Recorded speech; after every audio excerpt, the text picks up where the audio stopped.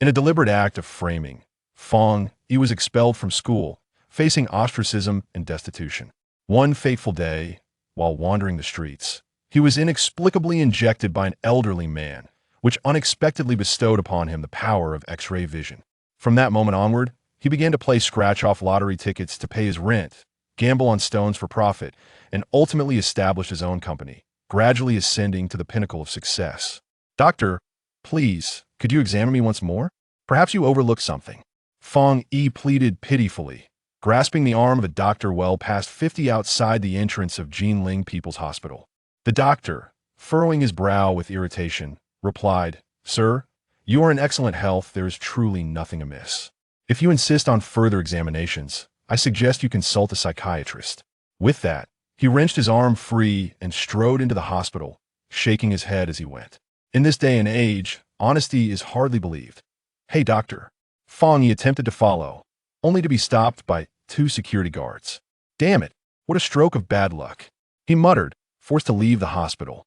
Uncertain if it was an ill omen, he had been unexpectedly jabbed by an old man with a syringe while walking down the street, collapsing onto the ground.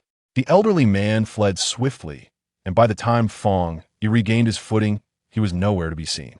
Glancing at the needle still protruding from his backside, a chill ran down Fong Yi's spine. He recalled news reports of individuals with severe illnesses twisted in mind who sought to inject their tainted blood into others as a form of societal revenge, hoping to pass on their afflictions. Though he doubted he could be so unfortunate, his body instinctively shivered in dread. To ensure his safety, he abandoned any thoughts of revenge against the old man and hurriedly took a cab to the hospital for a checkup. After a series of urine and blood tests, the doctor assured him that he was in perfect health. Though relieved, Fong Yi felt an unease gnawing at him. He underwent 3 rounds of testing, each resulting in the same conclusion. Concerned, he prepared for a 4th examination, but the doctor dismissed him, suggesting he seek help from the psychiatric department. Could it be that there truly is nothing wrong? Am I merely overthinking? He pondered, staring at the 3 test results confirming his normalcy, recalling the doctor's confident demeanor. "Fong Yi," a familiar voice snapped him from his thoughts. He looked up to see his girlfriend, Han Yinyu. Earlier, he had called her upon entering the hospital. "Yinyu." Fong Yi stood up in surprise, ready to speak, but noticed a man standing beside her, causing him to frown. What was he doing here? The man beside Han Yinyu was Wu Zhiyong, a colleague notorious for his poor reputation at work. Fong Yi had never gotten along with him, and he was perplexed as to why his girlfriend was with this individual. "I heard you rushed to the hospital this morning. What's the matter? Have you been diagnosed with a terminal illness?" Wu Zhiyong interjected mockingly before Han Yinyu could respond. "You're the one with a terminal illness, incapable of expressing anything worthwhile," Fong Yi shot back, glaring at him and attempting to pull Han Yinyu closer. "Come here, don't stand next to someone like him." He tried to draw her away, but she resisted. "Yinyu." He looked at her in astonishment as she gently withdrew her hand, her expression calm. "Fong Yi, I came to tell you that I want to break up." "What? What?" Her words struck Fong Yi like a thunderbolt, disbelief etched across his face. "Last night, Zhiyong confessed his feelings for me, and I accepted," Han Yinyu added, observing Fong Yi's shock. You agreed to be with him?" Fong Yi gazed incredulously at Wu Zhiyong, who smirked and stepped closer, resting a hand on Han Yanyu's shoulder. "Tell me, don't you think Yin and I make a better pair than you two?" Wu Zhiyong's smile dripped with provocation. Witnessing this, Fong Yi felt his heart wrench in agony. Why? He asked, his gaze locked onto Han Yinyu, the woman who once vowed to grow old with him. What makes him better? Why choose him? Fong Yi, Han Yinyu, and Wu Zhiyong all worked in the same renovation company. Since joining, Fong Yi had excelled in performance and was well-liked by colleagues, while Wu Zhiyong was aimless and widely disliked. Fong Yi could not comprehend Han Yanyu's betrayal. As he awaited her answer, Han Yinyu hesitated, unsure of how to respond. Wu Zhiyong, however, was unperturbed. What makes me inferior? Haha, I have far more going for me than you know. Our company chairman is my father. Fong Yi was taken aback, his pupils dilating in shock. Seeing his astonishment, Wu Zhiyong savored the moment. You thought I was just another ordinary worker? In reality, I'm a bona fide, rich second generation. I joined the company merely to experience the lives of the common folk, and you thought I was your rival? Fong Yi felt a bitter pang, not because Wu Jiong was out of reach due to his status, but because he realized the reason behind his girlfriend's betrayal money. His fists clenched tightly. Noticing Fong Yi's silence, Wu Jiong continued, "They'll admit you're more capable than I am, but what does that matter? You're destined to be a mere worker your whole life, unable to even keep your woman. I won't hide it from you. I orchestrated this to undermine you because I couldn't stand being overshadowed. You made me look bad, and I got scolded by my father every day. Who else could I target but you? The company has decided to expel you. Don't bother coming in again. Let's go," Wu Jiong said, pulling Han Yinyu away. After walking a few steps, he turned back. "Oh, by the way, I heard you and Yinyu have been together for 6 months without any intimacy? Haha, I forgot to mention, last night she slept with Mayor Woman." He paused, smirking. She was quite exquisite. These words ignited a fire within Fong Yi. Bastard. His eyes blazed with fury as he charged at Wu Jiong, intending to land a punch, but was swiftly pushed back, tumbling to the ground. At 6 feet tall and weighing over 170 pounds, Wu Jiong towered over the comparatively slender Fong Yi, who stood at 59. Fong Yi barely grazed Wu Jiong before he found himself sitting on the ground. "What's the matter? You still want to fight?" Wu Jiong sneered, cracking his knuckles as he glared down at Fong Yi. Fong Yi knew he was outmatched, yet the anger within him was unbearable. As he attempted to rise and confront Wu Jiong, a sudden sharp pain surged through his head. The agony was excruciating, and he cried out, cradling his head and sinking back down. What's happening to him? Han Yinyu, who had witnessed Fong Yi's transformation from furious to pale in an instant, asked with concern. Wu Jiong was equally perplexed. Who knows what madness he's concocting? Damn it, he wouldn't dare try to extort me, would he? Initially intending to teach Fong Yi a lesson, he was now taken aback by the sudden turn of events. I wondered what he was doing coming to the hospital in good health. It turns out he harbors a hidden ailment. We should leave quickly, lest we fall victim to his schemes. Wu Jiong spat in annoyance, concerned about attracting trouble. He hastily pulled Han Yinyu away. Seeing the two depart, Fong Yi intended to intervene, but was hindered by a throbbing headache that rendered him unable to rise. Moreover, his eyes felt sore, and instinctively he blinked several times. Suddenly, he was struck by the sight of Han Yinyu and Wu Jiong walking down the street clad only in their undergarments. Fong Yi feared he was hallucinating and quickly shook his head, diverting his gaze elsewhere. To his astonishment, he noticed that others on the street were similarly attired in nothing but their underwear. How could this be? Fong Yi was taken aback and slapped his forehead. Upon a second glance, he realized that the people on the street were indeed dressed. At that moment, his headache began to subside, yet anxiety gripped his heart. This is bad. Could I be hallucinating? He pondered in disbelief. I knew that old man had ulterior motives. Fong Yi cursed as he rose from the ground, intending to re-enter the hospital for another examination. However, he was suddenly struck by the realization that the hospital walls had vanished. Indeed, he distinctly remembered exiting the hospital, yet the scene before him resembled the hospital lobby itself.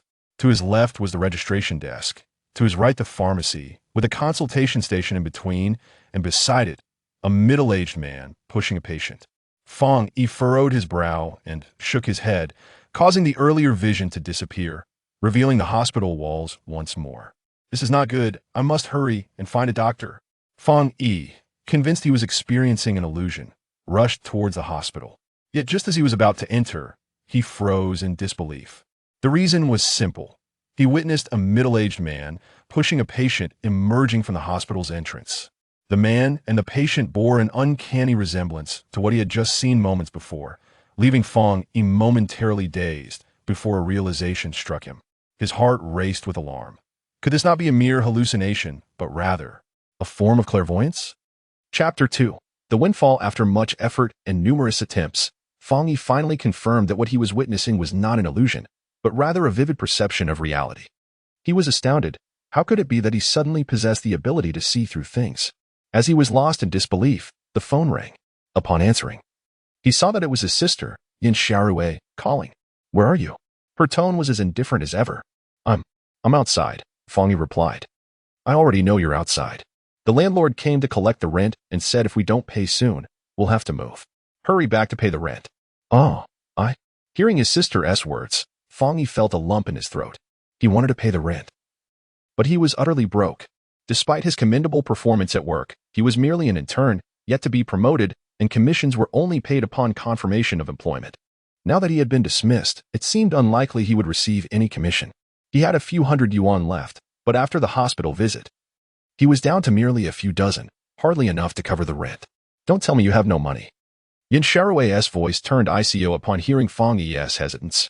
He hesitated, struggling to admit his financial plight.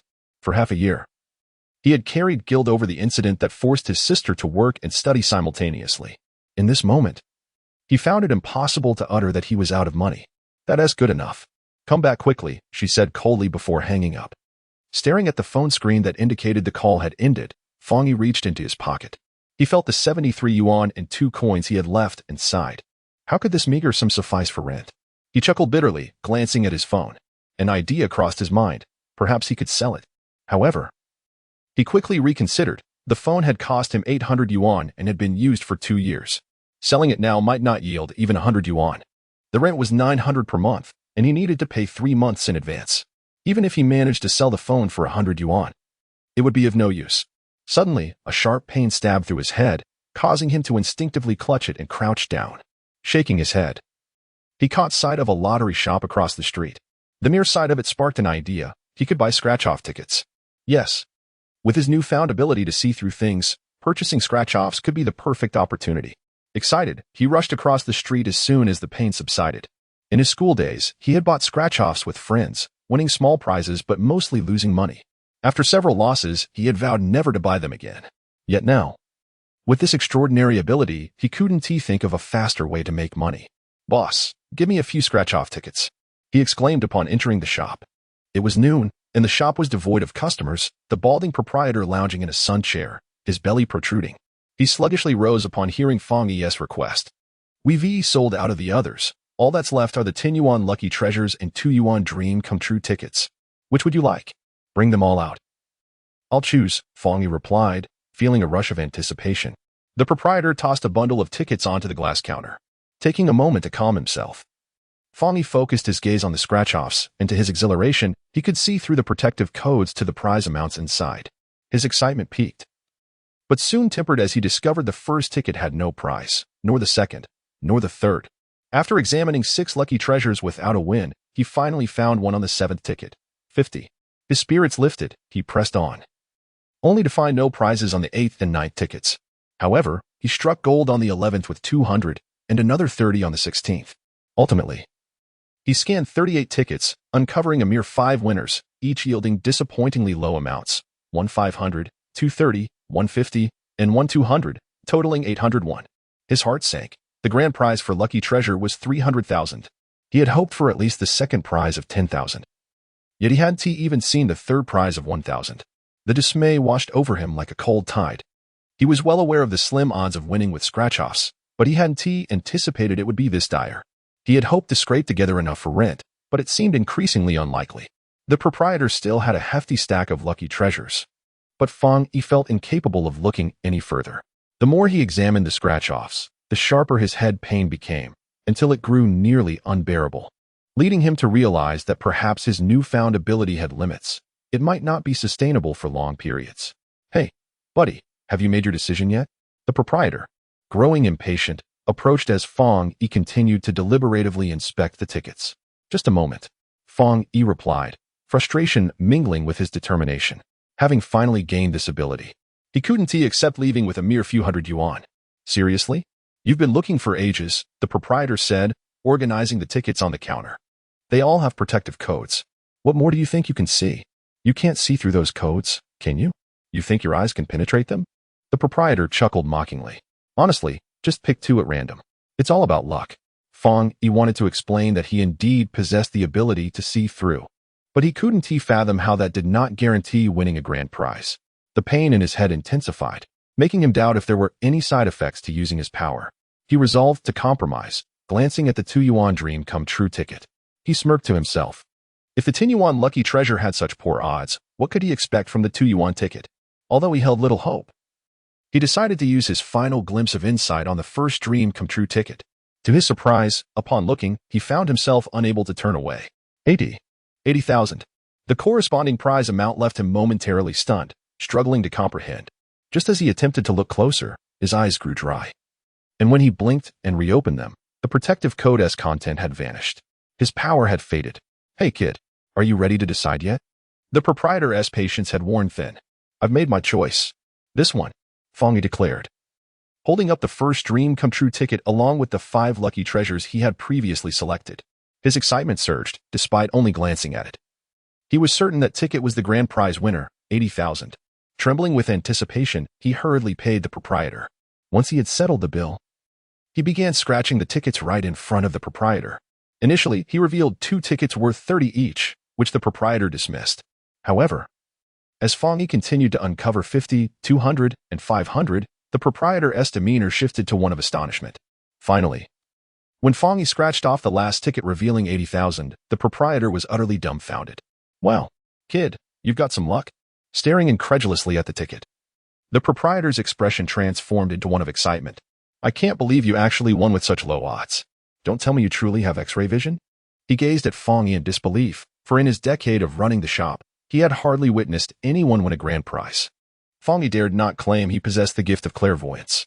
Upon hearing his employer's words, he offered a disingenuous smile, dismissing the notion of any supernatural ability, attributing his fortune merely to luck. Boss, it's time to claim the prize. The moment he laid eyes on the prize of 80,000, Fong Yi felt a surge of excitement. However, upon realizing the reality of his winnings, he regained his composure. His joy simply a relief that his urgent troubles might finally be alleviated. The substantial sum he won necessitated a tax payment, prompting his employer to instruct him to visit the lottery center to collect his winnings. Yet, Fong Yi found the task cumbersome and suggested selling the scratch-off ticket to his boss, who, being a straightforward individual, readily agreed, directly handing over the prize money to Fong Yi. The fortunate lottery winnings of less than 10,000 required no tax, while the grand sum of 80,000 incurred a 20% tax deduction, leaving him with a net of 64,000 after 16,000 was withheld. In total, he walked away with 64,810 yuan. Grateful for his employer's willingness to assist him, Fong Yi rounded down the amount to 6,400, considering it a token of appreciation for his boss's efforts, and departed the lottery shop, suddenly transformed from a struggling farmer to a person of means. Fong Yi wore a broad smile as he strolled along, the weight of his earlier burden significantly lifted. However, he soon realized that his perceived gift of clairvoyance had vanished, leaving him with an unsettling feeling of emptiness. He was uncertain whether this was a temporary condition or a permanent loss, igniting a flicker of anxiety within him. Fong Yi resided on the 3rd floor of an aged apartment complex, a modest 2-bedroom unit shared with his stepsister, Yin Shirawei. Yin Shirawei was not his biological sister. After the untimely death of his father, his mother remarried Yin Shirawei's father. Their family had once thrived, but 3 years prior, an unfortunate accident claimed the lives of both mothers, leaving the 2 siblings reliant solely on each other. Upon returning home, Fong Yi encountered Aunt Zhang, the landlord, sternly reprimanding Yin Shirawei. Shirawei, it's not that I haven't been lenient, but how many times have I extended grace to you too? This quarter's rent is over a month overdue. It's about time you paid. Even with the low rent in Jinling, you still can't manage to pay it. What are you still doing here? Fong Yi's expression darkened at her words, yet compared to Yin Shirawei's flushed face, his discomfort seemed trivial. After being scolded for half an hour, she was on the verge of an explosion. Aunt Zhang, Fong Yi interjected, sensing that Yin Shirawei was about to retort. Aunt Zhang turned, finally noticing Fong Yi's return. Ah, you finally come back. I've been waiting for you. Her tone was laced with dissatisfaction as she scrutinized Fong Yi. He smiled apologetically and quickly handed her the cash he had withdrawn from the bank on his way home. This is the rent for this quarter. I'm truly sorry for the delay. He then produced a thick bundle of cash. And this is the rent for the coming year, paid in advance. Aunt Zhang's eyes widened with surprise upon hearing Fong Yi's words and observing the substantial amount of money in his hands. I heard you've been doing well at your new job. It seems you're really making money. Since Fong Yi and his sister had begun renting from her, they had never paid their rent early. Unsure how to respond, Fong Yi simply smiled and mentioned he had earned a little. Well, since you're willing to pay a year's rent up front, it saves me the trouble of coming over to collect, Aunt Zhang said, accepting the money and tucking it into her pocket, providing Fong Yi with a receipt. Having accomplished her goal of collecting the rent, she promptly departed. After closing the door behind her, Fong Yi turned to find Yin Xiaorui staring at him with wide eyes. "I thought you weren't coming back." Her icy tone was familiar to Fong Yi, who recognized her frustration at his tardiness. "I'm sorry, I got delayed withdrawing money." Yin Xiaorui, however, paid no heed to his explanation, grabbing her bag and preparing to leave. "Where are you going?" Fong Yi inquired. "What does it look like?" "Of course. I'm heading to the restaurant to help out." At 18, Yin Xiaorui was in her final year of high school, working part-time as a waitress at a restaurant outside the school during lunch and after school, earning a free meal and 30 yuan in wages. She had been maintaining this routine for 6 months. Having just returned to change clothes, she hadn't anticipated encountering the landlord demanding rent, which had already caused her to lose precious time. "Stop working at the restaurant. You'll be taking your college entrance exams next year. Focus on your studies," Fong Yi urged, producing 2,000 yuan from his wallet and offering it to her. Taken aback by the sudden appearance of money, Yin Xiaorui hesitated but ultimately refused, coldly retorting, "I can earn my own money. I don't need your handouts." Fong Yi, rather than feeling anger, displayed a look of remorse. "Xiaorui, I know I let you down 6 months ago. I'm sorry for making you balance work with your studies, but..." Before he could finish, Yin Xiaorui interrupted him. "Stop. You didn't let me down." She glared at Fong Yi with a look of disdain. "You owe it to your mother and my father. They sacrificed everything to gather your college tuition, even their lives. They struggled to get you into university, but what have you done? Embezzled funds. Attempted to assault a female classmate. You've never wronged me. You've wronged them." With a surge of emotion, Yin Xiaorui's words transported Fong Yi back to the day he was expelled from school, igniting a fury within him. After a lengthy silence, he replied, "I told you. I didn't do those things. I was wrongfully accused." His voice was heavy with pain. Yet, Yin Xiaorui had heard this explanation numerous times and remained unconvinced. Casting him a cold glance, she said nothing further and stormed out. "Xiaorui," Fong Yi called out, intending to follow her, but his phone rang just then. Glancing at the caller ID, he hesitated momentarily before deciding to answer. "Chen Xue?" he said, recognizing the voice of a fellow student. "Senior, it's bad.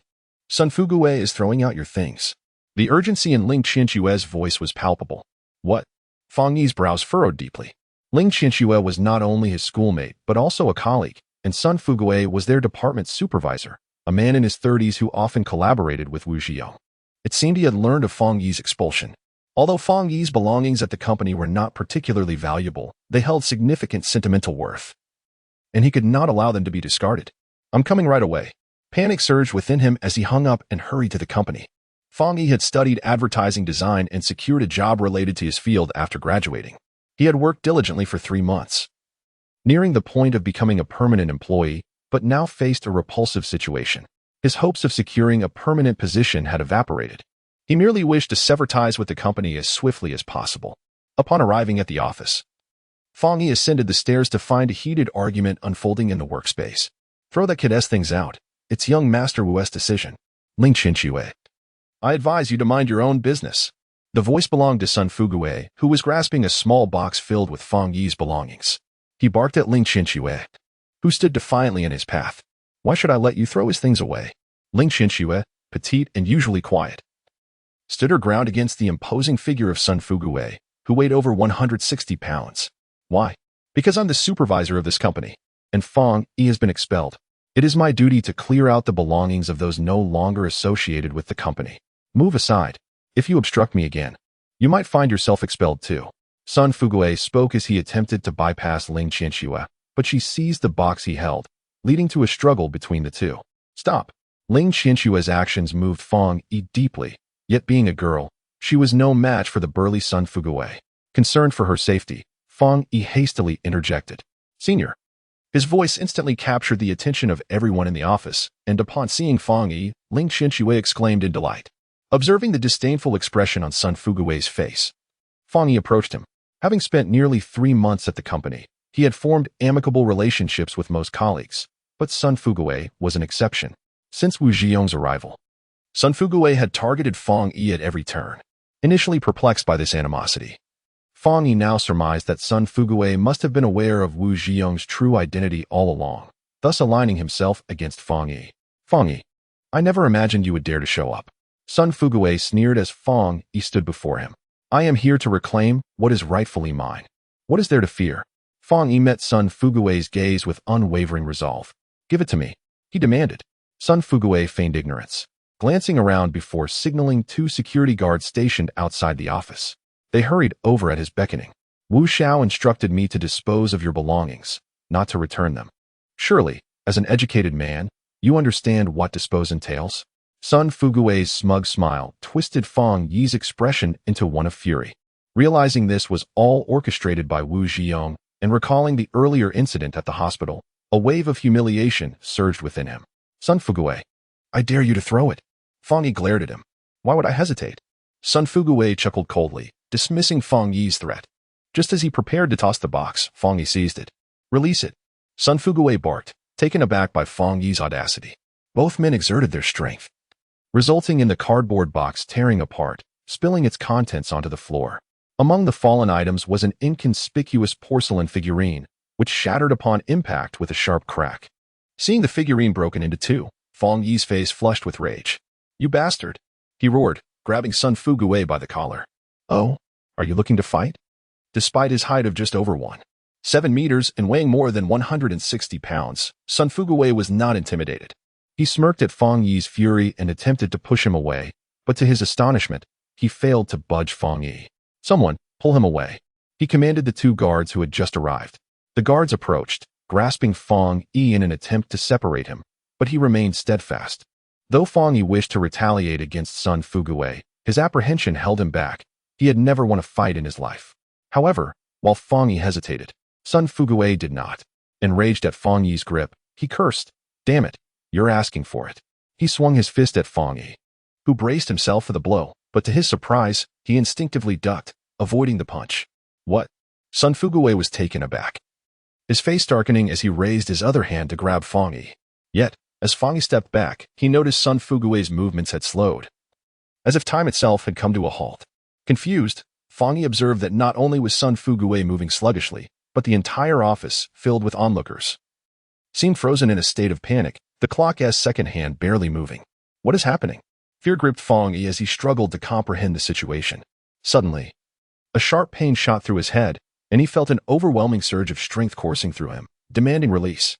In a moment of impulse, he threw a punch at Sun Fugui, and what seemed like a mere flick of his wrist sent Sun Fugui flying several meters away. Wow! To Fang Yi, everything had unfolded in slow motion, but to the spectators, it transpired in an instant. They were all astonished at Fang Yi's sudden display of power. Ling Qinshui, standing closest, gasped in disbelief. As the surroundings returned to normal, Fang Yi stared at his hand, shocked by what had just transpired. Sun Fugui, feeling as though he had been struck by a truck, lay on the ground, struggling to regain his senses. You little brat, how dare you hit me? Come on, hit me, he shouted, struggling to rise while directing his anger at the guards. The guards, equally stunned by Fang Yi's prowess, hesitated to act. Nevertheless, fearing for their jobs, they eventually moved to intervene. However, the outcome was clear. The 2 imposing guards fell swiftly to the ground before Fang Yi's might. Astonished by his sudden transformation, Fang Yi felt a mix of shock and exhilaration as he advanced towards the frightened Sun Fugui. What? What do you want? Sun Fugui stammered, panic evident in his eyes. Don't come any closer. Having witnessed Fang Yi dispatch the guards with ease, he was entirely unprepared for such a turn of events. Desperate, he shouted at the surrounding employees. What are you waiting for? Stop him. Yet, none heeded his pleas. These employees had formed a bond with Fang Yi and felt guilty for not standing up for him when he was dismissed. They certainly would not intervene now, especially since none believed they could stop him. Senior. As Fang Yi approached Sun Fugui, seemingly intent on further confrontation, Ling Qinshui urgently pulled him back. Fang Yi had already demonstrated tremendous strength. A second blow could be fatal. Ling Qinshui did not want to witness Fang Yi imprisoned. Regaining his composure, Fang Yi turned to look at Sun Fugui coldly. When Wu Zhiyong arrives, tell him that this company is his family's. If he dismisses me out of spite, I will accept it. However, if he continues to harass me, he will find I am not easily trifled with. With that, Fang Yi turned, collecting the scattered items from the ground, and headed for the exit. Senior, wait for me. Ling Qinshui called out, prompting Fang Yi to glance back. Noticing she too held a box. Raising an eyebrow in curiosity, he asked, What is this? With a playful smirk, Ling Qinshui explained. I'm taking what you brought into the company. Since you no longer work here, why should I remain? Hearing her words, Fong Yi hesitated, but upon seeing her determination, he smiled and nodded. Then let us go? Together, they walked out of the company. Chapter 4. Unforgettable Past Senior. I never expected you to be so formidable. Sending that despicable man flying with a single punch. Stepping out of the corporate building, Fong Yi recalled the earlier scene, where Ling Qianxue animatedly spoke, her eyes brimming with admiration as she gazed at him. Fong Yi merely smiled, refraining from responding. Still perplexed by the sudden surge of power coursing through him, a feeling he sensed might be connected to the injection he received that morning. I'm truly sorry, Qianxue, for causing you to lose your job, he said, glancing at the box held in her arms, feeling a pang of regret. Ling Qianxue, however, dismissed his concern with a wave of her hand. Senior, there is no need for such words. Given our relationship, shouldn't we face challenges together? Now that you've left, I won't endure any more hardship at this company. Her words elicited a bemused smile from Fong Yi. She was indeed correct. Their bond had always been one of mutual support. Had it not been for her reckless testimony on his behalf 6 months ago, he might still be languishing in prison. Well, since you put it that way, I shall refrain from being overly sentimental. You're not lacking in finances now that you've resigned. You can focus on your studies at school, he replied. Ling Qianxue, a sophomore, worked part-time not out of necessity, but to hone her skills. She was quite comfortably off. Upon hearing Fong Yi suggest she concentrate on her studies, a flicker of nostalgia crossed her eyes. After a moment's contemplation, she inquired, Senior, are you really not returning to school? Many classmates are willing to speak on your behalf, and even some teachers are eager to assist. Observing this once illustrious student of the university, Ling Qianxue's tone carried a hint of hope. Fong Yi shook his head resolutely. Now that I've left, what purpose would returning serve? I have no intention of going back.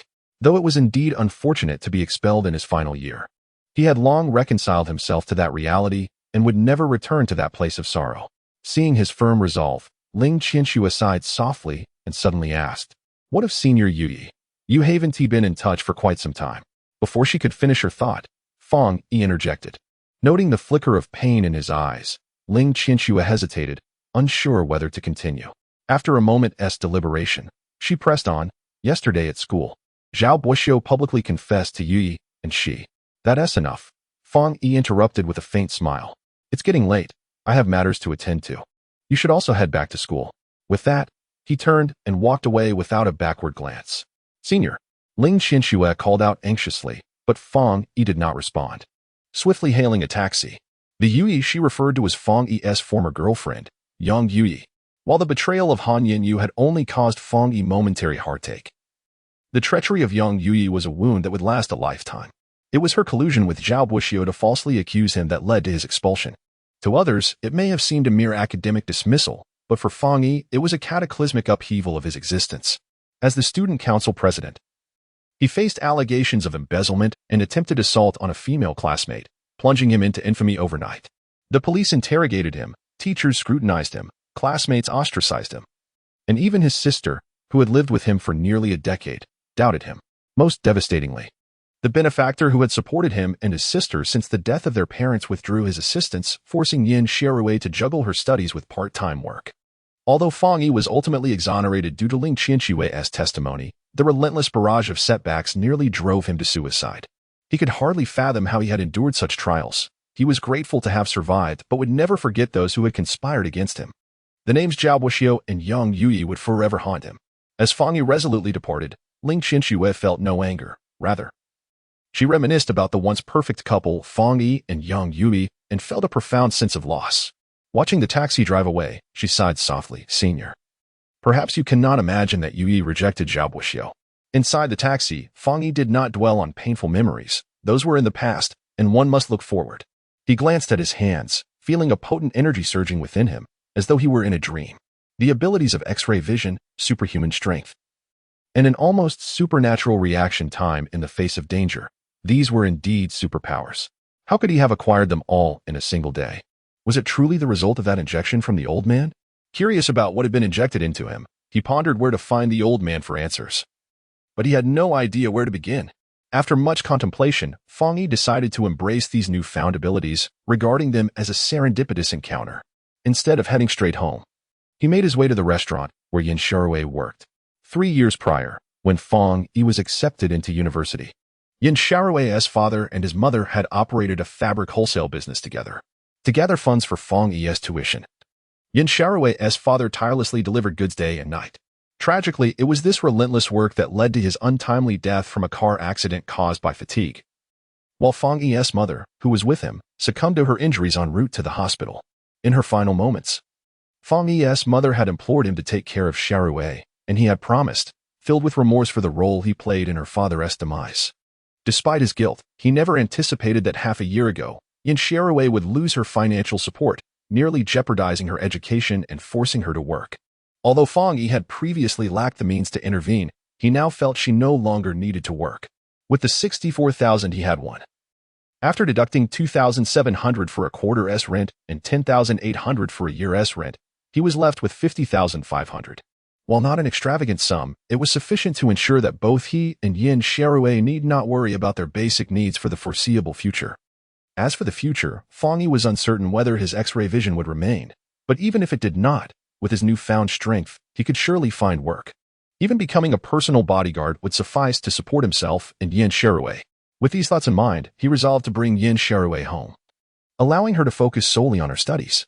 The restaurant where Yin Xiaorui worked was modestly sized, slightly larger than an average eatery, with just a few extra tables.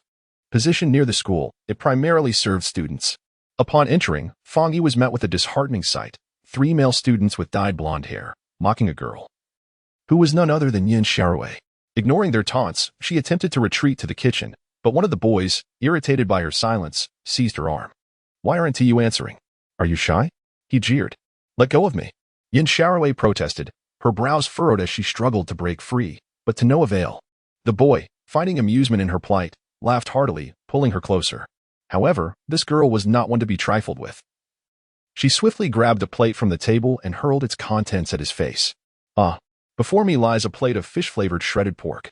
Though it is no longer hot, the oily essence has splattered into the boy's eyes, prompting a startled exclamation as he abruptly rises to his feet. "You wretched woman! How dare you douse me?" Wiping the grease from his face, his anger ignites, and he curses loudly, raising his hand to strike Yin Xiaorui. Upon witnessing this, her face pales in terror. However, the boy's hand halts mid-swing, grasped firmly by another hand, resembling a vice. "What do you intend to do?"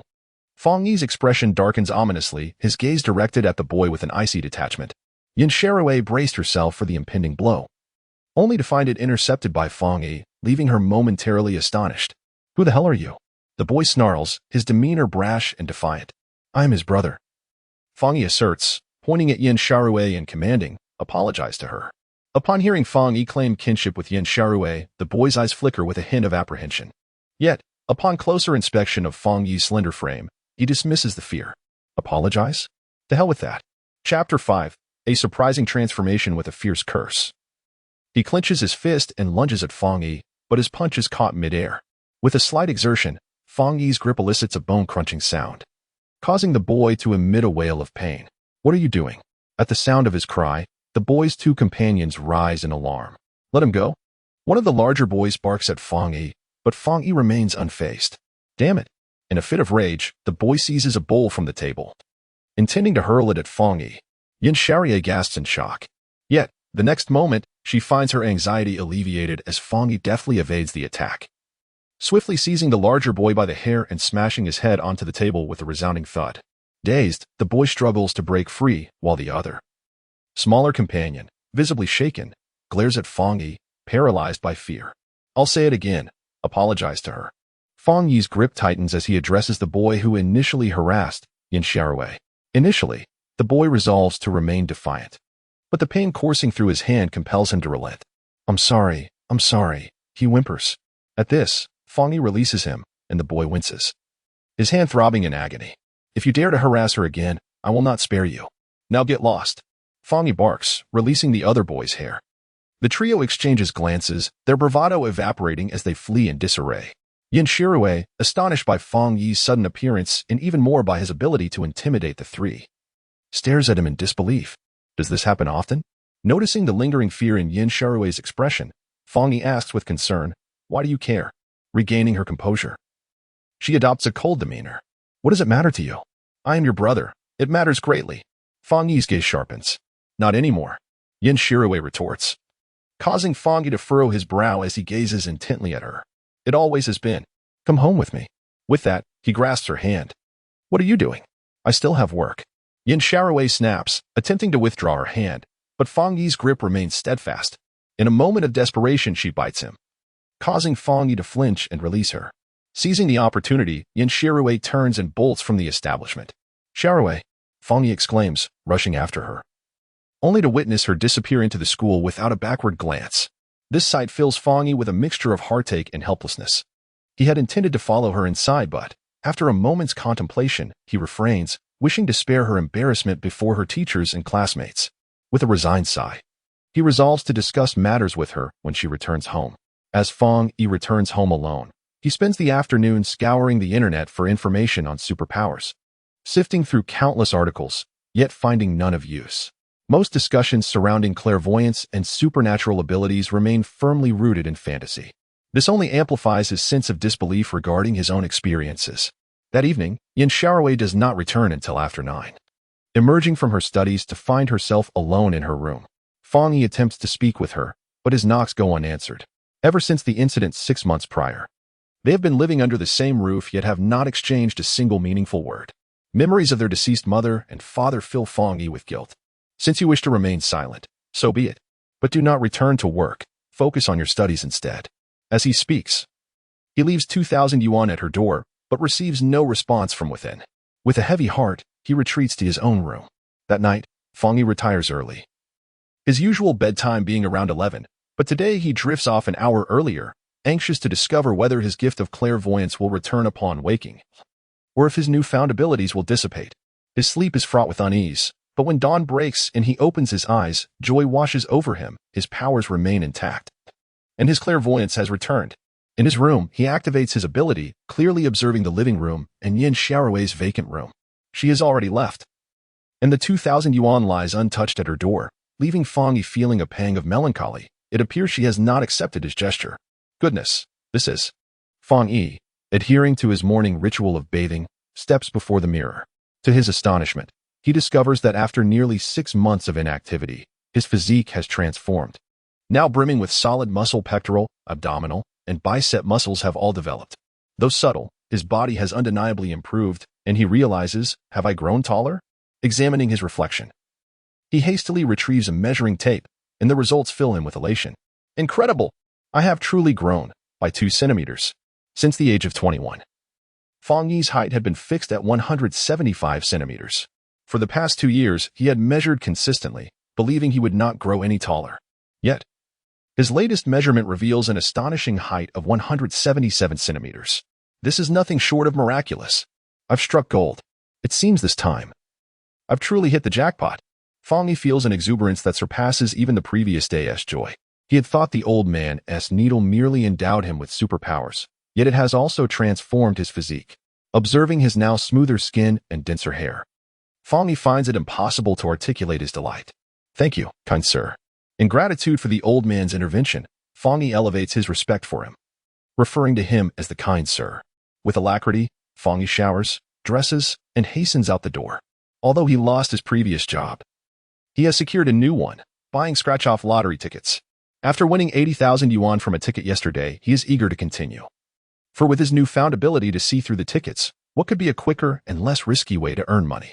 Aside from purchasing scratch-off lottery tickets for profit, Fong Yi had another task at hand today, to test how many times he could utilize his X-ray vision in a single day, or rather, how long he could maintain its use. This ability would be crucial for his future livelihood, and Fong Yi felt it was imperative to grasp its limits expeditiously. Throughout the morning, he visited 4 different lottery shops, and to his delight, his luck had significantly improved compared to the previous day. He spent 600 yuan on scratch-offs, and after deducting the taxes, his total winnings amounted to 280,000 yuan. The highest prize was 100,000, while the lowest was 50. Adopting the same approach as yesterday, he compensated the lottery shop owners for their efforts, alleviating much of his own hassle. Fong Yi chose to purchase tickets from 4 different locations primarily because he believed that winning excessively in one place would attract undue attention. He wished to keep his abilities concealed, hence the strategy of varying his locations. Consequently, after visiting these 4 shops, he nearly discerned the limits of his X-ray vision. Including the instance he used it in his room that morning, Fong Yi had utilized his ability 5 times in total, meticulously noting the duration of each use. Each activation lasted approximately 3 minutes, meaning he could employ his vision 5 times a day for a cumulative total of 15 minutes. Although this duration seemed somewhat brief, Fong Yi considered it quite sufficient. If utilized wisely, those 15 minutes each day could yield significant results. In addition to calculating the duration of his X-ray vision, Fong Yi discovered something rather troubling. Whenever he took a moment to observe passers-by on the street, he found he could see through their outer clothing effortlessly. However, when he attempted to peer beneath their undergarments, an unbearable pain would surge through his head, even when fortunate enough to spot a woman without fitted clothing. Attempting to gaze a moment longer would elicit intense discomfort, leaving him perplexed. Could it be that his X-ray vision had an innate mechanism to identify lecherous intentions? Fong Yi mused. Though he found it astonishing, the past couple of days had already been filled with incredulous occurrences. Due to the excruciating pain and uncertainty about potential side effects, he decided to dismiss any inappropriate thoughts. Although he exhausted all his uses of X-ray vision by midday, the remarkable earnings of 280,000 yuan left him in high spirits. As he walked home, he gazed at the unprecedented balance in his mobile banking app. With grand aspirations for his future already taking shape in his mind, he resolved that his daily endeavor would be to purchase scratch-off tickets incessantly. Even if he only amassed 100,000 a day, his life would be quite comfortable. If luck favored him even more, he could potentially earn beyond 280,000 daily, and after a year, he'd be nearing 100 million. Ascending to the pinnacle of life would be remarkably effortless. With thoughts of his impending lifestyle, Fong Yi felt as giddy as a fool. To enhance his efficiency in purchasing scratch-offs, he spent the afternoon riding taxis across the city, cataloging every lottery vendor he encountered. By evening, he had diligently noted down over 30 addresses of lottery shops before he began his journey home. It was Saturday, and Yin Xiaorui's school dismissed earlier than usual. Considering his recent windfall, Fong Yi intended to treat her to a delightful meal. However, when he called her, she did not answer. Realizing she had yet to forgive him, Fong Yi felt no anger and decided to wait for her outside her school. Before he could reach the entrance, he spotted Yin Xiaorui standing in front of a clothing store. Alongside her were several classmates wearing the same uniform. Seemingly embroiled in a predicament, a woman in her 30s was gesticulating at them, her demeanor exuding arrogance. Fong Yi furrowed his brow and hurried over. Yin Xiaorui was in a dismal mood. Although she had planned to assist at a restaurant after school, she was unexpectedly dismissed due to Fong Yi having frightened away customers at lunchtime. Her close friends, having heard of her plight, came to console her and suggested a shopping trip. Given her reluctance to return home early and face Fong Yi, she agreed. Naturally, shopping for clothes was a must for the girls, even if they couldn't afford anything. Since her father's passing 3 years ago, Yin Xiaorui seldom bought new clothes. When she did, they were often cheap items from street vendors, and she had to haggle extensively for even those. As she entered a clothing store with her classmates, she marveled at the array of beautiful garments, her heart filled with envy as she instinctively reached out to touch them. Initially, she merely wished to feel the fabric's texture. But unbeknownst to her, her hand bore some dirt, leaving a smudge on the clothing. The area was managed by a 30-something female sales associate, who, upon seeing a group of schoolgirls browsing, immediately adopted a condescending tone, knowing they were unlikely to purchase anything. When she noticed that Yin Xiaorui had dirted a piece of clothing, her anger flared, and she scolded Yin Xiaorui before demanding compensation. Yin Xiaorui's classmates, aware of her family's hardships, pleaded with the sales associate on her behalf, but their appeals fell on deaf ears. Realizing her own fault, Yin Xiaorui refrained from engaging in futile arguments. After silencing her classmates who attempted to intercede, she offered a sincere apology and asked, "How much is it?" The sales associate initially intended to state the price but hesitated, considering she had not made a single sale that day and her revenue was 0. She perceived this as an opportunity to rectify her losses. Observing that Yin Xiaorui seemed inexperienced, she hesitated briefly before saying, "Our store's clothes are all brand name and not an expensive 2,600 yuan. What? That's so expensive." Yin Xiaorui gasped in shock, her classmates echoing their disbelief. 2,600 yuan for this? Why are you even shopping for clothes if you can't afford them? The sales associate's expression twisted into a scowl at their protests. "Sorry, miss. I don't have that much money," Yin Xiaorui confessed. She worked daily at the restaurant and had saved a few hundred yuan, initially hoping that the clothing would cost a few hundred, but the price was far beyond her means, leaving her in a difficult position as she told the sales associate. "If you don't have the money, Have your family bring it. Are you suggesting that the lack of funds absolves you of responsibility? If you can't afford it, you shouldn't have touched it. Look at how dirty you made my clothing. The sales associate berated Yin Sharue, holding the garment as she unleashed her fury. Her classmates, witnessing the unjust treatment, felt compelled to assist, but 2,600 was simply too much. Even pooling their resources wouldn't suffice. I told you to call your family. What are you waiting for? The sales associate snapped at Yin Sharue, who stood frozen in place. A bittersweet feeling overwhelmed her, aside from Fong Yi. Who else could she call? Yet, having not even glanced at the money he had previously given her, how could she now ask him for more? What now? You don't have any family to call, do you? The sales associate sneered, noticing Yin Sharue's silence. Enough. A voice interrupted, and all attention shifted. Fong Yi rushed to stand in front of Yin Sharue, his expression fierce as he glared at the sales associate. It's just a piece of clothing. There's no need for such venomous words. Yin Sharue furrowed her brow at the sight of him. Who is he? Most of Yin Shirue's classmates had never seen Fong Yi and were filled with curiosity. He appeared to be Shirue's brother. A female classmate who recognized Fong Yi whispered this to the others, and they instantly brightened with surprise. In their eyes, since Shirue's brother had arrived, he would surely be able to resolve the situation. However, in stark contrast to their joy, Shirue's emotions were tumultuous. On one hand, she resisted Fong Yi's help. But on the other, she felt helpless. If he did not assist her, she would be utterly unable to rectify the matter on her own. As Fong Yi caught sight of Shirue's conflicted expression, he merely offered her a reassuring glance. Who are you to meddle in my affairs? The shop assistant suddenly snapped, her temper flaring as she shot a glare at Fong Yi. I am her brother, Fong Yi stated plainly. Upon hearing that he was Shirue's brother, the shop assistant's demeanor softened slightly, and after sizing him up, she declared, You've arrived just in time. Your sister has dirted a piece of clothing in our store and claims she has no money. Since you are her brother, you should compensate for it. How much? Fong Yi inquired. 2,600. The shop assistant replied. 2,600? Upon hearing this, Fong Yi scoffed. And the assistant felt a twinge of anxiety from his gaze, just as she was about to justify the price by mentioning the brand. Fong Yi swiftly snatched the garment from her grasp. The assistant gasped in shock, attempting to reclaim it, but he was too quick. He flipped over the tag, revealing a clear price of 659. You dare tell me this costs 2,600? He asked, pointing at the tag with a cold smile. The girls, witnessing the price, were both astonished and furious, all glaring at the shop assistant, including Sharue, who, caught in self-reproach and distress, had completely forgotten to check the price of the clothing.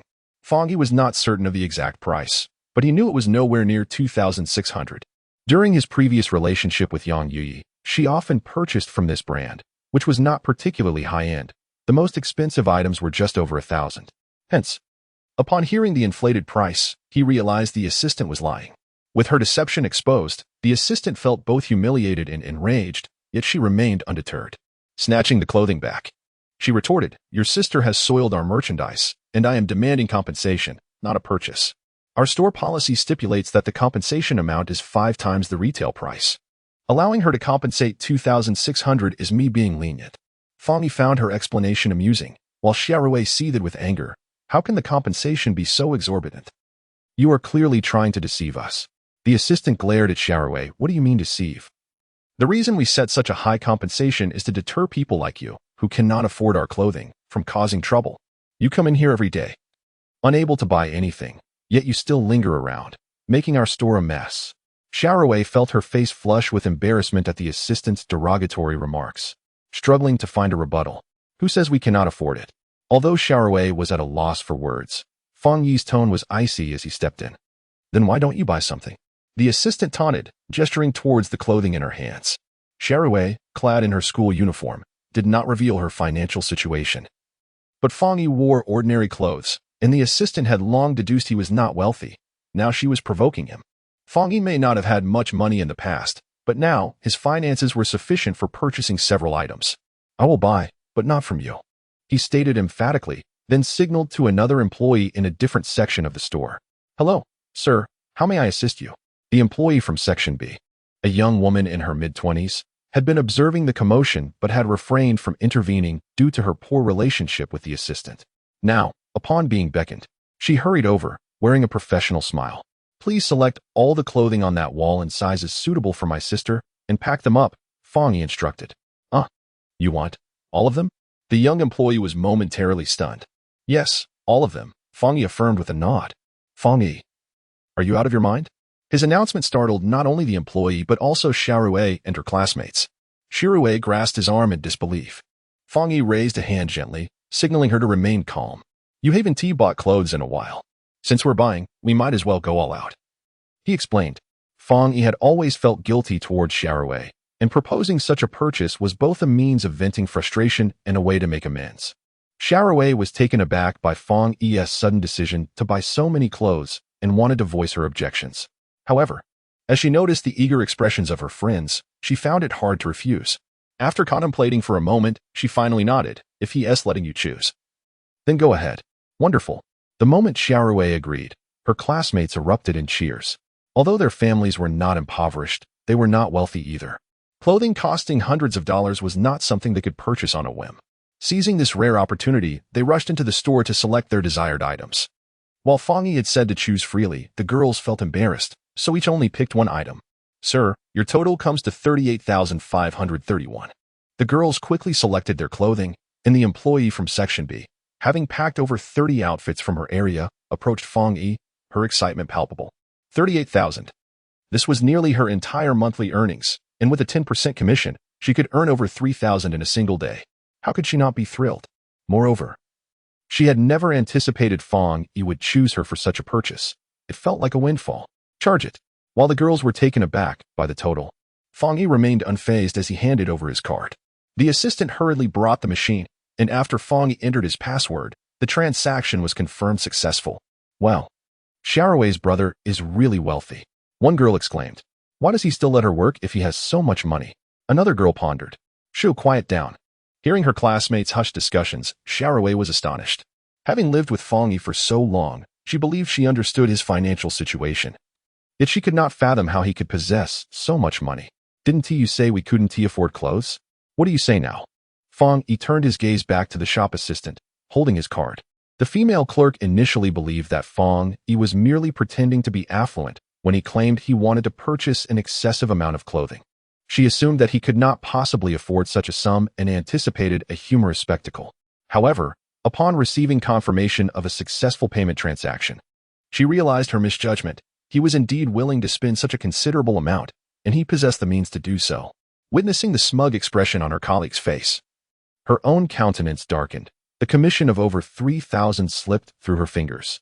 Although she felt a pang of jealousy, she did not forget her position. Regardless of his wealth, she had no intention of yielding. Fine, you have money. You can afford it. You are quite remarkable, are you not? With a sense of defeat, the female clerk was disinclined to argue further with Fang Yi.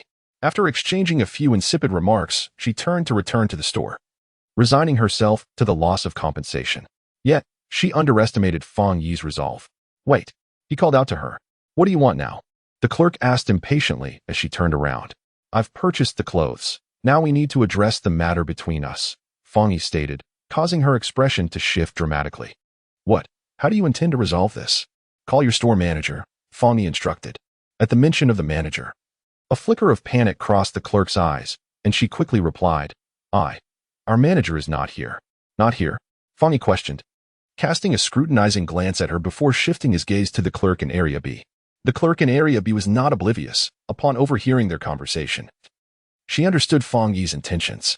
Having recently earned a substantial commission thanks to him, she recognized the need for reciprocity. With a slight smile towards Fang Yi, she said, The manager is inside. I'll fetch her. Upon hearing this, the first clerk's demeanor became noticeably anxious. Chapter 8. Let it go. The clerk from Area B soon returned with a woman in her 30s, adorned in professional attire. She possessed a curvaceous figure and cascading waves of red hair. Though her makeup was subtle, it accentuated her natural beauty more effectively than the heavy makeup worn by many others. With graceful brows and striking lips, she exuded the essence of a mature woman. Hello. Sir, my name is Su Manting, the manager and owner of this store. How may I assist you? The woman approached Fang Yi with a smile. During her walk over, she had already inquired about the incident from her staff, and now she sought to understand Fang Yi's demands. Fang Yi was taken aback to discover that the owner of the clothing store was a stunning woman. However, his surprise was fleeting. After his experiences 6 months prior, he had developed a strong immunity to the allure of beautiful women. He briefly recounted the situation, articulating his request. I believe this employee is no longer fit to work in your establishment. His aim was straightforward. He wanted Sue Manting to dismiss the clerk. Although the clerk had anticipated this demand, hearing it voiced caused her to betray a look of panic. There was no doubt she regretted her actions. But as the saying goes, regret comes too late. Manager, she glanced at Sue Manting, hoping for mercy. But her plea was cut short by Sue Manting's raised hand. Sir, I sincerely apologize for my employee's conduct. I am willing to compensate you for your emotional distress. However, I hope you can overlook this minor infraction and grant her a second chance. As a manager, Sue Manting demonstrated a commendable sense of loyalty towards her staff. This sentiment moved the clerk, yet Fong Yi was taken aback. It was an unwise decision to defend a wayward employee. Observing Sue Manting with a mixture of surprise and amusement, he remarked, "It is easy to speak of forgiving minor offenses. However, this situation has crossed into the realm of extortion. I wonder how lenient the police would be." Recognizing Sue Manting's inclination to shield her employee, Fong Yi felt a wave of dissatisfaction and played his trump card. The clerk, initially believing Fong Yi merely sought her dismissal, was now alarmed at the prospect of him involving the authorities. Her face turned ashen. Sir, I'm sorry. Please, I beg you, don't call the police. Realizing Fong Yi's true intentions, the clerk abandoned her pride and, now filled with fear, pleaded with him. Her previous arrogance evaporated. If apologies were effective, there would be no need for the police. This thought echoed in Fong Yi's mind as he remained silent, directing his gaze back to Sue Manting, whose expression had also soured with uncertainty. You have two choices, either dismiss her, or I will contact the police. Choose wisely. His tone was cold, compelling Sue Manting to make a decision. Unprepared for such decisiveness from someone who appeared youthful, Sue Manting felt a sense of unease, even as someone accustomed to high-stakes situations. She found herself at a loss. While she was angry with her employee for the mistake, that anger did not equate to a desire for dismissal. After years of service, the employee had proven to be somewhat unreliable but had not committed any unforgivable transgressions. The notion of simply firing her was difficult for Sue Manting to reconcile. Sir, you have not incurred any loss. If you are willing to overlook this, our store would like to offer you a VIP card with a 20% discount for future purchases, Sue Manting proposed gently, her pleading gaze searching Fong Yi's eyes. Fong Yi was unmoved by her beauty or the small discount offered. Recognizing that reason was futile, he pulled out his phone, ready to call the authorities. If Sue Manting wished to protect her employee, then it was best to let the police administer justice. Fong Yi had never been one to hold grudges against the innocent. But for the sake of his sister, he was willing to take on this role. He could easily overlook the matter, but had he not intervened today, would they have shown mercy towards Yin Sharaway? Seeing that Fong Yi was adamant and unwilling to negotiate, the clerk collapsed onto the steps, gripped by fear. Though she had not extorted any money, the threat of detention loomed large, and her record could be tarnished. The thought of her friends and family discovering her predicament was unbearable. In a moment of panic, she turned to Sue Manting and said, "Manager, please, just fire me." In her desperation to avoid detention, she preferred to resign. Fong Yi's indifference only deepened Sue Manting's frustration. Her employee's words added to her distress. She had already faced enough challenges in recent days and never anticipated that trying to protect an employee would be so difficult. Just as Sue Manting was about to acquiesce to the dismissal, Yin Sharaway suddenly spoke, addressing Fong Yi. Her words momentarily stunned both the clerk and Sue Manting, who then turned to her with surprise. "Let it go?" Fong Yi asked incredulously. Meeting his gaze, Yin Sharaway felt a surge of conflicting emotions, despite her disdain for him. She had to acknowledge that Fong Yi's actions were driven by concern for her. "She seems quite pitiful. Please don't make it harder for her," she implored once more. Fong Yi was astonished that Yin Sharaway would choose to overlook the incident. While surprised, it aligned with her character, prompting a smile. "Since you say so, then let it be." His initial intent was to discipline the employee for Yin Sharaway's sake, and now that she had chosen to forgive, he saw no reason to complicate matters further. Overwhelmed with gratitude, the clerk burst into tears. "Sister, thank you so much." She had been with the store for several years and had a good relationship with her employer. She truly did not wish to be forced to resign. "Thank you." Sue Manting also expressed her gratitude to Yin Sharaway. In response to their thanks, Yin Sharaway remained silent, continuing to walk with her classmates. Seeing this, Fong Yi hurriedly picked up his belongings and followed her. "Sharaway, how could you just let that person go? They are utterly despicable," one girl exclaimed. "Indeed, It's far too lenient. Another added, enough, don't say any more. That person is indeed vile, but they did seem rather pitiable earlier.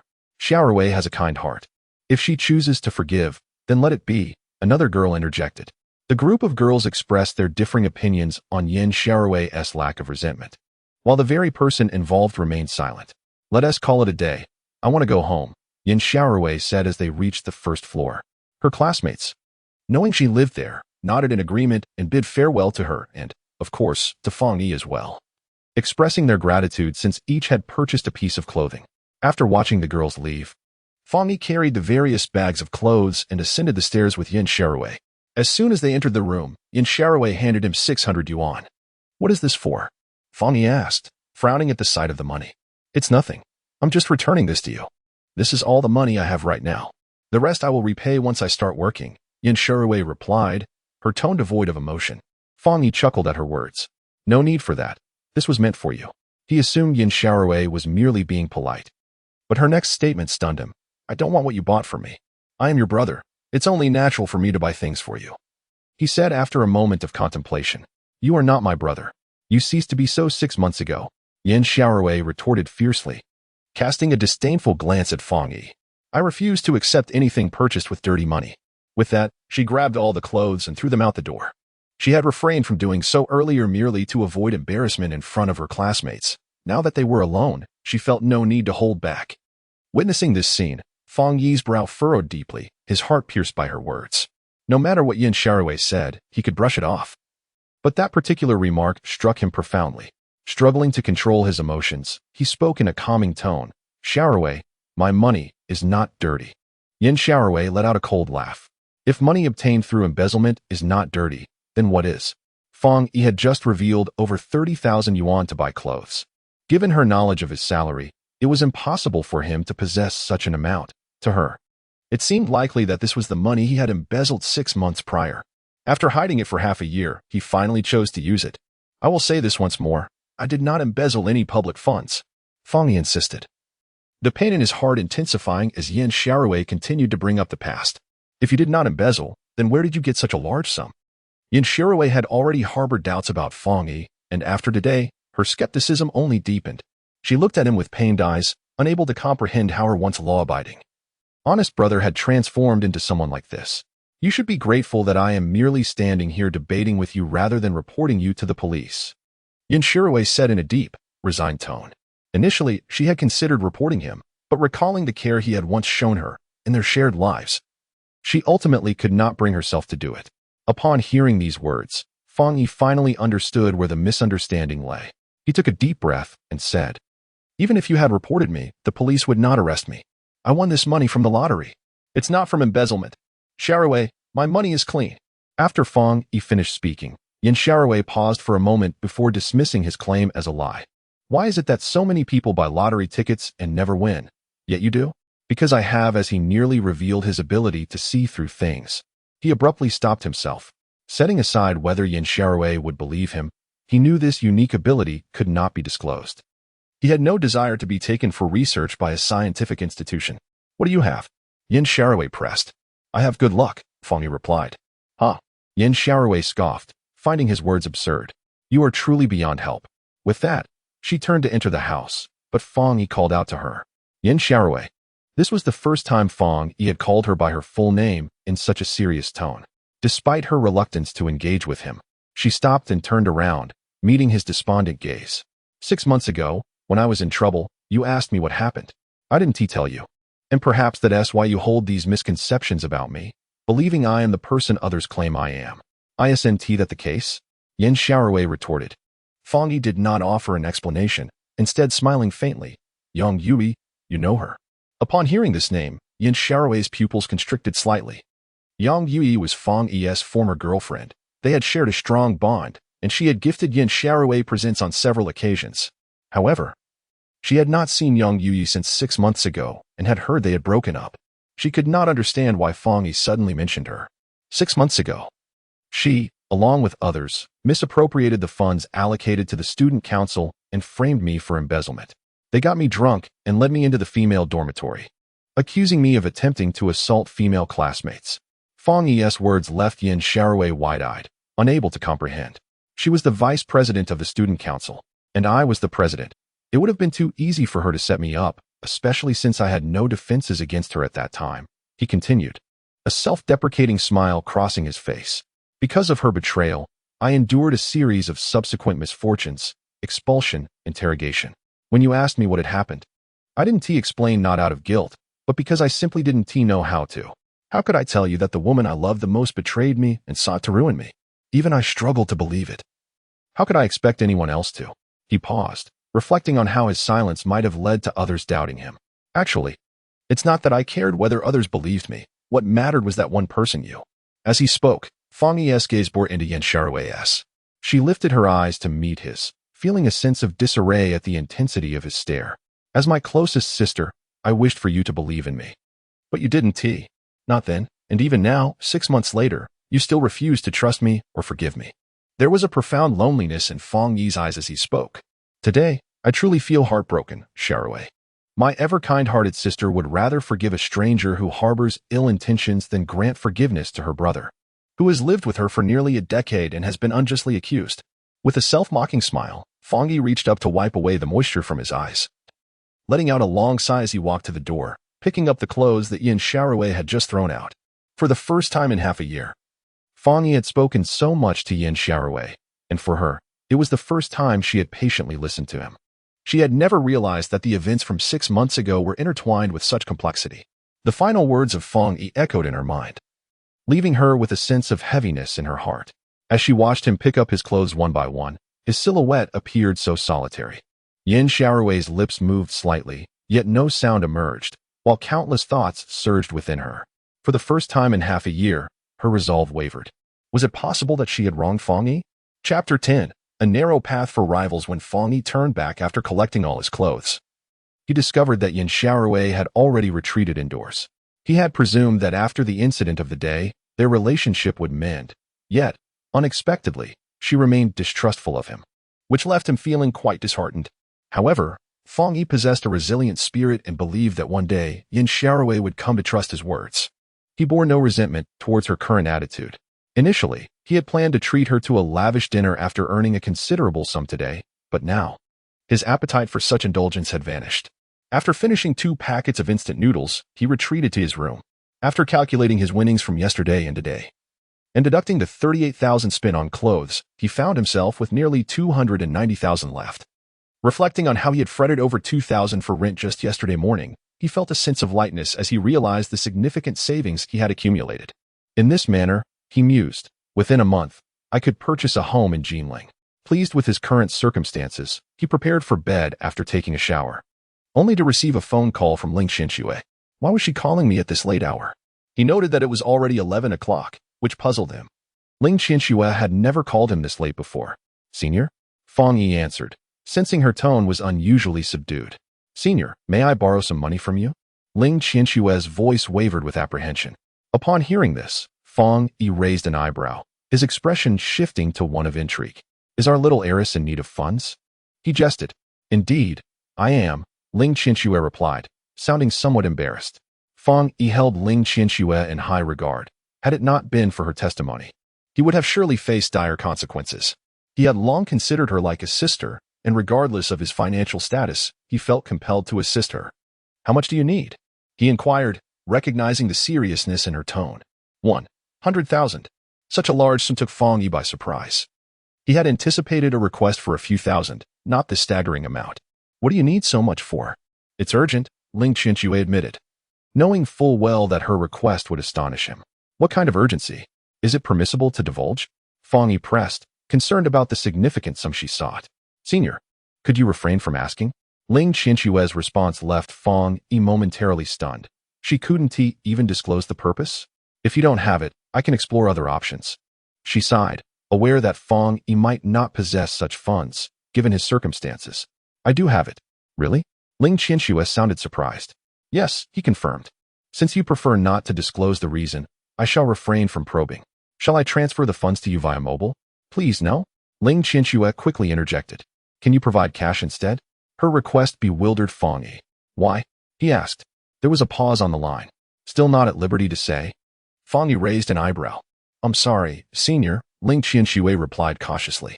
Fang Yi chuckled, amused yet intrigued, but he respected her wish for silence. I currently lack that much cash, but I can withdraw it from the bank tomorrow morning. Would that suffice? That works, she agreed. Thank you, senior. After ending the call, Fang Yi's mind remained clouded with questions about Ling Qianxue's need for such a vast sum. He was not concerned about repayment, but worried about her potentially being deceived. Given the numerous scams targeting unsuspecting young women online, Qianxue is so innocent. I must inquire further tomorrow, he thought before drifting off to sleep. The next morning, Fang Yi rose as usual, showered, and noted that he had grown 2 centimeters taller, with his muscles more pronounced than the previous day, rendering his physique even more robust, and his facial features sharper. While delighted, he felt a twinge of concern. Experiencing growth in height and muscle for 2 consecutive days made him ponder the future. Would this growth persist indefinitely? If he continued to grow, would he become a monstrous figure? Though he yearned for height and strength, he believed there ought to be limits. He thought achieving a height of around 1.80 meters would suffice. Growing to 2 or 3 meters would be absurd. Similarly, excessive muscle mass would render him akin to a gorilla, and even if others were unaware of his unique abilities, his physique alone could lead to unwarranted scrutiny. After mulling over these thoughts, he decided to remain patient for a couple more days. After showering and having breakfast, he planned to visit the bank to withdraw the money. Upon arriving, he discovered there was a limit on cash withdrawals, and after a morning of navigating through bank counters and ATM machines, he finally managed to withdraw a total of 100,000. Fang Yi, just as he was waiting for the bank teller to hand over the cash, a familiar voice interrupted him from behind. He turned to find Han Yinyu and Wu Zhiyong standing there, and his pupils constricted, his demeanor growing cold. Wu Zhiyong, with a sly grin, scrutinized Fang Yi, noticing his usual shabby attire, and mocked. What's the matter? Out of money and here to cancel your bank card? Sir, here is the 40,000 you requested. The bank teller chimed in just as Wu Zhiyong finished his taunt. As the teller presented the neatly stacked cash, Fang Yi regarded Wu Zhiyong with a look of disdain before pocketing the money. Observing Fang Yi had withdrawn such a substantial amount left Wu Zhiyong taken aback. And upon noticing the additional cash in his pocket, his eyes widened in disbelief, while Han Yinyu gasped in astonishment. Ah, so you're here for a loan. Wu Zhiyong deduced after recovering from his shock. Fang Yi, taken aback by the unexpected encounter, retorted coldly, what I do here is none of your concern. Step aside. Wu Zhiyong bristled at Fang Yi's dismissive attitude, his brow furrowing as he prepared to retort, but was interrupted when he realized Fang Yi now stood at the same height as him, his eyes widening in shock. When did you grow so tall? He exclaimed, prompting Han Yinyu to notice the change as well. Is that so? Perhaps it's you who has shrunk? Fang Yi replied, his expression devoid of emotion.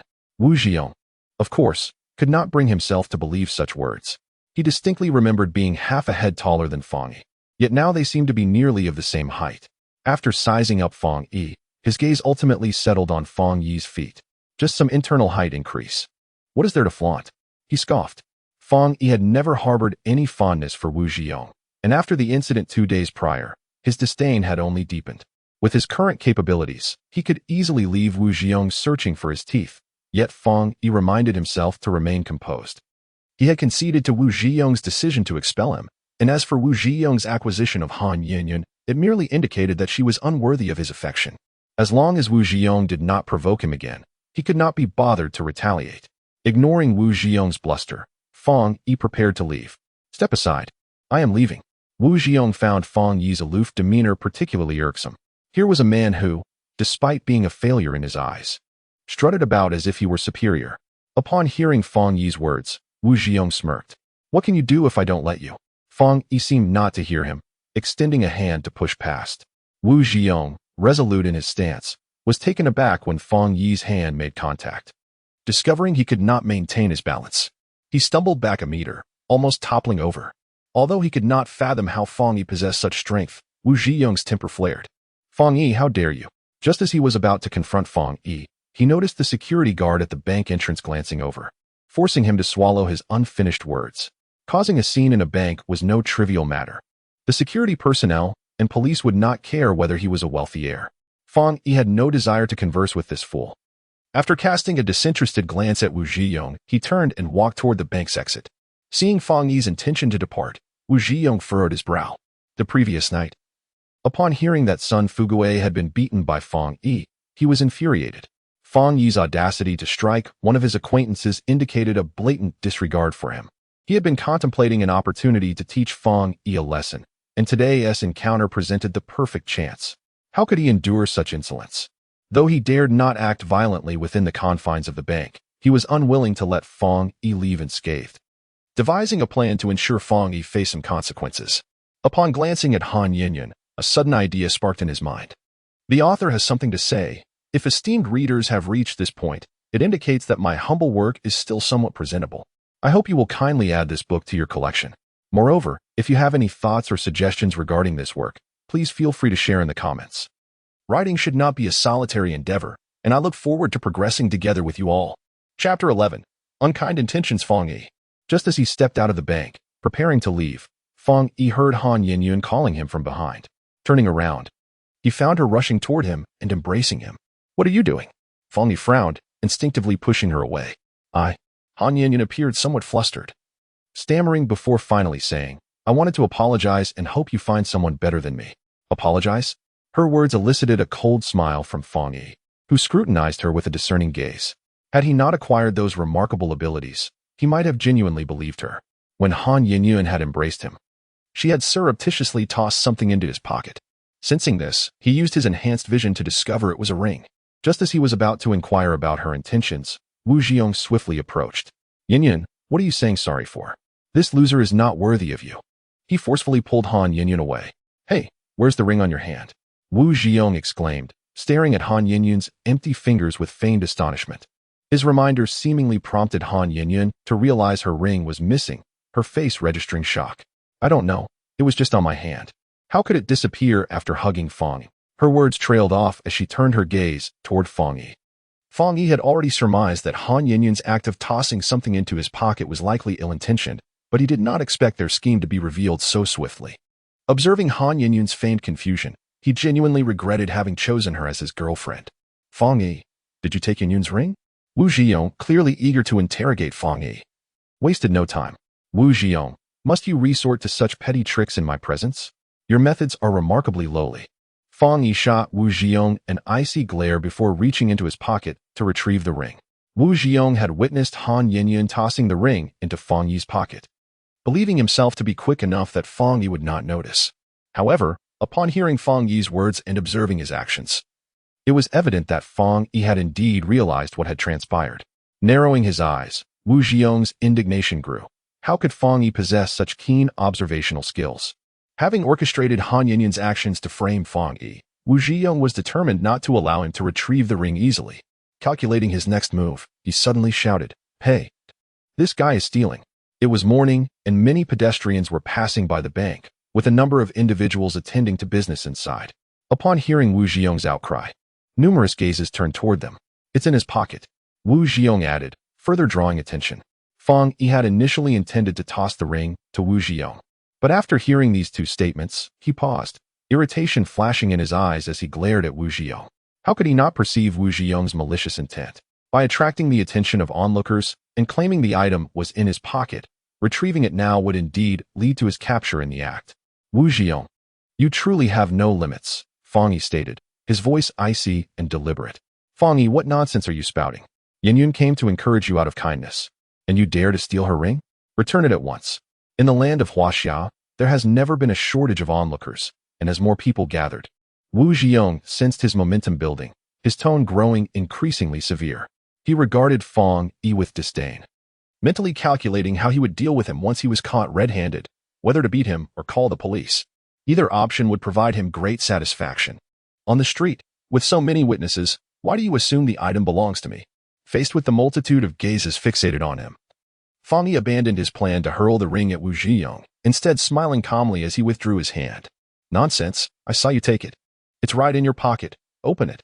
Wu Ziyong insisted vehemently. "Open my pocket just because you say so?" Fang Yi's expression darkened, remaining unfazed. Realizing Fang Yi's hesitation, Wu Ziyong felt a surge of triumph. Fang Yi's reluctance to open his pocket was a clear sign of guilt. "Give it to me." As he spoke, Wu Ziyong stepped forward, attempting to seize Fang Yi's bag. Anticipating this move, Fang Yi had been on guard, aware that Wu Ziyong would be unable to restrain his impulse to act. As Wu Ziyong lunged, Fang Yi deftly sidestepped, leaving his foot in place. When he pulled it back, he inadvertently tripped Wu Ziyong, who stumbled and fell clumsily. Although, under the current circumstances, Wu Ziyong appeared to be the victim. Laughter erupted from the crowd. "Ziyong, are you all right?" Han Yanyan rushed over to assist him. Wu Ziyong, who had expected to seize Fang Yi's bag, was infuriated after being tripped, rising from the ground in a furious rage. "Fang Yi, how dare you trip me, you wretched scoundrel!" Realizing Fang Yi's position, he clenched his fist and swung it toward his opponent's face. Fang Yi intended to tease Wu Ziyong, but upon hearing his invective, his gaze instantly turned frigid. Bang! Wu Ziyong, intent on delivering a severe beating to Fang Yi, felt darkness envelop him before he could even tighten his fist. A dull thud echoed in his ears as his face collided intimately with a nearby street tree, the contact so profound that it seemed unbreakable. Fang Yi's large hand pressed firmly against the other side of his face. Dazed and disoriented, Wu Ziyong finally grasped that Fang Yi had forced his head against the tree. In a fit of rage, Wu Ziyong struggled desperately, but Fang Yi's grip remained unyielding. He attempted to retaliate from behind, only to have his hands captured, leaving his head firmly pressed against the rough bark, rendering Wu Ziyong a rather comical sight. "Fang Yi, let me go," Wu Ziyong exclaimed, his mind racing with thoughts of how to retaliate against Fang Yi, never anticipating that he would be subdued instead. Feeling the unique texture of the tree, he was both furious and incredulous, shouting loudly, "Wu Ziyong, do you still perceive me as the same Fang Yi from 2 days ago? I warned you. Do not provoke me." With ease, Fang Yi pinned the 1.8-meter-tall Wu Ziyong against the tree, his tone unwaveringly calm, it imbued with an undeniable aura of authority. Wu Ziyong was baffled by Fang Yi's sudden strength. Just 2 days prior, he had not been a match for him, yet now he found himself utterly powerless. Although astonished, he recognized that now was not the time for contemplation. Despite being restrained, he still believed he held the upper hand. "Help! Someone please help me. This brat not only stole my girlfriend's belongings, but he also assaulted me. Help!" Wu Ziyong ceased his struggles and began to shout for assistance from those around him. His appearance was indeed absurd, yet his words ignited a sense of righteous indignation among the crowd, many of whom began to reproach Fang Yi. Chapter 12. It is time for you to fulfill your promise. This is outrageous. Release him at once. Stealing and being so brazen about it. Call the police. Upon hearing the suggestion to contact the authorities, Wu Ziyong eagerly nodded. Yes, yes. Hurry, call the police. Initially intending to teach Fang Yi a lesson before involving the police, he now found himself at a disadvantage and could only place his hopes on law enforcement. Regardless of the outcome, he was determined that Fang Yi would not escape unscathed today. Observing that the onlookers had rallied behind Wu Ziyong, many had even taken out their phones to report the incident, while others contemplated intervening on Wu Ziyong's behalf. Fang Yi furrowed his brow. He had arranged to meet Ling Qianxue at noon, and with time running short, he wished to avoid any delays or police inquiries. "Wait," he shouted. "What? Are you afraid?" Wu Ziyong misinterpreted Fang Yi's exclamation as a sign of weakness and sneered. "You claim I stole your belongings. Is it in this pocket?" Without responding to Wu Ziyong, Fang Yi posed a question to himself. "Indeed, I saw you place the items into your pocket," Wu Ziyong declared with unwavering certainty. "If you want me to open the pocket, I can do that for you. But what if there is nothing inside?" Fang Yi inquired further. "Impossible. It has to be inside." Wu Ziyong was adamant. "I mean, if there isn't anything, what then?" Fang Yi reiterated his question. Wu Ziyong could not fathom the possibility of an empty pocket. He believed Fang Yi was merely stalling to escape. Without hesitation, he retorted, "If there is nothing, I'll slap myself 10 times. At this, Fang Yi's eyes brightened with surprise and amusement at Wu Ziyong's declaration. "You said it." "Indeed, I said it. If you have the guts, open the bag." Wu Ziyong loosened his muscles, casting a disdainful glance at Fang Yi before pointing at the bag. Although he was not currently a match for Fang Yi, he still believed he could find another way to teach him a lesson. If Fang Yi opened the bag, he would emerge victorious. "Fine, I shall open it. Watch closely." Fang Yi wasted no time, swiftly unzipping the bag, with dozens of eyes in the street fixated on its contents. As he opened it, the only thing inside was a thick wad of cash, with nothing else to be found. "What?" Wu Ziyong had anticipated shouting thief as the ring was revealed, but upon seeing only cash, his eyes nearly bulged out of their sockets. "How now?" Fang Yi inquired, observing Wu Ziyong's incredulous expression. To clarify, he pulled out the money and turned the bag upside down, shaking it a few times to demonstrate it was indeed empty. "How could this be?" Wu Zhiyong had clearly witnessed Han Yinyu placing the ring into Fang Yi's pocket, yet now it was nowhere to be found. He could hardly believe it. Stealing glances at Han Yinyu appeared equally astonished, but, when confronted by Wu Zhiyong's gaze, she nodded affirmatively, convinced she had placed the ring inside. Fang Yi, where have you hidden the ring? Wu Zhiyong glared at Fang Yi, demanding an answer. Hidden? Fang Yi scoffed. I truly do not know what you are talking about. Why do you assume the item belongs to me? If you don't believe me, search me and see where I have hidden it. With that, he spread his hands wide. Wu Zhiyong refused to accept the possibility that the ring had simply vanished. Fang Yi's words suited him perfectly, and he hurriedly approached, personally searching the money bag before inspecting Fang Yi. It was summertime, and Fang Yi wore only a white short-sleeve shirt and shorts. Apart from the bag he carried, the only pockets were on his pants, which Wu Zhiyong quickly searched, finding nothing. What should I take off my pants to? Fang Yi inquired with a smile. Observing Wu Zhiyong's bewilderment and dissatisfaction, Wu Zhiyong had witnessed Han Yinyu placing the ring in Fang Yi's money bag, and he had kept a close watch on Fang Yi, who had not touched that pocket at all. How could the ring be absent, even if it had been moved? In such a brief span of time and under the scrutiny of so many eyes, there was no way it could have been hidden elsewhere. It had to be on him. Yet, there was nothing on him. After searching fruitlessly, Wu Zhiyong began to doubt his own eyesight. Is there still a need to call the police? Fang Yi remarked, surveying the crowd of onlookers. Those who had previously suggested contacting the authorities had now lowered their phones, their expressions filled with confusion. Many began to question whether Wu Zhiyong had wrongfully accused Fang Yi. Young man, it's fine to catch a thief. But if you wrongfully accuse someone, that won't end well, someone commented nearby, garnering agreement from others. Yes, did you mistakenly accuse this brother? He has so much cash in his pocket. Would he steal a ring? Exactly. Someone carrying that much cash is unlikely to resort to theft. The spectacle of Wu Zhiyong's failure and Fang Yi's exposed wealth led many to reconsider their perspectives. The likelihood of someone with such a substantial amount of cash stealing was exceedingly low. Observing the crowd, Wu Zhiyong's expression darkened as he realized he had no idea where the ring had gone, subtly signaling to Han Yinyu. Han Yinyu, who had been so certain the ring was with Fang Yi, began to waver in her confidence. Witnessing so many people speak in Fang Yi's defense, a sense of fear crept in. What if Fang Yi turned the tables and accused them of defamation? If they failed to locate the ring, perhaps it would be best to let it go. Approaching Wu Zhiyong, she tugged at him gently and whispered, "Let us just forget it." Wu Zhiyong, filled with reluctance, believed the ring must be hidden by Fang Yi and insisted on searching once more, but this time, Fang Yi was resolute in his refusal. You accuse me of stealing your ring, and searching my person is already an insult to my character. What now? Having found nothing, do you still wish to demean me? Indeed, my friend, your actions are rather misplaced. It was already quite generous of them to search you. And the absence of any findings only implies that the item was not in your possession. Fang Yi's words garnered considerable support from the onlookers. Wu Zhiyong, realizing the tide had turned against him, begrudgingly accepted the reality of the situation, though not without frustration.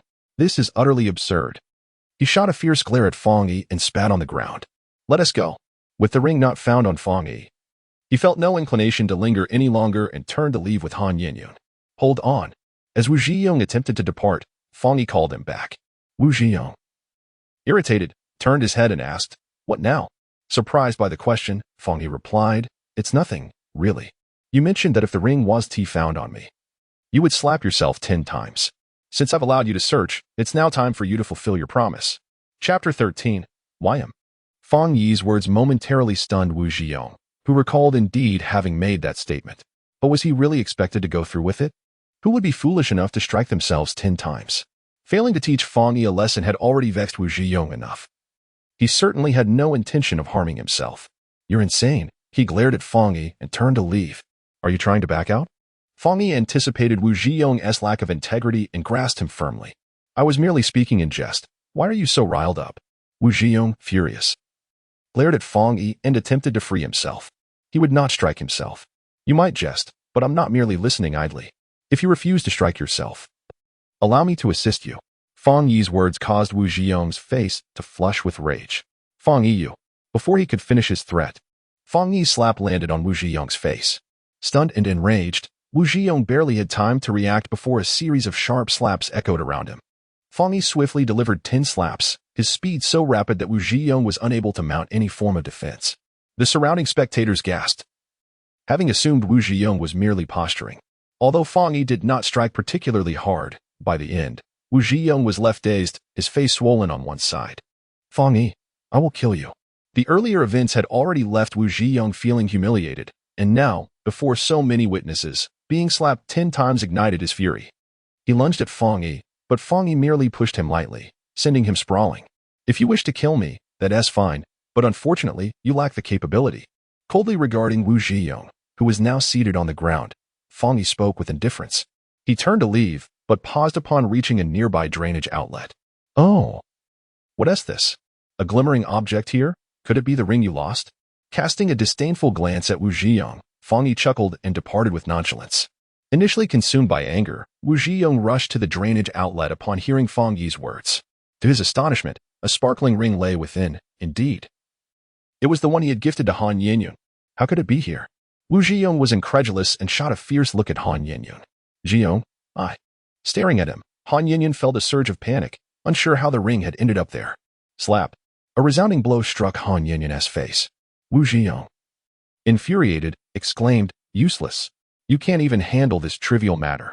It was evident he believed Han Yanyan had not placed the ring in Fang Yi's pocket and that he might have simply misjudged the situation. After being struck, Han Yanyan wanted to retort, but upon seeing the ring lying quietly in the drainage, she found herself at a loss for words. Overwhelmed by feelings of injustice and fear, she ultimately remained silent, clutching her face and sobbing softly. Wu Zhiyong had no sympathy. Ignoring her, he fixated on Fang Yi's retreating figure. His eyes filled with hatred and malice. Fang Yi, just wait. I will not let you off. Fang Yi's silhouette quickly faded into the distance. Oblivious to Wu Zhiyong's curse. Even if he had known, he would not have taken it to heart. In the past, Wu Zhiyong may have posed some pressure on Fang Yi, but now, in Fang Yi's eyes, he was little more than a mere clown. Han Yanyan had made no mistake, and Wu Zhiyong had not misjudged the situation. That ring had indeed been in Fang Yi's pocket all along. Before so many witnesses, Fang Yi had initially been concerned about how to retrieve it. However, when Wu Zhiyong attempted to snatch the pocket, it provided Fang Yi with the perfect opportunity. In the midst of their struggle, he quickly retrieved the ring from his pocket and tossed it into the adjacent drainage. Thankfully, no one had noticed. This was precisely why he had felt so confident in allowing Wu Zhiyong to search him. There was nothing to fear. Fang Yi had long since acknowledged his previous misdeeds and had no intention of seeking revenge on Wu Zhiyong. Yet, who could have anticipated that Wu Zhiyong would willingly humiliate himself? Attempting to frame him, he instead became the laughingstock of the situation, truly, a case of reaping what one sows. After departing the street where the bank was located, Fang Yi soon encountered Ling Qinxue. Senior. Ling Qinxue stood at the designated bus stop, waving enthusiastically upon spotting Fang Yi. He hurried over. From a distance, he noticed a hint of melancholy on her face, suggesting she was troubled. However, as he approached, she quickly donned a cheerful expression, which, combined with her exquisite beauty, was quite enchanting. I apologize for being late, Fang Yi said apologetically. Ling Qinxue pouted. I should be the one apologizing. I've caused you trouble. What nonsense. Fang Yi shook his head, disagreeing with her sentiment. The money is all here. He handed her the pocket filled with cash. Ling Qinxue gratefully accepted the pocket without counting the contents, as she trusted Fang Yi completely. Thank you, senior. Once I have the money, I will repay you immediately. There is no rush for repayment. I still have funds on hand. However, I would like to inquire what you intend to use this money for? Fang Yi asked, her face clouded with uncertainty at his question. Fang Yi clarified, I mean no offense. I am merely concerned that you might be deceived. Ling Qinxue, well aware of Fang Yi's intentions, smiled and reassured him, don't worry, senior. I'm quite clever. If I don't deceive others, who could ever deceive me? Noticing Ling Qinxue's reluctance to elaborate, Fang Yi felt a deeper concern, but refrained from pressing further, simply advising, just exercise caution in all matters. Being careful never leads to misfortune. I will, Ling Qinxue nodded earnestly. As noon approached, Fang Yi had initially intended to share a meal with Ling Qinxue before parting ways. However, noticing her anxious demeanor, she insisted on leaving without eating. Fang Yi did not press her to stay and watched as she hopped into a taxi. After Ling Qinxue departed, Fang Yi sought a place for lunch. Then proceeded with his daily routine of purchasing scratch-off lottery tickets. He visited 2 shops, yielding moderate results. After taxes, he earned 11,000. Initially expecting to be fortunate enough to reach 20,000, He was pleasantly surprised at the third shop when luck smiled upon him, and he won a grand prize of 900,000. This revelation nearly made him leap for joy, with the earlier winnings being minor. Fong Yi followed his usual practice of selling the scratch-off tickets to the shop owner. However, due to the substantial prize amount, the owner was unable to provide such a large sum. Consequently, Fong Yi had to personally visit the lottery center for redemption. Noticing that he still had plenty of time, he hurriedly took a taxi to the center, completing all necessary formalities before emerging from within. A prize of 900,000, after deducting 20% in taxes, leaves a sum of 720,000.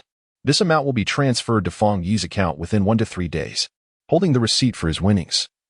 Fong Yi could hardly contain his excitement. 720,000, combined with an additional 110,000, meant he had earned a staggering 830,000 today. 830,000. With his current balance, his assets had now surpassed 1 million. In just a brief span of 3 days, more precisely 2.5 days, he had transformed from a state of utter poverty to a millionaire. This was something Fong Yi had never even dared to dream of before. Overwhelmed with joy, Fong Yi sought to share his elation, but found himself alone. He decided to take a stroll before heading home. As he approached the riverbank, he noticed a crowd gathered, accompanied by police vehicles. Curious about the commotion, he walked over. "Excuse me, what has happened here?" Fong Yi inquired of a bystander. "There's a floating corpse in the river," the man replied. Upon hearing this, Fong Yi frowned. While he possessed a strong mental fortitude, he had no desire to witness a dead body. Losing interest upon learning of the corpse, he turned to leave. Just as he did, the police retrieved the body from the water. Initially, he intended to steal a glance at the corpse, but when his gaze fell upon it, he found himself unable to look away. Recognizing the familiar attire and the distorted yet recognizable features, Fong Yi's mind buzzed with shock and horror. How could this be? Chapter 14. Something happened to my sister. Fong Yi's scalp prickled as he stared at the body being pulled from the river, his heart racing with disbelief. The corpse was none other than the elderly man who had injected him that day. The once white, wrinkled shirt he wore was now soiled, and the broken gold-rimmed glasses still perched on his nose. Fong Yi needed no second glance to be certain. How could he be dead? His eyebrows twitched in shock, unable to shake the disbelief. Just days ago, the man appeared perfectly fine. How could this happen? Recalling that day, Fong Yi mumbled to himself, "Make way, make way. It's just a dead body. There's nothing to see here." After the body was retrieved, the police quickly erected a cordon and began dispersing the onlookers. Upon hearing this, the crowd stepped back, but Fong Yi took a step forward. "Officer, how did this man die?" Since gaining his X-ray vision, Fong Yi had felt a profound gratitude toward the elderly man. He had fantasized about encountering the old man again, but never did he imagine it would be under such tragic circumstances. He was puzzled as to how the man had met his end. "He has sustained injuries, and preliminary assessments suggest homicide," the officer casually replied. Fong Yi noticed a gaping wound in the old man's chest, revealing flesh that had become pale from immersion in the water. Who could have killed him? Fong Yi pressed on. The officer glanced at him as if he were foolish. "If we knew who killed him, we would already be apprehending the suspect." Fong Yi paused, realizing the absurdity of his question. "All right. Please step back and do not disturb the scene. Hey, you there. No photographs." An officer rushed over to stop someone attempting to take pictures of the corpse. Fong Yi had intended to inquire about the identity of that person, but seeing the police occupied, he retreated to the side. The body was soon covered with a white cloth, and Fong Yi cast one last look, feeling a tumult of emotions. The old man had been the catalyst for his newfound ability, and now his benefactor lay dead, murdered. Who was responsible for this? Why was he killed? Fong Yi furrowed his brow, unable to comprehend the situation. The joy from winning the substantial prize dissipated upon witnessing the old man's corpse, leaving him heavy-hearted as he made his way home. Once there, he scoured the news on his phone. In a bustling city like Jinling, countless media outlets existed. Even minor incidents, such as a dispute over a basketball court, would garner extensive coverage. Now, with a murder victim surfacing in the Jinling River, Fong Yi knew this would be a sensational news story. He hadn't gathered any information at the scene, so he hoped to glean some details from the media reports, at the very least to learn the victim's name and background. Sure enough, around 7 in the evening, news articles regarding the floating corpse began to emerge online. Fong Yi skimmed through several reports. Most merely stated that a corpse had been found without much useful information. However, one article caught his attention. It reported that the deceased had sustained injuries to the chest, with police preliminarily determining the cause to be gunshot wounds. They had yet to discover any detailed information about the victim. However, A staff member had observed that the individual in the identification photo bore a striking resemblance to Li Mingzhi, a professor from Kyoto University who had disappeared 16 years ago while attending an academic conference in Europe. The article questioned whether this body could indeed be that of Li Mingzhi. Below the news were details about Li Mingzhi, born in a certain year, a professor at Kyoto University, holder of a doctorate in biology, and an expert in biopharmaceuticals. 16 years ago, he had been invited to Europe for an academic exchange but vanished after a plane crash on his return journey. The article concluded by identifying the journalist who had reported on Li Mingzhi's disappearance. As Fang Yi absorbed this information, he was struck with astonishment. A doctoral degree in biology, an expert in biopharmaceuticals. He reflected on the extraordinary powers he had acquired and found himself at a loss for words. Could this old man truly be Li Mingzhi? Was the syringe filled with his research material? Fang Yi pondered, his mind spiraling into confusion.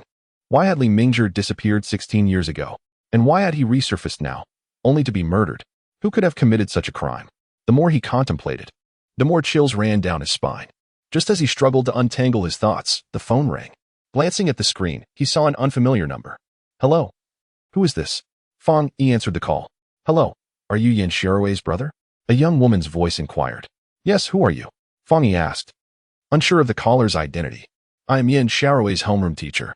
She has encountered some trouble at school, and I hope you can come by. What? My sister is in trouble. Upon hearing this, Fang Yi shot to his feet. Author's note, if any readers find the story unsatisfying, I suggest adding it to your bookshelf to savor it later. Chapter 15. Theft. Upon learning that Yin Xiaowei was in trouble, Fang Yi hurried to the school with utmost urgency.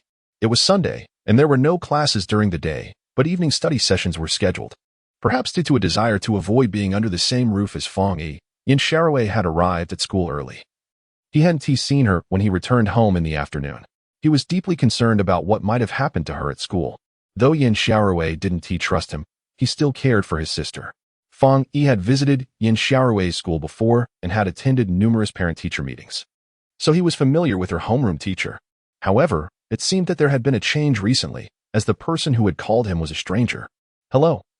I am Su Ying, the new homeroom teacher for Class 3. Upon arriving at the school, Fang Yi met the person who had contacted him. Although the voice on the phone sounded youthful, Fang Yi was still surprised to find that Yin Xiaowei's new homeroom teacher was so young. With shoulder-length hair and an appearance that suggested she was merely 25 or 26, she was both beautiful and slender. Dressed in a white sleeveless long dress that gave her the air of a friendly neighbor rather than a teacher. Hello, I'm Fang Yi, Yin Xiaowei's brother. What happened to my sister? In his haste, Fang Yi had not taken the time to inquire about the situation before rushing over, and upon meeting the teacher, he quickly asked. Su Ying was contemplating how to communicate the matter to Fang Yi when he instinctively turned his head towards the classroom. Upon seeing Yin Xiaowei standing in the corner, her face streaked with tears, he dashed inside. Xiaowei, what is wrong? Who has bullied you? Apart from the day 3 years ago when their parents passed away, Fang Yi had never witnessed his sister cry so intensely. His heart ached, prompting him to ask urgently. As Fang Yi entered, Yin Xiaowei wiped her tears, her mouth slightly parted, as if to speak but no sound emerged. Who is bullying my sister? Noticing Yin Xiaowei's silence, Fang Yi turned to Su Ying, who had followed him in. Observing the fury on Fang Yi's face, Su Ying frowned, a hint of discontent crossing her features. Before she replied, Mr. Fang, please do not be agitated. No one is bullying her. Fang Yi, perplexed, thought, if no one is bullying her, then why is she crying? Before Su Ying could respond, a mocking voice broke through the tension. Fang Yi furrowed his brow and looked towards the source, where a girl with purple-dyed hair sat. Although not unattractive, her attire was strikingly exaggerated. She wore a sleeveless leather jacket and extremely short shorts, making her appear more like a fashion statement than a student. What did you say? Fang Yi's eyes narrowed slightly. I said she stole something and got caught red-handed. The girl lounged in her chair, her legs crossed, smirking with disdain. Zhao Xinran, I did not steal your watch. Yin Xiaowei retorted sharply, her voice tinged with indignation. You didn't steal? Then who did? You were the earliest one here today. Zhao Xinran responded with an air of certainty. I arrived early, but I remained at my desk the entire time. I did not take your belongings. Yin Xiaowei explained, her voice rising in frustration. If you didn't take it, then why is my watch missing? Moreover, Wang Li and Zhang Yin both witnessed it. Do you dare to argue? Upon hearing this, Fang Yi began to grasp the situation at school and turned to Su Ying for clarification. It turned out that Zhao Xinran's watch had gone missing. And because Yin Xiaowei had arrived first today, She was suspected of theft. Not suspected, but certain. Two classmates saw it happen, Suing corrected, indicating the two witnesses. Seeing Fong Yi direct his gaze towards them, the girls hastily nodded in affirmation. I never took her things. Why are you framing me? Yin Xiaorui's face flushed with anger, her body trembling. Shirue, we all saw it. Stop denying it. It's futile. One girl exclaimed, her tone filled with righteous indignation. As the argument escalated, the atmosphere grew increasingly chaotic. Suing furrowed her brow and addressed Fong Yi. Mr. Fong, this is the situation. It's not a significant issue. Perhaps Yin Xiaorui acted thoughtlessly. If she returns the item to Zhao Xinran, we can consider this incident as if it never occurred. At last, Fong Yi comprehended the reason for Su Ying's summons. Yin Xiaorui was accused of stealing Zhao Xinran's watch, and Su Ying wanted her to return it. He glanced at the new homeroom teacher, a hint of disdain in his smile. Miss Su, if the item indeed belongs to my sister, then she can return it. But if it does not belong to her, what can you ask her to return? Chapter 16. What is this? If it's not hers, then whose could it be? Zhao Xinran scoffed. Did you see it happen? Fong Yi challenged. I did not see it firsthand, but others did. She retorted. You did not see it directly, it's mere hearsay. How can you be so certain? Fong Yi glared at the outlandishly dressed girl. Zhao Xinran paused, her expression one of surprise, clearly unprepared for Fong Yi's assertiveness. However, she quickly regained her composure, a cold smile spreading across her face. It seems like the apple doesn't fall far from the tree, just as your brother was expelled for embezzlement. Your sister appears to be a thief as well. Both are guilty but refuse to admit it. Fong Yi's brow furrowed in astonishment at her knowledge of his past. He narrowed his eyes at Zhao Xinran, convinced that this was their first encounter. How could she possibly know about his history? Was it Yin Xiaorui who told her? As these thoughts raced through his mind, he noticed Yin Xiaorui's equally shocked expression. Though she felt utterly disappointed in Fong Yi, she had never spoken of his past indiscretions to anyone. How could Zhao Xinran be aware? Suing had only been the homeroom teacher for a short time and lacked knowledge of her students' backgrounds. Hearing Zhao Xinran's words, she regarded Fong Yi with renewed scrutiny. When she noticed he did not refute Zhao Xinran's claim, her belief in the accusation grew. She had not expected someone who appeared so respectable to have committed embezzlement, causing her already low opinion of him to plummet further. Mr. Fong, you should have Yin Xiaorui return the item, Suing suggested. My sister would never steal from anyone. What would you have her return? Fong Yi glared at Suing, his tone frosty. Surprised by his confrontational demeanor, Yin Xiaorui looked up, her tear-streaked face meeting Fong Yi's furious gaze, which was filled with concern and trust, stirring something within her. How can you be so sure she wouldn't steal? Suing questioned, her eyebrows raised in disbelief. Fong Yi's voice was firm, underscoring his authority. It is simple, because she is my sister. His declaration, while seemingly straightforward, conveyed his unwavering trust in Yin Xiaorui. His gaze was resolute, his tone decisive and unassailable. Because she is my sister. This succinct statement echoed in Yin Xiaorui's mind, marking the first time she witnessed Fong Yi's assertive side. She stared at him, momentarily entranced. Fong Yi's tone and the content of his words indicated that he was not interested in discussing matters with her. Suing, feeling displeased, responded, Mr. Fong, I called you here to resolve the issue, not to create more problems. Is that so? From my perspective, it seems you are the one creating problems, Ms. Su. Detecting the hostility in her tone, Fong Yi did not hesitate to express his dissatisfaction. Suing was taken aback. Why? She felt as if he was unjustly accusing her. As a teacher, particularly a homeroom teacher, instead of investigating the truth of this matter, you rely solely on the biased accounts of two students to conclude that my sister is a thief, without having witnessed her take anything. You still demand that I make her return it. Is this not creating problems? Fong Yi regarded Suing with evident disdain, unable to fathom how someone like her could hold the position of homeroom teacher. Beyond her attractive appearance, she seemed devoid of intellect. Zhao Xinran was uncertain whether her watch had truly gone missing, yet he was adamant that Yin Xiaorui would never resort to theft. Since the tender age of 8, Yin Xiaorui had lived with Fong Yi, who had watched her grow up and was well aware of her character. When Yin Xiaorui was 10, she accidentally broke a neighbor's vase and felt immense guilt. The neighbor assured her that compensation was unnecessary and refrained from informing the parents of either Yin Xiaorui or Fong Yi. Nevertheless, Yin Xiaorui saved up her pocket money for a month to buy the neighbor a new vase. Fong Yi was the only one privy to this incident, and it solidified his belief that his sister was an honest individual. Perhaps her unwavering honesty was the reason she felt utterly disappointed upon learning of Fong Yi's embezzlement scandal. Fang Yi's words caused Su Ying's expression to change. As a newly appointed teacher, she had stepped in to lead the class due to the previous homeroom teacher's illness. Unbeknownst to her, she would encounter such a situation upon her arrival. Aware that the senior class was challenging to manage, she sought to resolve the matter through communication with the parents, hoping to minimize the impact. She assumed that Yin Xiaorui's brother would cooperate, for the reputation of theft was not something one would wish to propagate. However, Fang Yi not only failed to comprehend her goodwill, but implied that she had wronged them. She found Fang Yi utterly unreasonable. I did not witness it myself, but 2 classmates did, Su Ying asserted. If Yin Xiaorui did not take Zhao Xinran's watch, why would these 2 classmates falsely accuse her? Fang Yi, having encountered similar baseless accusations himself, understood all too well the feeling of injustice that accompanied such situations. Perhaps it stems from personal grievances, he remarked coldly. The senior class was composed of top students, all diligently focused on their studies. Personal grievances were hardly to be found. Su Ying believed Fang Yi was interpreting the situation with a malicious lens. Just as she finished speaking, a girl rose and interjected, Su Lao Shi, while sweeping yesterday, I accidentally stepped on Zhao Xinran's foot.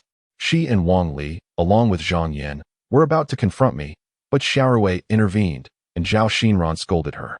Fang Yi recognized the girl, who had chosen an outfit the previous day and clearly had a good rapport with Yin Xiaorui. Upon hearing this, Fang Yi chuckled, looking at Su Ying with a mocking expression. Did you not say that the students were too preoccupied with their studies for personal vendettas? Does this not qualify as one? Su Ying's face flushed with embarrassment. She had not anticipated the underlying animosity between Yin Xiaorui and Zhao Xinran. Minor conflicts among classmates are normal. I wouldn't categorize this as a personal grievance, she insisted. Fang Yi was about to respond when Zhao Xinran interjected, I didn't care about this matter. I just didn't expect Yin Xiaorui to be so petty as to steal my belongings out of spite. I did not, Yin Xiaorui retorted loudly, observing Zhao Xinran. Fang Yi furrowed his brows.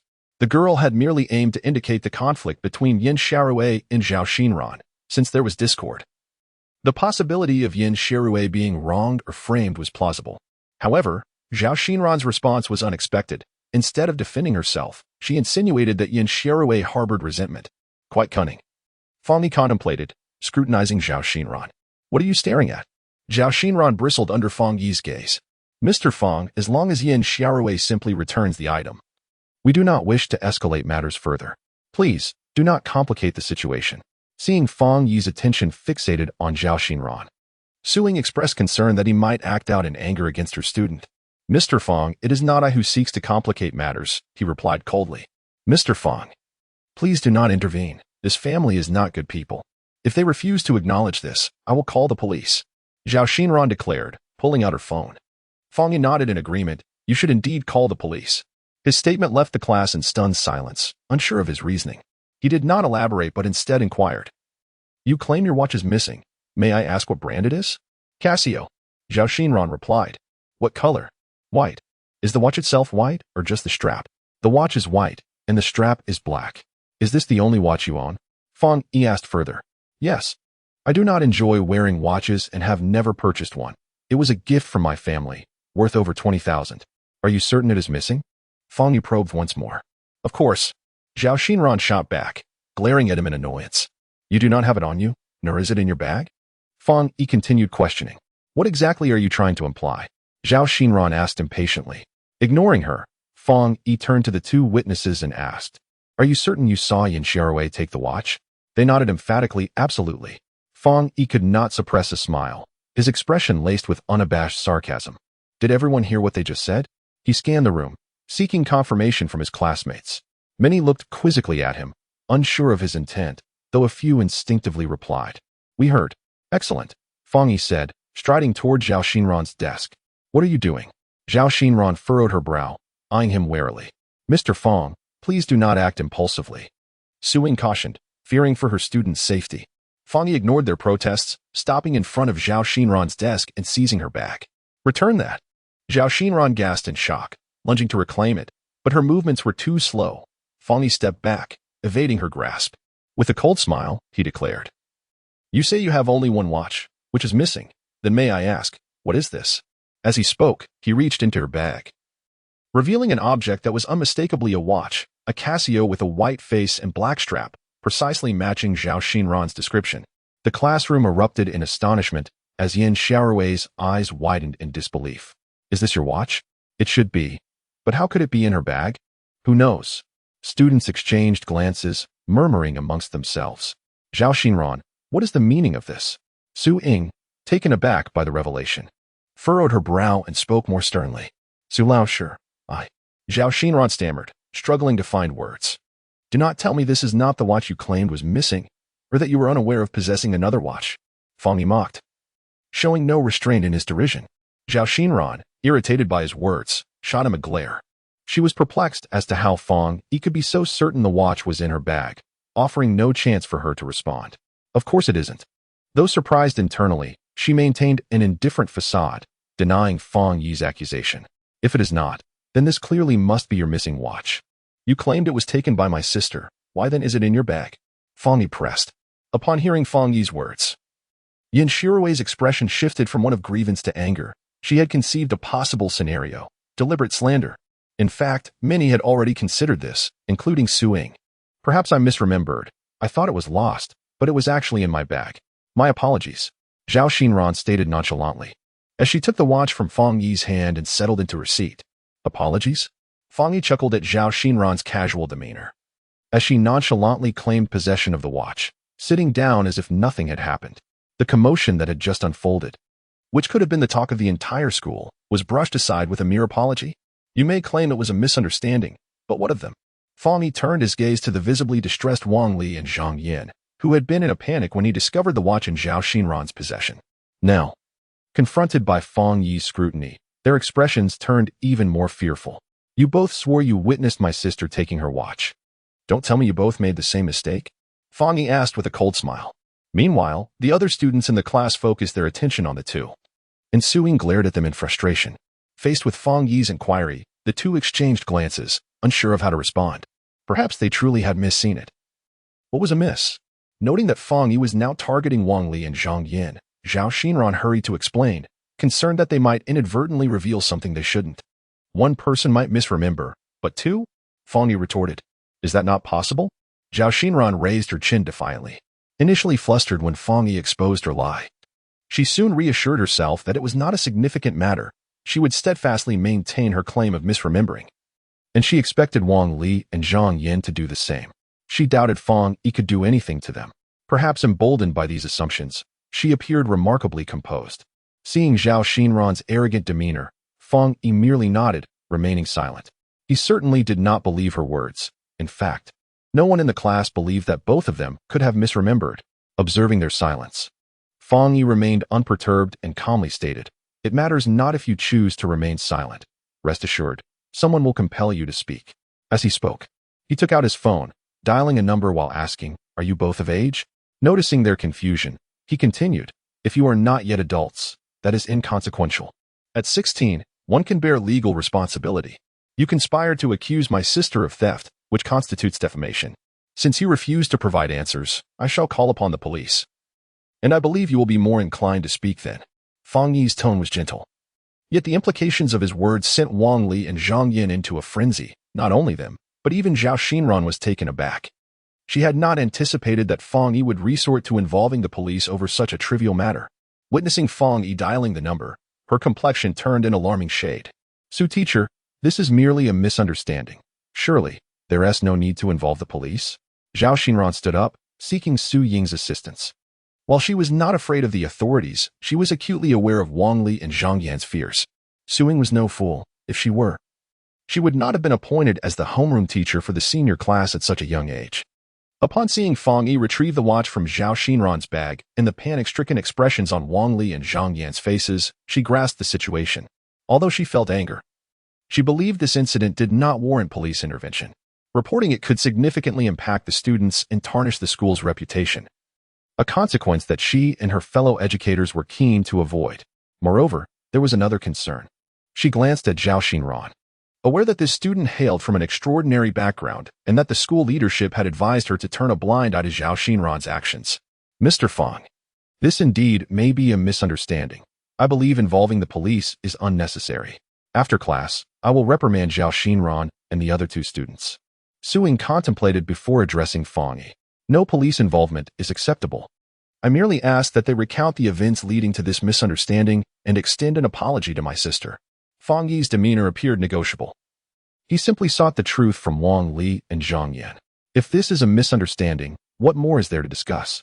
Upon hearing Fang Yi's demand for the truth, Zhao Xinran immediately objected, raising her voice. Whether it's a misunderstanding or not is not for you to determine. I demand they speak. Fang Yi replied coldly. His gaze fixed intently on Wang Li and Zhang Yan. This was no mere misunderstanding. It was a calculated scheme, and Fang Yi was well aware of who orchestrated it. However, he knew it would be futile to confront that person directly. He needed these two to name them. Su Ying recognized that Fang Yi aimed to compel Zhao Xinran to confess her slander against Yin Sharue and apologize, but she understood that the latter would never acquiesce. After all, this was not a matter of good reputation. Speculation among classmates was one thing, but hearing an admission was entirely different. Fang, I advise you to refrain from pushing too far. Provoking me will bring you no good. As Fang Yi insisted on pursuing the matter, Zhao Xinran's expression darkened. Glaring at him fiercely, are you threatening me? Fang Yi had never been one to shy away from confrontation, and now armed with newfound confidence, he felt even less inclined to be intimidated. Zhao Xinran's veiled threat only elicited a dismissive smile from him, replete with disdain. Was he, a man in his 20s, truly to be intimidated by a mere girl of 17 or 18? Yet while Fang Yi remained unfazed, others did not. Upon hearing Zhao Xinran's blatant threat, Su Ying frowned, hastily pulling Fang Yi aside and whispering, Mr. Fang, this matter is purely a misunderstanding. Since no one has suffered any loss, why not let it go? Zhao Xinran comes from a significant background. Should she choose to retaliate, it would be quite troublesome. Chapter 18 Zhao Corporation. Though Su Ying was not fully versed in Yin Sharue's familial circumstances, she had heard that both of Yin Sharue's parents had passed, leaving her to rely solely on an elder brother. While Fang Yi's obstinacy irked her, she genuinely wished to prevent any fallout between him and Yin Sharue over such trivial matters that might invite trouble. Fang Yi had anticipated that Su Ying would impart some profound wisdom, yet he was taken aback by her counsel to let the matter rest. He regarded her intently. This student comes from an uncommon background. If she wishes to make things difficult for you later, it could be quite troublesome. How familiar those words sounded. When Fang Yi was unjustly accused at school, he had desperately sought the truth, only to hear his counselor utter similar sentiments. That singular phrase encapsulated a wealth of humiliation and helplessness, a sentiment only Fang Yi truly understood. Considering his identity and the safety of his sister, Yin Sharue, he had reluctantly chosen to acquiesce, leaving the school bearing the weight of unfounded guilt and enduring pain in his heart. He had thought he would never hear such words again. Yet here he was, in a different place, facing a different person, but upon witnessing his sister suffer a nearly identical injustice, those words resonated anew. Fang Yi had once compromised. He would never do so again. The injustice he endured had been dismissed without clarity, and now, with his sister in the same predicament, he would not permit this matter to be resolved in a similarly obscure manner. I can hardly fathom such words coming from the lips of a teacher. Su teacher, you should consider yourself fortunate that I did not record this conversation. Otherwise, I question whether you could continue in your role. Fang Yi's tone was far from polite. It was icy. Upon hearing this, Su Ying's expression soured, her face reddening as she realized not only did he disregard her counsel, but he also mocked her harshly. I give you one last opportunity. Explain why you wrongfully accused my sister. If you refuse to speak, I will contact the authorities. After addressing Su Ying, Fang Yi turned to Wang Li and Zhang Yan, his demeanor resolute. Faced with Fang Yi's unwavering demeanor, both girls felt an overwhelming sense of fear. Despite having reached the age of 18, they were, after all, inexperienced in the ways of the world and still retained a childlike innocence. Confronted with such a predicament, it was impossible for them to remain unafraid. Initially, they had pinned their hopes on Zhao Xinran, relying on her to protect them, but to their dismay, Fang Yi showed no trepidation towards Zhao Xinran and relentlessly pressed them for answers. They intended to conceal the truth. Yet the fear of Fang Yi potentially involving the authorities loomed over them. They had indeed wrongfully accused Yin Sharue, and the possibility of imprisonment was a daunting prospect that neither of them wished to face at their tender age. Please, don't call the police. We will talk. Under Fang Yi's intense scrutiny, the two girls eventually succumbed to the pressure and confessed. They revealed that Zhao Xinran, harboring disdain for Yin Sharue, had conspired with them solely to tarnish Yin Sharue's reputation. The situation was straightforward, encapsulated in a single sentence. The truth aligned closely with Fang Yi's assumptions, and as their classmates absorbed the revelations, expressions of realization washed over their faces. The girls who had previously shared a good rapport with Yin Xiaowei were filled with righteous indignation, rising to denounce Zhao Xinran. Zhao Xinran, I can't believe you could be so malevolent. Indeed, we almost believed you at one point. How dare you frame Xiaowei? You are utterly shameless, Zhao Xinran. Wang Li and Zhang Yin, unable to withstand the intimidation, divulged their involvement, which only fueled Zhao Xinran's anger. At that moment, hearing the accusations from her classmates sent her into a fit of rage. Silence, she shouted, her face flushed as she slammed her hand on the table. Although the students were startled, none truly fell silent. Instead, they grew even more fervent in their rebuke. Zhao Xinran had merely intended to teach Yin Xiaowei a lesson, never anticipating that it would lead to her own disgrace. Witnessing her classmates condemn her, she felt a surge of anger and, after casting a furious glance at Fang Yi and Yin Xiaowei, fled the classroom, unable to bear the shame any longer. Wang Li and Zhang Yin had previously feared Zhao Xinran's wrath, but upon seeing her leave, they both exhaled in relief, shedding their burdens. They promptly complied with Fang Yi's request and apologized to Yin Xiaowei. Fang Yi had no intention of deliberately making things difficult for anyone. He merely sought the truth to vindicate his sister. With Zhao Xinran gone, his objective had been achieved. Let us depart, he stated. As the end of the evening study session approached, to his surprise, Yin Xiaowei did not contest his words but instead nodded and followed him out of the classroom. Her backpack slung over her shoulder. Mr. Fang. As they exited, Suing hurried after them. With the class about to conclude, Fang Yi suspected she might attempt to prevent Yin Xiaowei from leaving early. Mr. Fang, you misunderstand. I only wish to apologize to Yin Xiaowei. I wrongfully accused her earlier. Suing confessed with remorse. Hearing her intentions eased the tension in Fang Yi's brow. It's all right, Miss Su, Yin Xiaowei replied. Though she had felt deeply wronged and distressed when accused, those feelings dissipated when Wang Li and Zhang Yin revealed the truth. She harbored no resentment towards Suing. Seeing that Yin Xiaowei did not blame her, Suing felt a sense of relief. She then turned to Fang Yi, whose earlier words had left her feeling embarrassed. Although she initially intended to ignore him, she felt compelled to speak. Zhao Xinran has undoubtedly lost face. She will likely harbor resentment towards you. After this, I will counsel her to avoid holding a grudge. Fang Yi was taken aback by her statement. She accused my sister, and rather than reprimanding her, you plan to counsel her? He regarded her with incredulity, unsure if he had misheard or if she had misspoken. Suing shot him an annoyed glance. Realizing he failed to grasp her good intentions, Zhao Xinran's father is a shareholder of the Zhao Group, a powerful entity. If she harbors a grudge against you, it could spell trouble. Fang Yi's eyes narrowed in surprise at her words. That girl is connected to the Zhao Group? Upon seeing the change in his demeanor, Suing couldn't help but sneer. Oh, now you're concerned? She assumed Fang Yi was intimidated by Zhao Xinran's lineage.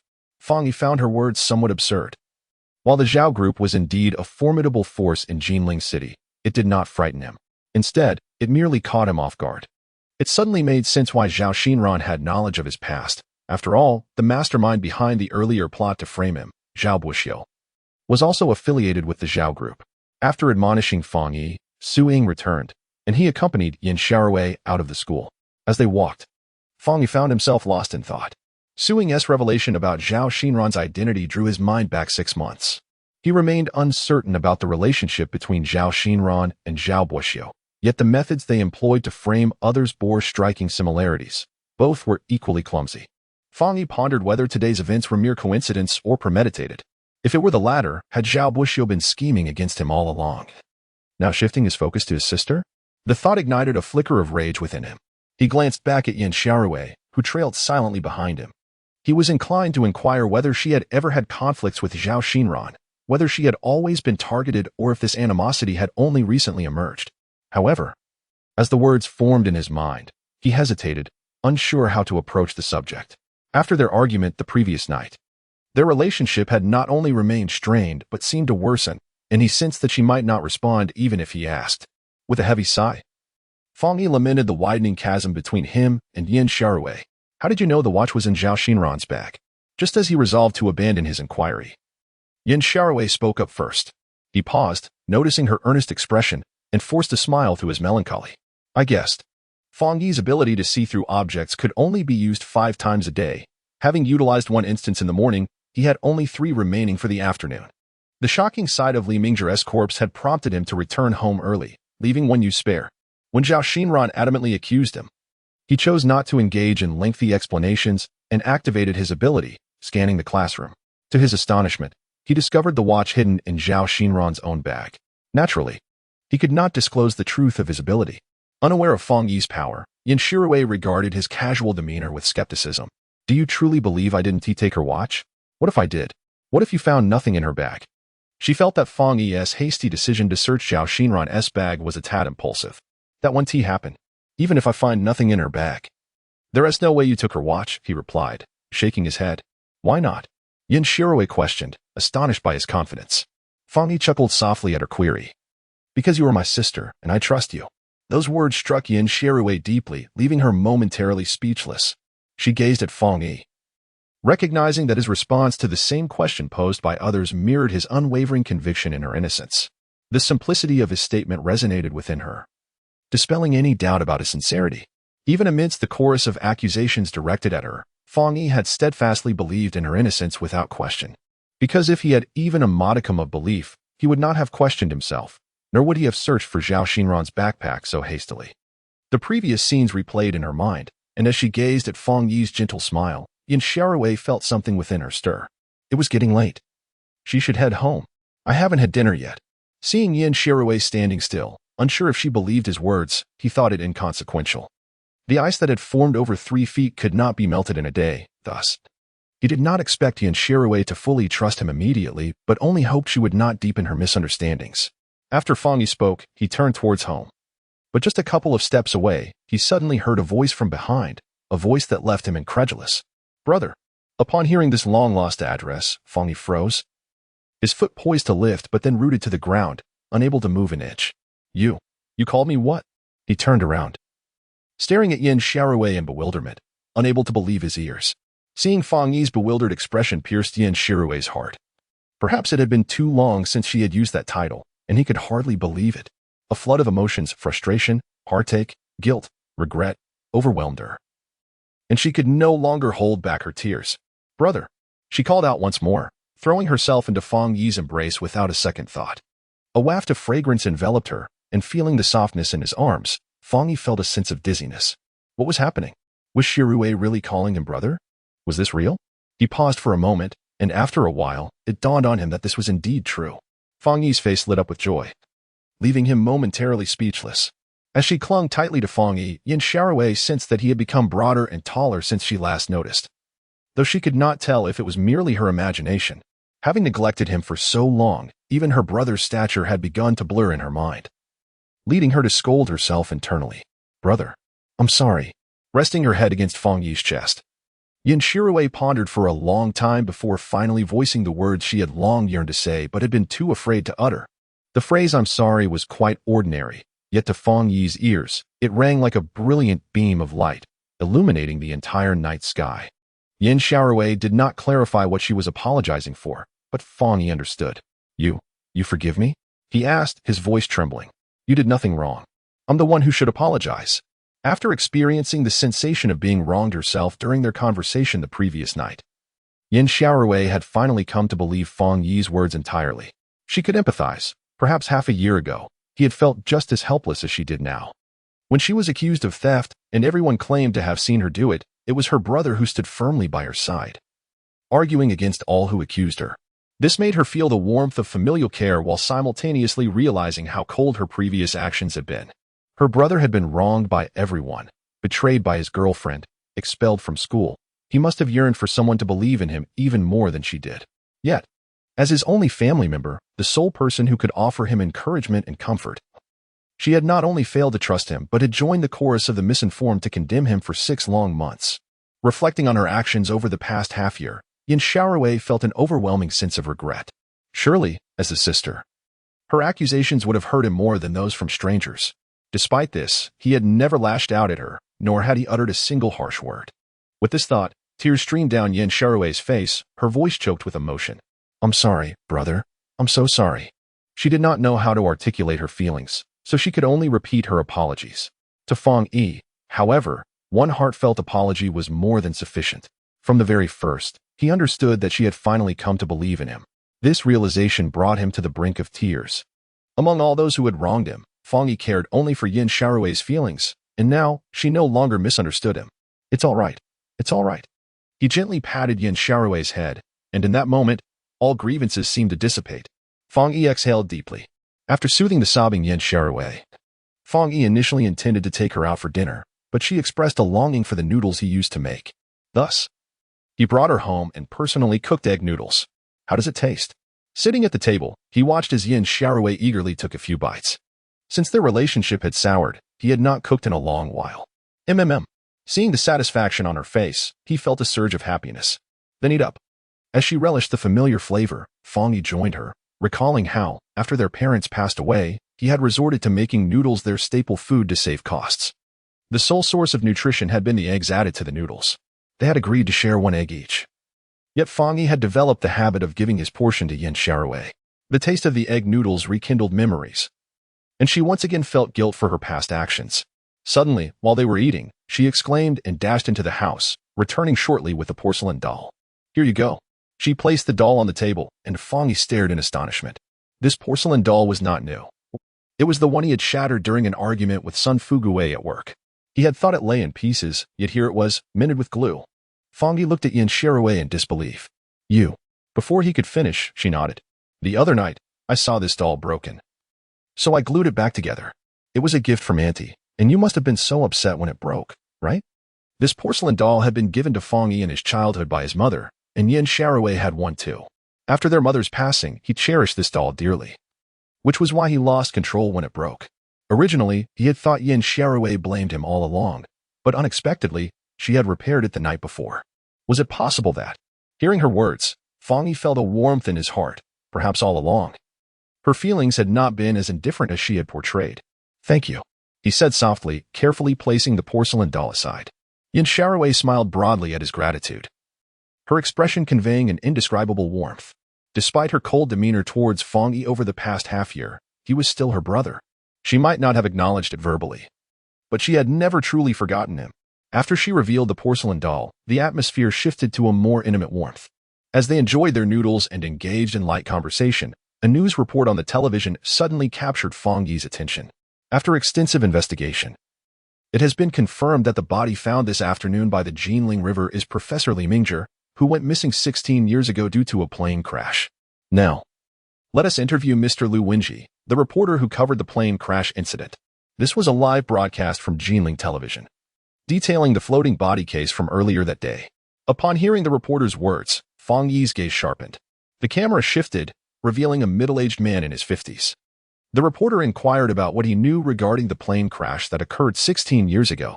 16 years ago, I diligently investigated a case and even personally examined the site of the plane wreckage. The matter is truly peculiar. The man's words piqued the curiosity of the live reporter. What makes it so strange? At that time, there were 11 people aboard the small passenger aircraft, including Professor Li Mingzhi and 2 pilots, while the rest were the professor's assistants. After the crash, the wreckage fell onto a small island. I rushed to the scene with the National Rescue Team and located all the bodies, except for Professor Li Mingzhi. Additionally, his research findings and a substantial amount of data related to biopharmaceuticals were also missing. Why is that? The reporter inquired. At that time, Professor Li was renowned in the field of biology for a significant scientific discovery that astonished both domestic and international circles. We suspected that his plane crash was orchestrated by someone with the intent to steal his research. The man spoke with a tone of regret. However, in the end, we uncovered nothing, and the case was left unresolved. After the interview, Fang Yi appeared lost in thought, furrowing his brow. Brother, do you think this professor might have been abducted by some mysterious organization and only recently escaped? Perhaps he was killed because he knew too many secrets, Yin Xiaorui speculated. Recalling some movie she had seen, Fang Yi cast a deep glance at her. Her idea echoed his own suspicions. Perhaps so. At that moment, Fang Yi felt a tumult of emotions. His previously joyous mood darkened after watching the news. He hastily finished his meal and exchanged a few words with Yin Xiaorui before heading straight to his room. As soon as he shut the door, his expression turned grim. The disappearance of the biology professor, his reappearance 16 years later, the murder, the mysterious organization. All these keywords combined made Fang Yi sense an undercurrent of turmoil. He couldn't see it clearly, but he could feel it. 2 days ago, he had noticed the panic on Li Mingzhi's face. After being missing for 16 years, he suddenly appeared, frantically running into Fang Yi. Was he already being hunted then? Perhaps out of desperation, or for some other reason, someone had injected him with a syringe. Until now, Fang Yi had no idea what was in that syringe, but he was certain that its contents were extraordinary. Otherwise, he wouldn't have gained such unusual abilities. Had Li Mingzhi been abducted by a mysterious organization precisely to study what was in that syringe? Was he being pursued because of it? What exactly was it? A genetic serum? If Li Mingzhi died because of it, did he inject the serum into himself before dying? If those who killed him were truly after that serum, would they come after him next? Ever since acquiring superpowers, Fang Yi believed there was little left to fear in the world. Yet now, his once fearless heart was tinged with anxiety. The mysterious organization that could develop such a serum was certainly not a mere run-of-the-mill entity. It might be akin to the characters in sci-fi films, filled with superhumans. After all, if they could devise such a serum, they might be capable of even greater feats. If they sought him out, their intentions would likely not be benevolent. Could he handle it?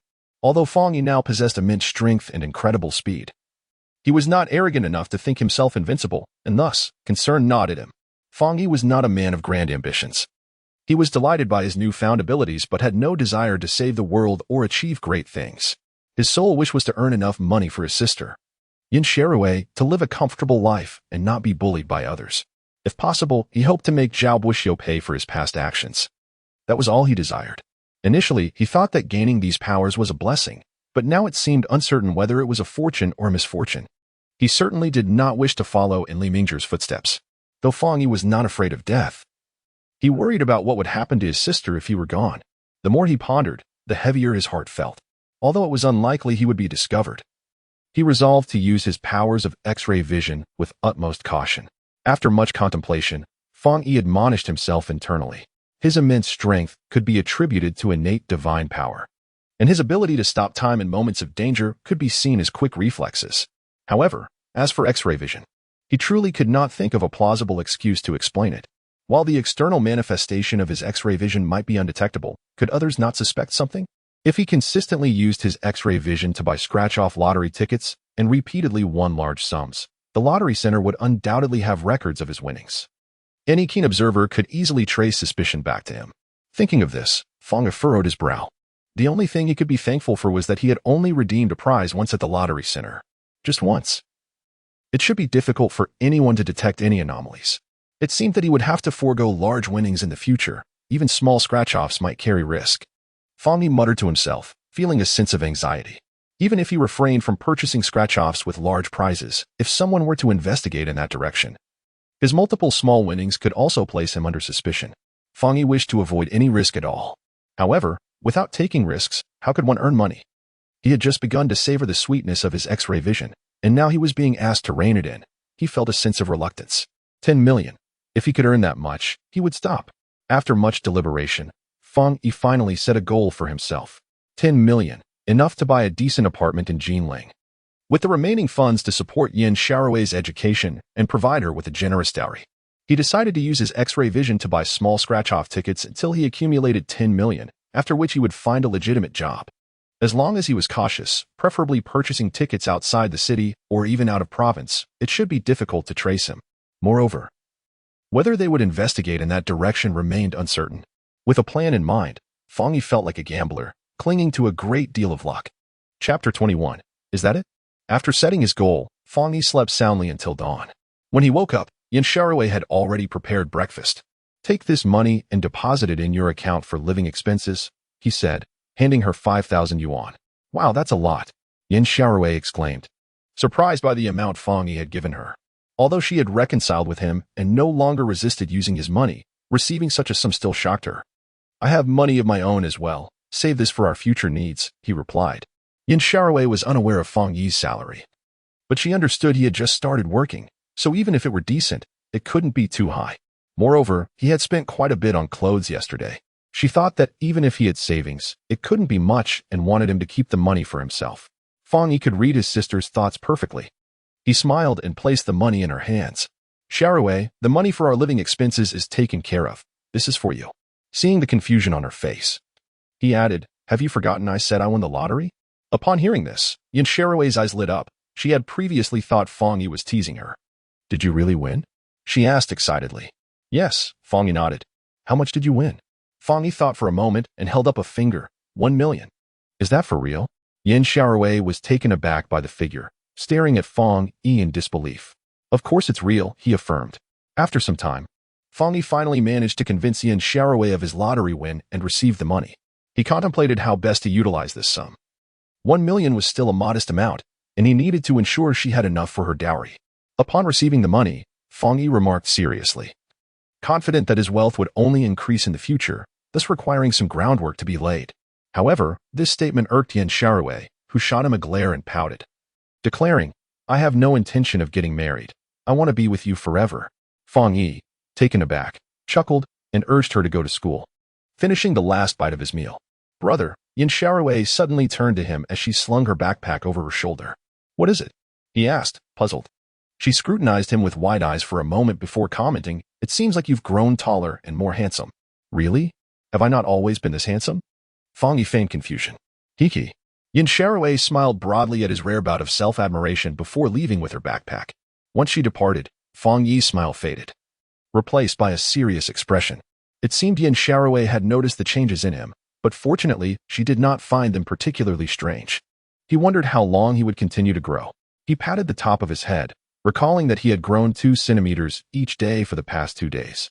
This morning, he discovered he had grown another 2 centimeters, reaching a height of 1.81 meters. Heaven help me, please don't let me grow too monstrous, he thought. Feeling the hardness of his muscles, genuinely worried about becoming a beast. After showering, Fong Yi, as usual, set out to purchase scratch-off lottery tickets. He had familiarized himself with the lottery shops in his vicinity and planned to exhaust the nearby ones before venturing further. However, after the events of yesterday, he decided to exercise caution, realizing he should avoid buying too many tickets close to home, opting instead to travel further away. Thus, he took a taxi from his home in the east of the city to the west. Upon arriving and preparing to search for lottery shops nearby, he unexpectedly spotted a familiar face, Ling Qianxue, at the entrance of a park. She was accompanied by a middle-aged man, facing a group of intimidating men. Surprised to see Ling Qianxue, Fong Yi was also curious about the identity of the middle-aged man and the menacing group. Ling Qianxue appeared panicked, suggesting her situation was dire, prompting Fong Yi to rush over. Please, can you give me just 2 more days? The middle-aged man, appearing to be in his 40s and dressed with an air of sophistication, pleaded with the intimidating figures surrounding him. Ling Dahai, it's not that we are unwilling to give you more time. Rather, you simply fail to appreciate the gravity of your situation. How long have we already extended your deadline? The money owed to brother who must be repaid. A scar-faced man spoke menacingly. It's not that I don't intend to pay. I simply cannot at the moment. My business has encountered difficulties, and I just repaid the bank 100,000 yesterday. I genuinely have no funds right now, Ling Dahai replied, distressed. Upon hearing this, the scar-faced man narrowed his eyes, his expression darkening. So you have money to repay the bank but not us? He seized Ling Dahai by the collar. Let go of my dad. Ling Qianxue, who had been hiding behind Ling Dahai, rushed forward to intervene. The scar-faced man, unimpressed, dismissed her with a glance, clearly not taking her seriously. Brother Scar, that's not what I meant. The bank's amount was small and they pressured me, so I prioritized them. I am trying to gather the money to repay you. Just give me some time. Ling Dahai continued to plead, shielding Ling Qianxue behind him. All right. You want more time? Fine, let your daughter come with me. Whenever you bring the money, I'll send her back home. The scar-faced man released Ling Dahai, turning to grab Ling Qianxue. No, Ling Dahai shouted, grasping the man's hand desperately. Brother Scar, you're just joking, right? Slap. Before he could finish, the scar-faced man struck him sharply across the face, the sound echoing. Do you think this is a joke? If you can't come up with the money, you think I can just go home without an explanation? Dad. Ling Qianxue cried out in anguish, wanting to check on her father's condition. But the scar-faced man held her arm tightly. Ignoring the dazed Ling Dahai, he scrutinized Ling Qianxue's face. You're quite pretty, come with me. Let go of me. Ling Qianxue screamed, struggling to free herself, but her efforts were in vain against the strength of the 2 men. Despite her fierce resistance, she was being dragged closer to a van. Stop. Just as Ling Qianxue was about to be forced into the vehicle, Fong Yi rushed forward to block their path. Senior. Seeing Fong Yi, Ling Qianxue's face lit up with hope. The scar-faced man, initially surprised that someone dared to interfere, quickly understood from Ling Qianxue's address that they were acquainted. Nonetheless, he dismissed it as insignificant. Kid, this is none of your business. Back off. He waved dismissively. Let her go. Fong Yi ignored the scar-faced man's warning, calmly stating. He was unaware of the specifics of the situation but felt compelled to act based on his relationship with Ling Qianxue. The scar-faced man, flanked by 6 burly men, expected Fong Yi to back down, but was instead met with indifference, which furrowed his brow in irritation. Kid, if you want to play the hero, you better know your limits. While I'm in a good mood, I suggest you step aside. The scar-faced man threatened, but Fong Yi remained unfazed. While I'm in a good mood, let her go. He mimicked the man's tone, which only served to infuriate him further. You little brat, you're asking for it. Teach him a lesson. The scar-faced man gestured, and 2 of his companions stepped forward. How dare this little punk speak to Brother Scar like that? He must be tired of living. One of them clenched his fist, ready to strike Fong Yi, who anticipated that the punch would send him reeling. However, unexpectedly, Fong Yi dodged, leaving his assailant momentarily stunned. Just as the man prepared to swing again, he was met with a swift blow from Fong Yi, who struck him in the face, causing him to crouch down, clutching his nose in agony. Fong Yi had never advocated for resolving disputes with violence, but given the circumstances, he had little choice. He didn't promote such behavior, but he would not remain passive either. With his current abilities, taking down 2 men was easier than crushing an ant, and in the blink of an eye, the 2 menacing figures found themselves incapacitated. Scarface had long been waiting to witness the spectacle, yet to his astonishment, Fong Yi not only evaded harm but also felled his underlings, leaving him in utter shock. Just as he was about to summon everyone to join the fray, Fong Yi denied him that opportunity. He stepped forward, delivering a kick to each of the remaining 3, sending them sprawling, leaving only Scarface standing. Damn it, a bunch of useless fools. Scarface, evidently a formidable character, was undeterred by the sight of his fallen subordinates. With a furious curse, he clenched his fist and charged at Fong Yi. However, his ferocity posed no challenge to Fong Yi, who swiftly dealt him a resounding slap and a kick, leaving Scarface struggling to rise from the ground. You little brat, how dare you hit me? Do you have any idea who I am? Scarface managed to stand, clutching his stomach, his face twisted in rage as he glared at Fong Yi. Get lost. Fong Yi was disinterested in Scarface's identity, responding with just 2 words. Observing Fong Yi's brazen demeanor ignited Scarface's fury, yet recalling Fong Yi's skill, he hesitated to approach for another beating, casting a fierce glance at him instead. You dare strike me? I want to let you off easy. Upon hearing this, Fong Yi took a couple of steps forward. Scarface, thinking he was about to be attacked, quickly retreated, but Fong Yi halted after merely 2 steps, smirking mockingly at him. Is that all? The disdain in those words struck Scarface, who trembled with fury, realizing he had been deliberately humiliated. After shooting Fong Yi another venomous glare, he turned his wrath towards Ling Dahai. Ling, if you don't come up with the money in 5 days, you'll regret it. With that, he left with his men, his expression one of unwillingness. Chapter 22. The Ling family crisis. Are you all right? After Scarface and his gang departed, Fong Yi approached Ling Qianxue, examining her with concern. I'm fine, thank you, senior. As she watched Scarface and his crew retreat, Ling Qianxue expressed her gratitude to Fong Yi, then hurried towards her father. Dad, how are you? I'm all right, just a slap, I can handle it. Ling Dahai stood with his daughter as support, lightly touching his face, dismissing the incident with a wave of his hand. Though he appeared somewhat disheveled, his nonchalant words intrigued Fong Yi, prompting him to raise an eyebrow in amusement. Who is this man?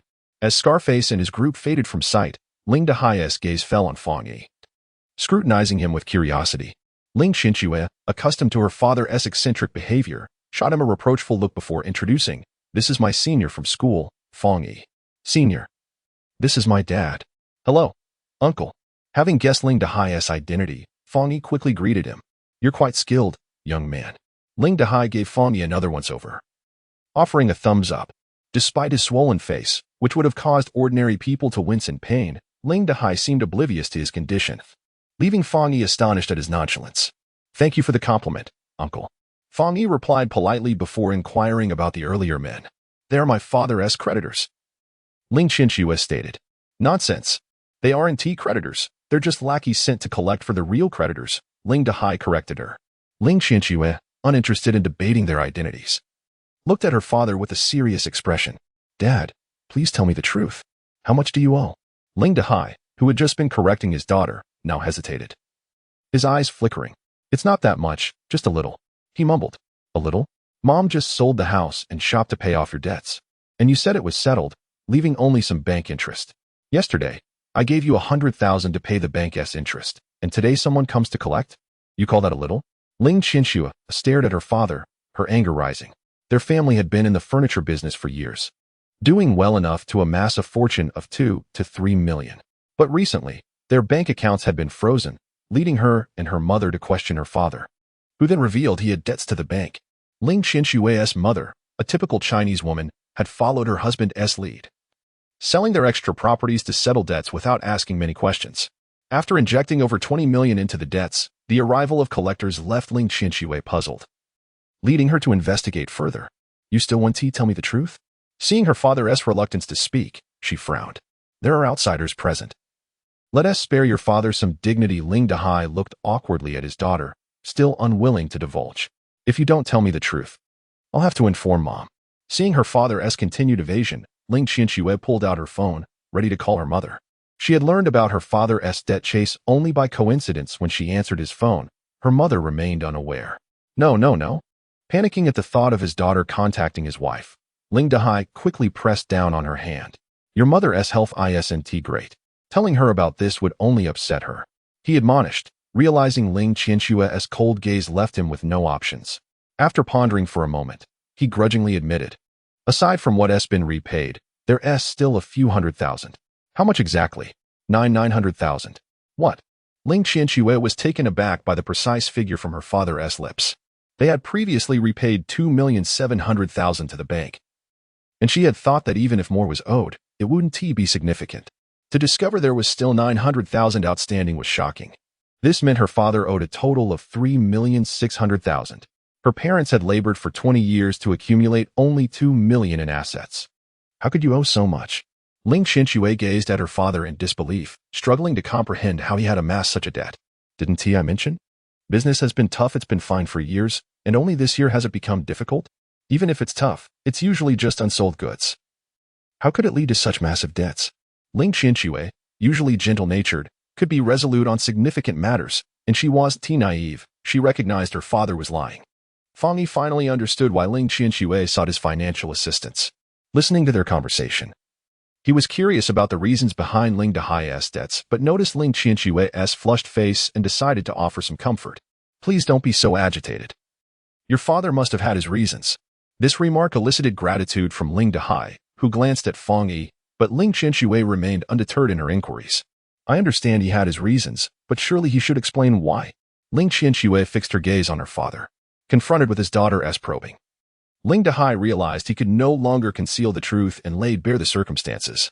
I had some spare cash and thought about investing in jade. What? You followed the trend and tried your hand at stone gambling?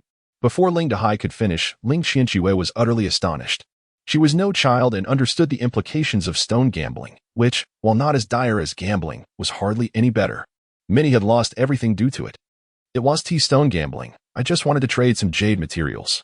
I had everything set up, but who knew? Ling Dahai sighed heavily, trailing off. What exactly happened? Reaching this point, Ling Dahai decided to reveal everything. Upon hearing his daughter's inquiry, he gathered his thoughts and recounted the entire story. He had previously established contact with a jade dealer, intending to follow him into the jade raw material trade, investing a substantial sum of money. Everything was prepared, and he was on the verge of reaping rewards when, unexpectedly, the jade dealer was suddenly investigated. All funds were frozen and confiscated, including his share, leading him to his current predicament. Is that truly all there is to it? Ling Qianxue inquired suspiciously, wondering if her father had concealed further details. This time, it's the absolute truth, Ling Dahai replied earnestly. Upon hearing Ling Dahai's account, Fang Yi furrowed his brow. Isn't it too coincidental that trouble arose right after the payment was made? Could it be that someone set him up? Ling Qianxue shared his sentiment, looking at her father with suspicion that he might have been deceived. Ling Dahai shook his head. No, that dealer was well established. He wouldn't have taken notice of my meager investment. Moreover, after the incident, she suffered far worse, losing a fortune of over 100 billion. He sighed repeatedly, lamenting his misfortune. One could argue that it's not mere coincidence. Someone must have deliberately targeted her, and I merely got swept up as collateral damage. Ling Dahai felt deeply unfortunate, having navigated smooth waters for so many years. Finally, with a bold gamble in mind, he thought he was boarding a grand vessel, only to discover it was a sinking ship that went down as soon as he stepped aboard.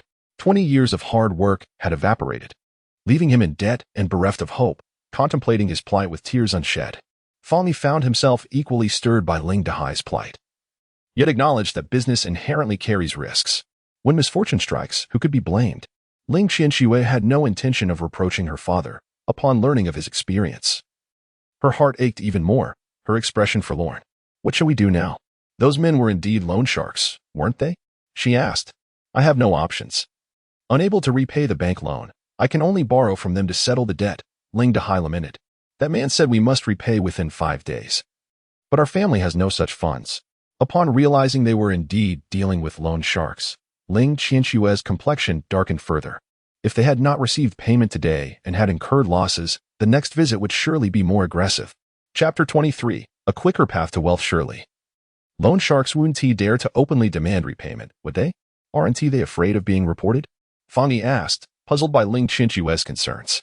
Ling Dehai glanced at Fang Yi and replied, Young man, you are still naive. The world is treacherous. This is their trade. What do they have to fear? The group that came today is led by a man named Li Hu. Known in the underworld as the Mountain Tiger, he has a significant reputation on Jinling Road and employs ruthless tactics. If we offend him, life will become exceedingly difficult. Ling Dehai was acutely aware of the source of his borrowed funds and the consequences of defaulting. Although Fang Yi was formidable, he was not so naive as to believe he could protect his family by mere strength. Hearing Ling Dehai's words, Fang Yi fell silent. After a moment of contemplation, Ling Qianxue declared, since it's borrowed money, we must repay it. It seems our only option is to sell the house. However, even if we sell it, it would only fetch around 4 to 5 million. They had another house to live in, but selling it would still leave them short of covering the debt. I can lend out 1 million, Fang Yi offered. This statement astonished both Ling Qianxue and Ling Dehai. Ling Qianxue was taken aback by Fang Yi's financial capacity, while Ling Dehai was surprised that Fang Yi was willing to lend them such a substantial amount. What kind of relationship did he have with his daughter? He looked at Fang Yi curiously. In response to Ling Dehai's gaze, Fang Yi remained composed. His entire fortune was merely 1 million. Yet he was willing to offer it all to assist Ling Qianxue, not for any other reason, but to repay a debt of gratitude. When he had been wrongfully accused of embezzling 15,000 in public funds, it was Ling Qianxue who stood up, offering to help him cover the shortfall. He had been unceremoniously tossed into a female dormitory while unconscious, and it was Ling Qianxue who carried him into her solitary room and cared for him throughout the night, later serving as a witness for him. Although Fang Yi was ultimately vindicated, the incident of him spending the night in Ling Qianxue's room led to considerable gossip, tarnishing her reputation, leaving even a beautiful girl like her without suitors at school. Fang Yi was a man of gratitude. To him, 1 million paled in comparison to his friendship with Ling Qianxue. Even if you lend us 1 million, it still wouldn't be enough. Ling Qianxue expressed her appreciation for Fang Yi's generosity but felt helpless. Upon hearing this, Fang Yi's pupils constricted. If the Ling family sold their house and combined it with his million, they would only gather 6 million, still 3 million short. Earning 3 million in 5 days seemed implausible. Even if Fang Yi took risks purchasing lottery tickets with large prizes, it was hardly a reliable plan. After 3 days of play, he had only won 90,000 once, leaving him in a quandary. They couldn't sell the house. If they sold their last residence, they would be left with nothing. Moreover, if her mother learned he had sold their final house, it could provoke a disastrous outcome. Just as Fang Yi resolved to set aside his concerns and try his luck with the lottery, Ling Dehai dismissed his daughter's suggestion. What other options do we have besides selling the house? Ling Qianxue looked at her father in confusion.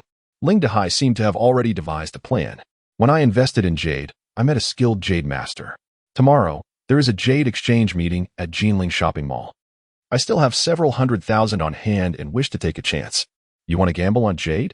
Ling Qianxue was taken aback by her father's words, astonished. If we're lucky, we might earn enough in one go to cover 9 million. Ling Dehai was eager. Given our current situation, you still want to gamble? Wealth like that isn't easily attained. Ling Qianxue felt her father was out of his mind. With several million owed, did they really have the luxury to lose even more? Ling Dehai entertained a reckless mindset, hoping to strike it rich through gambling. But I think it's a viable plan. Just as Ling Qianxue sought to dissuade him, Fang Yi interjected unexpectedly. What? Ling Qianxue was incredulous to see Fang Yi endorse her father's fanciful idea. In her recollection, Fang Yi had always been exceedingly prudent. Senior, you can't seriously believe that gambling on jade will lead to a fortune, can you? Ling Qianxue regarded Fang Yi with trepidation, deeming it utterly unrealistic. It shouldn't be too difficult if approached with caution, Fong Yi asserted earnestly. This response left Ling Qianxue momentarily speechless, doubting whether this was truly the Fong Yi she knew. Young man, you also find my method quite promising, right? Ling Dehai regarded Fong Yi with admiration. Feeling a sense of camaraderie, he added, I want to hide it from you. The jade appraiser I know possesses considerable skill. Fong Yi found merit in this approach. But his confidence wasn't based on the jade master's abilities. Rather, he was considering his own powers of perception. Since he could see through lottery tickets, he should also be able to discern the quality of jade. Initially, he had considered using lottery tickets to raise funds, but upon reflection, purchasing jade seemed far more lucrative. Lottery tickets offered meager odds of winning, and the prizes were often in the thousands or tens of thousands, difficult to amass wealth quickly, even with his ability. In contrast, acquiring a valuable piece of jade could yield profits in the hundreds of thousands, even millions, making it a far swifter means of generating income. Fong Yi regretted not having contemplated this direction earlier. Had he not heard Ling Qianxue's father's remarks today, he might never have thought to pursue it. With this realization, he eagerly proposed to Ling Dehai, Uncle, may I accompany you to the Jade Exchange meeting tomorrow? You? Ling Dehai was taken aback by Fong Yi's request, then chuckled. Of course. Are you interested? Indeed, I wish to broaden my horizons. Fong Yi chuckled and nodded. He had already devised a plan. Instead of purchasing scratch-off lottery tickets daily, thereby increasing the risk of exposure, he would rather make a substantial investment at the Jade Exchange, aiming to earn enough money in one go and then retire from the venture altogether. This approach was not only expedient but also secure, with the potential for greater profits. Most importantly, he could ensure that Ling Qianxue's father would earn money, thus preventing him from losing the remaining hundreds of thousands he had. Senior. Ling Qianxue exclaimed in disbelief upon hearing Fong Yi's proposal to attend the Jade Exchange. She grabbed his arm tightly, saying, Why are you following my dad into madness? How can you speak like that about your own father? Ling Dehai shot an annoyed glare at his daughter. How am I mad? My mind is perfectly sound. I see that your friend shares my sharp wit. He recognizes an opportunity when he sees one. This is a golden chance for me to turn my fortunes around. You must be Fong Yi, right? Come here, let me share with you some insights about selecting raw jade, so you won't be completely lost tomorrow.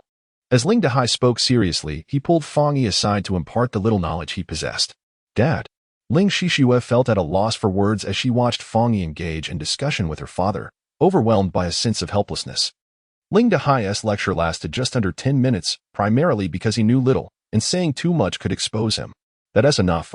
Any more would be beyond your comprehension. Just follow my lead tomorrow, he concluded, patting Fong Yi on the shoulder.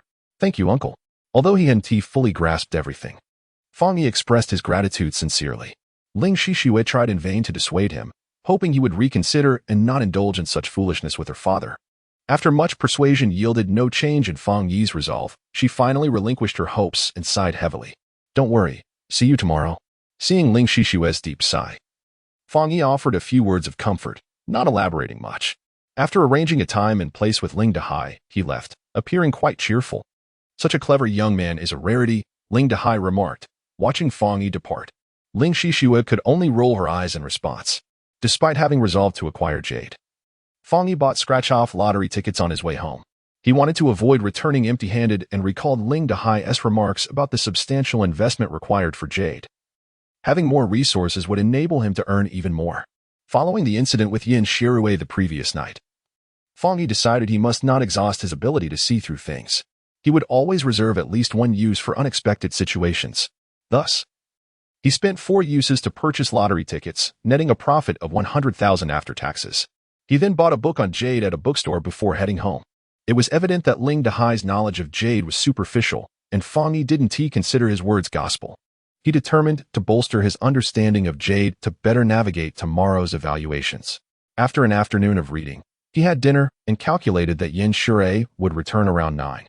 At 8, he ventured out to buy a significant quantity of incense and paper money, then made his way to the riverbank.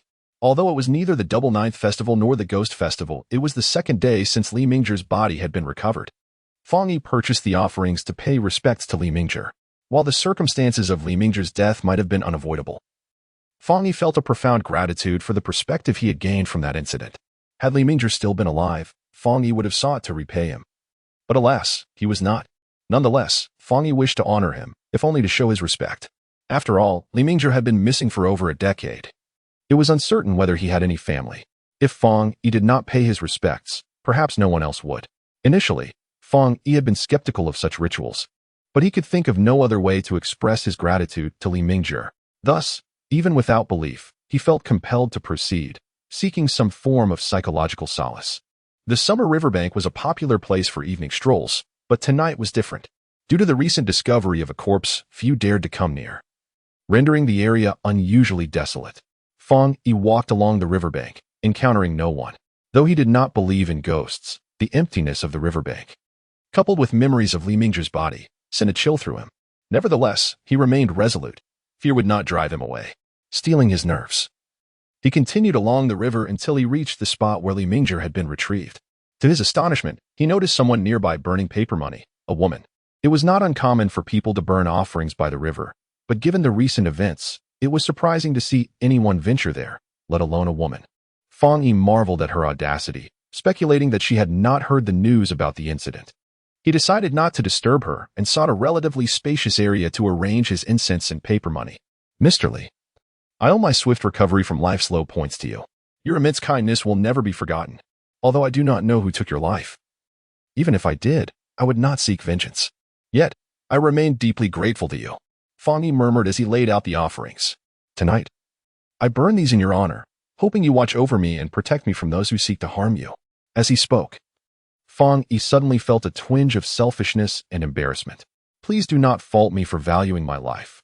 After all, I have a sister to care for. Besides, I carry your research on me. If anything were to happen to me, I would feel unworthy of your legacy. After rambling for a while, Fang Yi finally arranged the paper money, only to realize he had forgotten to bring fire. He didn't smoke and had no habit of carrying a lighter. Annoyed with himself for forgetting such a crucial item, he glanced around, finding no one in sight. He reluctantly approached the woman who was burning paper money. Excuse me, miss. May I borrow your lighter? Fang Yi asked as he approached her. The woman had already ignited a small fire, so he knew she must have won. She had been facing away from him, but upon turning around, he was taken aback. He had expected a middle-aged woman, yet the person before him was surprisingly youthful. Fang Yi widened his eyes, scrutinizing her several times to confirm he was not mistaken.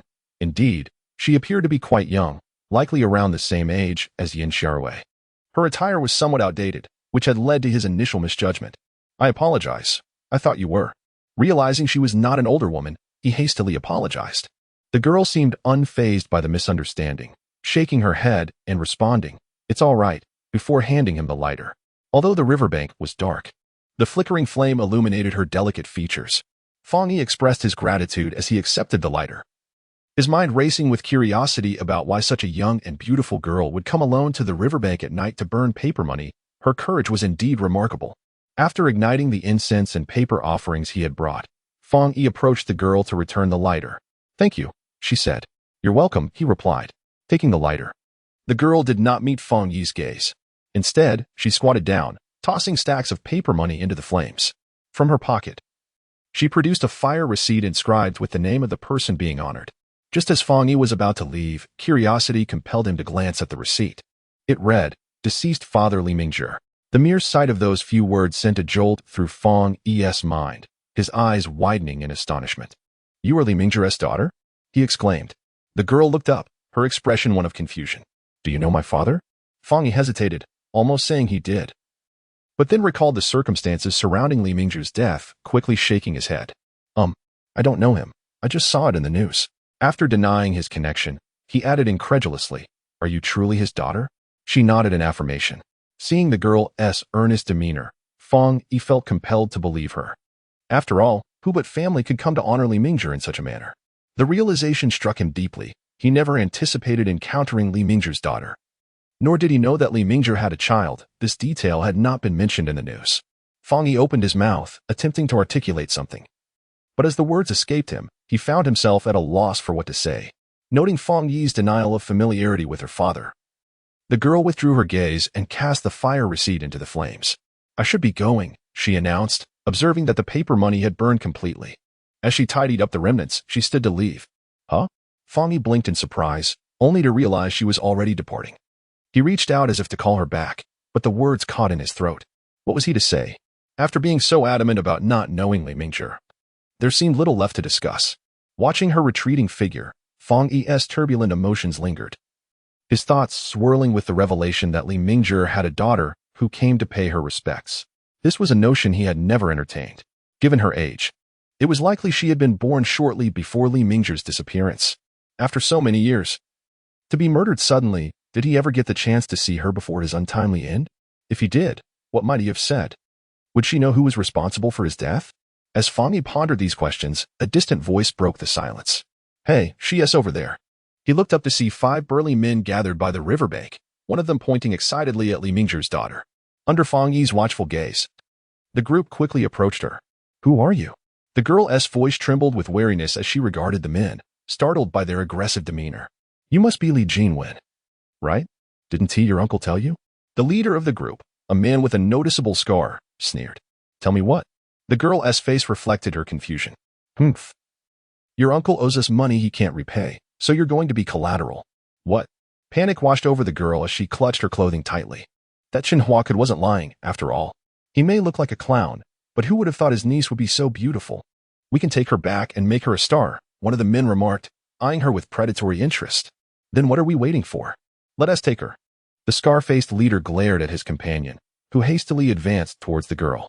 Don't come any closer. Though she had bravely ventured to the river to burn offerings, the girl was far from fearless. Terrified by their approach, she instinctively stepped back. Little girl, I suggest you come with me quietly, or you'll regret it. The scarred man taunted, signaling his accomplices to block her escape. Tears welled in the girl's eyes as she realized her peril. Just then, a commanding voice rang out. What is going on here? Fang Yi strode forward. Who the hell are you to meddle? The scar-faced man turned to glare at Fang Yi, his irritation palpable. Upon recognizing him, his eyes nearly bulged in disbelief. Damn it, it's you again. Fang Yi had not anticipated encountering this man again so soon after their altercation that morning. Knowing it's me, you should scram. With the menacing figures surrounding the girl, Fang Yi felt an obligation to intervene. He could not simply stand by when Li Mingzhi's daughter was in danger, especially after having expressed gratitude toward her father. Don't be afraid, he reassured her, noticing her pale face. Her large, tear-filled eyes were filled with both gratitude and uncertainty. What are you doing here? The scar-faced man's mood soured further at Fang Yi's presence. Humiliated from their earlier encounter, he felt compelled to retaliate, yet with fewer men this time, he hesitated. Wary of Fang Yi's formidable abilities. What is it to you where I am? He retorted bitterly. Does this woman have something to do with you? The scar-faced man demanded, his voice laced with anger. What is it to you? Got a problem? Fang Yi's icy tone only fueled the man's rage. I'll count to 3. Either you vanish from my sight, or I'll send you on your way, Fang Yi warned, raising his finger. 1. Don't push your luck. The scar-faced man was beside himself with rage. 2. I haven't settled the score from this morning, so you'd best clear out. 3. Just as Fang Yi prepared to act, the scar-faced man shouted in humiliation, You'd better wait for me. You keep ruining my plans. I want to let this go. With that, he quickly retreated, taking his men with him. Fang Yi couldn't help but chuckle at their cowardice. It's over now, he said, turning back to the still trembling girl. Thank you, so much. Relieved that the threat had passed, she expressed her gratitude. No need for thanks. Where do you live? Let me escort you home, Fang Yi offered, finally finding a reason to connect with her. To his surprise, the girl shook her head. No, it's fine. Thank you again, she insisted before hurrying away, leaving Fang Yi momentarily stunned. Sigh. The individual in question is the daughter of Li Mingzhi. Fang Yi had certain inquiries he wished to pose to her, intending to seize the opportunity of escorting her home to do so. However, to his surprise, she did not grant him that chance. He raised his hand, eager to express his goodwill once more, but the girl had already walked far away. Could it be that I appear rather fearsome? Observing the girl departing without so much as a backward glance, quickly ascending the embankment, Fang Yi found himself questioning his own appearance. After touching his face, he confidently reassured himself that it could not possibly be his looks that deterred her. So, what could the reason be? From their brief exchange, it appeared that the girl possessed a somewhat introverted disposition, reluctant to engage in conversation. This led Fang Yi to ponder curiously how Li Mingzhi's daughter had fared during her father's prolonged absence.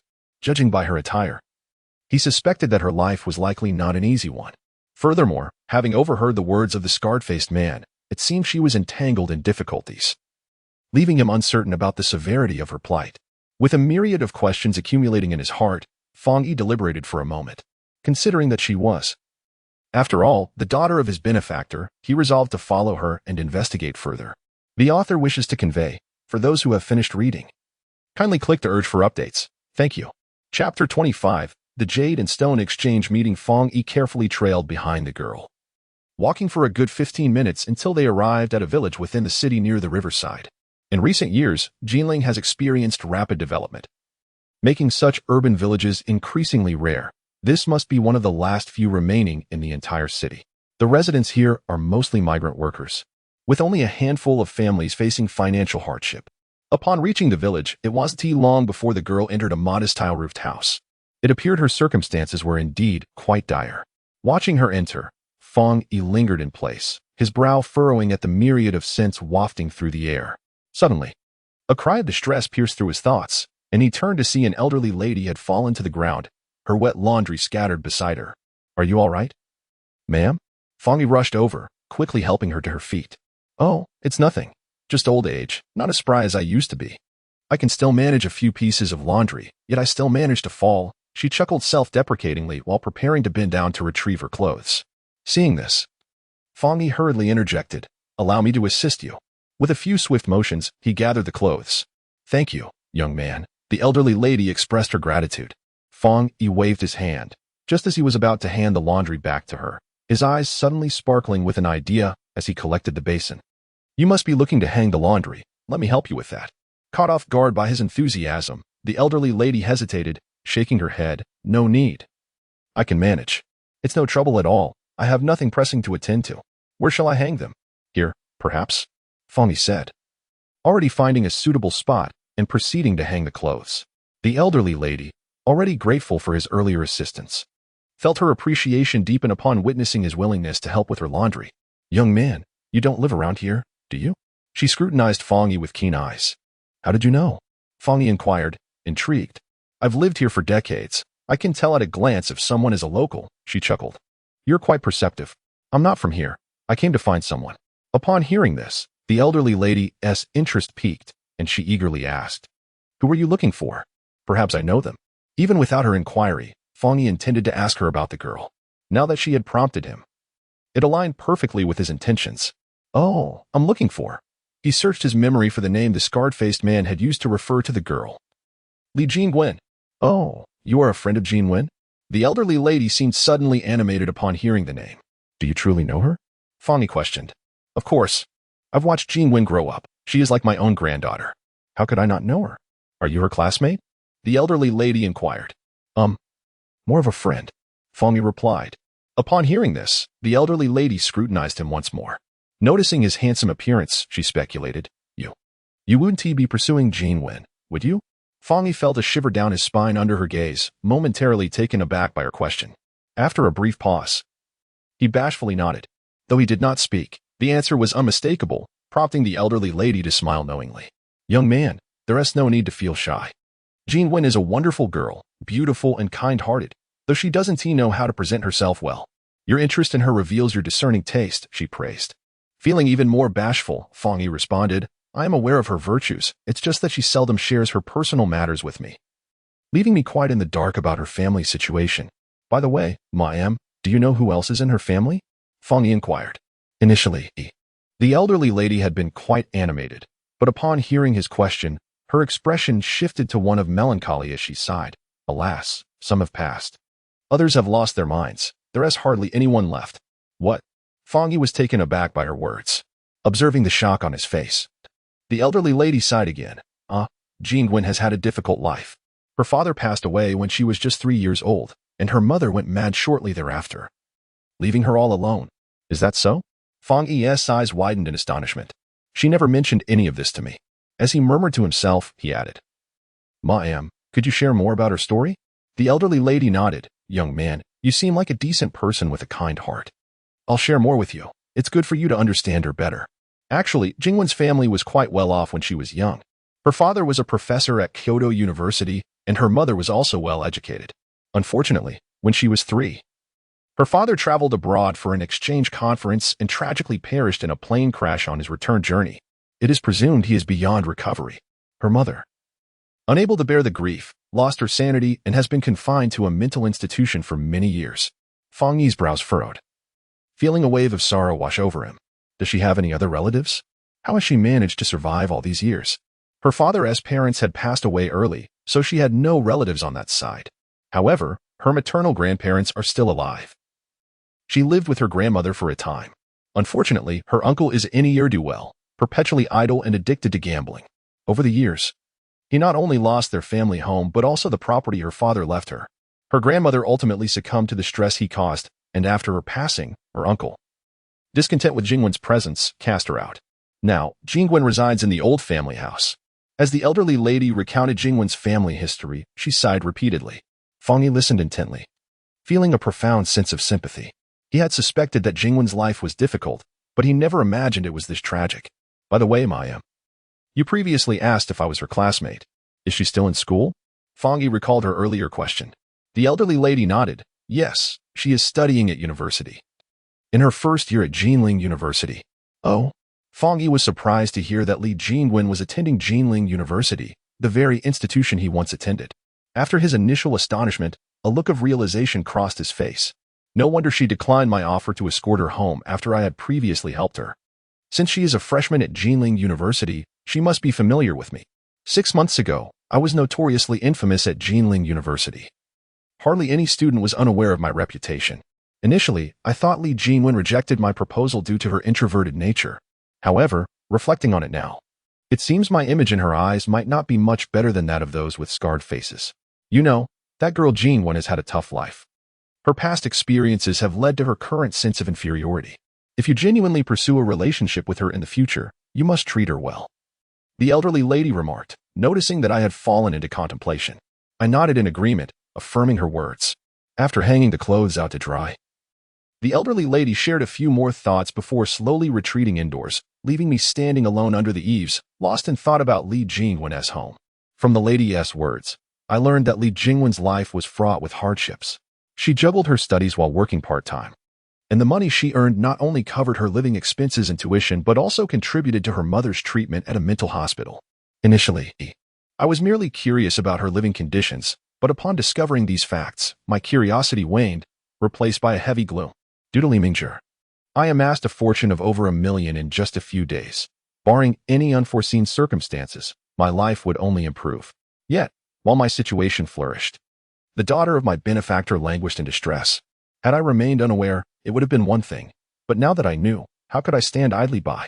After pondering for a while, I resolved to assist Li Jingwen as a way to repay Li Mingzhi's kindness. However, I did not intend to intervene personally. I was unsure if the person who killed Li Mingzhi had any intentions towards Li Jingwen. Helping her out of the blue might raise suspicions among those with ulterior motives. And given my previous reputation at school, she might not even accept my goodwill, potentially suspecting me of nefarious intentions. I was determined to help her. I just needed to devise a suitable plan. The death of Li Mingzhi left me with a sense of unease, akin to the feeling of being surrounded by hidden dangers. Unless absolutely necessary, I preferred to avoid any contact with Li Jingwen and decided to return home to contemplate my approach. As I exited the urban village, I quickly made my way back home. Upon arrival, Yin Sharaway had also returned. With the demanding workload of her senior year, I exchanged only a few words with her before allowing her to focus on her homework. Later that evening, I perused a book on jade, retiring to bed around 11. The next morning, after breakfast, I set out to meet Ling Dehai at our agreed location, the Jinling Commercial Building in the western part of the city. The Jinling Commercial Building is a venerable establishment, erected in the 1990s and now over 20 years old. While its exterior appeared somewhat antiquated, its reputation had not waned in the slightest over the past 2 decades. Almost all significant government tenders, business negotiations, major auctions, and various conferences in Jinling City were held here, although no one knew which enterprise lay behind the Jinling Commercial Building. No issues had ever arisen from the conferences held within its walls. From Ling Dehai, I learned that the upcoming Jade Exchange meeting was quite grand, attracting a majority of Jade enthusiasts in Jinling City. The event commenced at 9, and upon my arrival at 8:30, I observed many attendees entering. Senior, just as I was about to call Ling Dehai to inquire about his arrival, I heard the voice of Ling Xinxue. Turning around, I spotted her and Ling Dehai approaching, accompanied by a bespectacled man in his 30s, who was likely the jade appraisal expert Ling Dehai had mentioned. Hello, uncle, I greeted Ling Dehai. Ah, hello. Allow me to introduce you. This is the Jade Appraisal Master I mentioned, Master Liu, Ling Dehai said. Greetings, Master Liu. I acknowledged him. The Jade Appraisal Master appeared somewhat haughty, merely nodding in acknowledgement of my greeting, seemingly indifferent to my presence. Not expecting much from him today. I retracted my smile in response to his lackluster demeanor and turned my attention to Ling Qianxue. Are you also going in? I asked. Ling Qianxue nodded. I can't help but worry about you both. I must accompany you to keep an eye on things. She was concerned about her father losing money in the stone gambling and equally worried about me, as I was accompanying her father. If losses occurred, she would feel an immense sense of guilt, so she intended to monitor the situation closely, ready to intervene if things went awry. I surmised her thoughts, but chose not to comment, only smiling in understanding. All right, the Jade Exchange meeting is about to begin. Let us proceed inside. Ling Dehai was eager. His hopes pinned on this event. Although there were still 20 minutes until the start, he was already brimming with excitement. As we entered the commercial building, I was surprised to see such a large crowd. The Jade Exchange meeting occurred on the 3rd floor, and upon our arrival, many were already exploring the area. This Jade Exchange meeting isn't solely about buying and selling jade. It also pertains to who will manage the jade industry in Jinling City going forward. Among the attendees, only a small fraction are genuine jade enthusiasts. The majority likely come merely for the spectacle, Ling Qianxue remarked. Hearing her words, Ling Dehai responded. Is there no major enterprise in Jinling City's jade industry now? Curiosity piqued, I inquired further, and Ling Dehai frowned. There used to be, but they collapsed. Currently, there is none. Why would that happen? Ling Qianxue pressed. Ling Dehai shot her an exasperated glance. How do you think it happened? They were sabotaged. I was similarly affected. His statement left both Ling Qianxue and me exchanging puzzled glances. Noticing our confusion, Ling Dehai sighed and adjusted his tone. You both lack business experience, so let me explain. In Jinling, the jewelry industry is primarily managed by 3 major groups: the Zhao Group, which handles diamonds, the Liang Group, which deals in jewelry, and the Su Group, which specializes in jade. The Zhao and Liang groups have expanded their operations significantly over the years, while the Su Group has remained steadfastly focused on jade. They were thriving until this year, when, for reasons unknown, they suddenly faced dire challenges. A conglomerate worth over 100 billion simply collapsed overnight. I mistakenly believed that aligning with the Su Group would yield substantial profits, only to end up losing tens of millions without earning a single cent. Sigh as Ling Dehai spoke. Another sigh escaped him. Hearing this, both Ling Qianxue and I finally understood how he had incurred such losses. Enough of these uninteresting tales. Let us focus on the jade, he declared, seemingly unwilling to dwell on painful memories as he led us into the jade rough stone area. Fang Yi briefly learned yesterday that jade can be broadly categorized into soft jade and hard jade. Soft jade encompasses a variety of types, while hard jade is mainly represented by jadeite.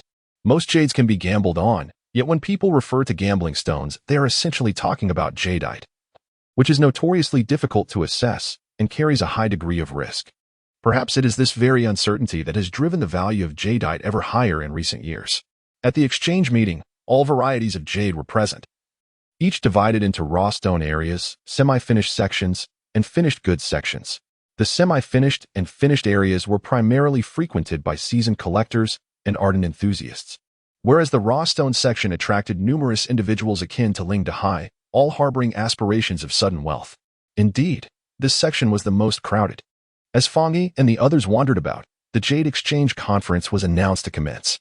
There was no extravagant opening ceremony, just a host reciting a few scripted lines to outline the event's proceedings, after which everyone began trading freely.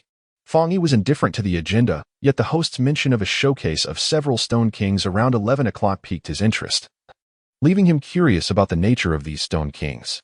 Lu Shifu is a renowned master in jadeite raw stone appraisal. It took considerable effort to invite him here. When he evaluates the stones later, be sure to observe closely. Acquiring even a fragment of his knowledge could serve you well for a lifetime. Ling Dehai remarked to Fang Yi.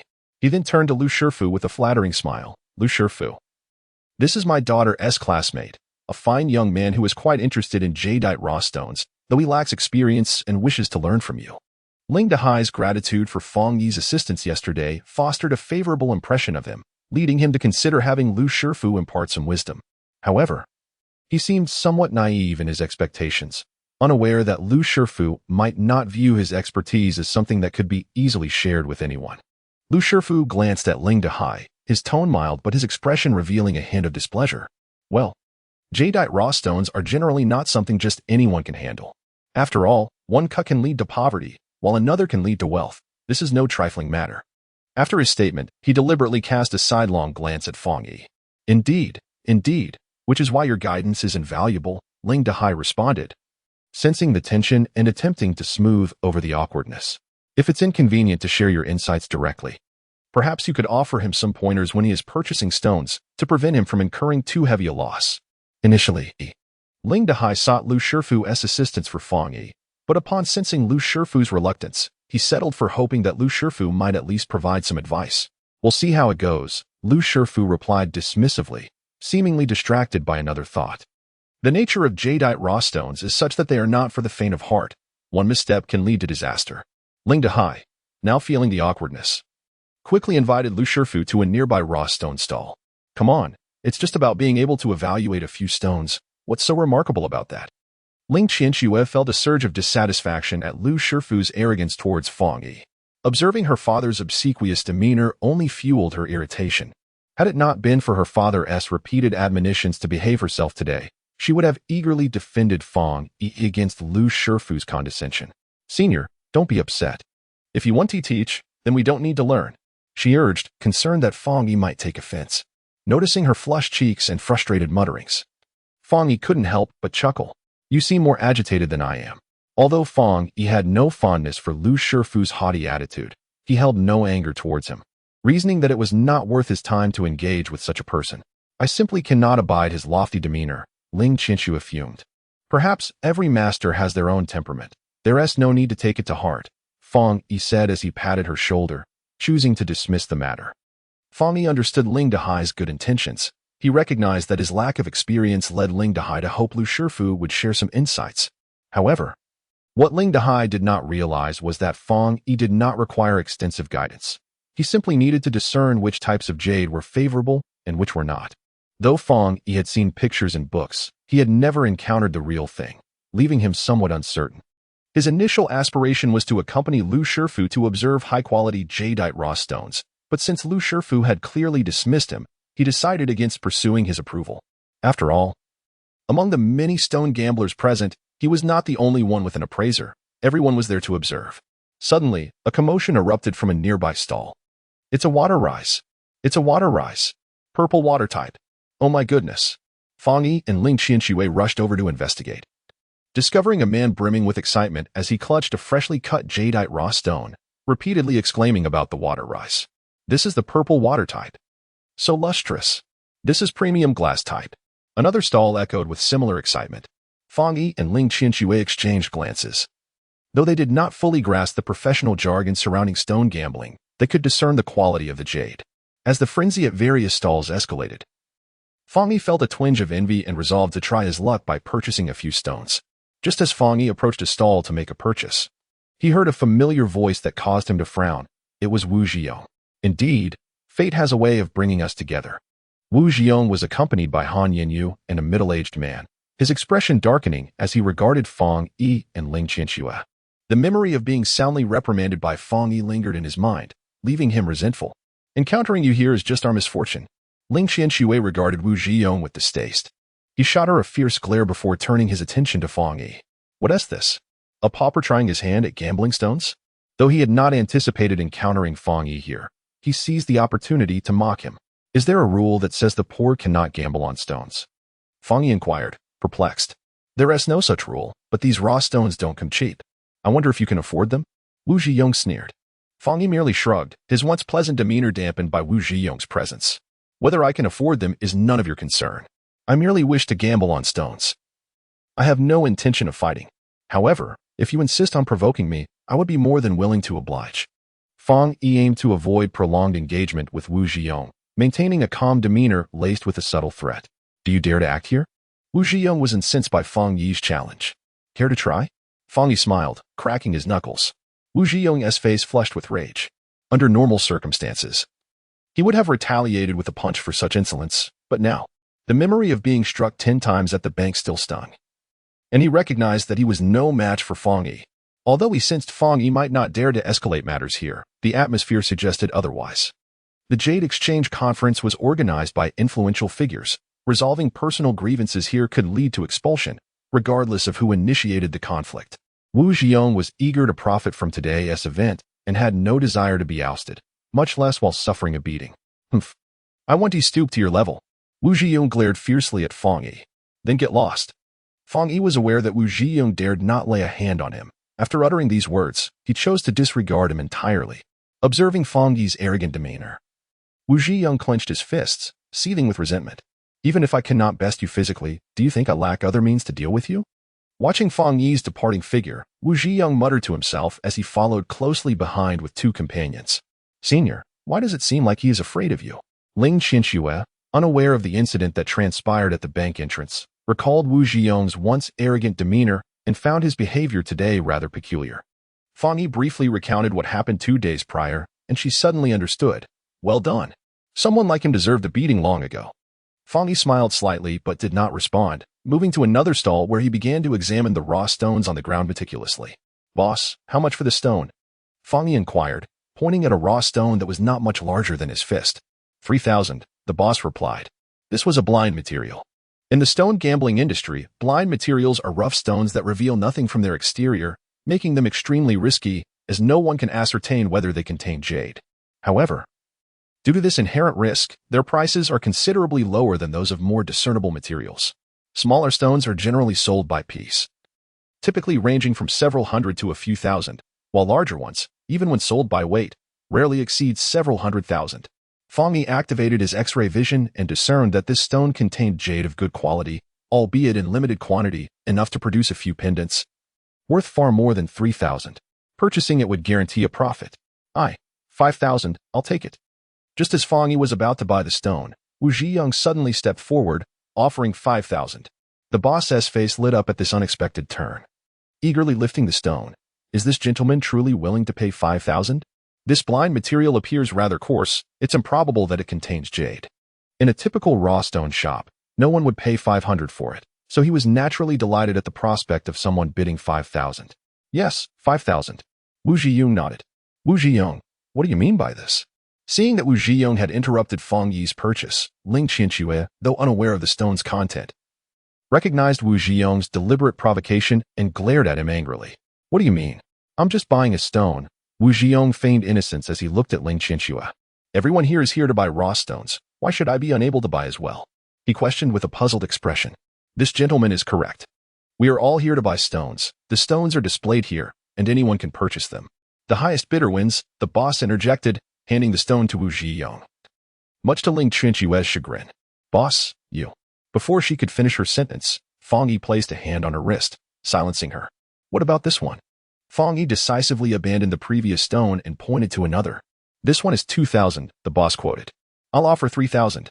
As Fang Yi was about to make a purchase, Wu Ziyong called out again, inciting Ling Qianxue's full-blown fury. Wu Ziyong, are you not disgusting? She glared at him in indignation. Disgusting?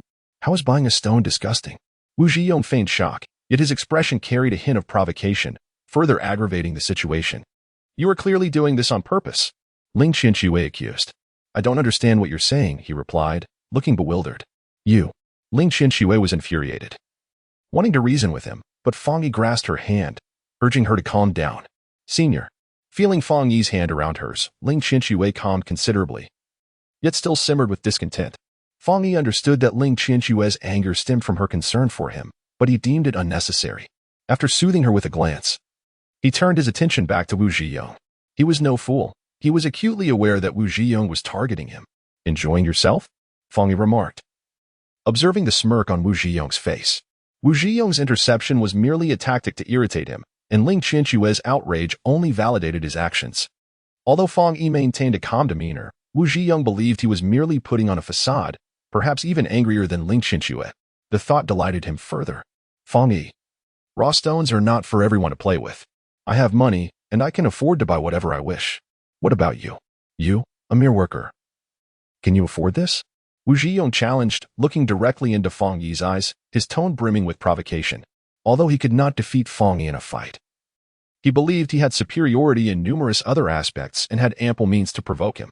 Initially, he had been wary of Fang Yi's potential retaliation, but now he felt no fear. If they were to fight without cause, it would be a personal dispute. However, in this bidding war, if Fang Yi were to resort to violence, it would only prove his inability to handle the situation. The organizers would expel Fang Yi, absolving Wu Zhiyong of any repercussions. And this assurance emboldened him, determined to thwart Fang Yi's attempts at purchasing a single raw stone. He felt confident that his wealth could outlast Fang Yi's meager finances as a worker. Unfazed by Wu Zhiyong's taunts, Fang Yi merely smiled. Whether I can afford it or not, one only knows after playing. With that, he picked up another raw stone. Boss, how much for this one? This one is 5,000. I'll offer 6,000. Before Fang Yi could speak, Wu Zhiyong interrupted once more. Fang Yi remained unperturbed, casually selecting another stone. What about this one? 4,000. I'll offer 5,000. This one? 8,000. I'll offer 9,000. Minutes passed, and Fang Yi had picked up over 30 raw stones, each of which Wu Zhiyong purchased for 1,000 more than the previous bid, culminating in a total expenditure of 730,000. Young Master Wu, all of these are blind materials. There is nothing of value here. Please don't act impulsively. Initially, onlookers may have found Wu Zhiyong's behavior rather extravagant, but as time progressed, their perception shifted to one of bemusement. Even the jade appraiser accompanying him felt compelled to intervene. While wealth is commendable, one cannot simply buy blind materials without discernment, especially when it was clear he was acting out of spite. Such behavior was foolhardy. The crowd began to regard him with the eyes of incredulity.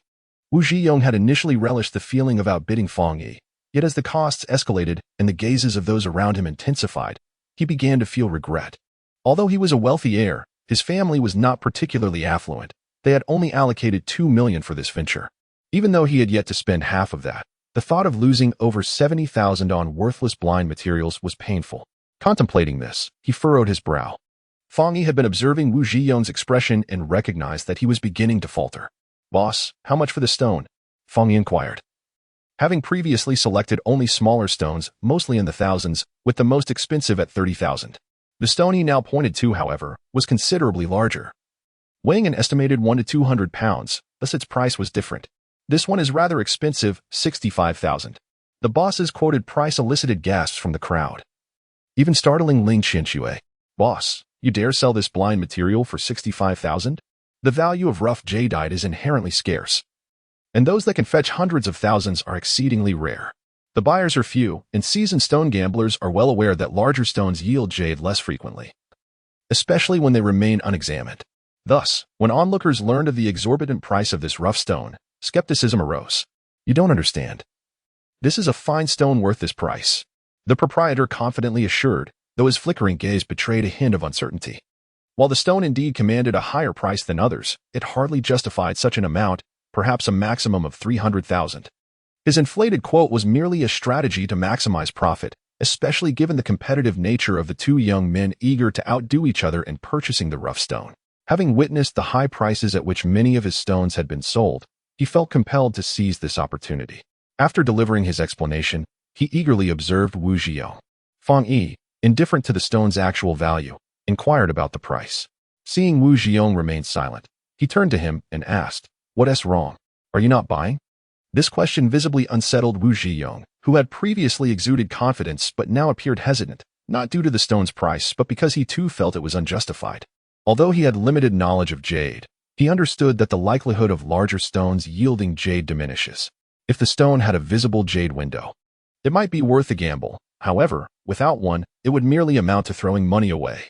He suspected Fang Yi had intentionally selected this stone to deceive him. Do you really think I'm foolish enough to spend hundreds of thousands on such rough material? Recognizing Wu Zhiyong's realization of Fang Yi's ruse, he scoffed. Fang Yi, sensing Wu Zhiyong's reluctance to proceed, chuckled. If you can't afford it, just admit it. Why make excuses? Wu Zhiyong, enraged, retorted. You think I can't afford it? Then you buy it. Fang Yi taunted in response. Wu Zhiyong hesitated, wanting to assert his intention to buy, but ultimately swallowed his words, proclaiming defiantly, I want to fall for your tricks. He glared at Fang Yi, wearing an expression that suggested he had seen through him, as Wu Zhiyong refrained from purchasing. Fang Yi merely smiled, but the proprietor appeared thoroughly disheartened. Fang Yi, you boast so boldly, why don't you buy it then? Seeing Fang Yi's mocking demeanor, Wu Zhiyong could not contain his frustration and retaliated. The proprietor, overhearing this, turned his hopeful gaze towards Fang Yi, wishing for a sale. This stone clearly lacks jade. Only a fool would buy it. remarked an observing tourist, with others nodding in agreement. The stone's large size and rough, granite-like exterior made it evident that it bore no jade. What's wrong? Are you afraid to buy it? Wu Zhiyong smirked, observing Fang Yi's indifference. Fang Yi, raising an eyebrow, boldly declared, "Who says I'm afraid to buy? I'll purchase it." Chapter 28. Inflicting 1,000 wounds while sustaining 800 of one's own. Fang Yi's declaration startled Ling Qianxue, who had anticipated that he would refrain from purchase, given the surrounding skepticism. However, he surprised her by expressing intent to buy. Wu Zhiyong, having casually mentioned it, was initially shocked but then delighted. Fang Yi, you said it yourself. Of course, I said it. Then buy it. Let us do it. Fang Yi replied, turning to the proprietor. Let us settle the payment. Upon witnessing Fang Yi prepare to pay, Ling Qianxue's expression shifted to alarm, and she hastily grasped his arm. Don't act impulsively, senior. She feared that Fang Yi had succumbed to Wu Zhiyong's provocations, which filled her with urgency. Rest assured, this is not impulsive, Fang Yi reassured her, though she remained unconvinced. Everyone around us says there's no jade inside. Senior, don't act rashly. Ling Qianxue, unaware of Fang Yi's motivations, earnestly tried to dissuade him. Youth. Spending 650,000 on rough stone is extravagant, even for those with wealth. As word spread that Fang Yi intended to purchase the stone, many nearby regarded him with incredulous expressions, and one could not help but chuckle.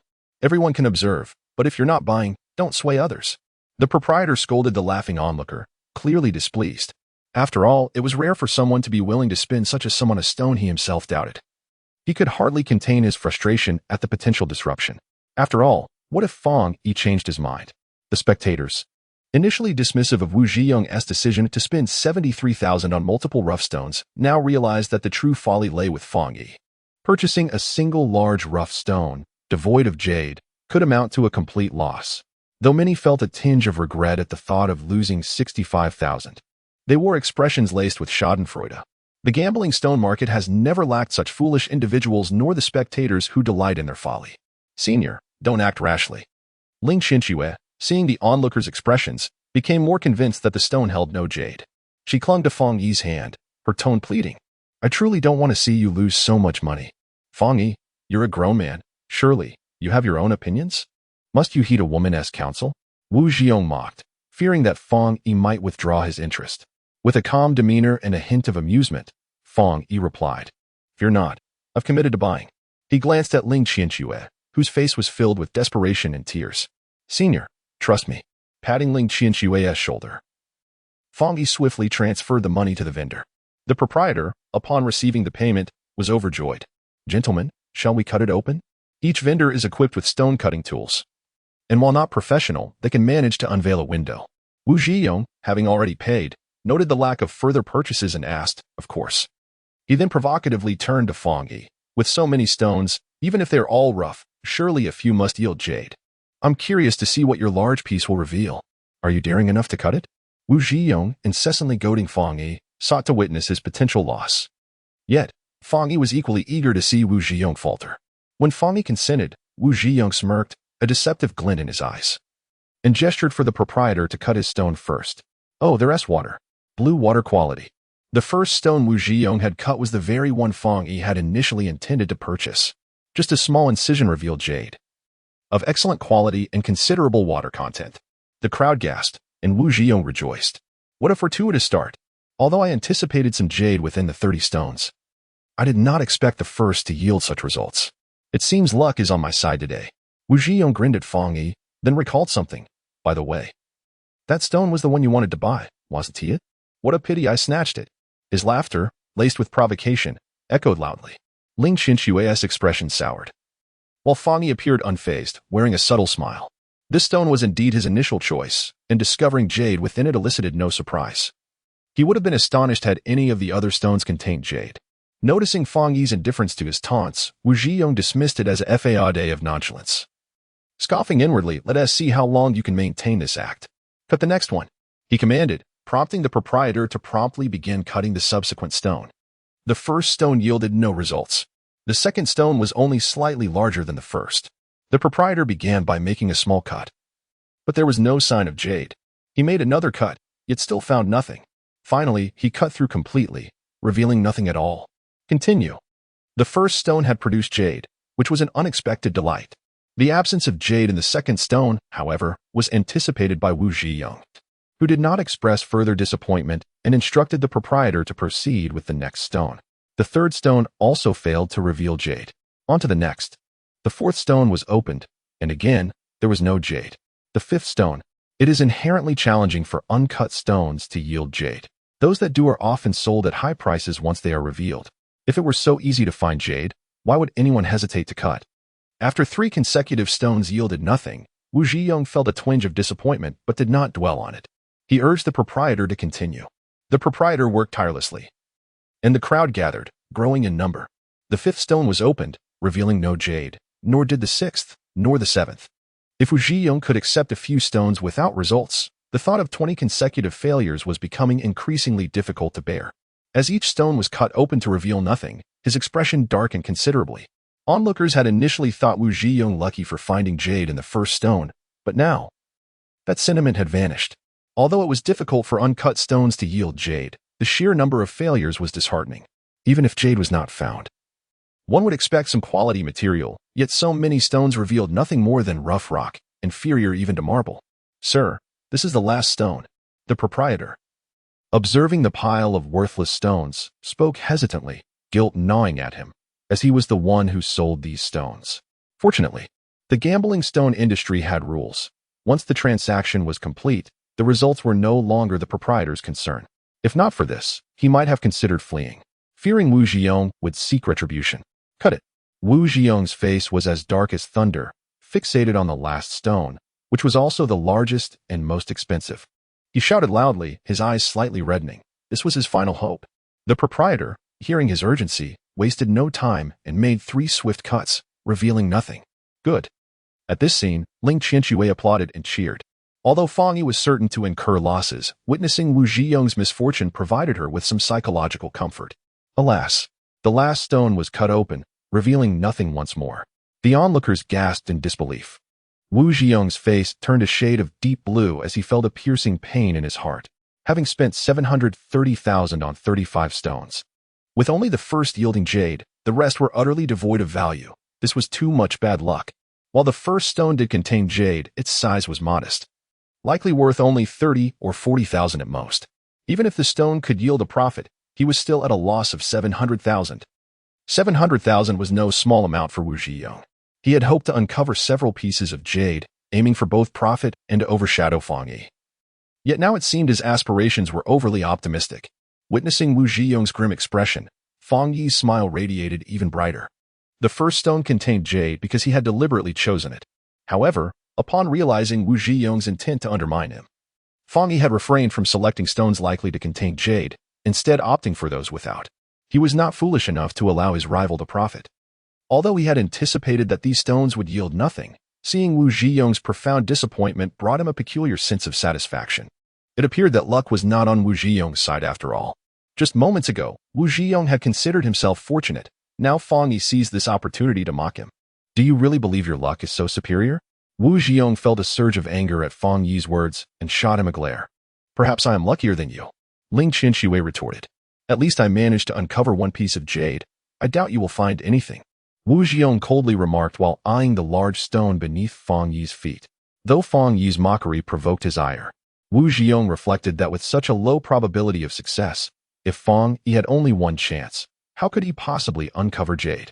If Fang Yi too failed to find anything, then despite his own losses, he would emerge victorious in this gamble. After all, he could afford the loss. But Fang Yi might not be able to bear it.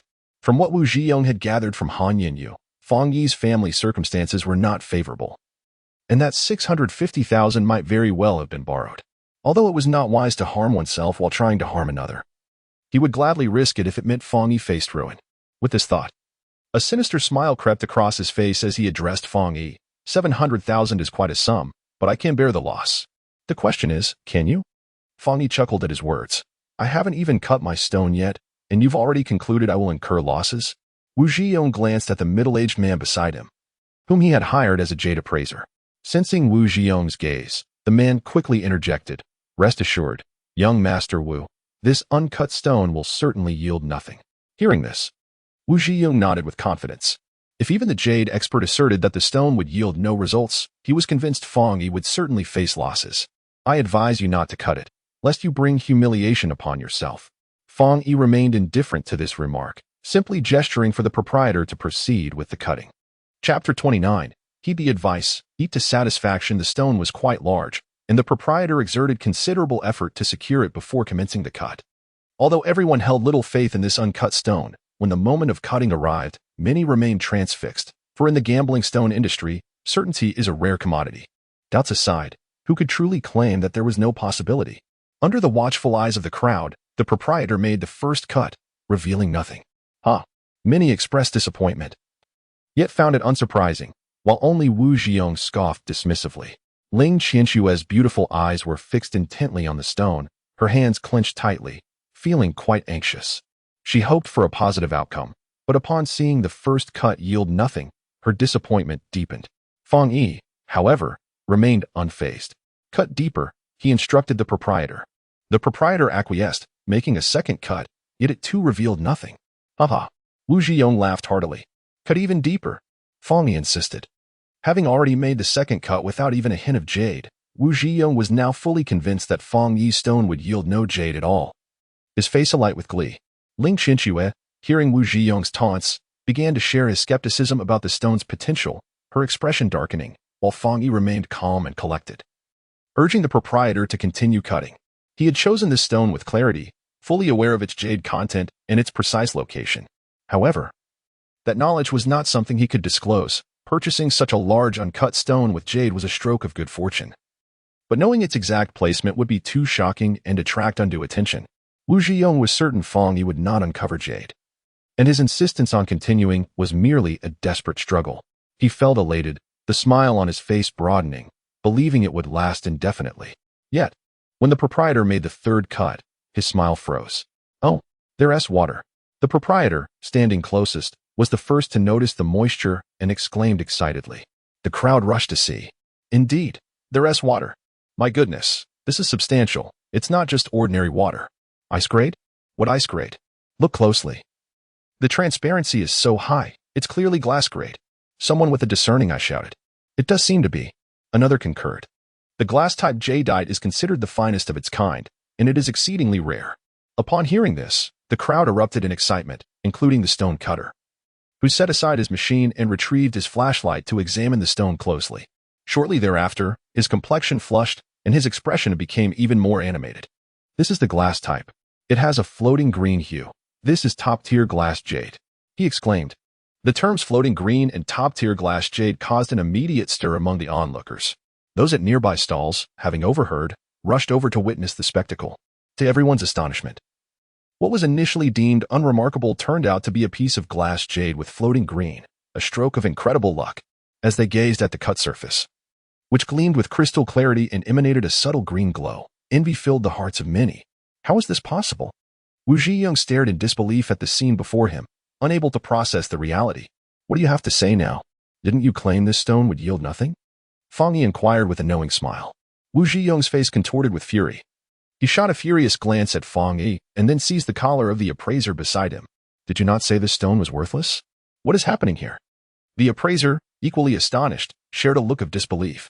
Faced with Wu Zhiyong's accusation, he could only express his helplessness. I truly did not expect this. It's notoriously difficult to assess such a stone, and even an experienced master might not have seen this coming.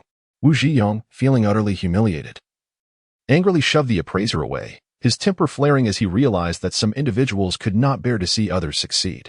Ling Qianxue, taken aback by the revelation that Fang Yi's stone had yielded jade, seized the opportunity to taunt Wu Zhiyong, who was seething with rage. He had hoped to see Fang Yi suffer a disastrous loss, but instead, he found himself out 70,000 while Fang Yi had struck gold with top-tier jade. Fang Yi, you merely stumbled upon good fortune. There is no reason for you to gloat. Wu Zhiyong's fist clenched, his heart bleeding with resentment. Luck is still a form of fortune, and I'd prefer it to misfortune any day, Fang Yi replied with a grin, casting a glance at the pile of worthless stones before Wu Zhiyong. Ling Qianxue nodded in agreement, further inflaming Wu Zhiyong's fury. Feeling the heat rise within him, he shot a venomous glare at Fang Yi before turning on his heel to leave. Sir, are you not interested in taking a second look? The stone cutter, Seeing Wu Zhiyong's departure, attempted to retain his attention, hoping to sell him another piece of rough stone. "To hell with you," Wu Zhiyong shouted back, leaving without a backward glance. What a disgraceful way to speak. The cutter muttered to himself, feeling the sting of his failed attempt. As Wu Zhiyong walked away, Ling Qianxue expressed her disdain, while Fang Yi smiled and withdrew his gaze. "Brother, are you willing to sell this stone? I'll offer 3 million for it."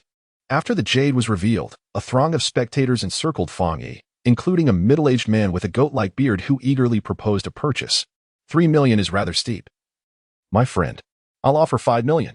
A hefty man interjected, although aware that Fang Yi had unearthed a piece of exquisite jade.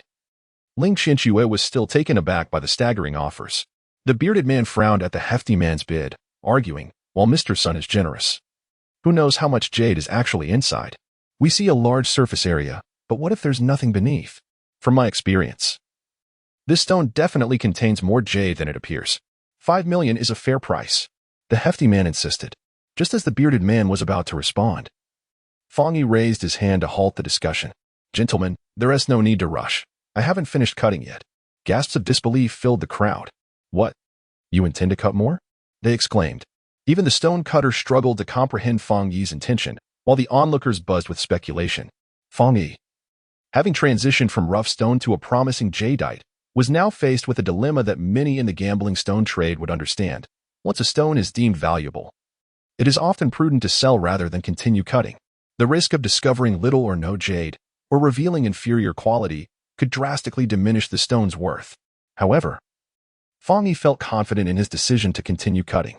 "I am fully aware of the risks involved, but I choose to proceed," he declared resolutely. With great determination, Fang Yi insisted on cutting the stone, earning the admiration of the two bidders who had previously participated in the auction. The stone belonged to Fang Yi, and he had every right to cut it as he pleased. Although they were surprised, their hearts were filled with approval as they too feared potential losses. If the cut revealed no jade, they would simply walk away. If it did, they could always pay more, ensuring they would not incur any losses. Recognizing Fang Yi's sound judgment, the owner said little and prepared the stone for cutting. With the first cut, nothing appeared. The second cut yielded the same result. And the third cut as well. Still, nothing. All eyes were fixated on the stone, and as the initial 3 cuts revealed no jade, disappointment began to seep into the crowd. This was an exceptional piece of glass jade. It was improbable for it to contain much. In my view, there might just be a hint at the first cut, but the subsequent sections are unlikely to yield anything, remarked an observer. "Don't rush, it's a large stone. And we haven't even cut halfway yet. There's no telling what lies within," countered another. Unmoved by the surrounding chatter, Fang Yi urged the owner to continue cutting. With the 4th cut, he encouraged the owner to delve deeper, yet still, nothing emerged. The 5th cut. There it was. A glimmer of glass jade. Vibrant and clear. As the 5th cut sliced through, the quality was immediately visible, without a crack in sight. The onlookers gasped in astonishment. And even the owner wore a look of disbelief. The 2 previous bidders, however, were visibly exhilarated. With jade revealed at the front, there was surely more within. Although the surrounding sections remained unseen, the visible portion alone suggested a significant value. 15 million, exclaimed the bidder who had initially offered 3 million, now dramatically raising the stakes. The portly man followed suit, increasing his bid to 20 million, quadrupling his initial offer. As the figure of 20 million echoed in the air, Ling Qianxue, who was less familiar with jade's value, widened her eyes in disbelief, though her expression was more one of joy. "I too will bid 20 million, boss son. How about parting with this stone for me?" With the portly man raising his bid to 20 million, the goat-bearded man matched it, asserting, "Boschan already possesses an old pit glass jade. Why compete with me?" The portly man frowned at the goat-bearded man's remark. "That piece of glass jade is decent, but it pales in comparison to this one. The vibrant glass jade is exceedingly rare.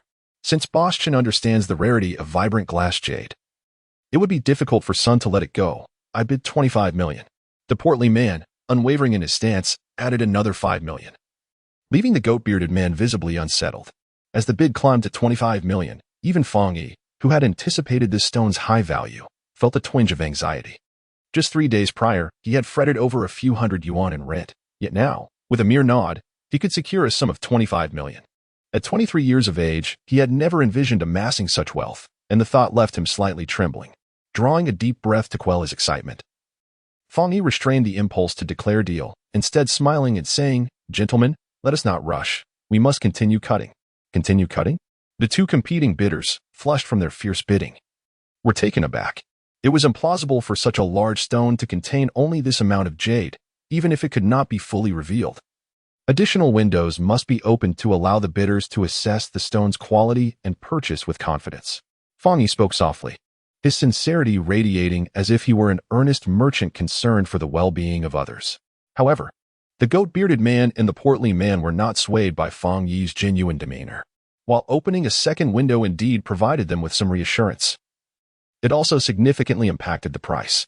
If a third or fourth window revealed more jade, the price would inevitably soar. Yet, their concern was not merely about rising costs. They feared that even if the prices increased, they might still miss out on the stone. Given its rarity, vibrant glass jade attracted many eager buyers. Among the attendees at the Jade Exchange, many were store owners, each of whom lacked extraordinary jade but craved a centerpiece for their shops. The goat-bearded man and the portly man were both interested in acquiring this stone for that very purpose, but their financial capabilities ranked only as moderate among the jade store owners. Though they were currently engaged in heated bidding, it was only because no wealthier competitors had arrived. If one appeared, they would be left watching helplessly. As the situation unfolded, numerous financially robust jade merchants began to gather around Fang Yi's stall. "Brother, do not cut any further. I will offer 30 million. Let us be friends. Just nod, and we can sign a contract and finalize payment immediately." Seeing the precariousness of their position, the goat-bearded man clenched his teeth and declared a bid of 30 million. 35 million. Instead of befriending this miser, why not ally with me? The portly man added 5 million to his bid. This move incited the goat-bearded man's fury. "Son, are you intent on competing with me? Boss Chen, in our line of work, it has always been the highest bidder who prevails. How can this be deemed competition? If you disagree, simply raise your bid." The portly man retorted defiantly. Judging by the jade Fang Yi had unveiled, it was clear that over 20 million was justified. However, it still fell short of 30 million. The goat-bearded man's bid of 30 million was a gamble. Should the price escalate further, he risked incurring a loss. Though infuriated by the portly man's provocation, he hesitated to raise his bid after careful consideration. "Boss, let us continue cutting." Despite the heated bidding, Fang Yi had no intention of selling at that moment. So he ignored their pleas and instructed the owner to proceed with the cutting. The first window revealed jade, eliciting a slight twinge of jealousy from the owner. But when the second window also unveiled jade, regret flooded in. He had never anticipated that a stone he deemed unworthy would conceal such exquisite glass jade. The realization that he had sold something worth tens of millions for a mere 65,000 left him feeling nauseous. However, in the gambling stone trade, transactions were final. No matter the outcome, the seller bore no responsibility. Ultimately, he had purchased the stone for just 30,000 and sold it for 65,000, earning a respectable profit. The owner consoled himself momentarily and, following Fang Yi's instructions, resumed cutting. The third window, after removing over 50 pounds of stone, revealed jade once more, prompting another wave of astonishment from the crowd. As the third window was opened, more and more jade merchants began to take notice. After the third window was cut, Fang Yi remained unfazed by the surrounding bids, directing the owner to cut the fourth window. This cut removed nearly 20 pounds of waste stone and still yielded jade. Although this side lacked the vibrant quality, it was nonetheless pure glass jade, valued only slightly less than the vibrant variety. After opening 4 sides, the nearly 200-pound stone had diminished to 30 or 40 pounds, and its shape had transformed from irregular to nearly oval. The quantity of jade within was becoming apparent. As for the price, 60 million. The concerns of the goat-bearded man and the portly man were not unfounded after Fang Yi unveiled 2 windows. A large number of jade merchants flocked to the scene, and upon seeing jade in both windows, one called out a price of 60 million. This sum caused many eager bidders to hesitate. Even within the entire market, a transaction price of 60 million for raw jade was considered remarkably high. However, despite the steep price, those who dared to deal in glass jade were not lacking in funds. Their reluctance stemmed not from the cost, but from the identity of the bidder. The individual who called out a price of 60 million was a young man in his mid-20s, possessing an upright stature and handsome features. Clad in a well-tailored suit that exuded an air of elegance, Fang Yi was unaware of his identity. But the majority of those present were well acquainted with him. He was Liang Tianlei, the young heir of the Liang Group. Upon noticing Liang Tianlei's bid, some attendees shook their heads and sighed in resignation, lamenting their aspirations to acquire the stone as a prized possession, now seemingly dashed. Why fear him, if he can buy? Why can't we? One individual, confused, interjected. You know nothing. Ever since the Su family fell, the Zhao and Liang families have been vying for the Su family's jade business.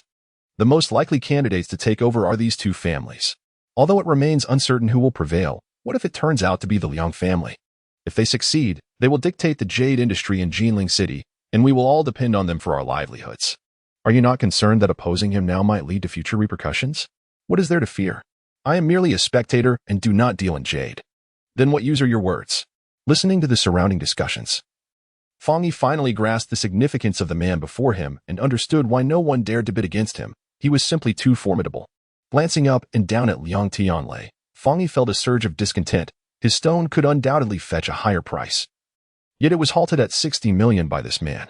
How could he feel pleased? Sir, I offer 60 million for your stone. Please consider, Liang Tianlei said, smiling as he noted the silence from others present. 60 million is too low, Fang Yi replied, shaking his head without a moment's hesitation. Liang Tianlei appeared taken aback, clearly not expecting such an outright refusal. What do you deem a suitable price? He inquired. 80 million. Fang Yi gestured confidently. Wow, that price shocked those nearby. Such audacity. Liang Tianlei was also taken aback by Fang Yi's bold offer. After scrutinizing him closely, he hesitated. This stone is indeed remarkable, but 80 million seems rather excessive. Upon hearing this, the crowd nodded in agreement. While Fang Yi's stone was of high quality, selling it for 60 million might be slightly low. Yet it was unlikely to reach 80 million, especially since two sides remained uncut. Moreover, the fourth side revealed something that was not of the coveted glass type. Even if it was still exquisite jade, it simply could not compare in value. Everyone's estimated price ranged between 65 million to 70 million, a reasonable and fair assessment. It is a fair price, Fang Yi stated nonchalantly.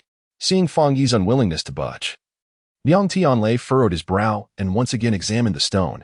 If the other two sides also yield jade, I am willing to offer 80 million. The stone had only been cut on 4 sides, leaving 2 uncut. Liang Tianlei's implication was that he wanted Fang Yi to cut those 2 sides as well. Fang Yi chuckled at this suggestion, then pointed at his stone. If the other 2 sides reveal jade, then it would not merely be worth 80 million. Do you think I would still sell it to you? Then I will offer an even higher price, Liang Tianlei replied. Fang Yi's pupils constricted as he gazed into Liang Tianlei's eyes.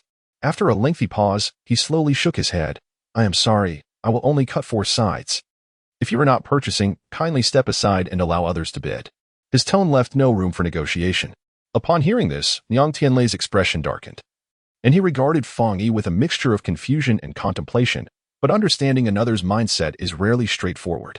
This stone could be divided into 6 sides, and Fang Yi had already cut the front, back, bottom, and right sides, leaving the top and left sides uncut. He refrained from cutting because he knew full well that those 2 sides likely contained no jade or would require extensive cutting to yield any. This stone, weighing over 30 pounds, would require cutting away half to reveal any jade. If he proceeded with the cuts, the stone might only sell for 70 million at most.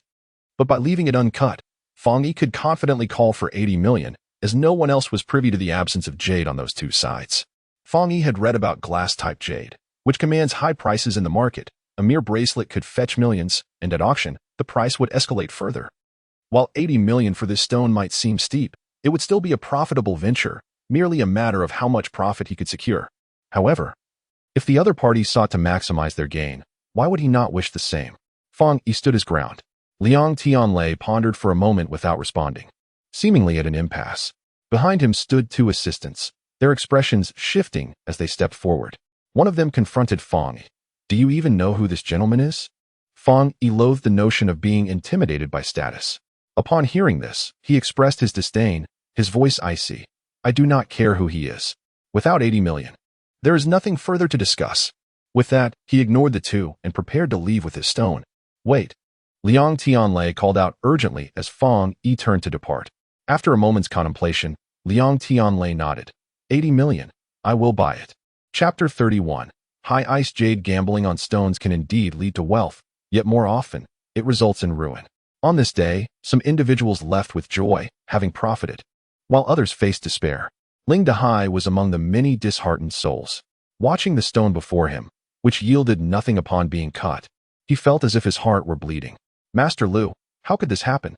You assured me this stone was a surefire investment. He asked in bewilderment. glancing at Master Lu beside him. Upon witnessing the stone's failure to reveal anything, Master Lu's expression mirrored his discontent, though impatience was more prominent on his face. Ling boss. Is there truly a guarantee in gambling? I merely made a casual remark. Even a seasoned master in this field would hesitate to make promises. Gambling is inherently uncertain. How can one expect to win every time? Ling Dahai was momentarily speechless. Finally regaining his composure, he retorted, that may be true, but one cannot always lose. His words revealed a flicker of frustration within him. Master Lu, upon hearing this, shot him a disapproving glance. Always losing? Did you not manage to secure 2 stones? He pointed at the 2 modest stones Ling Dahai held in his hands.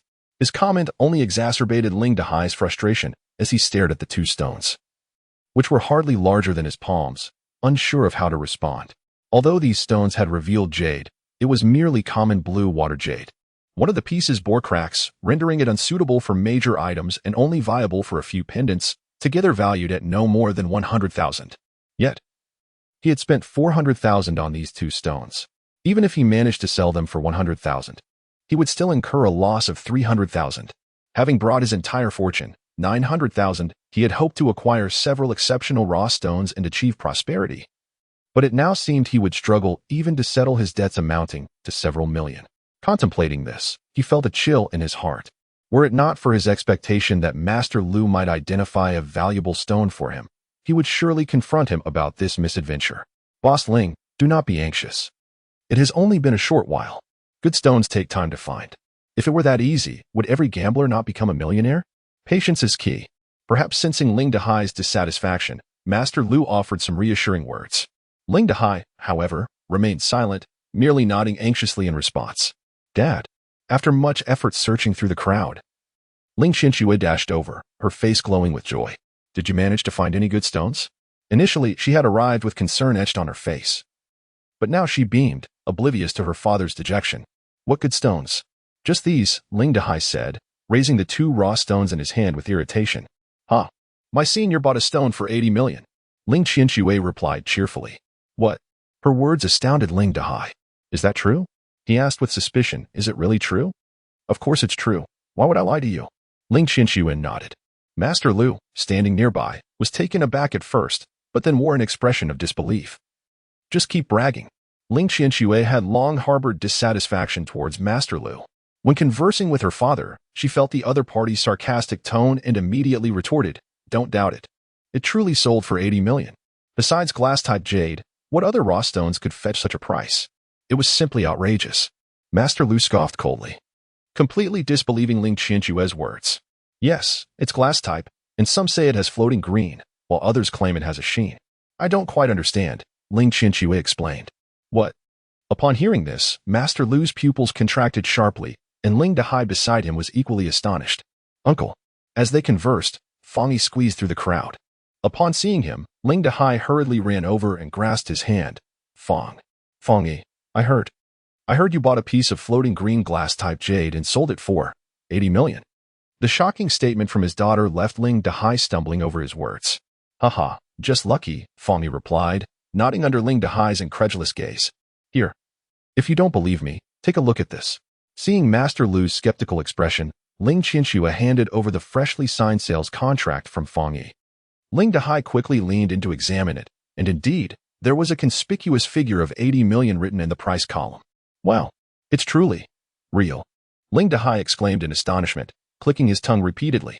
He had heard a commotion from a distance earlier but had no idea why, and now it all made sense.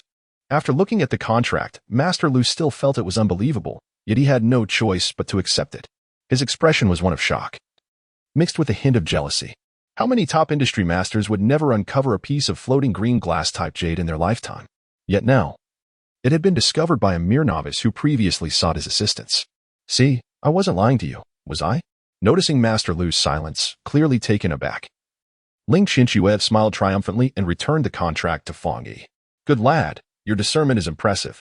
Ling Dahai kept patting Fang Yi's shoulder, his face filled with envy. Just luck, Fang Yi replied modestly. Upon hearing Ling Dahai commend Fang Yi's discernment, Master Lu felt quite displeased. Floating green glass-type jade was a rarity among jade stones. Could it be discerned merely by keen eyesight? It was purely luck. Besides, what discernment could a novice possess? He was simply fortunate. seeing Master Lu's disdainful expression. Ling Qianxue furrowed her brow, ready to argue, but Fang Yi silenced her with a glance. He smiled at Ling Dehai. Yes, just luck. Before coming, Fang Yi had only intended to earn a couple of million, never imagining he would make such a fortune or uncover such exquisite jade. After all, he knew glass-type jade was rare and not easily encountered. His initial intention of using his vision to find stones was merely to trick Wu Jiong, but unexpectedly, he stumbled upon a glass-type raw stone. Fang Yi had been worried about not finding a good stone for a long time. If he purchased ordinary stones, he would need to buy many to make a profit, which would inevitably attract attention. Now, with just one, he could recoup his investment, which was both convenient and discreet, a truly desirable outcome. Moreover, one must seize opportunities when they arise. It would be a pity not to purchase such a fine stone. For these reasons, Fang Yi decisively bought it. Although he garnered a bit of attention, there were many people today, and no one would particularly focus on him. A simple remark about luck could easily overshadow the true reason for his acquisition of the good stone. As the saying goes, luck is also a part of skill. Alas, uncle, I just don't have your good fortune. Ling Dehai sighed in response to Fang Yi's words. It's all right. Take your time, Fang Yi reassured him. Didn't you find a master? Why hasn't he come through? Ling Qianxue, ever eager for drama, recalled Master Lu's earlier arrogance, now diminished to a state of defeat, and asked teasingly. Master Lu, feeling envious of the 80 million Fang Yi earned, turned crimson upon hearing Ling Qianxue's question. Although Ling Dehai was also somewhat displeased with Master Lu, he still needed to rely on him, so he dared not offend him with sarcasm. After hearing his daughter's words and observing Master Lu's expression, he quickly shot a glare at Ling Qianxue, urging her to be quiet. Good stones must be sought after, they cannot be forced. Do you think everyone is as lucky as Fang Yi? You don't understand, so refrain from speaking, he scolded. Although Ling Qianxue felt Master Lu was overrated, she held back her retorts for her father's sake, merely pouting in response to his words, clearly unconvinced. Cough cough. Master Lu cleared his throat to ease the tension, and then resumed scanning the surrounding stalls. After about a quarter of an hour, his gaze fixated on a stall. Specifically on a piece of open window material, estimated to weigh around 30 pounds, with a large window revealing a watery, seemingly icy texture. Hey, Boss Ling. That's a good stone. Upon spotting it, Master Lu's face lit up with excitement as he eagerly pulled Ling Dehai over. Sir, you have a good eye. This stone was brought back from Myanmar. It's high-ice jade. While it may not compare to glass type, it is still extremely rare and worth a fortune. The stall owner, having been idle, immediately brightened upon seeing Master Lu and Ling Dehai's interest in his stone and began to boast. Ice-type jade is considered high quality among jade varieties, with high ice type being second only to glass type in value. Just because you say it's high ice doesn't mean it is. Ling Dehai said skeptically as he approached to inspect the stone. Look at how large the cut surface is, it's already ice type. Then observe the water content, so ample. And the transparency, isn't it just slightly inferior to glass type? If this isn't high ice, then what is? The owner, slightly displeased with Ling Dehai's skepticism, pulled out a flashlight to shine on the stone, explaining further. Ling Dehai listened, his expression softening somewhat, but he remained uncertain and looked towards Master Lu. Master Lu also took out a flashlight to examine the stone. After a while, he appeared much more confident than before. Rising, he cryptically stated to Ling Dehai. It's hard to say if it's high ice, but it's undoubtedly a fine ice type. Upon hearing Master Lu's affirmation, the stall owner sensed an opportunity and disregarded whether it was high ice. He directly stated to Ling Dehai, this stone will definitely yield something good. The open window is so obvious. I want to give you an inflated price. If you want it, 80,000 will do. Open window materials are significantly more expensive than rough stones, a well-known fact in the gambling stone industry.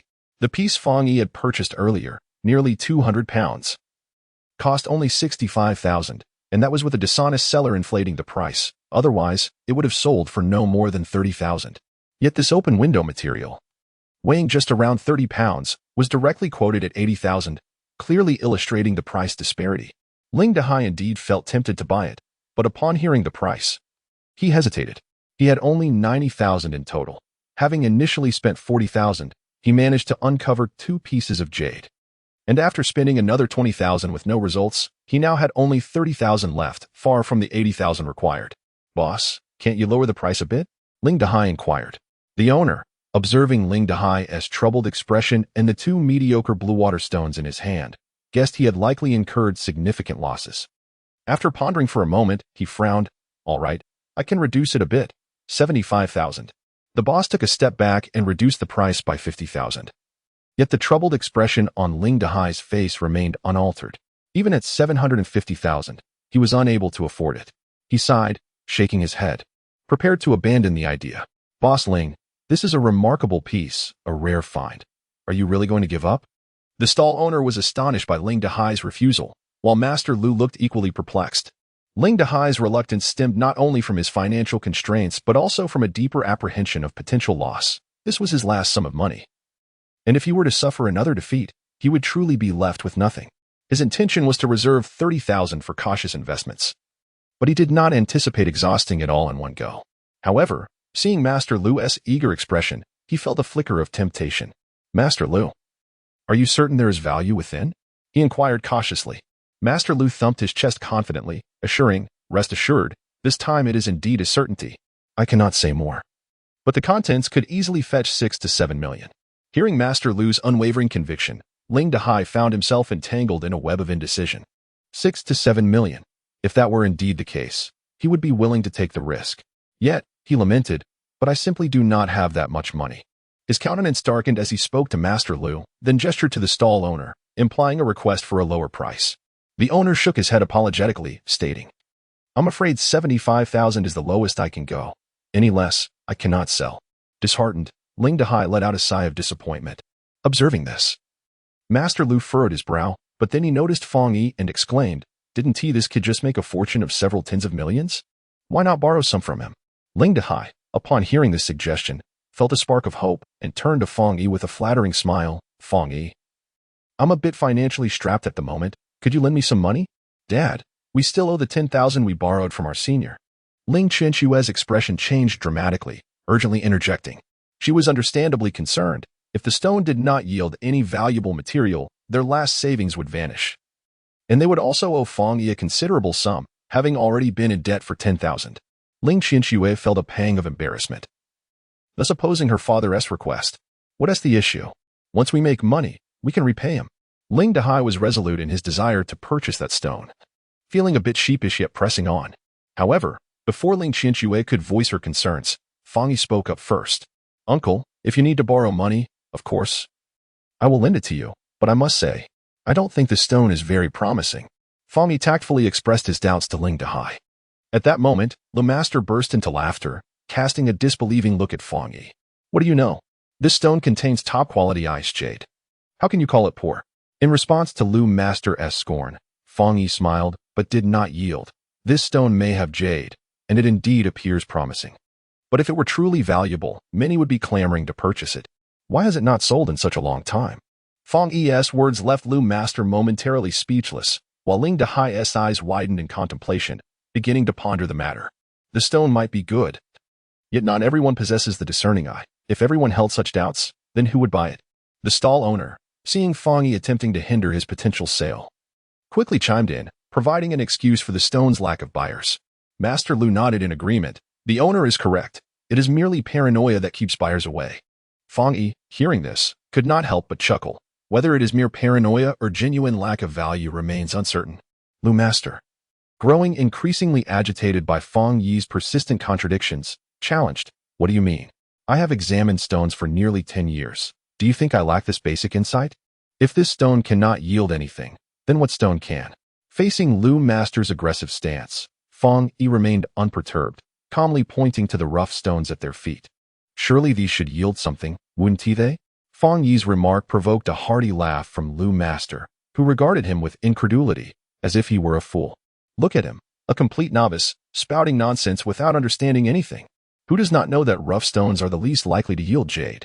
Out of 10 rough stones, at least 11 will be devoid of value. You choose to forsake the stone with visible jade and instead purchase something unseen? Are you out of your mind? Lu Master's excitement escalated, culminating in an outburst directed at Fong Yi. Master Lu, while you may critique, it is unjust to insult. My senior just extracted glass jade from a rough stone and sold it for 80 million. Though Fong Yi was unfazed by the insult, Ling Qinshu was incensed and immediately countered Lu Master's claims. That was merely a stroke of luck. Do you think such fortune is guaranteed? Lu Master retorted. Ah, Master Lu, do not take offense. He is just a child, lacking understanding. There is no need to be angry. Ling Dehai hurriedly intervened, trying to soothe the escalating tension. Ling Qianxue, still eager to retaliate, was silenced by a stern glance from her father. I believe he is not merely babbling.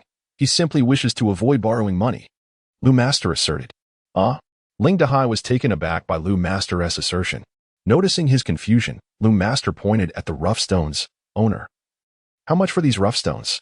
These are inexpensive. The larger ones are 8,000, the smaller ones 500, the owner casually replied. Do you see? Lu Master turned to Ling Dehai. If you wish to buy that promising stone, you must borrow several tens of thousands. But if you buy these rough stones, even if you purchase them all, you would not need to borrow money. The reason he is pushing you to buy rough stones is precisely to avoid borrowing. Lu Master spoke quickly, his expression laced with disdain, believing he had uncovered Fang Yi's intentions. Ling Dehai's eyes widened in realization, and though he remained silent, he cast a dubious glance at Fang Yi, as if even he found merit in Lu Master's argument. Fang Yi, taken aback by Lu Master's words, had not anticipated such a dark interpretation of his intentions. Uncle Ling, I did not mean that. If you need money, I will certainly lend it. I simply wish to protect you from loss. Fang Yi hastily clarified, sensing Ling Dehai's suspicion.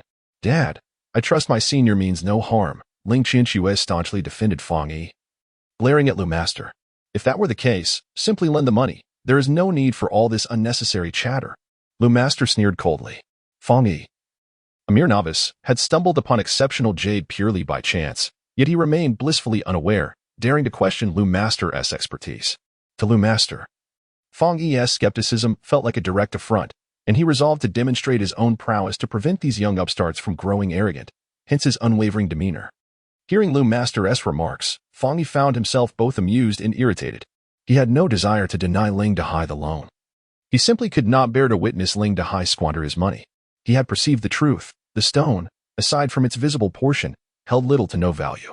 Purchasing it would result in a significant loss, one that could lead to financial ruin. However, Lu Master evidently did not share this belief, and Ling Dehai, under Lu Master's influence, appeared to waver. Ling Dehai was Ling Qianxue's father, and Fang Yi wished to maintain a harmonious relationship with him. Seeing the doubt in his eyes, he sighed. Very well, if Uncle Ling insists on purchasing it, I shall transfer the funds to you now. Fang Yi spoke while taking out his phone to prepare for a transfer, adding, since we've already spent 750,000, why not add a bit more and purchase some rough jade material? After all, it isn't too expensive. He didn't want Ling Dehai to suffer too much of a loss, hence his inquiry. Ling Dehai nodded, about to agree, when Master Lu abruptly shouted, no need. He cast a disdainful glance at Fang Yi, stating, I've said before, this rough material won't yield anything, even if it's not expensive. There's no need to waste several thousand on something utterly useless. His words were directed not at Fang Yi, but at Ling Dehai. The tone was heavy, and his expression bore a subtle threat, conveying a clear message. If you wish to buy the rough materials, it implies you do not trust me. Ling Dehai was keen to heed Fang Yi's advice, but Master Lu's words compelled him to reconsider. Firstly, he believed the chances of the rough material yielding jade were negligible.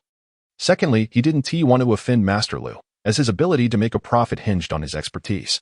Although Ling Dehai was grateful for Fang Yi's willingness to lend him money, the stature of Master Lu as a jade appraisal expert made him hesitant to alter his stance. Lu's reasoning was sound. There was no need to squander money.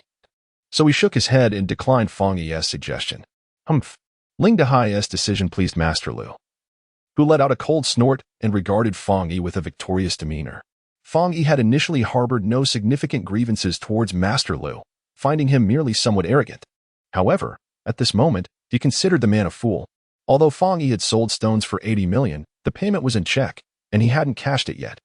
Today, he had only a little over 1 million in his account, having spent 650,000 on stones and now lending 450,000 to Ling Dehai, leaving him with merely a few thousand. Fang Yi was aware that Ling Dehai would incur losses and had intended to wait until after that to suggest purchasing rough material. However, just then, others approached and began examining the rough material on the ground, evidently interested in making a purchase. Among the pile of rough material, only a few pieces contained jade, and Fang Yi worried that those with jade might be bought, compelling him to act first. Qianxue. He suddenly directed his gaze at Ling Qianxue. Huh? She looked at him, bewildered. We've known each other for quite a while, and I've yet to give you anything. How about I gift you a piece of stone?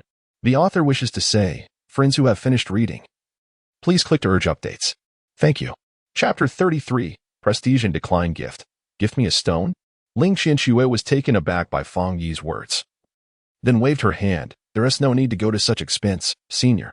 With our relationship, there is no need for gifts. Although she spoke with a smile, her expression bore a hint of shyness, seeming to believe Fang Yi was merely wishing to present her with a gift. However, Fang Yi's intention to gift Ling Qianxue was merely an excuse to obtain the rough material he had his eye on, regardless of her acceptance. He was determined to give it. Without waiting for Ling Qianxue's response, he bent down and picked up a piece of rough material weighing around 20 pounds from the stall. What do you think of this one? He inquired. Senior, you really don't need to gift me anything. Ling Qianxue shook her head in protest. Why? Do you look down upon me? Fang Yi feigned displeasure upon her refusal. No, that's not what I meant, Ling Qianxue hurriedly explained. Fang Yi understood her intent, and he merely intended to coax her into accepting. This one seems quite good. It might contain jade. He decisively purchased the stone for 3,000, although she initially protested. When Fang Yi handed her the stone, Ling Qianxue cautiously accepted it. Thank you, senior, she said, her gaze fixated on the stone, inspecting it closely. Ling Qianxue couldn't discern whether there was jade within, but her careful examination stemmed more from the fact that it was a gift from Fang Yi. She pondered what he could possibly mean by presenting her with the stone. Hadn't he just broken up with Yui half a year ago and with Han Yinyu a few days prior? Now, as a single man, was he suddenly gifting her something? As she contemplated this possibility, her heart raced uncontrollably, and her delicate face turned crimson. After Fang Yi acquired the stone, he intended to show it to Ling Qianxue but was surprised to see her embrace it instead. Although Ling Qianxue wasn't particularly fragile, the weight of the 20-pound stone was considerable, and Fang Yi noticed her face turning red from the effort. Qianxue, why are you holding on to it? Just put it down, he suggested, puzzled. Huh. Oh, Ling Qianxue snapped back to reality at his reminder and hurriedly placed the stone on the ground. Noticing Fang Yi's curious expression, her demeanor became somewhat embarrassed. You've made a fortune of 80 million, and you're gifting a mere stone? Seeing Fang Yi buy rough material for Ling Qianxue, Master Lu found it amusing and couldn't help but mock. In my 30-plus years of life, this is the first time I've seen someone gift a stone. If it were a jade raw stone, that would be one thing. But this is just a piece of worthless rough material, practically laughable. Although Ling Qianxue thought Fang Yi had poor taste in gifts, it was nonetheless the first item he had given her, and its significance outweighed its value. She appreciated it nonetheless. Hearing Master Lu's ridicule, she retorted, "What is wrong with gifting a stone? I quite like it." Humph. Ling Qianxue's defense of Fang Yi elicited an annoyed snort from Master Lu. He had initially intended to continue his mockery, but upon noticing Fang Yi's unfriendly demeanor, he reconsidered and fell silent. Engaging in an argument now would be fruitless. Once the stone he coveted was opened, the Ling family would undoubtedly seek to curry favor with him. Ling Dehai was also perplexed by Fang Yi's abrupt gift of rough material to Ling Qianxue, but he had no time to dwell on it at the moment.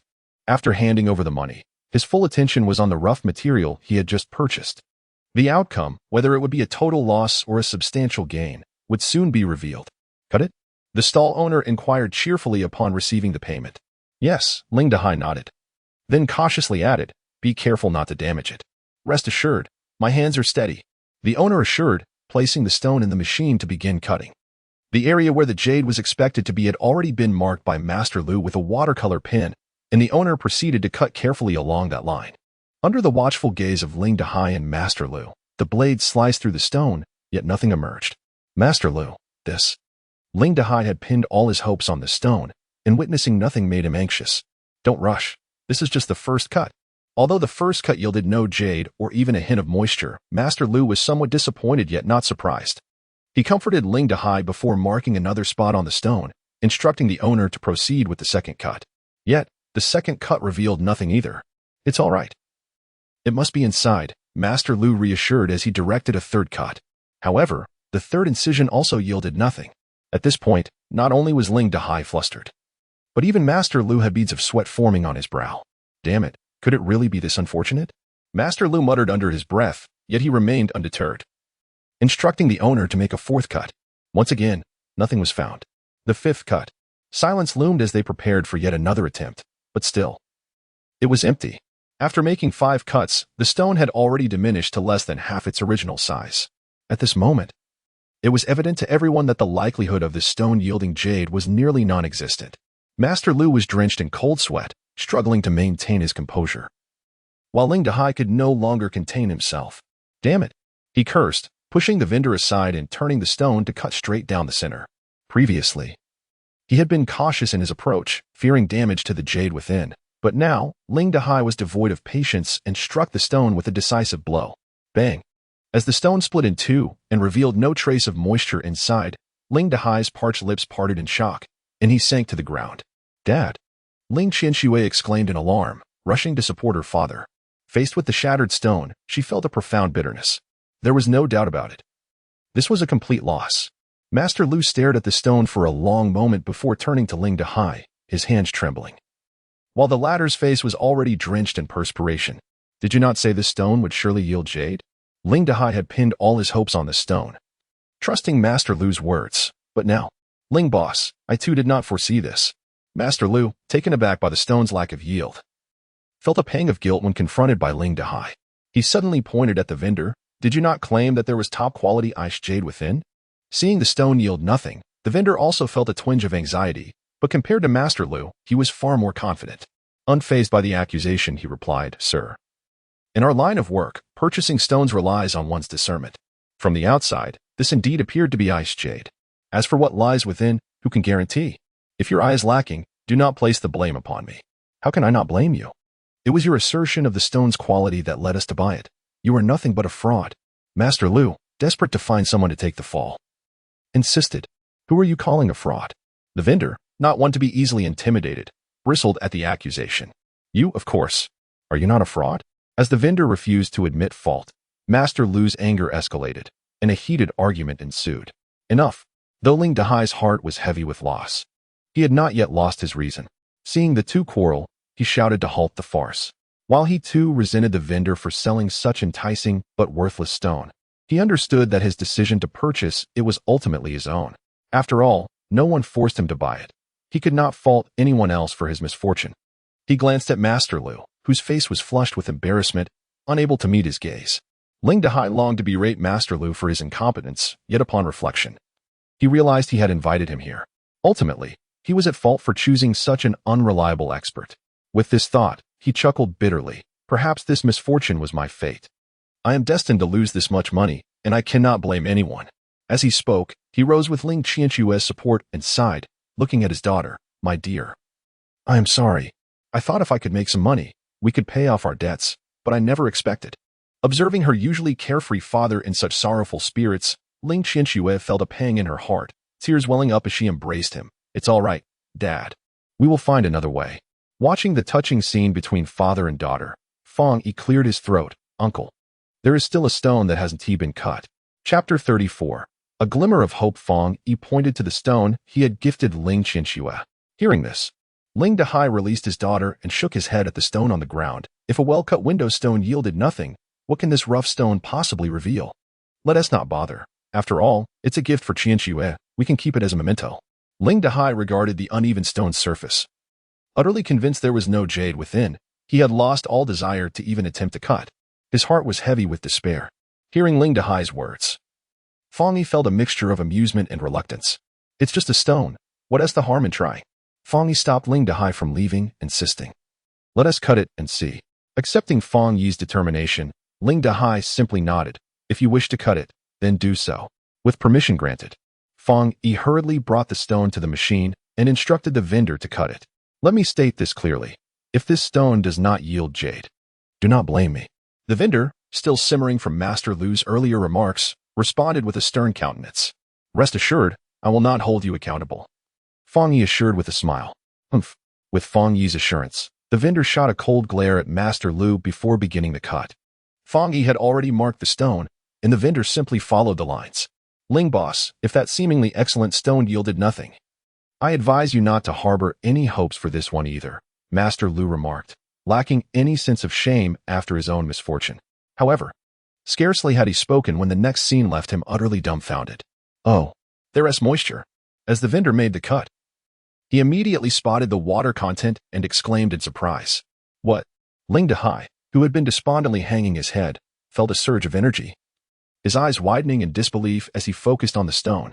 Ling Qianxue also looked on in astonishment. There's moisture, and it's a significant amount.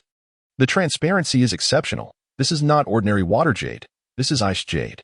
After identifying the water content, the vendor quickly cut further into the stone, illuminating it with a flashlight for inspection. Step aside, let me see. Ling Dehai exclaimed, quickly pulling out his flashlight to examine the stone. After a moment, his face lit up with ecstatic joy. It truly is ice jade. My daughter, it really is ice jade. He grasped Ling Qianxue's shoulders, shouting in excitement. How is this possible? Master Lu, unable to believe his eyes, could only express his disbelief. Ling Qianxue shot him a glare. You would be delighted if we found nothing. Wouldn't you? Having lost credibility after the earlier stone yielded nothing, Ling Dehai dismissed Master Lu entirely, allowing his daughter to confront him without interference, fixated on the stone. Cut the other side? Let us see what it reveals. After the previous stone failed to yield jade, the vendor had been labeled a fraud, and he felt a sense of frustration. Now, witnessing the ice jade emerging from his stall, he could not suppress his joy. At least this indicated that not all stones were worthless. Hastily, he proceeded to cut the other side as Ling Dehai's gaze remained fixed on the stone, praying it would reveal something substantial, hoping it would not be another disappointment like the last. After all, he had no money left to spare. There's moisture here too. As each stall began to draw a crowd when jade was revealed, keen observers shouted in excitement upon noticing the moisture glimmering in the cut seams. Indeed, there's moisture. And it's ice jade. Once the vendor finished cutting, he beamed at Ling Dehai, who was nearly beside himself with joy. Rushing forward to closely inspect the gleaming cut surface, sufficient moisture, high transparency, ample area, and no cracks. This was high-quality ice jade. We've struck it rich. My daughter. We have struck it rich. The shape of this stone resembles that of a cylinder, with both the front and back faces cut open revealing jadeite, nearly covering the entire surface. The other four sides, which remain uncut, are undoubtedly jadeite as well. Just when Ling Dehai thought he had suffered a total loss, he unexpectedly discovered this high-quality ice jadeite at a moment when he felt utterly despondent, causing him to weep for joy. Beside him, Ling Qianxue, witnessing her father's elation, also broke into a smile. Brother, is this stone for sale? I'll offer 15 million. High ice jadeite, second only to glass jadeite, commands a hefty price. Although this stone is not large, weighing nearly 20 pounds, it has the potential to be fashioned into numerous pieces of jewelry. Among the onlookers, those with a keen interest immediately began to raise their bids. I bid 16 million, 17 million, sell it to me, 19 million. As the clamor of bidding intensified below, Yang Tianlei stood on the second floor viewing platform, observing Fang Yi with a complex expression. Young master, it has been revealed. Both the upper and left sides lack quality, totaling 33 pounds of stone, from which 21 pounds have been cut, yielding 12 pounds of glass jadeite, with around 5 pounds being flecked jade. His assistant hurriedly emerged from a room, cradling the very stone that Fang Yi had previously sold to Liang Tianlei. Originally a stone weighing nearly 200 pounds. It now stood at just 12 pounds, yet each pound was worth over 10 million. Not a loss, Liang Tianlei remarked after inspecting the stone. It's not a loss, but not as much as I imagined, his assistant replied. No need to feel disheartened. I had already anticipated this, Liang Tianlei said with an indifferent expression. The assistant was taken aback. You anticipated this? Do you think you dared not cut those two sides for no reason? Liang Tianlei shot him a glance. Upon hearing this, the assistant narrowed his eyes in surprise. Are you suggesting that he knew those two sides lacked quality, which is why he deliberately avoided cutting them? Otherwise, what could it be? Yang Tianlei replied. Seeing his solemn demeanor, the assistant found it hard to believe. That can't be. We only discovered the lack of quality after cutting. How could he know without cutting? Liang Tianlei chuckled at the assistant's words, pondering how Fang Yi knew there was nothing on those two sides. Initially, he thought Fang Yi was merely lucky, but after witnessing Fang Yi purchase another piece of rough stone that yielded high ice jadeite, he suspected that luck was not the sole factor. He pointed to Fang Yi's booth below. He has only bought two stones. The first was glass jade, and the second, high ice jade. What? The assistant, following Liang Tianlei's gesture, was astounded by his words. Such extraordinary luck, he exclaimed. Do you truly believe this is mere luck? Liang Tianlei inquired. The assistant hesitated. If it's not luck, then... Suddenly, he grasped the implication, his eyes widening in shock. No way. At such a young age, could he possess such discernment? Liang Tianlei smiled but did not respond. The assistant couldn't help but speculate. Young master, Could he be a disciple of some master? This thought coincided with Liang Tianlei's own, and he exhaled, clicking his tongue. I genuinely hope he is. Hearing this, the assistant raised an eyebrow, sensing Liang Tianlei's intentions. Young master, you wish to? Before he could finish, Liang Tianlei interrupted. After the Su family collapsed, many of their jade appraisers were poached by the Zhao family. What remains for us are not particularly formidable individuals. We are already at a disadvantage in competing with the Zhao family for the jade in Jinling. Moreover, I've recently heard that Zhao Buxiu has specifically sought a master from the Myanmar Stone King's family to deal with us at this jade exchange. With the elite from various sectors attending this event, if the Zhao family seizes all the attention, our Liang family will have even less chance to contend. You wish to recruit him? The assistant, now more convinced of his speculation, asked. If he possesses genuine skill, why not? Liang Tianlei glanced at his assistant. Let us go and investigate, he said, leading the way downstairs. Chapter 35. Refusal to cooperate. I bid 21 million, 22 million, 23 million. The bidding at the booth continued, with the price escalating to 23 million, nearing the finished value of this high-ice jadeite. Consequently, the momentum of the bids gradually waned. A firm price of 25 million. The last bid of 25 million halted the thoughts of further bidding among the onlookers, who exchanged glances. Those present were all prominent figures in the jade industry, each possessing considerable expertise. The finished value of this high-ice jadeite was approximately 30 million. The closer the raw stone's price approached this figure, the less profit the buyer could expect to make.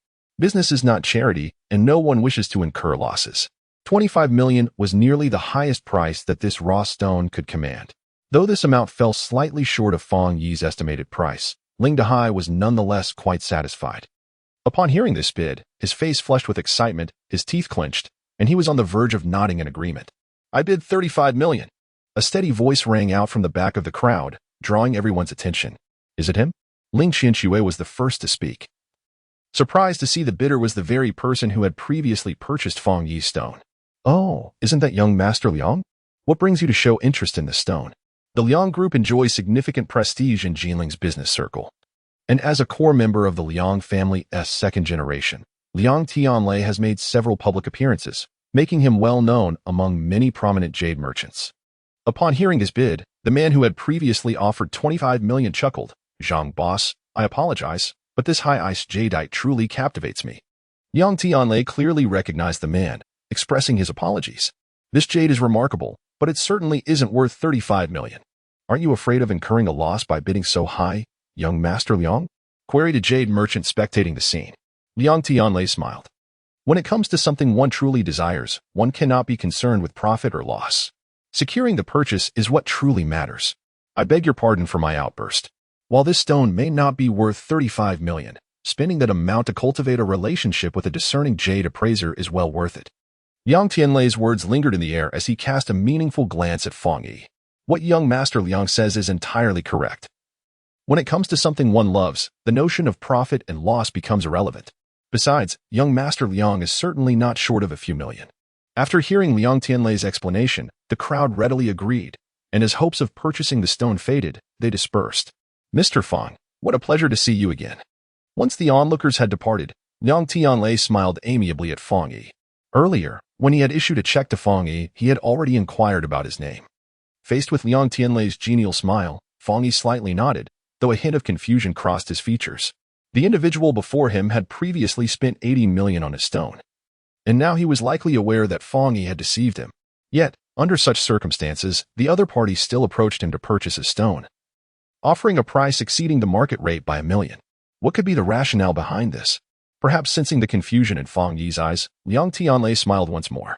I observed that Mr. Fang purchased 2 pieces of stone at this venue, both yielding exceptional jade. Your discernment is indeed extraordinary. Fang Yi had thought that his purchase of 2 stones would not attract attention, but upon hearing Liang Tianlei's words, he realized how naive he had been. He was uncertain of the other party's motives for closely monitoring him, but he felt an instinctive wariness arise within him. To avoid revealing any flaws, he maintained a calm demeanor. You jest, sir. It was merely good fortune, nothing more, he replied nonchalantly. The more capable individuals are, the more humble they tend to be. Fang Yi's words were anticipated by Liang Tianlei, who remarked, luck is also a part of strength. Since Mr. Fang is so fortunate, I presume his discernment must be commendable as well. I wonder if Mr. Fong would be interested in collaborating with me? Liang Tianlei did not beat around the bush, but directly expressed his thoughts, eagerly gazing at Fong Yi. Upon hearing the word collaboration, Fong Yi finally understood the other party's intentions and felt a sigh of relief, feigning confusion as he replied, "Did you not purchase my stones earlier? Have we not already collaborated?" Liang Tianlei was taken aback, clearly not expecting Fong Yi's response. He waved his hand dismissively, saying, "That is not the collaboration I refer to. To be frank, I would like to ask Mr. Fong to help me evaluate a few stones." Liang Tianlei did not resort to riddles, laying his cards on the table. Hearing this, both Ling Dehai and Ling Qianxue were astonished and looked at Fong Yi in disbelief. However, Fong Yi laughed heartily, as if he had heard an extraordinary joke, saying, "I have already stated that my purchases of stones are entirely a matter of luck, and I possess no expertise in evaluating them. Young Master Liang must have mistaken me for someone else. There is no need for Mr. Fong to be so modest. I have faith in you." Liang Tianlei began, but Fong Yi interrupted. "Since young Master Liang is willing to pay for this iced jadeite, may I kindly request the payment first?" Fong Yi pointed to the piece of jadeite in Ling Dehai's hand. Upon hearing this, Liang Tianlei assumed that Fong Yi was dissatisfied with the delay in payment and hastily instructed his assistant to prepare a check, writing the amount on it before handing it to Ling Dehai. "Thank you, young Master Yang." Ling Dehai accepted the check and quickly handed over the stone. Aware of Liang Tianlei's reputation, having previously engaged in small-scale business, he never imagined he would have the opportunity to transact with the young master of the Liang family. "All right, Uncle Ling, if there are no further matters, let us return home," Fong Yi stated upon seeing that Liang Tianlei had made the payment.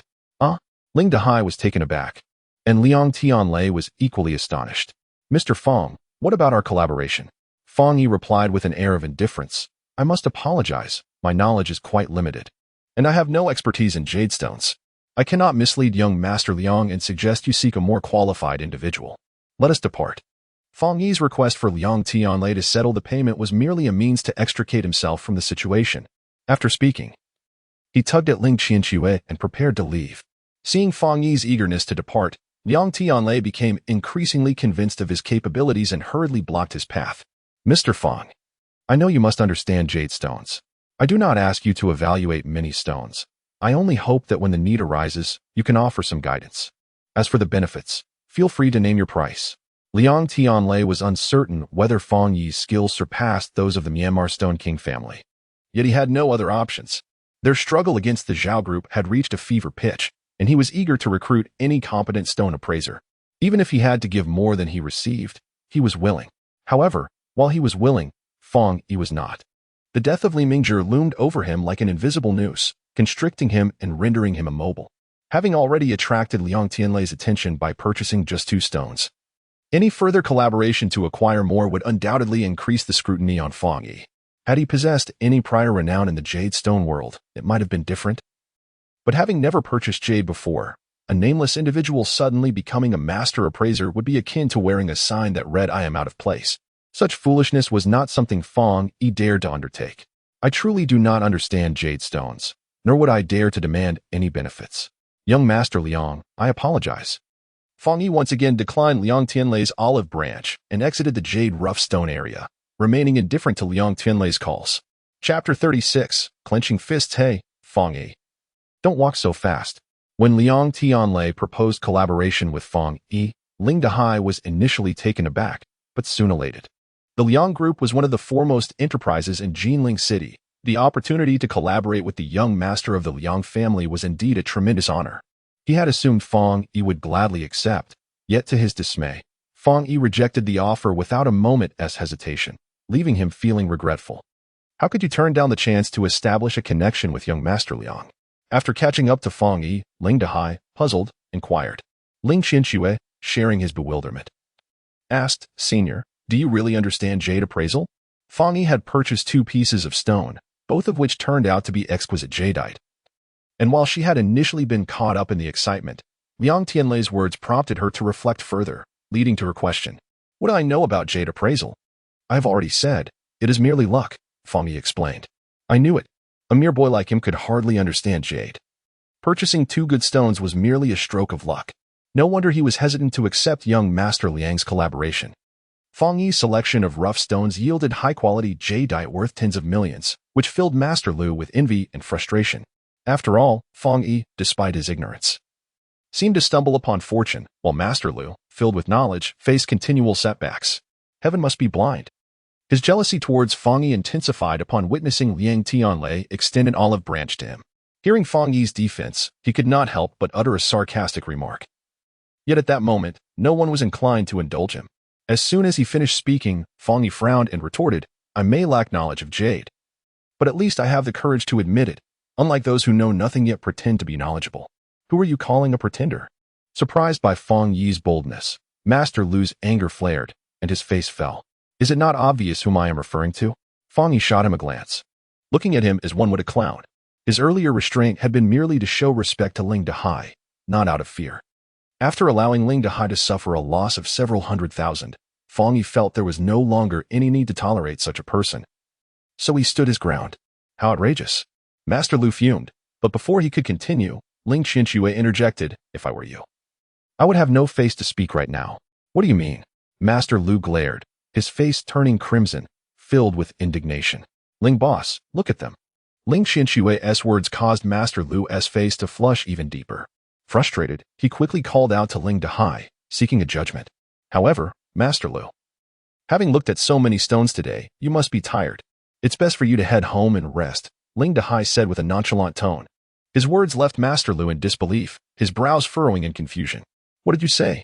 "I said you should go home and rest. I will transfer 30% of the payment for the 2 stones you helped me evaluate to your account as agreed," Ling Dahai replied, raising the 2 pieces of blue water jadeite in his hand. He had previously stated that the payment would be divided 70-30. Although Master Lu had assessed several stones that day, the 2 he had appraised were worth a maximum of 100,000 together, meaning he would receive 30,000. As for the piece worth 35 million, that had nothing to do with Master Lu, who had previously advised against purchasing it, and thus he would not receive any share of that. Upon hearing Ling Dahai's words, Master Lu was both shocked and furious. You. He pointed at Ling Dahai, trembling with rage and at a loss for words, unsure of how to respond. "Humph. Ling Dahai, don't ever ask me again." After a moment of silence, Master Lu spat out what he thought was a powerful retort and stormed off. "What was I thinking, even asking you?" Ling Dahai, upon hearing Master Lu's parting words, felt a wave of exasperation. He was already regretting the decision to involve him and could guarantee there would be no next time. "With only the temperament of a master but lacking the skills of one, I wonder where you found this person." As Master Lu departed, Ling Qianxue cast an accusatory glance at her father. Ling Dahai looked somewhat innocent. This individual previously worked at the Su Group. How was I to know he lacked real talent? Thanks to Fang Yi this time, otherwise, we would have truly been in dire straits. Ling Dahai recalled the earlier incident. "By the way, Fang Yi, do you really not understand how to appraise stones?" Fang Yi had previously suggested he buy rough stones, which at that moment, Ling Dahai believed was a mere shot in the dark. Little did he expect that there would indeed be fine jade within the rough stones. Now, he thought maybe Fang Yi wasn't just guessing. After all, even if one were to guess, it wouldn't be so accurate, would it? Thus, he held a skeptical attitude towards Fang Yi's words. "Uncle, I truly do not understand." Seeing Ling Dahai's doubtful gaze, Fang Yi explained with a bitter smile. "If you don't understand, how could you buy so accurately? Don't deceive me." Ling Dahai scrutinized Fang Yi, uncertain whether he spoke the truth. "I'm not lying. As I said, it's purely luck," Fang Yi earnestly clarified. Observing his expression, which didn't seem deceitful, Ling Dahai remained somewhat unconvinced. However, upon reflection, considering Fang Yi's age, even if he had been observing rough stones since infancy, he would only possess a couple of decades of experience, which wouldn't allow for such precision. With this thought, he had to concede that Fang Yi's acquisition of 2 exceptional rough stones was indeed a stroke of luck.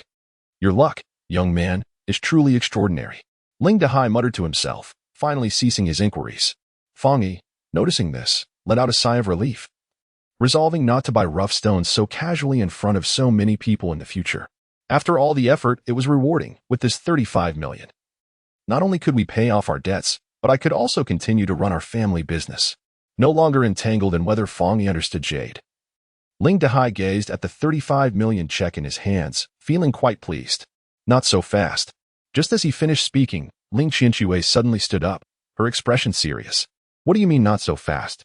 Ling Qinshua's words left Ling Dahai momentarily stunned, staring at her in disbelief. Even Fong Yi wore a puzzled expression. Without further ado, she snatched the check from her father's hand. This stone was purchased by my senior. At that time, I was unaware it contained jade. So I accepted it. Now that I know it holds such value, how could we possibly keep it? Ling Qinshu asserted, handing the check to Fong Yi. This Ling Dahai was left speechless, staring wide-eyed at his daughter. Qinshu, what are you? Upon witnessing Ling Qinshu pass the check, Fong Yi was also taken aback. Senior, this stone is far too precious. I cannot accept it. Although Fong Yi claimed he wouldn't take it, Ling Qinshu felt a surge of happiness inside her. Even if Fong Yi merely gifted her a rough stone, it was still a present. When she accepted it, she initially thought it was a gift of greater significance than value. However, upon discovering the jade within, she realized its worth far surpassed its sentimental value. In her mind, the stone belonged to Fong Yi, and regardless of its worth, it should rightfully be his. Her family had no claim to it. Seeing the sincerity in Ling Qinshua's gaze, Fong Yi smiled. To prioritize profit over friendship, Ling Qinshua's decision was both surprising and commendable. However, that stone was originally a gift for you. Regardless of its value, it remains my present to you. Are you truly returning a gift I bestowed upon you? Fong Yi had known from the outset that the stone held value, and that was precisely why he purchased it for Ling Qinshu. His intention was simple, to offer the stone to her, then sell it to help the Ling family through their predicament. Yet, this gift was too valuable. Seeing Fong Yi's displeasure, Ling Qinshu felt troubled. 35 million may indeed be substantial, but can our friendship truly be measured in monetary terms? If you believe so, I want to argue, but I would be deeply disappointed. Meeting Ling Qinshua's gaze, Fong Yi spoke earnestly. Senior Ling Qinshu understood Fong Yi's sentiments clearly. His words deeply moved her. She certainly recognized that their friendship transcended monetary value. But was it merely friendship? She stared intently into Fong Yi's eyes. All right. My dear daughter, if you continue this way, Fong Yi will become upset. He is right. Can your friendship truly be quantified by money? Ling Dahai interjected, eager to rebuild his fortunes with that 35 million. Witnessing his daughter's intent to give away their hard-earned money to another, he felt reluctant. Despite acknowledging some truth in her words, after all, necessities of life require funds. Seeing that Fong Yi refused to accept it and was thus upset, he was overjoyed and quickly reclaimed the check from Ling Qinshua's hands. Since Fong Yi is willing to give you the stone, he surely does not want the money.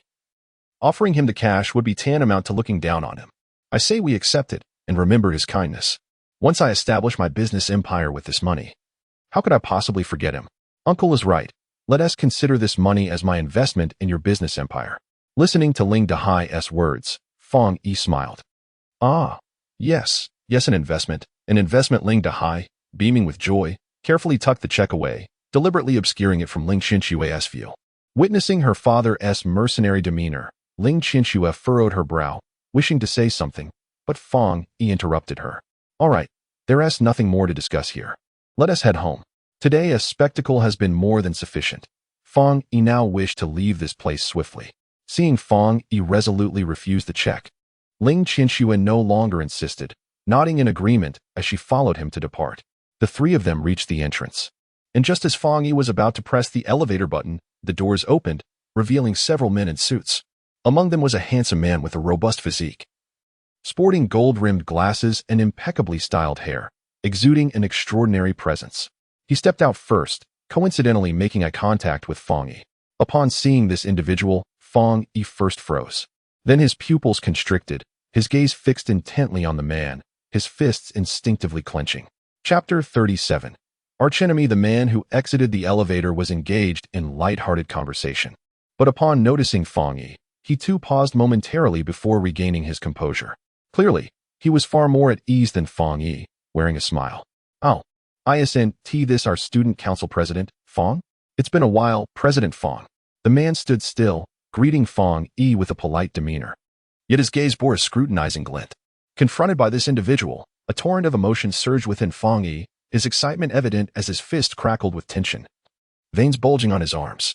He stared at the man before him, akin to a wolf king recognizing a longtime foe who had usurped its territory. Fong Yi, typically composed and well-versed in the social etiquette of concealing emotions, found himself casting aside all rationality upon seeing this person. For this man was his mortal enemy, Zhao Buxiu. Gazing upon the face that had once led to his disgrace, Fang Yi felt an overwhelming urge to leap forward and deliver a crushing blow to his adversary. Senior. Ling Qinxue, surprised by Zhao Buxiu's appearance, noticed Fang Yi's eyes turning red, his fists clenched tightly, veins bulging on his forehead. Teetering on the brink of losing control, she quickly grasped his arm, fully aware of the hatred Fang Yi harbored for Zhao Buxiu. However, Ling Qinxue did not greet him warmly. Zhao Buxiu, what brings you here? Young Master Zhao, the deputy general manager of the Zhao Group and one of the hosts of this Jade Exchange conference, found the lady's question quite amusing. A man accompanying Zhao Buxiu chuckled upon hearing Ling Qinxue's words. Ling Qinxue was already aware of Zhao Buxiu's affiliation with the Zhao Group, but she was unaware of his status within the company. After hearing these remarks, she gained a rough understanding, but this was not good news for her. The higher Zhao Buxiu's status, the greater the trouble Fang Yi would face if he confronted him. With this thought, she cast a worried glance at Fang Yi. What a misfortune. Senior, let us leave. Ling Qinxue tugged at Fang Yi, eager to depart quickly, but found that she could not budge him. It was rare to encounter an old friend from school here. Why the rush? Shouldn't they catch up a bit? Fang Yi's previously cold demeanor had inexplicably transformed into a smile, and his words startled Ling Qinxue. She looked at him in astonishment. Noticing that the veins that had previously bulged on his forehead had vanished, his clenched fist had relaxed, his face was calm, and he bore a gentle smile. As if he were not facing the enemy who had once brought him disgrace, but rather an old friend he had not seen in years. What astonished her the most was how this entire transformation occurred in almost an instant. Zhao Xuezhang, it has been a long time. Ignoring Ling Qinxue's incredulous gaze, Fang Yi extended his hand towards Zhao Buxiu. Just moments ago, Fang Yi had glared at him fiercely, but now he was smiling and greeting him, which surprised Zhao Buxiu as well. He had actually hoped to see Fang Yi seethe with anger. Indeed, it has been quite a while. Though somewhat disappointed not to witness Fang Yi's fury, Zhao Buxiu considered himself a man of refinement and extended his hand in return. Crack. What are you doing? As Zhao Buxiu grasped Fang Yi's hand, he suddenly heard a cracking sound followed by a sharp pain, prompting him to quickly withdraw his hand and glare at Fang Yi. What do you mean what? We were merely shaking hands, Fang Yi replied, feigning confusion. Zhao Buxiu could hardly believe that Fang Yi dared to squeeze his hand in front of so many people, and he was further astonished by Fang Yi's strength, which nearly broke his bones. Looking at the bruises on his hand, his anger flared. Young Master Zhao. The few people accompanying Zhao Buxiu were perplexed by what had transpired. Upon seeing the bruises on his hand, they understood immediately and glared at Fang Yi, clenching their fists, ready to teach him a lesson. Though Zhao Buxiu was furious, he gestured with his eyes to stop his companions, for as one of the hosts of this conference, he could not allow his subordinates to resort to violence upon arrival, as it would be disgraceful. Anger notwithstanding, he managed to restrain himself. Seeing Zhao Buxiu's signal, his companions lowered their fists. The fact that they did not rush towards him momentarily disappointed Fang Yi. If there was one thing he feared least at this moment, it was a fight. With his strength and speed, even if they all attacked him, there would not be a match for him. He had hoped to deliver a few punches to Zhao Buxiu amidst the chaos, but alas, half a year ago, you were expelled from school. And I thought you would be defeated, yet it seems you were quite spirited now. Perhaps I was overly concerned. Zhao Buxiu rubbed his bruised palm and sneered. To be honest, since leaving school and escaping the schemes of some shameless individuals, my days have been much more relaxed, and I feel quite rejuvenated. Fang Yi pondered this, seemingly in agreement with Zhao Buxiu's words. Zhao Buxiu was not foolish. He understood that the shameless individuals Fang Yi referred to were undoubtedly himself. A trace of resentment surfaced on his cold face, mingled with a hint of confusion. He had orchestrated Fang Yi's expulsion and his subsequent disgrace, believing Fang Yi would now fear him. However, it appeared not only had he not lost his courage, but he seemed emboldened, daring to play tricks while shaking his hand. Not only had his courage increased, but he also seemed to have grown more cunning. At least, in that brief moment, he had concealed his hatred towards Zhao Buxiu. Now, there was no trace of animosity on his face, which took Zhao Buxiu by surprise. Fang Yi's lack of resentment was not due to a lack of hatred, but rather a deliberate concealment. He and Zhao Buxiu had been adversaries for too long.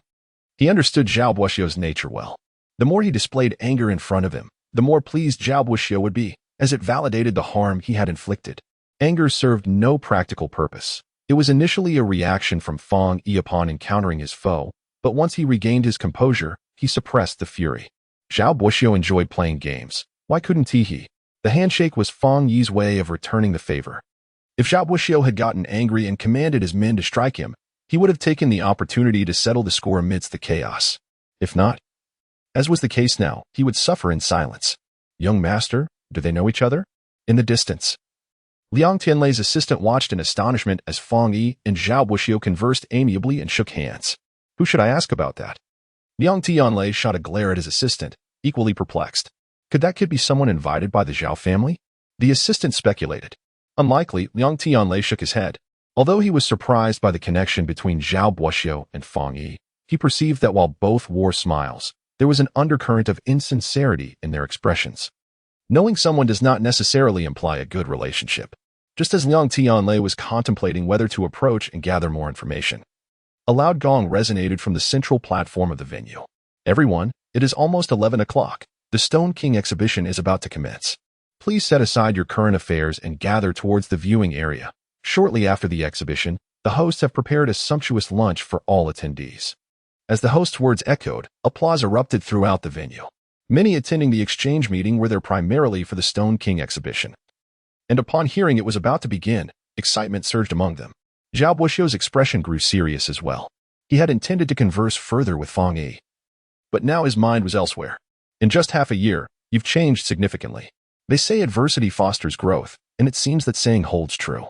However, while adversity can indeed nurture growth, one cannot remain in it indefinitely. The first time may be luck, but who knows if such fortune will hold for a second time. Zhao Buxiu regarded Fang Yi, a hint of a smile on his face, his words laden with meaning. Fang Yi understood that this was a veiled threat. In the past, he would have been intimidated by such threats, but now, without trying, how would one know? He replied with a smile, meeting Zhao Buxiu's gaze without a trace of fear. Hey. Zhao Buxiu chuckled lightly, a glint of ruthlessness flashing in his pupils. After giving Fang Yi a lingering look, he walked past him. Young Master Zhao, should I have someone deal with him? One of Zhao Buxiu's associates inquired as they brushed past Fang Yi. Zhao Buxiu was not one to suffer losses. He had always been the one to ensure others bore the brunt. However, recalling a certain agreement, he reluctantly dismissed the notion of retaliation. Just a mere clown. Why bother? He waved his hand, rejecting his subordinate's suggestion. Oh, isn't this Zhao Xiao? I thought you wouldn't dare show up today. What brings you here now? As Zhao Buxiu approached, Liang Tianlei forced a smile, though it did not reach his eyes. Zhao had long noticed Liang and, upon hearing his words, promptly retorted. Young Master Liang, if you have the courage to come, why should I be afraid? I simply arrived a bit late due to certain matters, but it matters not. The protagonist always makes their entrance last. With that, he wore a faint smile. The Liang group and the Zhao group had always been rivals. Following the downfall of the Su group, the competition for dominance in the jade industry of Jinling intensified. Although neither side had openly clashed in public, the atmosphere among their representatives was hardly friendly, laden with veiled barbs. In this encounter, it was clear that Liang Tianlei was at a disadvantage. Protagonist? Liang Tianlei smirked coldly, disdainfully spitting to the side. The Jade Exchange event today saw both families sending forth their second-generation core members, recognized heirs of their respective groups. Their purpose was not only to test their individual capabilities but also to determine superiority through the outcomes of the Stone King exhibition. Undoubtedly, this event marked the first public contest between the heirs of the two major clans, significant for both parties. Zhao Buxiu considered himself the protagonist, a claim Liang Tianlei was unwilling to concede. As the Stone King exhibition was set to commence, Zhao Buxiu inquired, why is young Master Liang accompanied by only one assistant? Have you failed to secure a skilled appraiser? Or have those you invited previously departed? Noticing that Liang Tianlei was followed by just one aide, Zhao smiled. Of course, Liang Tianlei had appraisers. They were merely resting in the lounge. He responded, though my options are limited, since I am competing with young Master Zhao, I doubt I will require many. Upon hearing this, Zhao Buxiu's smile broadened, relishing the sight of someone stubbornly clinging to pride. Allow me to introduce you. Zhao Buxiu then revealed a man of modest stature and somewhat tanned skin, appearing to be in his 30s. This is Mr. Zhou, an esteemed appraiser from the Stone King family in Myanmar. Mr. Zhou, meet Liang Tianlei, the young master of the Liang group. Pleasure to meet you. Though Mr. Zhou was diminutive, his gaze was sharp. After Zhao's introduction, he nodded toward Liang Tianlei. Liang scrutinized the man before him. Despite his unremarkable appearance, Liang dared not underestimate him. The Zhou family had long been a prominent clan in southern China, renowned for their jade business spanning centuries. Following a conflict with powerful figures at the dawn of the last century, they relocated to Myanmar, where they gradually rose to prominence as the Stone Kings. Relying on ancestral expertise in jade appraisal, rumor had it that every member of the Zhou family, from the eldest patriarch to the youngest child, possessed an understanding of jade appraisal, while the truth of such claims was difficult to substantiate. The Zhou family's enduring success in the Myanmar jade industry suggested they possessed genuine skill. Zhao Buoxiu had evidently spared no expense to secure the presence of the Stone King's kin for this event, though the Stone King family was renowned in the jade industry. Their reputation for appraisal expertise was rivaled by their family rules. The previous Stone King had decreed that no Zhou family member could step foot on Chinese soil or engage in trade with Chinese jade merchants, let alone provide appraisal services. Liang Tianlei speculated how Zhao Buoxiu managed to invite a member of the Zhou family, certain it must have come at a great cost. Securing the jade agency in Jinling was worth the investment. Zhao Buoxiu waved his hand dismissively. The Stone King's name is indeed significant. But do you genuinely believe that bringing in a member of their family guarantees the procurement of fine jade? Liang Tianlei challenged Zhao's confidence. Even the Stone King is not infallible. Their judgment cannot be flawless. Zhao Buoxiu's smile bore a hint of mockery in response to Liang Tianlei's skepticism. Do you know why the upcoming jade exhibition is called the Stone King exhibition? He asked. Liang raised an eyebrow, revealing his ignorance. Because all the stones showcased are top-quality jadeite sourced from the Stone King family. Naturally selected by them, these are the finest among stones. Upon hearing this, Liang Tianlei's pupils dilated in shock. Sensing his astonishment, Zhao Buoxiu chuckled gleefully and glanced at Mr. Zhou, addressing Liang Tianlei. Mr. Zhou may not be the most formidable figure in the Stone King family, but I am confident he can discern the quality of the stones sold by his own kin. As Zhao's words sank in, Liang Tianlei, still reeling from the revelation, comprehended the depths of Zhao Buoxiu's strategy. He must have known the origins of these stones all along. Today's Jade Exchange was co-hosted by both the Liang and Zhao families, yet they merely served as figureheads. The true orchestrator was someone of immense stature, wielding authority over all enterprises along the southeastern coast. Following the Su family's collapse, decisions regarding the jade trade were dictated by this individual. The rivalry between the Liang and Zhao families could be resolved with a mere word from this person. However, for the sake of fairness, they were allowed to compete. And this jade exchange served as a litmus test for their endeavors. The Stone King exhibition would showcase a selection of premium jadeite, with each family purchasing 5 pieces. The family whose stones yielded greater value would demonstrate superior appraisal skills and be deemed more worthy of managing the jade industry. While the outcome of the exhibition wouldn't be decisive, it held significant weight. Thus, Zhao's invitation to a member of the Stone King family was a calculated move to ensure his family's victory over the Liang family. Observing Liang Tianlei's countenance, which resembled someone who had swallowed a fly, Zhao Buoxiu felt a surge of satisfaction. After rubbing his bruised hand, he glanced at his watch. Well, the Stone King exhibition is about to begin. Let us not waste any more time here. Don't forget our wager. With that, he departed. Young master, they are clearly cheating. Liang Tianlei's assistant exclaimed in indignation once Zhao Buoxiu had left. The stones were bought from the Stone King family, and now they have brought in someone from that family to appraise them. Isn't that cheating? They must know which stones are of good quality since they sold them. Liang Tianlei was fully aware of Zhao Buoxiu's underhanded tactics. However, what could he do? Their prior agreement did not prohibit inviting members of the Stone King family for appraisals. Zhao Buoxiu could invite them, and so could he. Yet, before today, he had no knowledge that the stones were sourced from the Stone King family. Zhao Buoxiu must have known the origins of these stones. Liang Tianlei murmured, his expression tinged with reluctance. Do you think that esteemed individual might have deliberately informed them? The assistant ventured, contemplating the event's organizer. Liang Tianlei shook his head, deeming such a possibility unlikely. Given the organizer's stature, if there was favoritism, they could have simply declared that the jade business belonged to the Zhao family, and the Liang family would not have dared to protest. I know that person well enough. They wouldn't go that far. However, whether their subordinates share the same bias is another matter. Liang Tianlei reflected thoughtfully.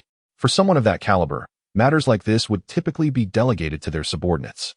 They wouldn't intentionally disclose the origins of these stones to Zhao Buoxiu, but what if their subordinates were colluding with Zhao?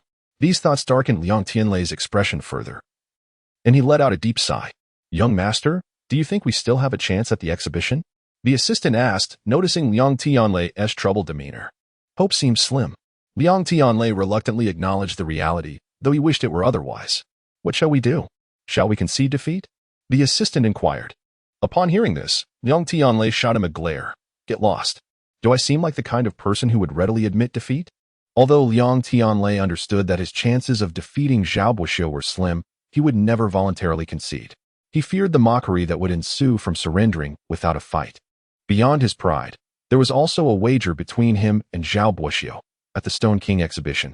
The party with the lower total value of raw stones must fully compensate the other for their purchase. The exhibition featured exquisite jade raw stones, all priced over 100 million.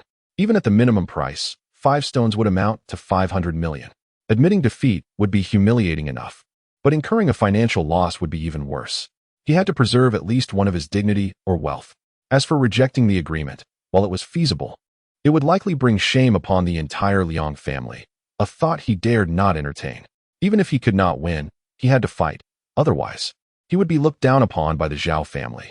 Irritated, Liang Tianlei cursed at his assistant before heading upstairs to consult the jade appraisal expert he had engaged. As he departed, he cast a glance at Fang Yi, his expression subtly shifting, but he refrained from speaking.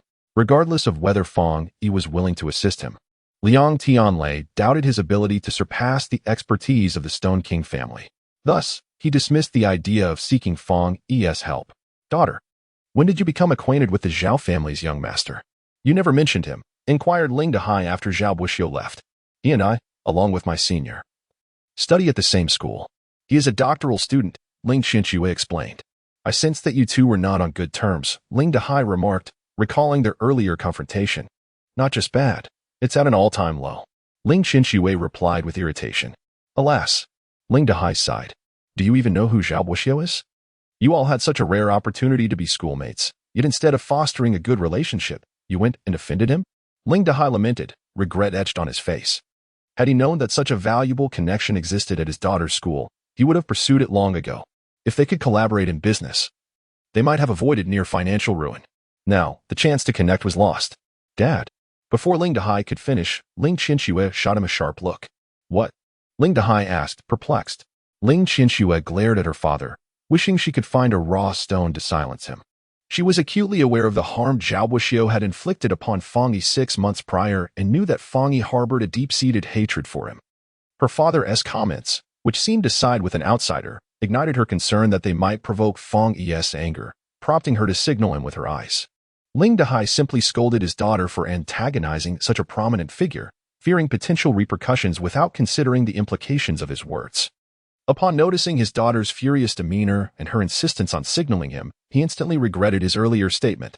Reflecting on how Fang Yi had dared to confront Zhao Buxiu in front of so many people, it was clear they shared a profound enmity. He had benefited from Fang Yi's favor, and he should not align himself with the opposing side. He glanced at Fang Yi, who wore a neutral expression, bordering on indifference, like a stranger, which sent a chill down his spine. He cleared his throat and quickly amended his statement. If you ask me, with your temper, it's definitely that scoundrel who instigated things first. Ling Dehai's sudden reversal left Ling Qianxue wide-eyed. Despite his unassuming appearance, he harbored a less than virtuous nature. If she had reacted more swiftly, she would have confronted Zhao Buxiu directly, but for now, she would let it slide tomorrow. She vowed to confront him if they crossed paths again. Ling Dehai spoke with righteous indignation, his chest heaving as if genuinely agitated, while his eyes darted toward Fang Yi. Ling Qianxue had long been accustomed to her father's erratic behavior. Noticing Fang Yi's demeanor remained calm, without a hint of anger, she felt relieved. Senior, let us go. Everything is fine now, she suggested to Fang Yi. Initially, Fang Yi intended to leave quickly, yet after encountering Zhao Buxiu, he found himself unable to quell the turmoil within. He had excellent hearing and overheard the conversation between Liang Tianlei and Zhao Buxiu from a distance, igniting his desire to remain.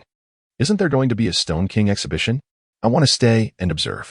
Chapter 39. The exhibition begins as the announcement for the Stone King exhibition commenced. The majority of attendees gravitated toward the central viewing platform, including Fang Yi, who had chosen to stay.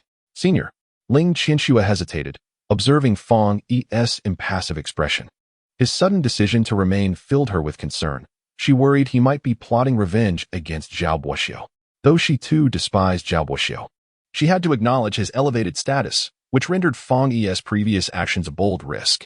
Zhao Buxiu had let it slide, but should Fang Yi escalate matters further, the consequences could be dire. Noticing Ling Qinshue's anxious demeanor, Fang Yi smiled, flashing a disarming grin that broke through his cold facade. Don't worry. I won't do anything foolish. Despite Fang Yi's assurance, Ling Qianxue felt only slightly relieved, unable to fully dispel her worries.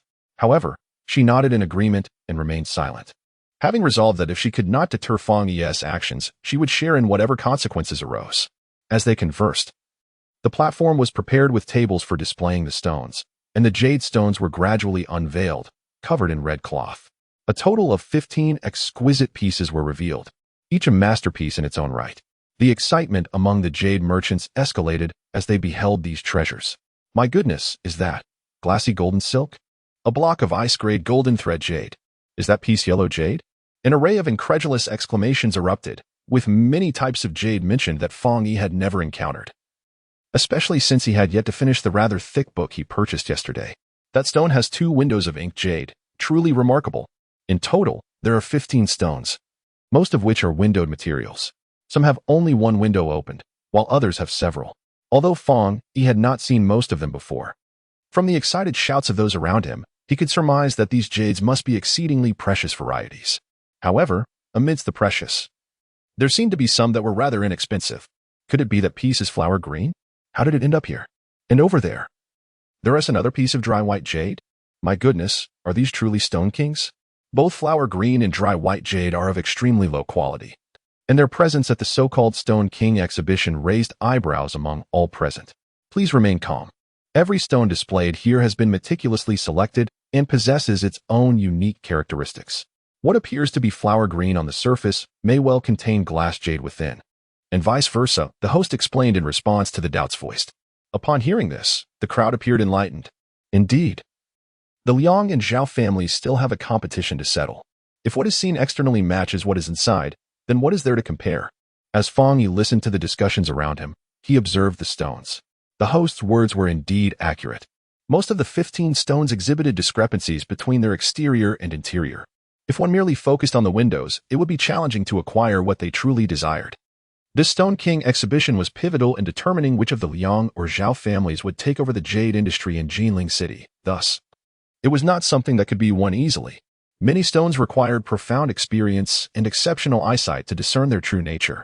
All right, the rough stones have been arranged. Now, let us invite the appraisers from the Liang and Zhao families to the stage to begin their evaluations. The host, well aware of what the audience yearned to witness, wasted no time and promptly announced the commencement of the competition. Master Sun, you may begin the first round.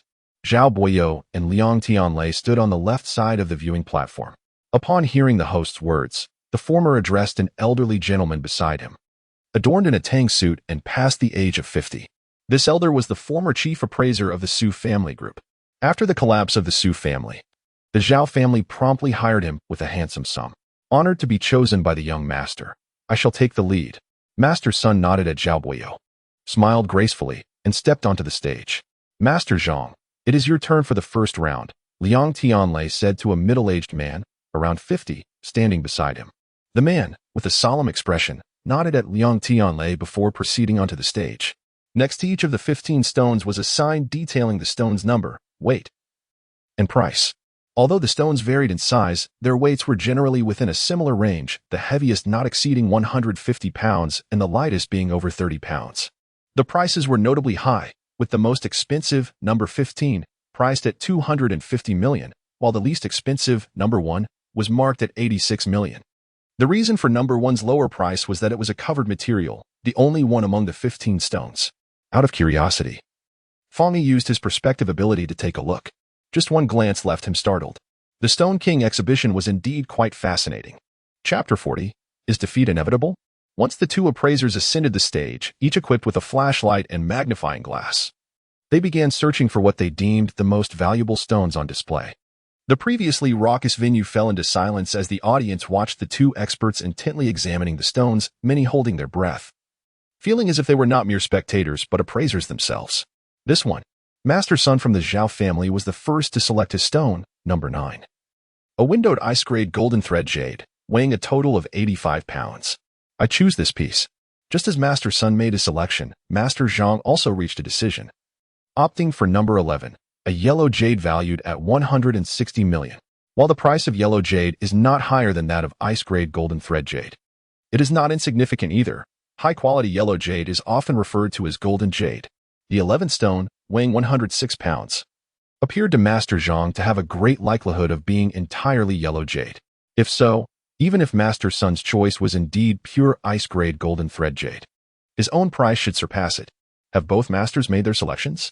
If so, let us commence the cutting. Let us proceed, the two masters replied in unison, each marking their cutting areas on the stones, their expressions brimming with confidence. The exhibition featured two professional stone-cutting machines and skilled workers. Once both appraisers nodded, the staff approached, lifted the stones, and began cutting simultaneously. Ah, it's yellow jade. The cutter for the yellow jade moved swiftly. With one slice, the jade's luster was revealed, matching the originally open window. Indeed, it was yellow jade. Delighted, Master Zhang beamed, while Liang Tianlei also showed signs of excitement. On the other hand, as Master Zhang uncovered yellow jade, Master Sun's first cut yielded nothing. This disappointment left the onlookers disheartened, and Zhao Boyo furrowed his brow. Master Sun, seemingly attuned to Zhao Boyo's expression, turned to signal him to remain calm, then instructed the cutter to proceed to his second marked area. Meanwhile, Master Zhang had already made his third cut, revealing more yellow jade, and his joy was nearly uncontainable. Liang Tianlei, who initially thought the first round would be difficult to win, now sensed a glimmer of hope. Quickly, cut here for the fourth time. Master Zhang urged the staff, eager to unveil the entire stone. Under his insistence, the cutter commenced the fourth slice, which also revealed yellow jade. However, this time, Master Zhang's smile faded. There are cracks, he exclaimed, his brow furrowing deeply. The 11th stone had opened with cracks, significantly diminishing its value. The onlookers sighed upon seeing the fissures in the stone. Do not fret. It is merely one cutting surface that has cracks. What if the others are intact? Someone remarked dismissively. Look, it's showing water. Ice grade. No, this is glass grade. As Master Zhang's jade revealed cracks, Master Sun's jade unexpectedly unveiled glass grade jade. The crowd erupted in excited gasps. Master Zhang turned to see for himself, confirming that Master Sun had indeed uncovered glass grade jade. His expression soured further, as he had previously noted that the ice-grade jade's quality was not exceptional, and he had never anticipated that it would yield glass-grade jade, and of such remarkable quality at that. While ice-grade golden thread jade is not vastly more expensive than yellow jade, glass-grade jade commands a significantly higher price, especially considering that his stone had revealed cracks. Sigh. Though neither stone had been fully cut yet, those with discerning eyes could already ascertain the victor of this round. Many on Liang Tianlei's side were expressing their discontent, and the earlier exuberance of Liang Tianlei had now turned to disappointment, as the stones continued to be cut. The results soon emerged. The original stone number 11 yielded 47 pounds of yellow jade, totaling a value of 180 million, while the original stone number 9 revealed 5 pounds of ice-grade golden thread jade and 31 pounds of glass-grade jade, culminating in a total value of 215 million.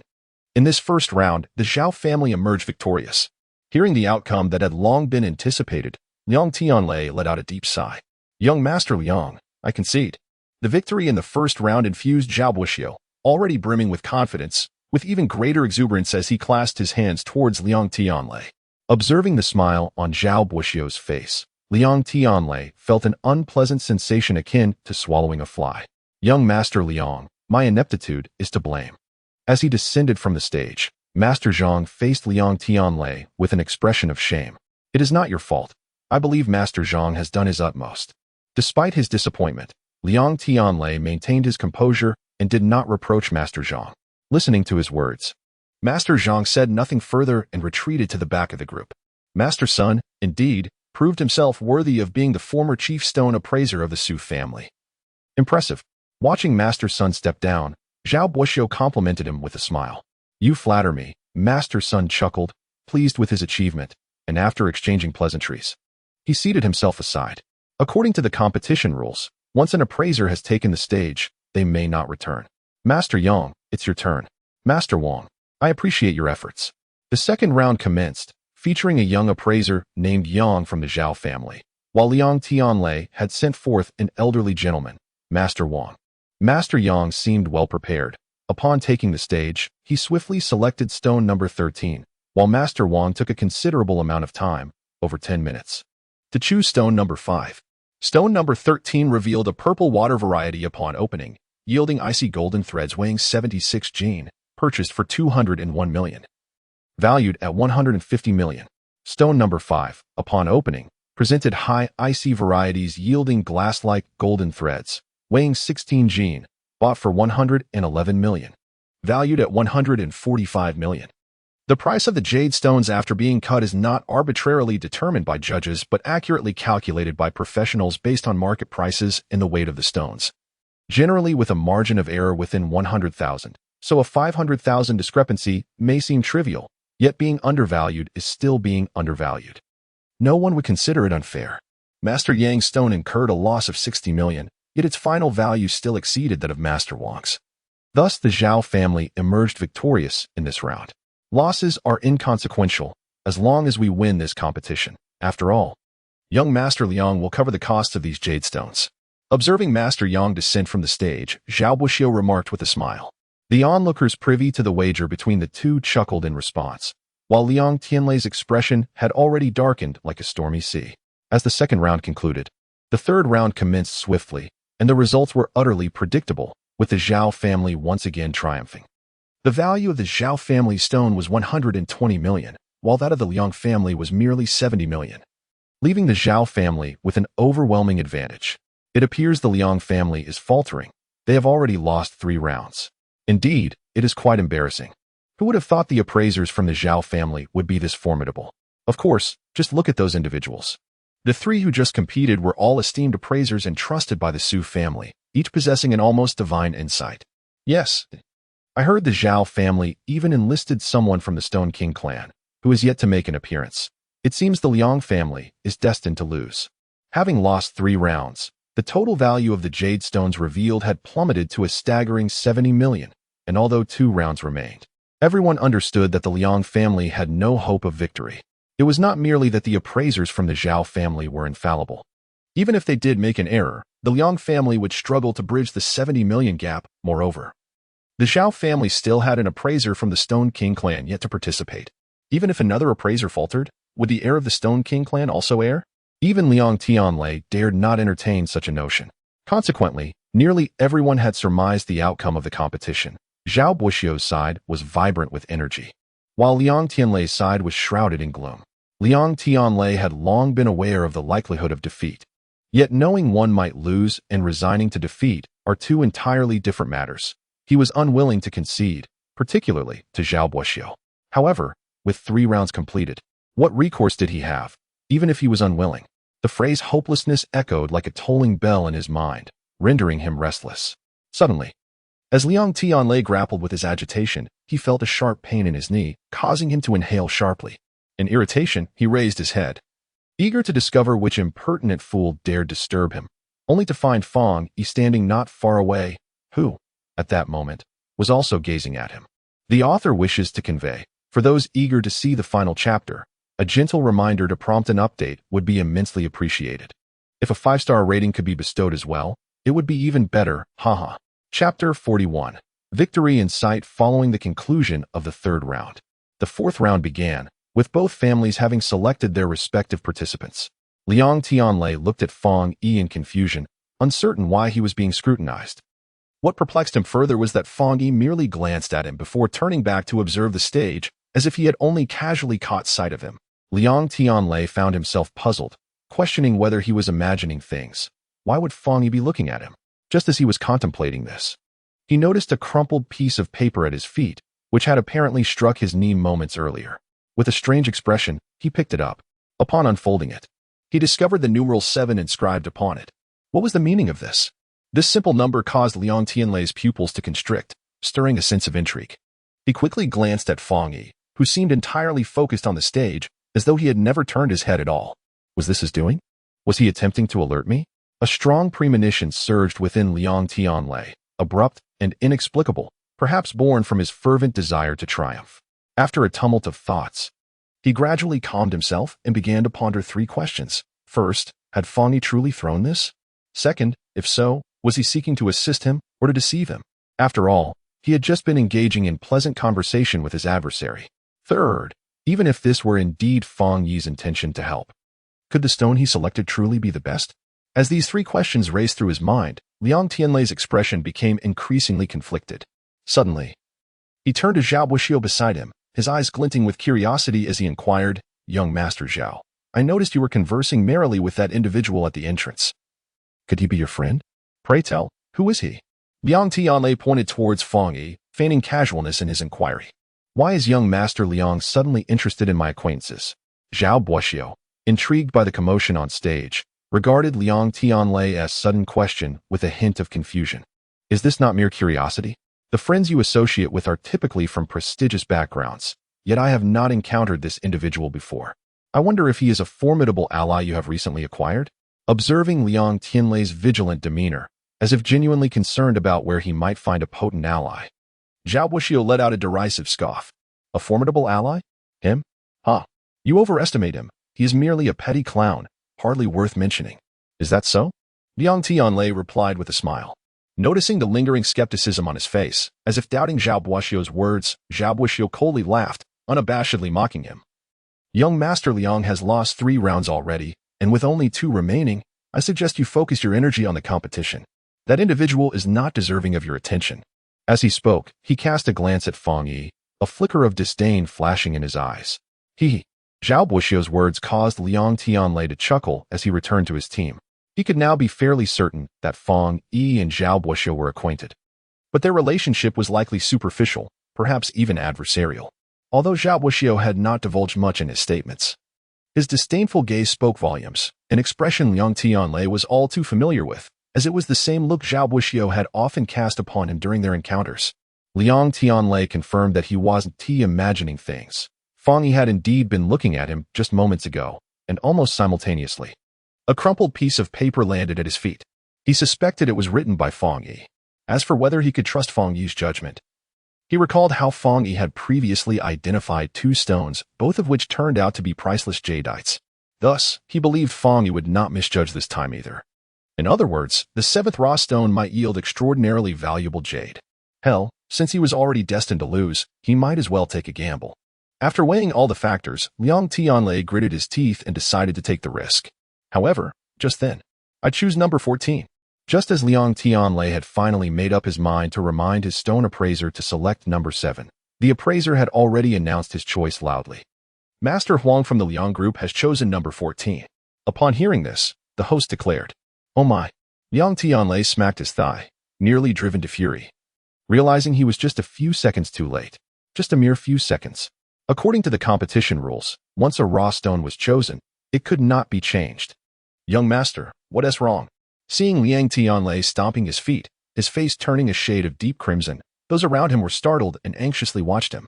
"Young Master Liang, even if we cannot win, there is no need to be this agitated.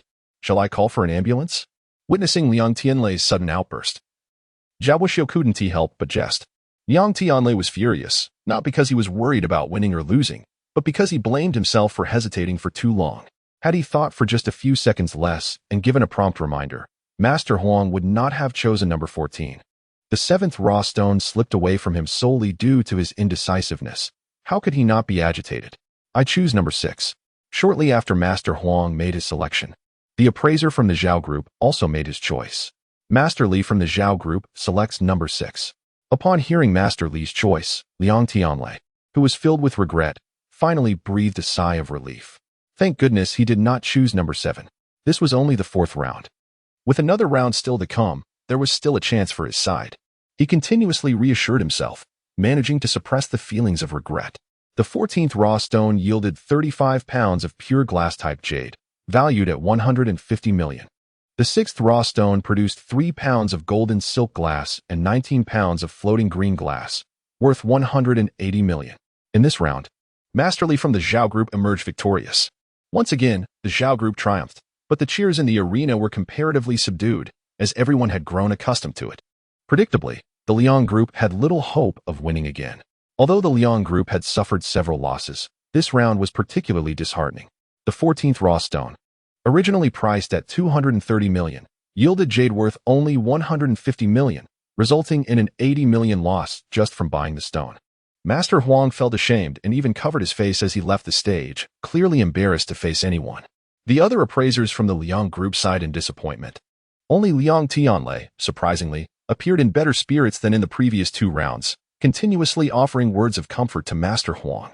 While others perceived that the young master of the Liang family had essentially given up on the idea of winning, they could not help but commend his attitude towards his subordinates, which was genuinely commendable. His appraisers had not won even once, and this time they had suffered a significant loss in purchasing stones, yet he showed no anger, demonstrating his respect for his employees. Not only did the onlookers think this way, but even the appraisers felt grateful. Earlier, the young master had been furious, indicating he had pent-up frustration. Yet he never directed that anger towards them. They realized their lack of discernment had brought shame upon the group, and instead of being angry, he chose to console them. Such a master was indeed rare. As the appraisers reflected on this, they felt increasingly ashamed and resolved to accumulate more experience and enhance their skills to repay their employer. Liang Tianlei, however, remained oblivious to the growing admiration the appraisers held for him. He was not angry for 2 reasons. Firstly, he had never held high expectations for these individuals. Considering they were the leftovers from the Yu group, it was normal to fall short compared to the Zhao group, even if it was frustrating. Secondly, there was still 1 round left. With the guidance of a skilled individual, he was merely waiting to secure the 7th raw stone, which might turn the tide and redeem his previous failures. With that in mind, why should he still be angry? His thoughts were solely on the 7th raw stone, eagerly anticipating the start of the 5th round. The 5th round is commencing. Both sides, please send your appraisers to the stage. I'll go. As soon as the host finished announcing, Liang Tianlei leaped forward, shocking everyone with his declaration. What? Did I hear that correctly? Young Master Liang is going up personally? What is going on? Does he actually understand how to appraise stones? Do you think he would? He has probably just resigned to his fate. As Liang Tianlei's words fell, the crowd began to speculate. Is young Master Liang really going to take the stage himself? This can't be a joke, right? Zhao Buoxiu looked at Liang Tianlei with surprise, not expecting him to propose going up to compete. Well, there is not much chance of winning anyway. Might as well have some fun. In response to Zhao Buoxiu's bewilderment, Liang Tianlei smiled. Seeing Liang Tianlei's serious demeanor, Zhao Buoxiu realized he was not joking, and he chuckled, turning to the heir of the Shi Wang family beside him. Mr. Zhou, for this final round, I'll leave it to you.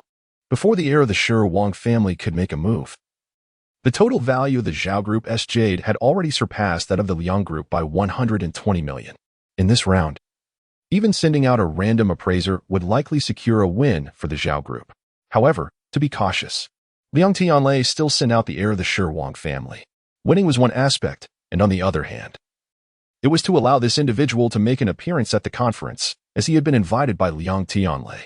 This would serve as a signal to the business people in the Jinling jade market that the Zhao Group had established connections with the Shi Wang family. Young Master Liang, are you truly certain you want to take the stage for this round?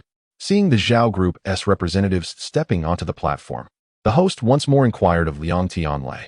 Yes, I am certain. Stop asking and let me up there. Liang Tianlei could hardly contain his eagerness. Upon receiving Liang Tianlei's nod, the host ceased any further discussion. Very well. Please proceed. With the host's approval, Liang Tianlei dashed onto the stage. I choose number 7. Liang Tianlei had pent-up energy within him, and just as he was about to shout this phrase, someone else beat him to it. It was the heir of the Shi Wang family. Mr. Zhou from the Zhao Group chooses the 7th raw stone. Upon hearing the Shi Wang heir's words, the host announced. While Liang Tianlei stood frozen in place, he chose number 7? He hasn't even looked yet.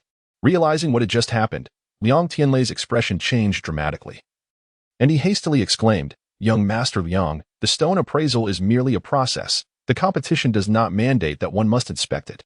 If you do not wish to look, you may freely select any stone.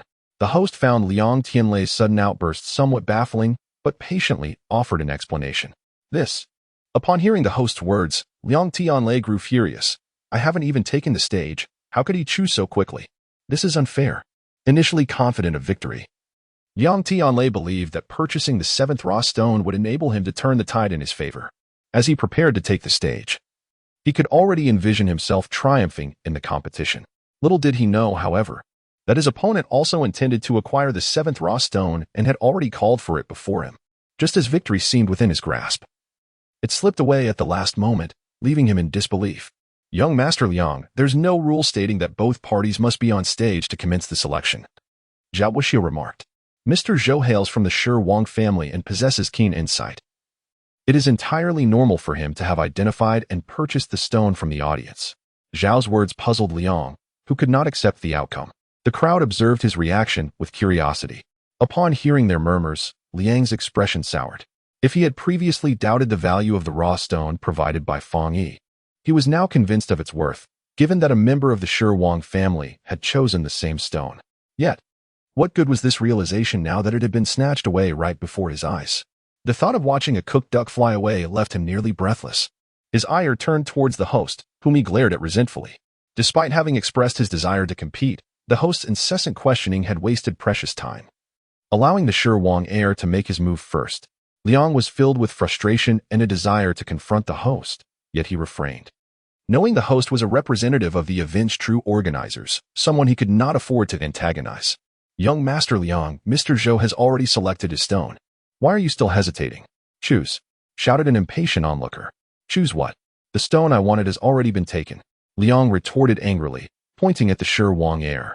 His frustration became evident to those who had previously found his reaction perplexing, as they now understood his plight.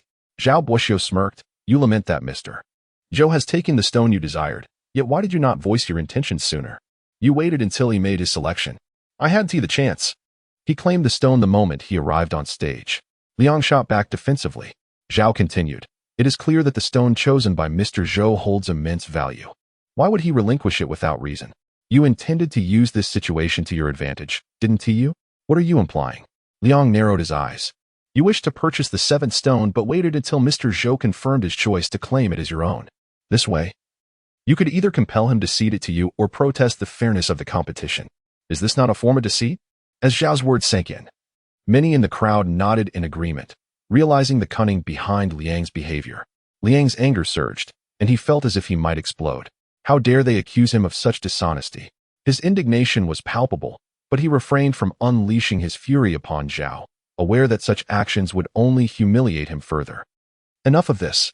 Just choose a stone, the crowd urged impatiently. Faced with Zhao's calm demeanor and the mounting impatience from the audience, Liang felt an overwhelming sense of helplessness. How could he choose? He was utterly unfamiliar with assessing raw stones and had only come to acquire the seventh stone. Now, with it gone, he was at a loss for what to select. Casting a glance at Fang Yi in the audience, he felt a deep sense of shame. Fang had already assisted him, yet he could not secure victory. The thought of asking Fang for help again seemed impractical, as the seventh stone was undoubtedly the best and most expensive option. Even if Fang pointed him towards another promising stone, it would likely not suffice to win the competition. As Liang stood despondently on stage, unable to make a decision, Fang furrowed his brow. He had not anticipated that the Shi Wang family would choose the seventh stone so quickly.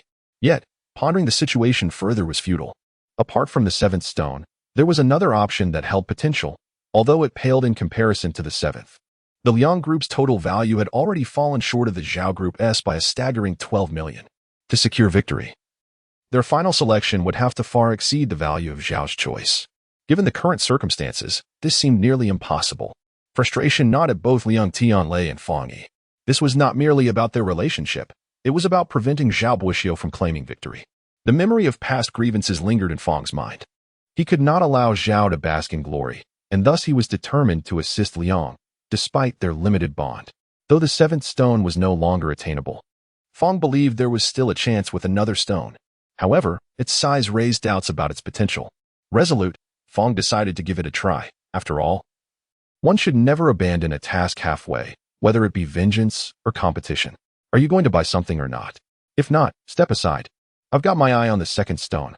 As Liang Tianlei stood at the exhibition booth, surveying the stones before him with indecision, a sudden voice of impatience pierced through the crowd.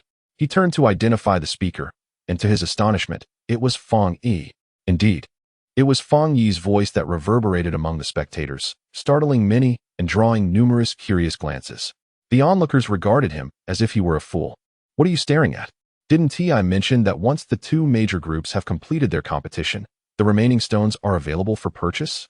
His protracted deliberation was hindering my acquisition of the number 2 raw stone, and I could no longer tolerate it. Fang Yi, visibly irate, pointed at Liang Tianlei and vented his frustrations. Before the Stone King exhibition commenced, It had been made clear that after the competition between the Liang and Zhao groups, anyone interested in purchasing the leftover stones could do so, regardless of their status. Fang Yi was indeed correct, and Liang Tianlei's indecision was wasting everyone's time. Many in the audience shared Fang Yi's sentiments. However, who would dare voice such thoughts?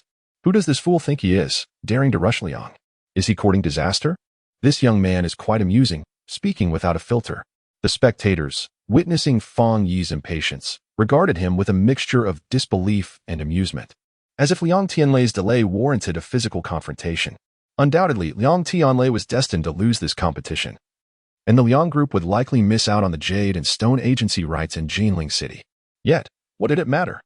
Even if Liang Tianlei faced a humiliating defeat today and his family failed to secure the agency rights, the Liang group possessed assets worth hundreds of billions in Jinling, and he remained one of the city's most prominent young heirs. Who would dare speak to him in such a manner? That would be akin to courting death.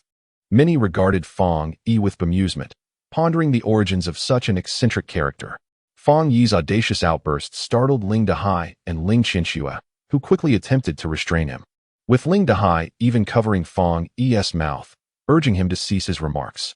Observing the spectacle was one thing, but provoking trouble was another. After all, he had already offended a young master of the Zhao family.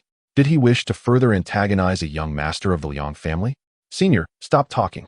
Fang Yi struggled to continue, but Ling Qianxue held him firmly in place. Witnessing this scene, Zhao Buoxiu's face broke into a smile. He had never anticipated seeing such a lively display from Fang Yi, although puzzled by Fang Yi's sudden, unfiltered outburst. Zhao Buoxiu found pleasure in the prospect of Liang Tianlei being offended, especially since Fang Yi's words resonated with him. Zhao Buoxiu glanced at the stage and remarked, Liang Tianlei, did you hear that? Someone is urging you to make a decision. After pondering for so long, it is time to stop wasting everyone's time. If you aren't going to buy, then please step down. Fang Yi's sudden interjection bewildered Liang Tianlei, who wondered why he was being targeted. Was it because he had failed to acquire the number 7 raw stone, leading Fang Yi to express disappointment? As these thoughts crossed his mind, Liang Tianlei sensed something was amiss.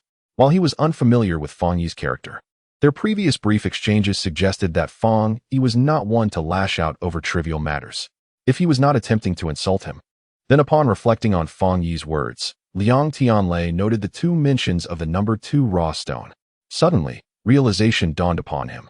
Fang Yi was not scolding him, but rather reminding him to purchase the number 2 stone. Liang Tianlei, perceptive as he was, understood that he needed to conceal his intentions. With a faint expression of anger, he glared down at Fang Yi and declared, How dare you urge me? You wish to buy the number 2 stone, do you? I shall not allow it. I will buy the number 2 stone. Author's note: to facilitate easier reading, a regular update schedule has been established. Updates will occur daily at 6 p.m. If 2 chapters are released at 6 p.m., then that will be it for the day. If 1 chapter is released, another will follow at 8 p.m., resulting in a total of 2 chapters each day. Any adjustments to this schedule will be communicated in advance. Additionally, thank you all for your continued support. Your readership inspires my writing. Chapter 43, A Roaring Laughter with a Resounding Shout. Liang Tianlei finally resolved to purchase his chosen stone. He glared at Fang Yi, his face bearing a trace of irritation akin to that of a petulant child. Upon hearing Liang Tianlei's decision, Zhao Buoxiu chuckled heartily. He recognized that Liang Tianlei had reached the end of his wits. After much contemplation, he had randomly selected a stone out of impatience. The number 2 stone appeared to be a decent specimen, yet lacked any distinctive features, prompting many to shake their heads in disapproval. Regardless of Liang Tianlei's choice, his defeat was inevitable. The sooner the competition concluded, the sooner Zhao Buoxiu could claim victory, leaving him in good spirits. Has young Master Liang truly decided on the number 2 stone without further consideration? The host, somewhat displeased by Fang Yi's ruckus, inquired again. Sensing that Liang Tianlei's choice had been unduly influenced, the competition had reached its final stage, although the Liang group was destined to lose. There was no need to make a hasty decision and purchase a stone merely out of spite. After all, if he were to earnestly select a valuable stone, he might still reap some benefits, wouldn't he? There's nothing left to deliberate. I will buy the number 2 stone. Damn it, I cannot abide such individuals. In response to the host's inquiry, Liang Tianlei nodded again, cursing Fang Yi in the process, appearing as if his anger had yet to subside. Seeing Liang Tianlei acquiesce, the host, though feeling it was regrettable, made the announcement. Young Master Liang of the Liang Group has chosen the number 2 stone. With the 2 stones selected, the next step was to cut the stones. The heir of the Stone King wasted no time. As soon as Liang Tianlei decided upon the number 2 stone, the cutting commenced. The stone, an ice type with golden threads, weighed 87 pounds. As the first cut was made, everyone anticipated it would reveal either an ice or glass type. However, to their astonishment, the cut resulted in nothing, absolutely nothing. How could this be? Some questioned. This stone weighed over 80 pounds. And yet the first cut removed a full 20 pounds without revealing anything? Was there jade at the window, but nothing within? Even the cutting staff were baffled. They had followed the heir's marked line, fearing that the cut might compromise any jade inside. Who would have thought that it was merely stone? Let's cut further. Upon discovering that the interior was just stone, the heir of the Stone King appeared unfazed, drawing another line to continue. His calm demeanor seemed to indicate confidence, and the surrounding noise diminished as all eyes remained fixated on the stone. The cutting staff carefully followed the new line, and the moment of revelation caused an uproar. There was jade, glass-type jade. No, it was the coveted floating green jade. Wait, there was so much green. The heir of the Stone King was already renowned, and the stones he selected naturally garnered much attention. Following the initial cut, which yielded nothing, many began to doubt his reputation. However, now that jade had emerged, unexpectedly, and of a quality that surpassed all expectations, the atmosphere erupted into excitement. Wow, so much green. It's exquisite. Is this real? Am I dreaming? Could this be floating green jade? What floating green? Did you not see those clusters of green at the cutting edge? Incredible. I thought this was merely an ice-type stone. Who knew it contained such layers? Truly worthy of the Stone King's heir. I haven't seen such a stone in years. This is a massive chunk of green. The same piece of stone containing 2 distinct types of jadeite is indeed an extraordinary rarity. And to be able to discern both types is a skill that surpasses that of an ordinary stone appraiser. Remarkable. The Stone King family truly lives up to its illustrious reputation. Indeed, it is evident that there are no pretenders beneath their esteemed name. After an exhilarating uproar, many attendees began to lavish praise upon the Stone King family, expressing their boundless admiration. Among jadeites, the most valuable is undoubtedly the glass type, which is further graded based on the hues of green it possesses. Wispy green, unevenly distributed, is referred to as glass-type golden thread, spotted green. More abundant than wispy green but still unevenly arranged, is termed floating emerald, possessing a higher value than golden thread. Meanwhile, clumped green, larger than spotted green, though also unevenly distributed, holds greater value due to its substantial green content, often yielding larger pieces suitable for crafting entirely green pendants, and is thus called clumped green. In summary, for glass-type jadeite, the greater the green content, the higher the value. This particular stone is classified as clumped green, placing it among the finest materials in the contemporary jade market. Upon witnessing the appearance of this jadeite, even the typically composed Zhao Buxiu could not suppress his joy. And those from the Zhao group behind him were equally exuberant. Those who had previously doubted the heir of the Stone King now offered their praises, acknowledging the remarkable ability to discern even the fissures within the stone, an achievement they humbly admitted they could not replicate. Mr. Zhou from the Zhao group appraised the ice-type golden thread jadeite at 500 Jin and the clumped green glass type at 700 Jin, totaling a staggering value of 410 million. When the host announced the valuation of the 7th raw stone, an audible gasp rippled through the crowd, as it was undoubtedly the most valuable in today's competition. Many applauded while showering compliments upon Zhao Buxiu. Upon hearing this price, Zhao Buxiu clenched his fists in excitement. How could he not be thrilled at the prospect of victory and substantial profit? Upon hearing the figure of 410 million, Liang Tianlei's expression involuntarily twitched. The value of the jade from the Zhao group now surpassed that of the Liang group by 530 million, a staggering sum. Could he truly win? He glanced at his chosen second stone, feeling restless. This stone was relatively small, weighing only 50 Jin, with a window revealing floating emerald glass-type jadeite, though it appeared decent. It was simply too small. Observing the width of the cutting surface, he realized that if fully cut, at least half the stone would need to be removed, leaving only 25 Jin. Even if this remaining portion were entirely floating emerald glass type, its worth would not reach 500 million. Having briefly entertained a glimmer of hope from Fang Yi's previous guidance, Liang Tianlei now felt increasingly anxious. Winning seemed insurmountable. Nevertheless, at this juncture, he understood that whatever the outcome, he could not blame anyone else. Fong Yi had advised him to select the seventh stone, and with such a splendid jadeite revealed, it was clear that he had earnestly sought to assist him. If blame were to be assigned, it would solely rest on his own indecision and tardy reactions.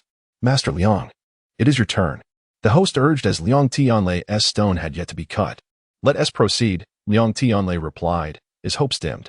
But, Master Liang, you haven't marked it yet. Where should we cut? The cutting staff looked at him, perplexed. Each stone requires proper marking by an appraiser, otherwise, they would not dare proceed, fearing repercussions if the stone were damaged.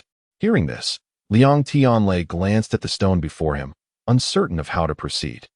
Fong Yi had not provided any instructions. After a moment of contemplation, he waved his hand dismissively, just cut it randomly. Randomly? The staff was taken aback by his response.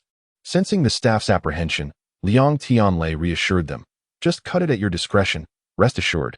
If it breaks, I won't hold you accountable. Seeing Liang Tianlei's serious demeanor, the staff, though still hesitant, complied with his instructions and began to cut cautiously. They commenced at the window, and with the first incision, the interior revealed floating emerald glass type.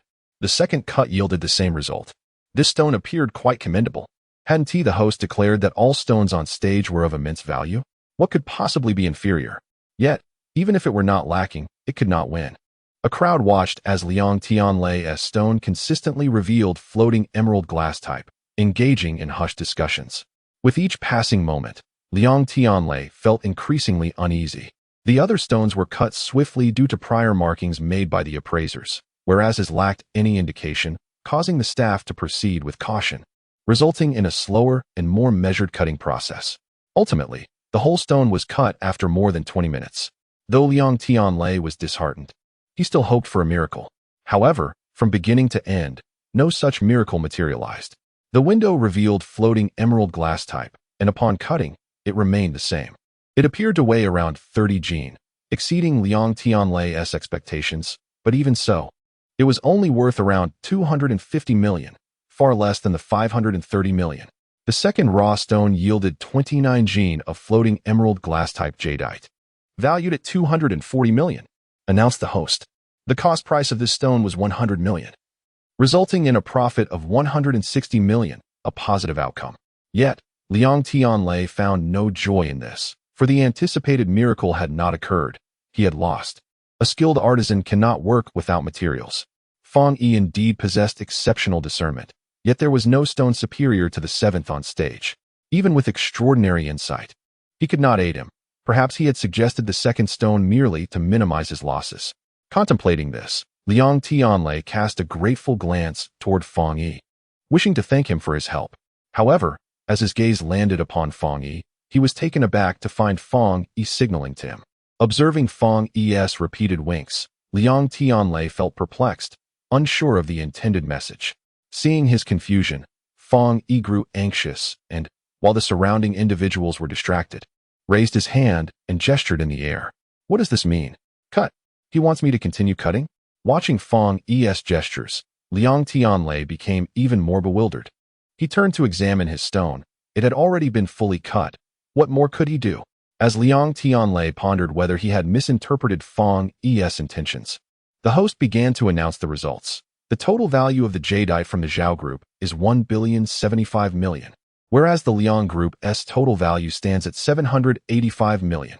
As the Zhao Group's total exceeds that of the Liang Group, I hereby declare the Zhao Group. Wait, just as the host was about to declare the Zhao Group victorious, Liang Tianlei shouted, interrupting him. What is the matter? What does young Master Liang intend to do? Many were left puzzled by Liang Tianlei's outburst, including the host, who looked on with curiosity. Do not rush to announce. I have yet to finish cutting. Liang Tianlei glanced at Fong Yi several times, confirming that Fong Yi wanted him to continue. Although he could not comprehend the reasoning, he ultimately decided to trust Fong Yi. Upon hearing Liang Tianlei's statement, everyone was taken aback. You haven't finished cutting? How could you possibly continue? The host observed Liang Tianlei's stone, a perplexed expression crossing his face. Young Master Liang, hasn't this stone been completely cut? Who said that? I still wish to cut. Liang Tianlei replied, his expression displeased. Still cut? How else could you possibly proceed? Are you suggesting we ruin this perfectly intact stone? Someone remarked. Amusement evident in their tone. Zhao Buoxiu frowned, finding Liang Tianlei's comments somewhat absurd, uncertain if he were merely trying to stall for time. However, at this stage, regardless of how much time he attempted to delay, could he truly still win? Liang Tianlei, your stone has clearly been cut. What more do you wish to achieve? Zhao Buoxiu questioned, finding Liang Tianlei's actions reminiscent of a petulant child, which was quite vexing. My own stone, I shall cut it as I please. Who are you to interfere? At this moment, Liang Tianlei had thrown caution to the wind, indifferent to the doubts expressed by Zhao Buoxiu, adopting an attitude of I am pleased. What can you do about it? When retorted, Zhao Buoxiu could only chuckle in irritation. He believed that Liang Tianlei simply could not bear to lose. Yet he could not deny the truth in the latter's words. He could cut it however he wished, and it was indeed none of his concern. Besides, if it were ruined, the loss would not be his. Fine, cut away, I shall see what you produce. Zhao Buoxiu declared. Very well, I shall show you. With a glare directed at Zhao Buoxiu, Liang Tianlei turned back and pointed at the workers by the cutting machine. Continue cutting. Cut again? Young Master Liang, this is all ready. Hurry up, no dilly-dallying. If it breaks, it's my loss. What are you afraid of? Interrupting the worker, Liang Tianlei spoke with evident impatience. All right, fine. Seeing Liang Tianlei's determination, the staff dared not argue further and proceeded to cut the piece of glass jadeite. What a waste. Such a precious material. The onlookers lamented. Young Master Liang has surely lost his mind. Perhaps the prospect of defeat has clouded his judgment. Youth does come with a fragile tolerance for setbacks. As the workers continued to slice through the glass jadeite, the surrounding jade merchants watched in despair. They had witnessed countless stones being cut. Yet this was the first time they had seen jadeite, a glass variety, being cut, worth over 200 million. Each slice represented a loss of millions. The larger the jade, the more significant the potential finished product, and thus, its value. What could be crafted from such a large piece after these cuts? Even without shattering it, its worth would diminish drastically. Observing the mournful expressions of those below, Liang Tianlei could not help but scoff internally. It's my property. I feel no regret.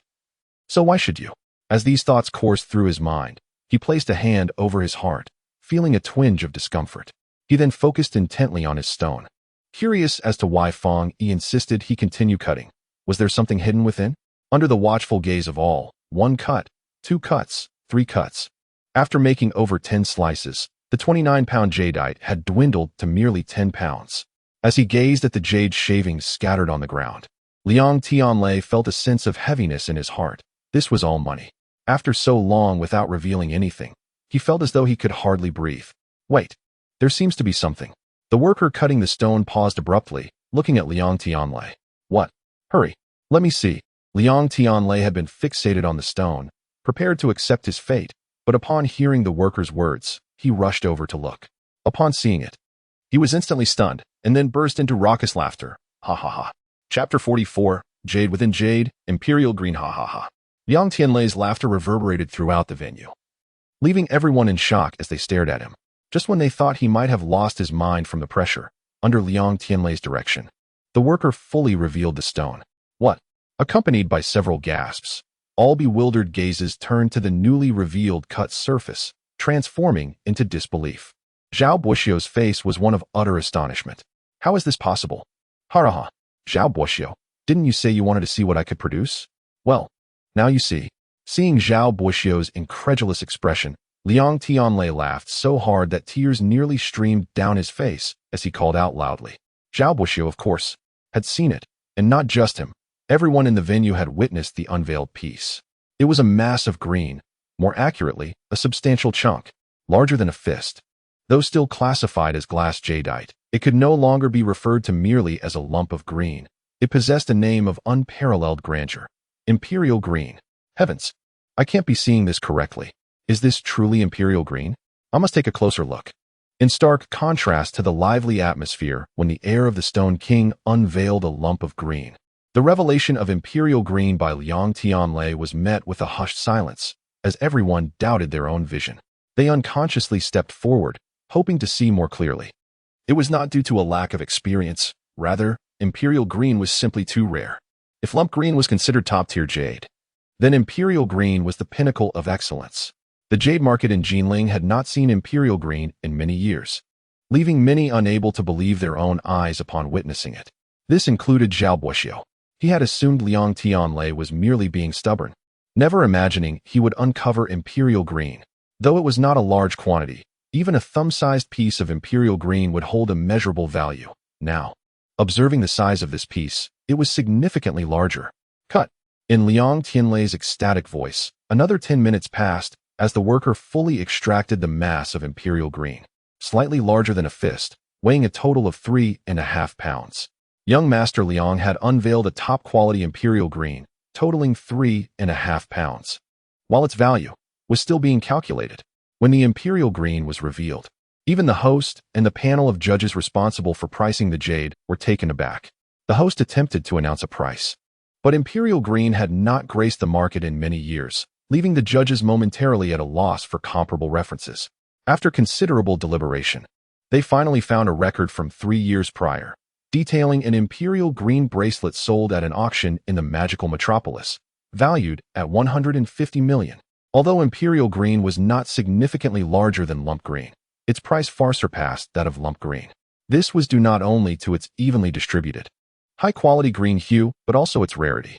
Lump green, while scarce, still appeared from time to time. However, imperial green was not something that could simply be acquired at will.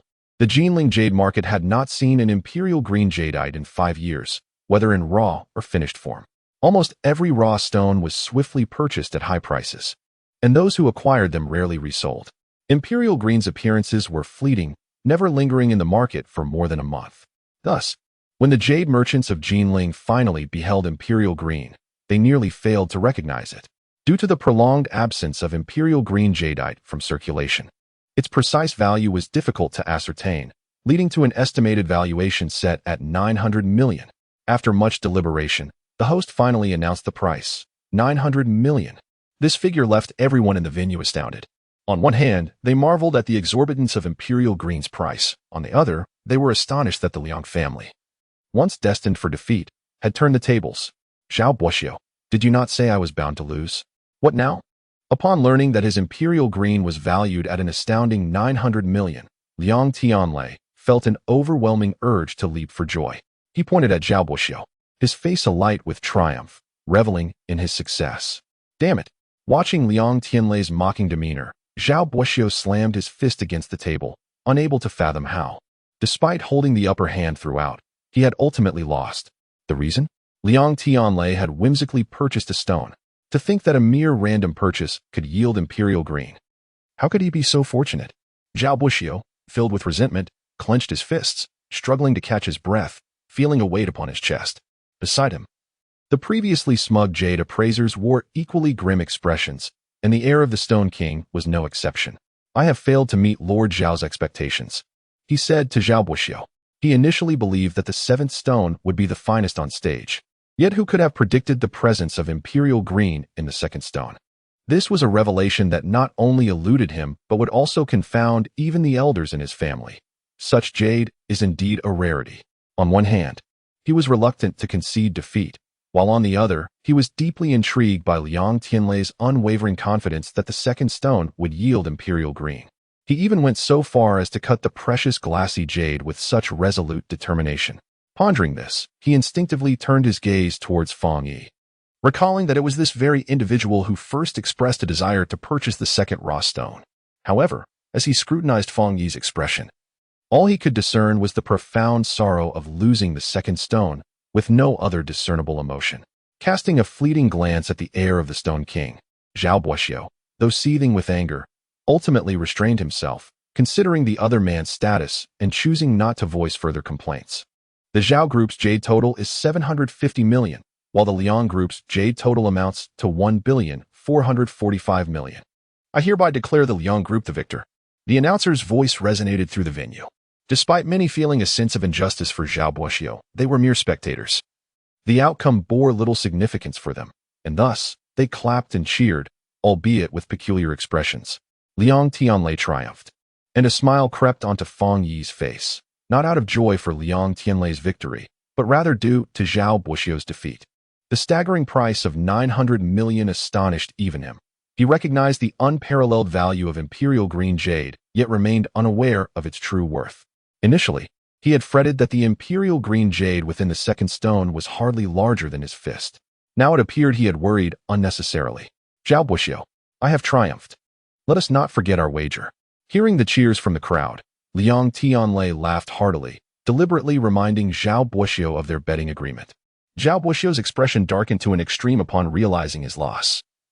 The thought of having to pay Liang Tianlei several hundred million for the stone made him feel as though he might vomit blood. The irony was not lost on him. For Liang Tianlei's words echoed his own previous statements, now stinging his ears with a burning sensation. Humph, let us depart. He shot Liang Tianlei a glare, snorted coldly, and stormed away. Observing Zhao Buxiu's furious countenance, Liang Tianlei felt a sense of satisfaction and beamed even brighter. He turned to where Fang Yi had been standing, intending to express his gratitude, only to find that Fang Yi had mysteriously vanished. Oh, Fang Yi, you coveted the second raw stone. Yet now you're silent. Your outcry has led to its purchase by another. Liang Tianlei lamented silently as he realized the second stone had indeed revealed imperial green jade. Ling Dehai was initially taken aback, followed by a series of sighs as he cast reproachful glances at Fang Yi, his face brimming with disappointment. That was 900 million. He could hardly fathom such an amount, yet it was undeniably substantial. He mused that had Fang Yi not acted impulsively and expressed his desire to purchase the second stone, provoking Liang Tianlei, the latter would never have acquired it. If Liang Tianlei had not bought it, he and Fang Yi would have been able to secure the stone after the competition, claiming that 900 million for themselves. But now it was too late. He lamented his misfortune. Honestly, I never anticipated such exquisite jade within. I merely spoke in jest. Fang Yi remarked innocently, his expression suggesting a hint of regret. Oh dear. Ling Dehai sighed once more. It's all right, Dad. If we didn't acquire it, we simply didn't. Why act so distressed? You previously won 35 million and were not content? Ling Qianxue retorted, noticing her father's aggrieved demeanor. Contentment is one thing, but to let such a fortune slip through our fingers is truly disheartening, Ling Dehai lamented, a sorrowful expression adorning his face. Ling Qianxue shot her father an exasperated glare, choosing to ignore him as she turned her gaze towards the regretful Fang Yi. A flicker of suspicion crossing her features. Fang Yi's earlier insistence on Liang Tianlei's decision seemed out of character, and after his urging, Liang Tianlei immediately chose the second raw stone and frequently glanced in Fang Yi's direction. She found this behavior puzzling, as if Fang Yi were subtly directing Liang Tianlei. Although Fang Yi and Liang Tianlei had no prior friendship, they shared a common adversary. Zhao Buxiu's defeat may have been precisely what Fang Yi had hoped for. As Ling Qianxue pondered this, she was about to inquire of Fang Yi when he interjected, Well, it seems I am destined to be apart from this stone. Regret is futile now. The Stone King exhibition has concluded, and there is little left to behold. Let us return home swiftly. After speaking, Fang Yi urged them to depart. Fang Yi, though your previous comment may have been casual, the second stone indeed harbors valuable treasures. Furthermore, upon reviewing the two stones you previously purchased, both yielded exquisite jade, indicating your remarkable fortune today. Is it not a pity to leave now? The event has yet to conclude. Why not seize the moment and procure a few more stones? Ling Dehai lamented the loss of 900 million, his discontent evident as he expressed his desire for Fang Yi to take advantage of his good luck, fearing future misfortunes might preclude such opportunities. Ling Qianxue had intended to question Fang Yi about the second raw stone, but upon hearing her father express a desire to gamble once more, she immediately adopted a stern demeanor. Dad, do you not know when to quit while you're ahead? Must you be so greedy? Just as Fang Yi was about to echo Ling Qianxue's sentiments, he noticed a somewhat familiar figure standing beside him. Upon closer inspection, he recognized the individual as the stone appraiser who had previously accompanied Wu Zhiyong. What was he doing here? As Fang Yi observed him, the man wore a slightly anxious smile before turning away. The unnaturalness of his grin raised Fang Yi's suspicions. Scanning the surroundings, he spotted Wu Zhiyong and Han Yinyu at a jade stall, gazing intently in their direction. Upon meeting Fang Yi's gaze, they hurriedly averted their eyes. Though their actions were swift, they did not escape Fang Yi's keen observation. Initially perplexed, he now felt as though he had uncovered a hidden truth. Fang Yi was all too familiar with Wu Zhiyong's nature. Having been overshadowed by Fang Yi at the company, he was bound to stir up trouble. Now, having incurred a loss of 700,000, he would not let this go easily, although Fang Yi had reprimanded him once before. It was apparent that Wu Zhiyong had not learned his lesson and was likely plotting again. Fang Yi smiled, not one to hold grudges. Yet he found it irksome that some individuals continually sought to trip him up. Since the other party lacked wisdom, he would take this opportunity to remind him. With that thought in mind, Fang Yi glanced at Ling Dahai, considered for a moment, and leaned in conspiratorially. Uncle Ling, did you not mention seizing the moment? I too believe it is a sound strategy. To be candid, aside from the second stone, I have my eye on another. Chapter 45. Agitation, Young Master Wu. I have news. Master Yang exclaimed with enthusiasm as he rushed to Wu Zhiyong's side, brimming with excitement. Did you hear it clearly? Wu Zhiyong asked, his expression equally animated as he grasped Yang's arm. Absolutely. It is indeed the first stone. That boy claimed the jade within the first stone may be even more valuable than the second.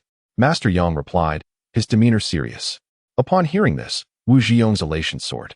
Excellent. Then we shall purchase the first stone. Clenching his fists tightly, Wu Zhiyong struggled to contain his voice, as if fearful of being overheard. He cast a cold smile in Fang Yi's direction, feeling that after lying in wait for so long, he was finally poised to reclaim his position. When Fang Yi first acquired exquisite jade, Wu Zhiyong attributed it to luck. However, when Fang Yi managed to procure another invaluable jade, he sensed something amiss. When Fang Yi contemplated purchasing the second stone for the third time, and the second stone revealed imperial green, he could almost entirely believe that Fang Yi's success in acquiring exquisite jade was not a matter of mere luck. He must possess some extraordinary means. Reflecting on his own experience of competing with Fang Yi for stones, he recalled that the first stone was indeed the one he desired, which led to the appearance of jade. However, the subsequent stones, all contested between himself and Fang Yi, yielded not a single piece of jade. Although it is true that rough stones do not easily produce jade, the complete absence of jade seemed rather uncanny. In hindsight, he suspected that Fang Yi might have been orchestrating some trickery. It is often said that only your adversaries truly understand you. Wu Zhiyong's wild speculation turned out to be remarkably close to the truth, reinforcing his belief that Fang Yi possessed a unique talent for discerning stones. Upon confirming this suspicion, he promptly dispatched Master Yang, whom he had invited to appraise stones, to investigate. Initially, he believed that Master Yang might not uncover much. However, he unexpectedly returned with a significant piece of information. Fang Yi was particularly interested in the first stone, which surely must be worth a fortune. Master Yang suggested that the value of the first stone could surpass that of the second, which had already reached a staggering 900 million. Could it be worth even more than 10 billion? The more Wu Zhiyong pondered, the more exhilarated he became, his expression betraying his impatience. Let us proceed to purchase the first stone, he declared. Yet, Han Yinyu, who stood beside him, grasped his arm. Han Yinyu was not particularly assertive. In fact, she was somewhat timid. However, this did not mean she lacked independent thought. Observing Wu Zhiyong's eagerness, she furrowed her brow, sensing that the situation was not as straightforward as it seemed. Zhiyong, are you truly going to buy the first stone? What if we incur a loss? Loss. Wu Zhiyong nearly laughed at Han Yinyu's words. If I were to select stones on my own, perhaps I might face a loss, but the stones Fang Yi picks? They never lose value. The stones Fang Yi has chosen have always yielded profit. Do you trust him so blindly? Han Yinyu inquired, noticing the confidence radiating from Wu Zhiyong's face. It's not merely a matter of trust. I must believe in him. Look at the stones he has purchased previously. Has any of them failed to produce jade? And consider his selection of the second stone. The young master of the Liang family faced defeat simply because he stubbornly purchased the second stone out of spite, and he won the contest outright. One or two instances might be attributed to luck, but could this third instance also be mere fortune? Such luck is hardly common. Moreover, have you not noticed how unusually strong and robust Fang has become recently? It is rather peculiar. Perhaps he possesses some secret method for identifying stones. If that is the case, we should simply buy the stones he desires, without any risk, and reap substantial rewards. Once we profit, we can flaunt our success before him, allowing him to experience the bitterness of having others profit from his efforts. Having suffered twice at Fang Yi's hands, Wu Zhiyong harbored deep resentment towards him. Now, the prospect of earning money while simultaneously vexing Fang Yi was an opportunity too tempting to resist. Yet, what if Fang Yi discovered their intentions beforehand and sought to sabotage them? Han Yinyu, having been Fang Yi's girlfriend for half a year, had gleaned some understanding of his character. She speculated that he would not easily allow others to profit at his expense.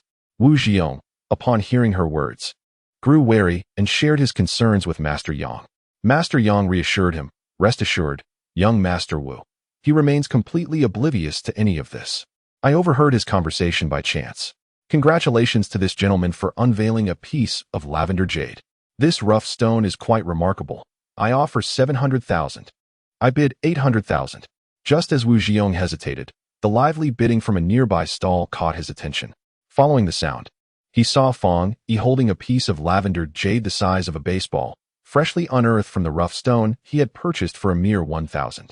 Did you not say he was interested in the first stone? Why is he still buying raw stones at the stalls? Wu Jiong queried Master Yang, perplexed. His piece sold for 80 million, while the first stone is priced at 86 million. He mentioned earlier that he lacked sufficient funds and intended to open a few more stones to raise the necessary money, Master Yang explained. Upon hearing this, Wu Jiong's confusion dissipated. Young Master Wu, I believe you are correct. That fellow is indeed peculiar. Just look at him. His first bid is already for lavender jade. He has purchased so many stones, each yielding profit. If he claims the first raw stone is good, it most certainly is. We must make a swift decision. If we wait until he gathers enough funds, we may lose our chance. Previously hesitant, Wu Jiong felt invigorated upon witnessing Fong Yi's success and hearing Master Yang's urgings. When the moment for decision arrives, hesitation breeds chaos. We must seize the opportunity, he declared. Very well, I shall buy it. Jiong. As Han Yinyu attempted to persuade him further, he raised his hand to silence her. Enough. What do you understand as a woman? Once I am wealthy, you may simply enjoy the fruits of my labor. Wu Jiong shot a glare at Han Yinyu. Though he spoke of her enjoying the spoils, he privately contemplated that should he indeed strike it rich, the first order of business would be to rid himself of her. His initial attraction to her had solely been a means to vex Fong Yi. She was of mediocre appearance, unworthy of his status, and since their union, his fortunes had declined, with Fong Yi seemingly riding high above him. He could not help but wonder whether their fates were at odds, or if a change was in order. With such thoughts, Wu Jiong ignored Han Yinyu and swiftly called his father. Although he was indeed from a wealthy family, they were not excessively affluent, possessing merely several tens of millions in assets. The first stone cost 86 million, far beyond his means, necessitating a discussion with his family. Upon hearing his son request such a substantial sum, his father immediately declined, as expected. However, Wu Jiong persisted, explaining that he had enlisted the help of an exceptional master who had already unveiled several billion worth of jade. He insisted that this particular stone had been examined by the master at his request, ensuring a guaranteed profit. After much persuasion and nearly exhausting his arguments, he finally managed to sway his father, especially after his father had seen news regarding the Stone King exhibition.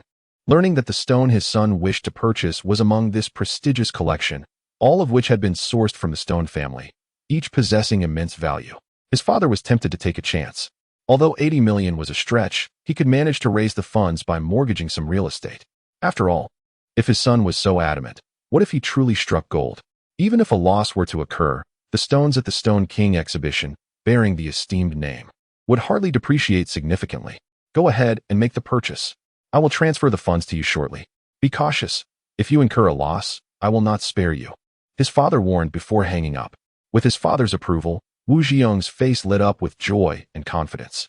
He waved grandly, leading Han Yinyu and Master Yang toward the exhibition stage. After the competition, 5 stones remained, and many interested buyers rushed forward to scrutinize them. Based on the earlier contest, each stone on display had the potential to yield exceptional jade, worth a fortune, truly deserving of the Stone King's title. However, despite the interest, the steep prices deterred many, especially those wary of losses. Thus, while numerous individuals expressed interest, none had yet committed to a purchase after such a lengthy examination. Yet, this situation soon changed. I'll take the first stone, Wu Jiong exclaimed as he dashed onto the stage, not even taking the time to closely inspect the first stone's appearance. His announcement stunned everyone present.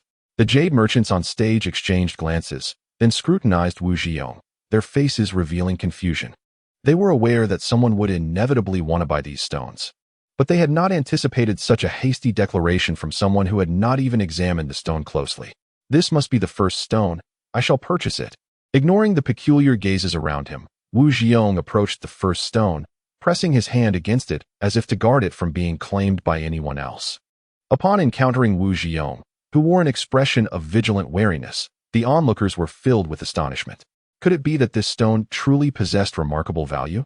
Sensing the puzzled gazes of those around him, Wu Jiong felt a surge of pride, thinking to himself that despite their prolonged observation, none had recognized the worth of this stone, revealing their lack of discernment.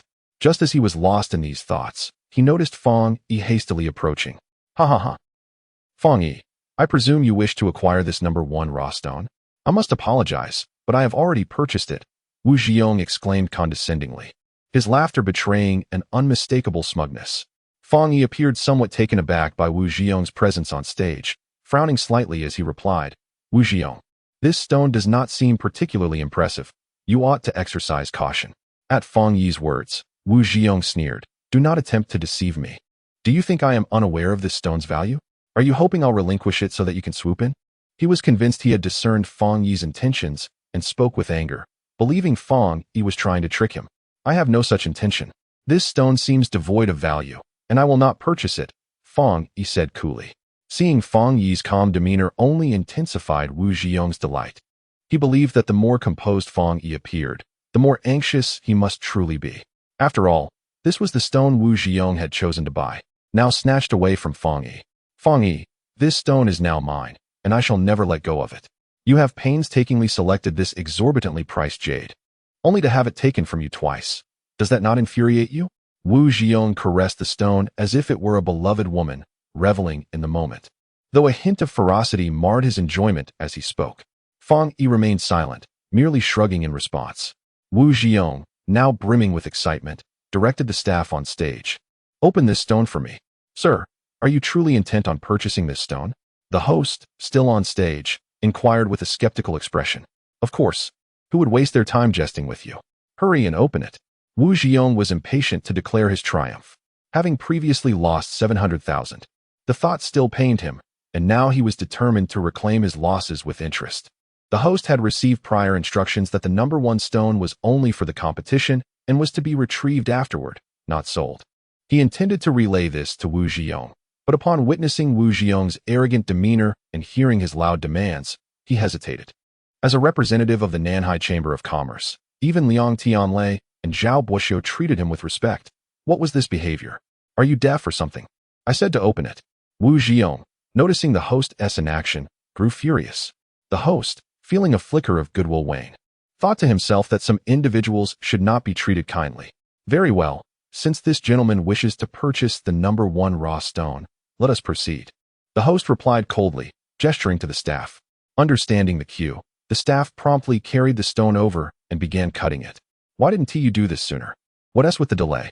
Wu Jiong complained, signing the purchase contract while glaring at the host, though the host maintained a compliant smile. A hint of mockery gleamed in his eyes as he observed Wu Jiong inscribe his name on the contract. As Wu Jiong made a spectacle of himself, many turned to watch, curious about the stone's potential. The first cut revealed nothing, yet Wu Jiong remained unperturbed, confident that the stone, weighing 40 pounds, had more to offer within.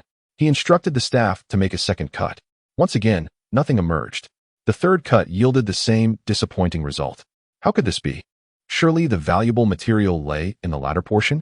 With only 40 pounds of stone, and having already cut away half, Wu Jiong remained obstinate, demanding the staff continue to slice the remaining section. With each subsequent cut, 4th, 5th, 6th, fragments of stone fell away, yet the interior remained void of anything of value. Wu Jiong's heart sank further with each passing moment. How could this be happening?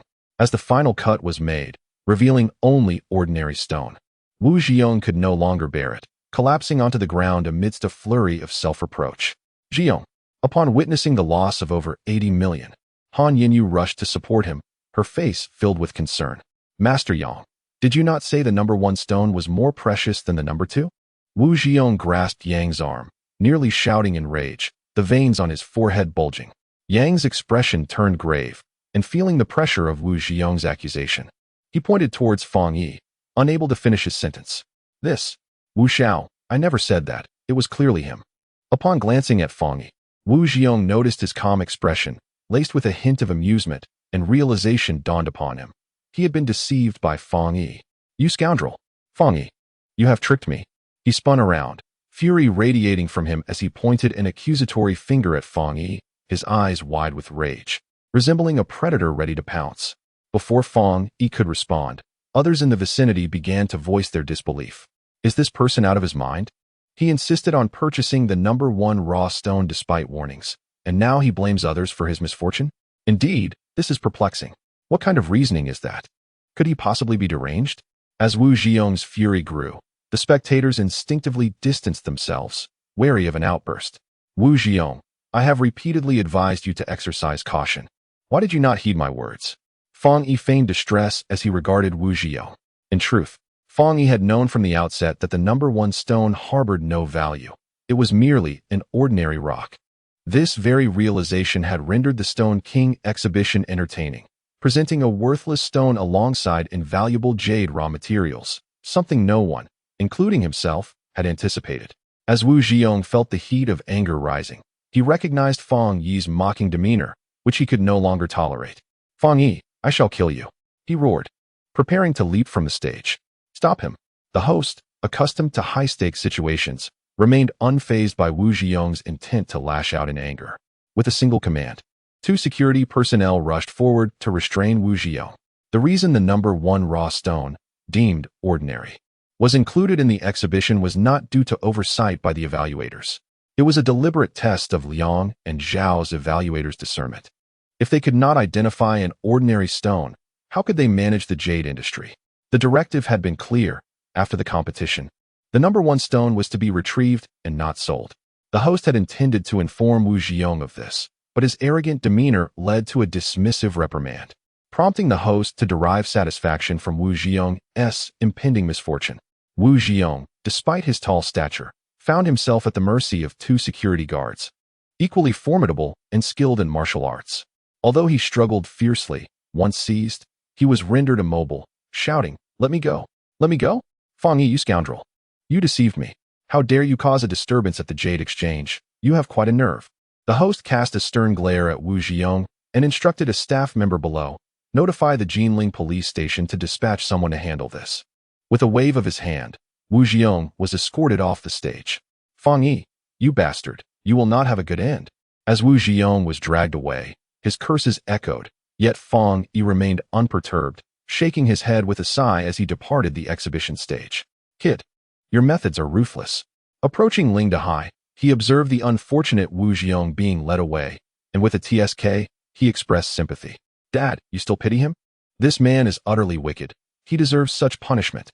Ling Qianxue was unwavering in her support for Fang Yi. Ling Dahai had not previously interacted with Wu Zhiyong, but, from the earlier events, it was evident that he was not a good person. Moreover, since Fang Yi had ensnared him and not himself, Ling Dahai refrained from further commentary, wisely choosing to remain silent in response to his daughter's words. As Wu Zhiyong was taken away, Han Yinyun followed suit, yet Master Yang, who had been close by, did not leave. Instead, he hurried over to Fang Yi. "Mr. Fang." Upon reaching Fang Yi, Master Yang bore a sycophantic smile. "I appreciate your assistance, Master Yang." Fang Yi regarded him with approval and handed over a piece of jadeite the size of a baseball. This jade could fetch 1,000,000 in this venue, and even more outside. Hearing Fang Yi's words, Master Yang gingerly accepted the jade, his eyes narrowing into slits as he beamed. "Thank you, Mr. Fang, thank you." After expressing his gratitude multiple times, he scrutinized the jade in his possession, confirming its quality before departing with a broad smile. Undoubtedly, Fang Yi and Master Yang had struck a deal, one that involved the entrapment of Wu Zhiyong. Initially, Fang Yi had considered deceiving both Yang and Wu Zhiyong together, but he realized that if there were any flaws in his plan, he might not catch his intended prey. It was precisely this concern that led him to enlist Master Yang's assistance. Master Yang was a stone appraiser engaged by Wu Zhiyong, and there was no close relationship between them. Although he lacked considerable skill, he had lingered in the jadeite world for years and had not amassed a fortune of even 1,000,000. However, he was adept at opportunism, lacking any firm stance. He was willing to do anything for money. His presence at the event was solely for profit, and in his eyes, it did not matter from whom he earned it. Furthermore, Fang Yi's generous offer was difficult to refuse, prompting him to agree to assist Fang Yi with a small favor. Watching Master Yang scurry away, Fang Yi experienced the benefits of wealth for the first time. Regardless of who your adversary may be, as long as you are willing to spend money, countless individuals are eager to serve you. This sensation was delightful. As he reflected on this, many previously unconsidered ideas began to form in Fang Yi's mind.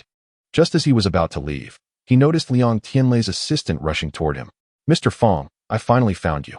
This is a gift from my young master." The assistant approached Fang Yi with a beaming smile, respectfully handing him a check. However, Fang Yi did not accept it. "What gift?" Upon hearing the assistant's words, Ling Dehai's expression turned curious, and leaning closer to inspect the check, his eyes nearly bulged out in shock. "What? 3 billion? Chapter 47. A living god of wealth. Upon seeing the figure on the check, Ling Dehai nearly fainted. Listening to his father, Ling Qianxue gasped, covering her mouth in astonishment. Only Fang Yi maintained his composure. Earlier, Liang Tianlei had remarked that Fang Yi was extraordinary, and now the assistant, witnessing Fang Yi's calm demeanor, finally believed his young master's words. While 3 billion was indeed a considerable sum, the fact that Fang Yi remained unflustered in the face of such wealth distinguished him from ordinary individuals. "This is just a small token of my young master's appreciation. I hope Mr. Fang will graciously accept it. One should not reap rewards without effort. I cannot accept this." With a mere glance at the check, Fang Yi shook his head. Surprised that Fang Yi would refuse, the assistant looked at him incredulously, then replied, "Mr. Fang is being modest. If it weren't for your guidance, my young master would not have turned the tide. This is the reward you deserve." "I'm sorry, I don't understand what you're saying." Upon hearing the assistant's words, Fang Yi wore a bewildered expression and turned to leave. Seeing Fang Yi not only refuse the money but also attempt to depart, the assistant panicked, recalling Liang Tianlei's words. He hurriedly said, "It is fine if Mr. Fang does not wish to accept the money. But my young master is in the reception room on the second floor and would like to invite you to discuss matters. I am not familiar with your young master. There is no need for discussion," Fang Yi replied, entering the elevator without looking back. "Alas, Mr. Fang. Mr. Fang." The assistant shouted at the elevator door, hoping to persuade Fang Yi to return, but Fang Yi remained unfazed as the doors slowly closed. "Fang Yi, why would you refuse such a large sum?" Ling Dehai gazed at Fang Yi with astonishment, his expression tinged with regret. "I have not done anything for him. How could I dare to accept this money?" Fang Yi smiled. "How could you say that? Did you not?" Ling Dehai began but abruptly paused, seemingly recalling something. Before altering his statement, "Even if you did not intentionally assist, had you not called out no, too, Liang Tianlei likely wouldn't have purchased it. In that sense, it could be considered an unintentional aid. I believe you should accept that money." 3 billion is a lot, Ling Dehai said, his eyes gleaming with envy. Fang Yi smiled and shook his head, remaining non-committal to Ling Dehai's words. 3 billion was indeed substantial, but Fang Yi was not in need of money at present. Moreover, his assistance to Liang Tianlei was not motivated by financial gain. The objective was never to aid Liang Tianlei. It was to ensnare Zhao Buoxiu. Now that the goal had been achieved, Fang Yi felt no dissatisfaction upon recalling Zhao Buoxiu's face, twisted in anger and embarrassment as he exited the venue. Refusing the money was a deliberate choice to avoid entanglement with Liang Tianlei, as Fang Yi understood that Liang Tianlei's offer was not merely an expression of gratitude. "What did you say? Someone is helping him?" Zhao Buoxiu's brow furrowed in anger as he exited the elevator, intrigued by the words of a companion. Having lost the competition, his mood was already sour. "Indeed, I saw Liang Tianlei pick up a piece of paper from the ground with the number 7 written on it. That is why I feared he would seize number 7, prompting me to call out for number 2 immediately." The speaker was the heir of the Stone King, and his words astonished Zhao Buoxiu further. He had initially thought Liang Tianlei was resorting to trickery, but it seemed he was genuinely prepared to purchase number 7. "Are you certain you did not miss-see?" "Absolutely. Who is assisting him? Does that person possess the same keen eyesight as you?" Zhao Buoxiu found it hard to believe. "Perhaps even surpasses you. I know who it is, but I suspect it is the one who called out for number 2. "The one who called out for number 2? Zhao Buoxiu squinted, contemplating before suddenly recalling. Fang Yi? As soon as he uttered the name, he shook his head in disbelief. "Impossible. Why is young Master Zhao so certain?" The heir of the Stone King inquired, puzzled. "I know him well. He lacks the ability," Zhao Buoxiu stated decisively, utterly unconvinced that the individual guiding Liang Tianlei could be Fang Yi. Had Fang Yi possessed such skill, he would not have been so thoroughly bested 6 months prior, with rumors suggesting he nearly took his own life. There are no absolutes in this world. Young Master Zhao should not be so dogmatic, the heir of the Stone King remarked. Upon hearing these words, Zhao Buoxiu furrowed his brows. once again casting suspicion upon Fang Yi.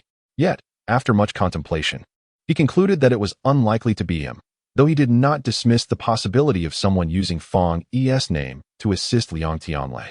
As Zhao Buoxiu spoke, he suddenly spotted a crimson Porsche gliding down the street. "Let us set this matter aside for now. I shall arrange for an investigation," he said, waving his hand to momentarily divert the conversation. No sooner had he finished speaking than the red Porsche came to a halt before him, and from the driver's seat emerged a tall, stunningly beautiful woman. Upon seeing her, Zhao Buoxiu broke into a smile. "Yi, what brings you here?" The woman was none other than his fiancée, Yang Yi, who had been Fang Yi's girlfriend just 6 months prior. Yang Yi was exceptionally lovely, with fair skin and an elegant figure, dressed with impeccable taste. As the daughter of the chairman of the Yang Group, the term white, rich, and beautiful aptly described her. Throughout her life, she had been regarded as a goddess by all normal men, yet now, the goddess's visage was marred by anger. "Zhao Buoxiu, when did I agree to dine at your home?" she questioned fiercely as soon as she alighted from the car. Zhao Buoxiu smiled at her words. "I presumed you would agree. I have already informed my parents." Yang Yi, who despised others making decisions on her behalf, felt her ire intensify upon seeing Zhao Buoxiu's grin. "I have no time. I am not going." Her swift refusal left Zhao Buoxiu momentarily taken aback, a flicker of irritation crossing his eyes, yet he maintained his smile, and, seemingly casually, remarked, "I just encountered Fang Yi." "What?" At Zhao Buoxiu's words, Yang Yi's gaze sharpened, her delicate features betraying a hint of anxiety. This expression was piercing to Zhao Buoxiu. "I did not do anything to him," he reassured her. Upon hearing this, Yang Yi exhaled, fixing her gaze upon Zhao Buoxiu's eyes. "That is for the best. Do not forget your promise to me." This warning-like statement twisted Zhao Buoxiu's expression for a fleeting moment, but it quickly vanished. "I certainly will not forget my promise to you. Yet I hope you do not overlook yours to me," he insinuated while gazing at Yang Yi's exquisite face. This remark momentarily caught Yang Yi off guard, a flicker of reluctance gleaming in her eyes. After a prolonged silence, she took a deep breath and reluctantly declared, "I shall attend the gathering tonight." At this, Zhao Buoxiu finally revealed a smile of satisfaction, nodding approvingly as he glanced at his watch. "It is already afternoon. We should head out now." As he spoke, he opened the car door and slid into the passenger seat. Although Yang Yi was displeased to see him enter, she said nothing. With a stoic expression, she started the vehicle, and they drove away. Meanwhile, as Fang Yi stepped out of the elevator, he chanced upon the sight of Zhao Buoxiu entering Yang Yi's car. Stunned, he stood frozen in place. "Senior," Ling Qianxue exclaimed in surprise, having not expected to see Yang Yi upon descending. She quickly glanced at Fang Yi's reaction, noting his stunned silence, and anxiously tugged at his sleeve. If memory served her right, it had been 6 months since Fang Yi last saw Yang Yi. Despite the time apart, Fang Yi recognized her instantly, yet it stirred no significant emotions within him, only resentment. He harbored feelings of animosity towards this woman he once loved, akin to that he felt for Zhao Buoxiu, and this animosity was gradually morphing into a drive for revenge.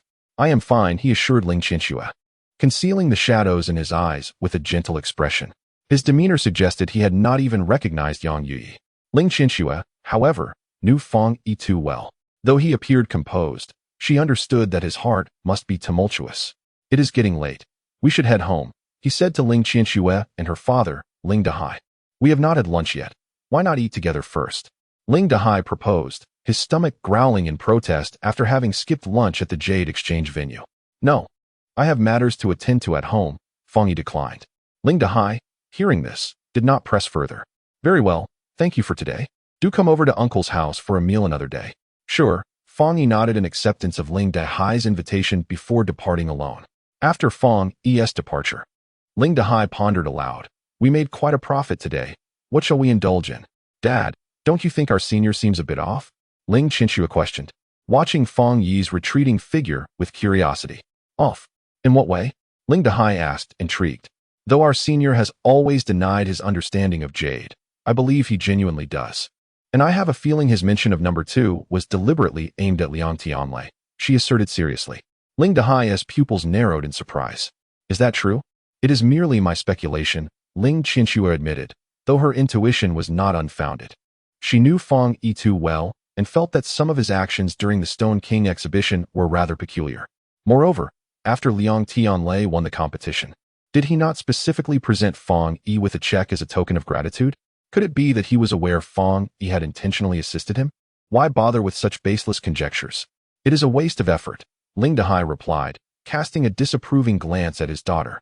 Ling Qianxue retorted, while it is speculation, it is not without merit. Besides, I will seek confirmation.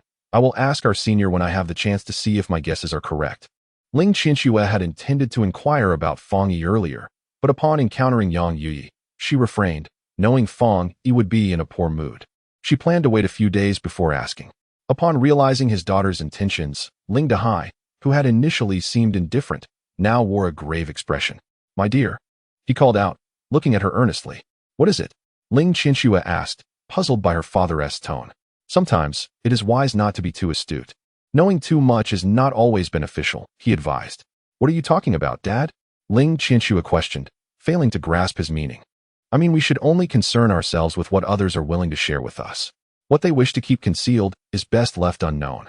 Ling Qianxue frowned at her father's convoluted words, suddenly sensing an underlying message in his serious gaze. Dad, do you know something? She scrutinized him. Suddenly taken aback by her inquiry, Ling Dehai shook his head hastily. No, I do not know anything. Seeing her father's guilty demeanor, Ling Qianxue grew more suspicious. You definitely know something. Tell me. I genuinely do not know anything. I only know I am hungry and need to eat. Ling Dehai exclaimed as he hurriedly made his way towards a nearby restaurant. Dad, wait. What do you know? Having finally completed the procedures for purchasing the raw stones, Liang Tianlei hurried downstairs, searching the area for Fang Yi, but all he found was his assistant. Frowning, he inquired, Where's Fang Yi? He left, the assistant replied with a glum expression. Left? Liang Tianlei's voice escalated by several decibels. Yes, mister. Fang refused to acknowledge that he assisted you, declined any payment, and insisted he was not acquainted with you. Thus he departed, the assistant explained cautiously. Upon hearing this, Liang Tianlei's anger surged uncontrollably. However, it was not Fang Yi who incited his anger, but rather his assistant. You fool. Even if you cannot persuade him to stay, at least you could have kept him here until I arrived. How could you just let him leave? The assistant, feeling wronged, replied. What could I do if you wanted to go? Seeing the furious Liang Tianlei still daring to retort, his anger intensified. He glared at the man. And if it were not for the fact that this person had been with him for many years and was generally reliable in his duties, he would have been tempted to strike him. After witnessing Fang Yi's remarkable abilities, he was filled with profound admiration. The man was nothing short of a living deity of wealth. If only he could recruit Fang Yi as his assistant, how could he fear competing against Zhao Boxiu? I will give you half a day. No matter what means you employ, find out where he is. Unbeknownst to Fang Yi, a plethora of events transpired following his departure. After parting ways with Ling Qianxue and her daughter, he proceeded to a designated bank to exchange a check, successfully elevating his net worth to 80 million.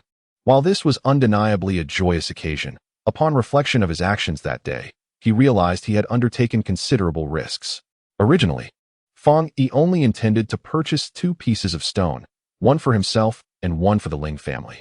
However, to thwart Zhao Boxiu and Wu Zhiyong, he was compelled to showcase more of his capabilities than he had initially anticipated, thereby undoubtedly amplifying his risk of exposure.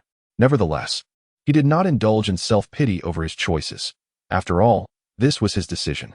He merely reminded himself that his actions might attract unwanted attention, necessitating greater caution in the future. After exchanging the check, Fang Yi withdrew 100,000 in cash and made his way to the urban village where Li Jingwen resided. Chapter 48. I Am Your Father. Li Jingwen was the daughter of Li Mingjie, who had been a benefactor to Fang Yi. How could he indulge in leisure while the daughter of his benefactor lived in such dire circumstances?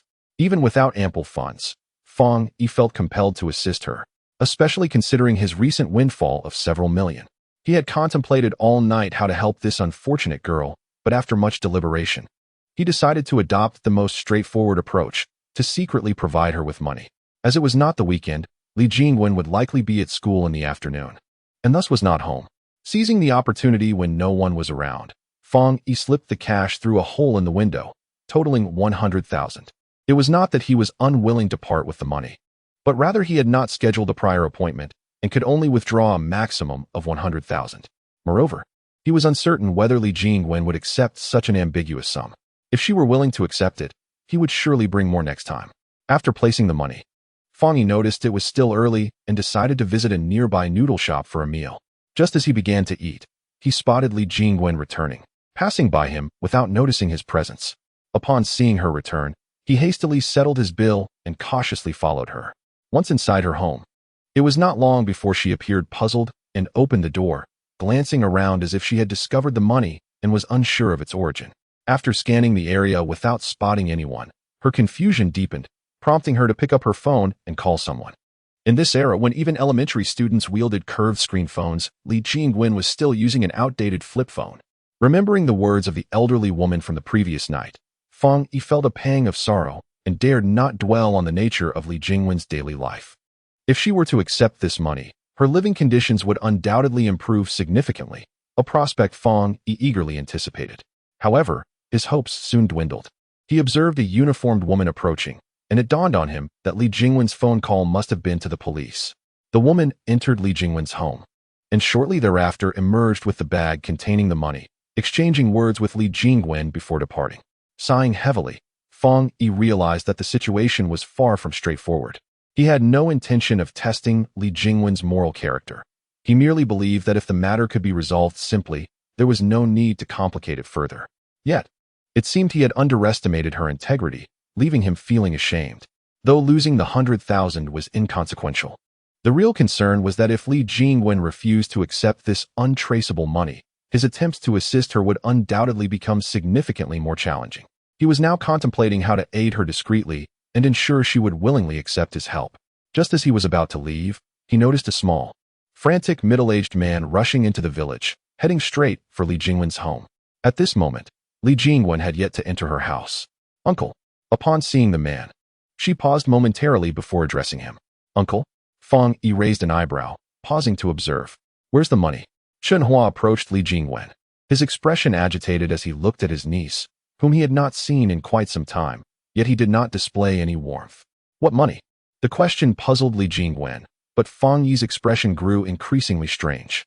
"Are you still pretending? It's the money that someone just placed in your house," Shenhua said with fierce intensity. Li Jingwen's eyes widened in shock. "How do you know?" This question echoed in Fang Yi's mind as well. He pondered how Shenhua could possibly know about the money. He had been discreet when placing it. "Don't worry about how I know. Just tell me, where's the money?" Shenhua pressed, disregarding her confusion. "I gave it to the police." Li Jingwen hesitated, gazing quizzically at her uncle. She was baffled as to how he knew someone had left money in her home. Did he know who had placed it? "What? You gave it to the police?" Shenhua's fury erupted. "How could you do that? That money is suspicious. How do you know where the money came from?" Li Jingwen countered, puzzled. Shenhua, of course, had no idea. He was not concerned with the origins of the money, only with whether he had any. The debt collectors had been relentless for days. "Go get it back and tell them it was yours," he commanded Li Jingwen. "That's out of the question." Li Jingwen immediately rejected the idea. She would never engage in such an act of misappropriation, and even if she were willing, the police would never believe her. "Don't give me any excuses. I command you to retrieve that money right now." Shenhua's tone was harsh, but Li Jingwen remained unmoved. "Go get it yourself," she replied coolly, turning to re-enter her home. "Stop right there," Shenhua shouted, grabbing her arm. "Are you defying me now? Have you forgotten how I provided for you when you were young? You ungrateful wretch." His words were harsh, and Li Jingwen's brows furrowed as she fixed her gaze on him. "Did you provide for me? That was all Grandma's doing." Though her voice was soft, her tone was resolute, laced with a hint of resentment. Had it not been for her agreement to let him stay at her home, he would have had no means to provide for her. Shenhua's eyes flickered as he retorted, "You don't know how to appreciate the sacrifices I made." Hearing this from her own uncle made Li Jingwen feel a mix of anger and amusement. She dismissed his words as nonsense. From her earliest memories, this man had never fulfilled his obligations as a son or a responsible uncle. His daily endeavors consisted solely of living off others and gambling, ultimately causing his own mother to die of distress. "I will ask you one last time. Are you going to fetch that money or not?" Shenhua reiterated, his frustration palpable. "I will not," Li Jingwen responded firmly. With a resounding slap, her words were cut short, echoing in the air. "You dare to defy me?" Shenhua roared, enraged by her audacity, and he gripped her clothing, ready to strike again. Meanwhile, Fang Yi watched from a distance, his fury reaching a boiling point. "Stop!" With a loud shout, Fong Yi rushed over at lightning speed. Who the hell are you? Shenhua asked fiercely as he saw Fong Yi approach.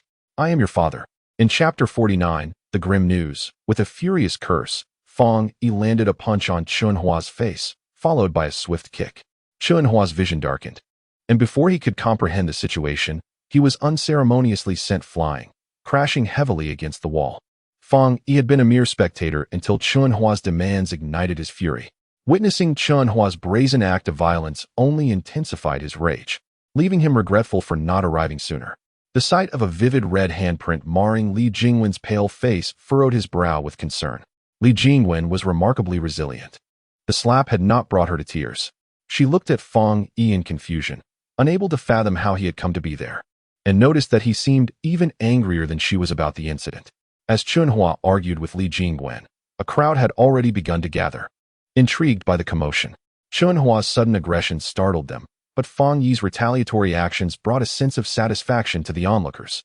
After enduring a punch and a kick from Fong Yi, Chunhua took a moment to recover, coughing as he struggled to rise from the ground.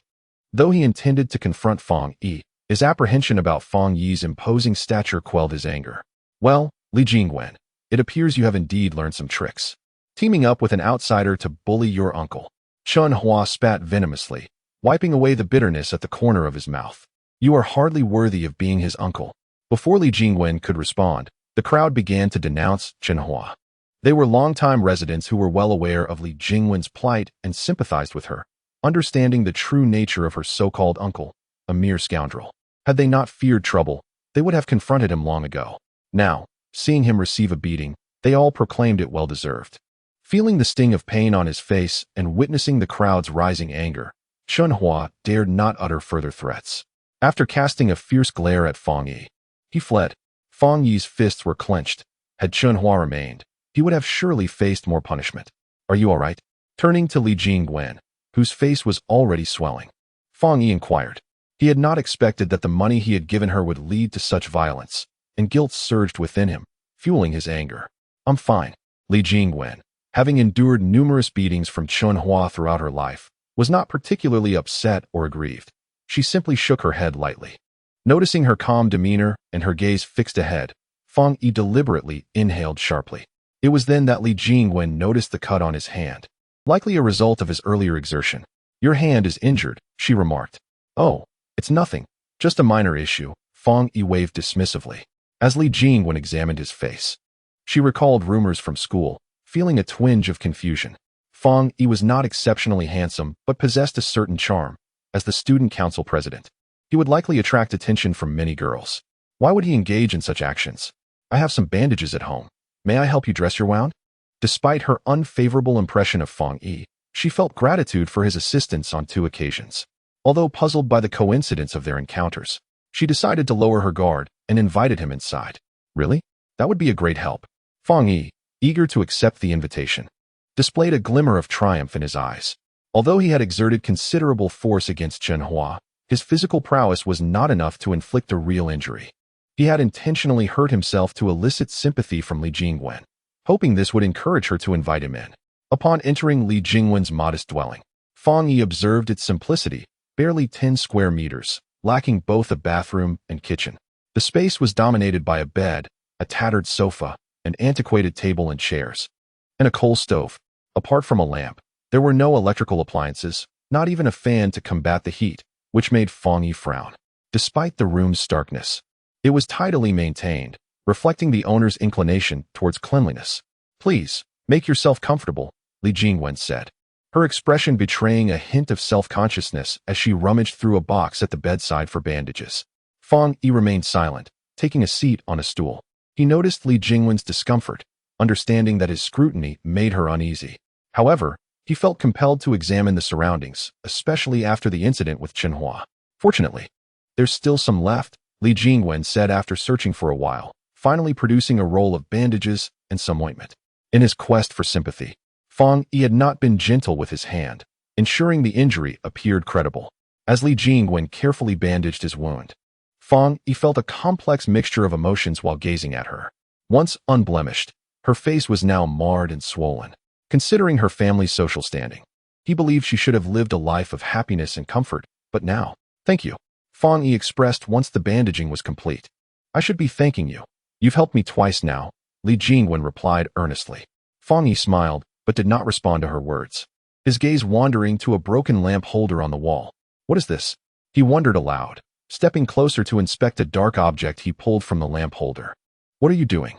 Li Jingwen asked, puzzled by his actions. A micro camera? Fong Yi speculated after examining the object for a moment.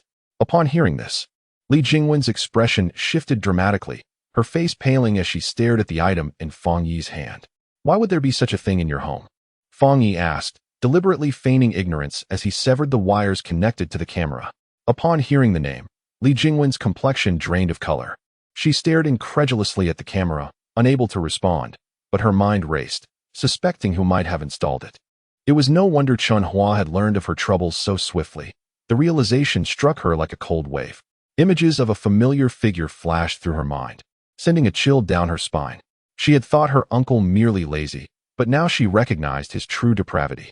Seeing Li Jingwen tremble with anger, Fong Yi felt a profound sense of frustration. To have such a wretched uncle was indeed unfortunate. He was both disgusted and furious. Even so, he pretended to question. Did someone install this in your home? Should we report it to the authorities? Upon discovering the camera, Fong Yi had already deduced the implications of its presence. He had been concerned that his own actions might have been captured, but after assessing the angle, he believed it likely would not have recorded his face, which is why he suggested contacting the police. Upon hearing Fong Yi's suggestion, Li Jingwen was momentarily stunned, as if engaged in deep contemplation or grappling with an internal conflict. After a considerable pause, she shook her head and uttered, "Forget it. Forget it." Fong Yi was taken aback, initially believing that Li Jingwen would surely report the incident. The thought of being secretly filmed is, for any woman, an intolerable violation, especially when the perpetrator is her own uncle. Observing Fong Yi's astonished expression, Li Jingwen found herself at a loss for words. With no bathroom at home, she relied on the community's public restrooms for her needs, and bathing was done in the school's communal showers. Due to the holes in the windows, she had never changed her intimate apparel at home. If one were to scrutinize the situation, the camera would have captured little of consequence. However, her reluctance to report the matter stemmed not from this, but rather from the precarious situation of her family. Her aunt was frail and ill, and she had a younger cousin still in elementary school. Their entire household depended on her uncle's support. If she were to report him and he faced arrest and conviction, who would care for her aunt and cousin? The thought flickered a momentary anguish across Li Jingwen's face. It was not that she did not wish to punish him. Rather, she felt powerless to do so. Forget it. He didn't capture much anyway, she reiterated.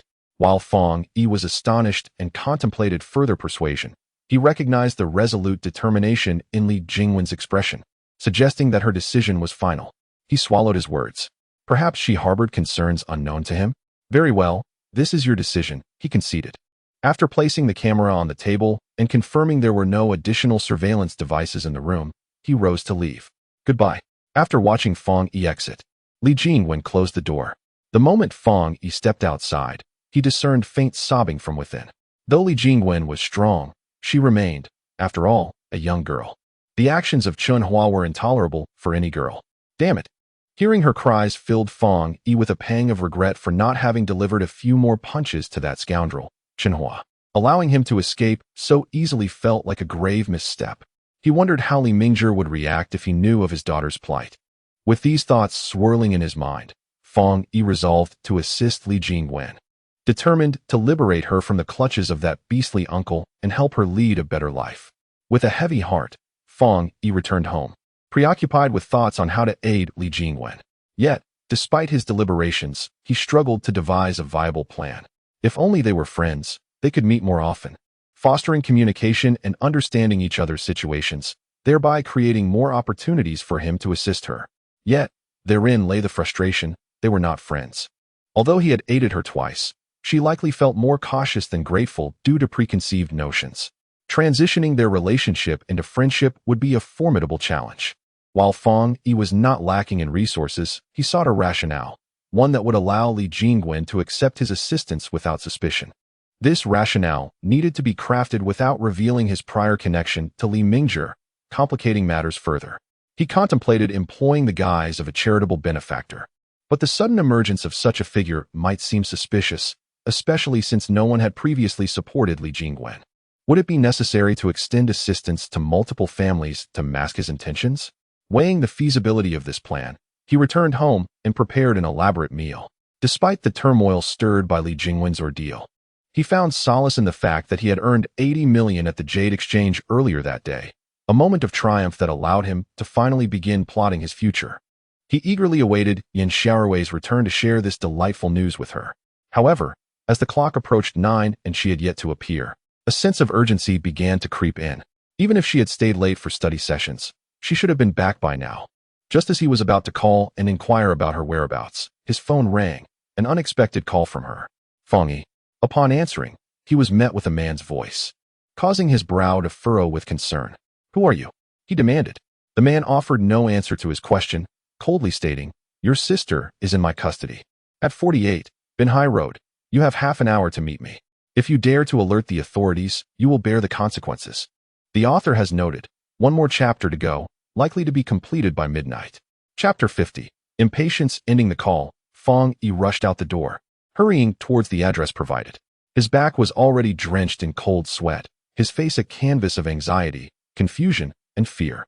He had no idea who had contacted him or the reasons behind Yin Xiaorui's abduction. The uncertainty fueled his terror. Could it be that the individuals responsible for Li Mingzhi's demise had come for him? Was their intention to silence him? What if he was no match for them? As these thoughts raced through his mind, he regretted having drawn too much attention to himself at the Jade Exchange, fearing that this might have led to his exposure. Reflecting on Li Mingzhi's death and the possibility that those behind it possessed extraordinary abilities, potentially even greater than his own, left Fang Yi feeling cornered and frantic. Nevertheless, despite his turmoil, his feet did not falter. Yin Xiaorui was in danger, and even with the knowledge that he might be walking into a trap, he had to act swiftly. If he could escape unscathed, that would be the ideal outcome. If not, he would do everything in his power to rescue Yin Xiaorui and confront the adversary head-on. Though fear gripped him, he refused to succumb easily, for that was not his nature. He preferred a fight to the bitter end. 48, Binhai Road turned out to be a restaurant. Though it appeared closed for the day, the doors firmly shut. As Fang Yi arrived by taxi and stepped out, the restaurant door swung open, revealing a slender man with dyed yellow hair who approached him, cigarette in hand. A surveillance camera at the entrance indicated that those inside were aware of his arrival. Are you Fang Yi? The smoke stung the man's eyes, forcing him to squint as he scrutinized Fang Yi. After a lengthy appraisal, he asked, Are you? Fang Yi had anticipated a more sinister appearance, reminiscent of characters from The Matrix, yet was taken aback by the man's casual demeanor. He hesitated for a moment before nodding. That's me. Come in. Upon hearing Fang Yi's affirmation, the man smirked and gestured for him to follow. As Fang Yi trailed behind him through an alleyway, they soon entered the restaurant's main hall. Yo, the kid's here. The man called out to a younger man seated at a large round table, surrounded by a few others. This man appeared to be in his 20s, sporting a buzz cut, earrings, and a chunky gold chain. Initially tense and worried that the kidnapper might be linked to Li Mingzhi's murder, Fang Yi's apprehension subsided upon recognizing this individual. Li Dongyang, known for his notoriety near Yin Xiaorui's school, was someone Fang Yi had seen numerous times while accompanying her to class. He had a reputation for extorting protection fees from students. You are Fang Yi, right? Do you know why I called you here? Li Dongyang lounged in his chair, casually examining Fang Yi with disinterest. Fang Yi inhaled deeply, striving to calm his racing heart. Where's my sister? He demanded, cutting straight to the chase. I'm asking you a question, you deaf? Li Dongyang's eyebrows shot up as he snapped back. I'll ask you again, where's my sister? Fang Yi pretended not to hear, reiterating his question. After witnessing the Jade exhibition and assisting Li Jingwen in locating the hidden camera, his ability to see through walls had been exhausted, leaving him unable to ascertain if anyone else was present in the restaurant. Hey, you certainly have some audacity to ask me that. Do you even know who I am? Seeing Fang Yi's arrogant demeanor, completely disregarding his question, Li Dongyang furrowed his brow deeply. In a sudden burst of anger, he felt it necessary to teach Fang Yi a lesson, to make him understand the gravity of the situation. Striding up to Fang Yi, he reached out to grab his collar, preparing to deliver a couple of slaps. However, before his hand could reach Fang Yi, he suddenly heard a buzzing sound near his ear, followed by a resounding thud as his right cheek collided unexpectedly with the table. Feeling the sharp sting of pain on his face, Li Dongyang instinctively wanted to lift his head, But no matter how hard he tried, he could not. For Fang Yi's large hand was firmly pressing down on the other side of his face. Shocked and furious, he exclaimed, "How dare you hit me?" It was a reaction that none present had anticipated, including himself. In that fleeting moment when Fang Yi struck, everyone stood frozen, paralyzed by disbelief, until Li Dongyang, with reddened eyes, bellowed, "What are you all standing there for?" Only then did they snap back to reality, shouting for their leader as they rushed towards Fang Yi. They were mere street thugs, possessing some degree of fighting prowess. Yet to Fang Yi, their combined strength was negligible. In mere moments, with a single hand and foot, he dispatched them all, while his other hand remained steadfastly pressing down on Li Dongyang's face. Fang Yi did not initially wish to resort to violence. He had been trying to convince himself to exercise restraint. Yet, the situation proved too overwhelming. Having earned 80 million today, he had joyfully prepared a lavish meal to share the delightful news with his sister, only to discover that this scoundrel had kidnapped her. Not only had his joy dissipated, but he had also been drenched in cold sweat, fearing that his abilities had been exposed. How could he not be furious? Not just angry, but absolutely incensed. Glaring at Li Dongyang, who lay helpless beneath his grip, he sought to inflict further pain upon his chubby face. "I will ask you once more, where is my sister?" Fang Yi enunciated each word clearly. "You dare to let go of me, huh?" As he witnessed his underlings being taken down, Li Dongyang's fury escalated. He struggled to rise, but was abruptly cut off by a pained scream as Fang Yi snapped one of his fingers. "If you intended to test my patience, I can assure you, I possess none," Fang Yi declared, tightening his grip on the remaining fingers. "In the private room." "She is in the private room." Though a ruffian, Li Dongyang had a powerful brother backing him and had never endured such severe injury. The pain was excruciating, causing tears to well up in his eyes. Realizing Fang Yi intended to break another of his fingers, he abandoned his insults and hastily revealed the whereabouts of Yin Xiaowei. Upon hearing this, Fang Yi shot a fierce glare at the young man who had let him in earlier. The young man, who had attempted to rescue Li Dongyang only to be met with Fang Yi's kick, had just regained his bearings and was now dazed. "What are you still doing standing there? Go bring her out," Li Dongyang shouted vehemently. The young man, flustered, nodded and rushed to unlock the door of a private room, freeing Yin Xiaowei, who was bound and gagged. "Brother." Upon seeing Fang Yi, a look of surprise finally broke through Yin Xiaowei's previously panicked expression. She had heard his voice but was unable to respond due to her gag. Earlier, she had feared that Fang Yi might be at a disadvantage against so many adversaries. Now, witnessing the kidnappers battered and bruised, especially with their leader immobilized by Fang Yi, she felt a wave of relief and joy rushing into his embrace. Seeing Yin Xiaowei unharmed, Fang Yi let out a sigh of relief. "Did they mistreat you?" he inquired. "This man, he just tried to lay hands on me." Yin Xiaowei pointed accusingly at Li Dongyang. Crack! The moment she finished speaking, Fang Yi snapped another one of Li Dongyang's fingers. "Ah, no, I didn't do anything." Li Dongyang cried out in agony, desperately trying to defend himself. He had initially intended to take advantage of Yin Xiaowei's beauty, but her fierce resistance had thwarted him. He should be thankful that he hadn't succeeded. Otherwise, the consequences would have been far graver than merely losing 2 fingers. "Who instructed you to do this?" Fang Yi demanded, seeking retribution for Yin Xiaowei. He had no enmity with Li Dongyang and could discern no reason for the kidnapping, especially since they had specifically called for him. Clearly, someone was pulling the strings, and Fang Yi needed to uncover who that was. The author notes, after much contemplation, "I cannot take a leave of absence. Even if I write less, I must produce a chapter. It is a matter of attitude. I owe 2 chapters and will make up for it as soon as possible. Thank you all for your support." Chapter 51. Your words hold no weight. Fang Yi had only 2 antagonists, Zhao Wuxiu and Wu Zhiyong. Though Zhao Wuxiu employed despicable tactics, kidnapping was not his modus operandi. Could it be Wu Zhiyong? Reflecting on the events at the Jade Exchange earlier today, where Fang Yi had orchestrated a scheme that cost him over 80 million. Perhaps this was an act of revenge. Lost in thought, Fang Yi prepared to break another finger when a woman's voice interrupted. "It was me." He turned his gaze towards the door. "Zhao Xinran." Seeing the familiar figure at the entrance, Yin Xiaowei was taken aback, disbelief evident on her face. "It seems you have offended quite a few people to have me involved." Zhao Xinran strolled leisurely into the restaurant, hands tucked into her pockets. Behind her trailed a burly man and a group of 20 or so thugs, encircling Fang Yi and Yin Xiaowei. "Shun Ge, save me." Li Dongyang cried out in delight upon seeing the burly man. Crack! Ah! Just as he called out, Fang Yi snapped yet another of his fingers, causing him to wail in agony. Observing Fang Yi amidst so many adversaries, Zhao Xinran was taken aback, and even the burly man furrowed his brow. The man, named Zhang Shan, was a notorious figure in Jinling, a trusted aide of the infamous Li Hu, and also Li Dongyang's older brother. Seeing Li Dongyang pinned to the table with 3 deformed fingers, Zhang Shan's expression shifted, and he growled, "Kid, I suggest you let him go. Are you instructing me on how to act?" Fang Yi raised an eyebrow, casting a glance at Zhang Shan. Haha.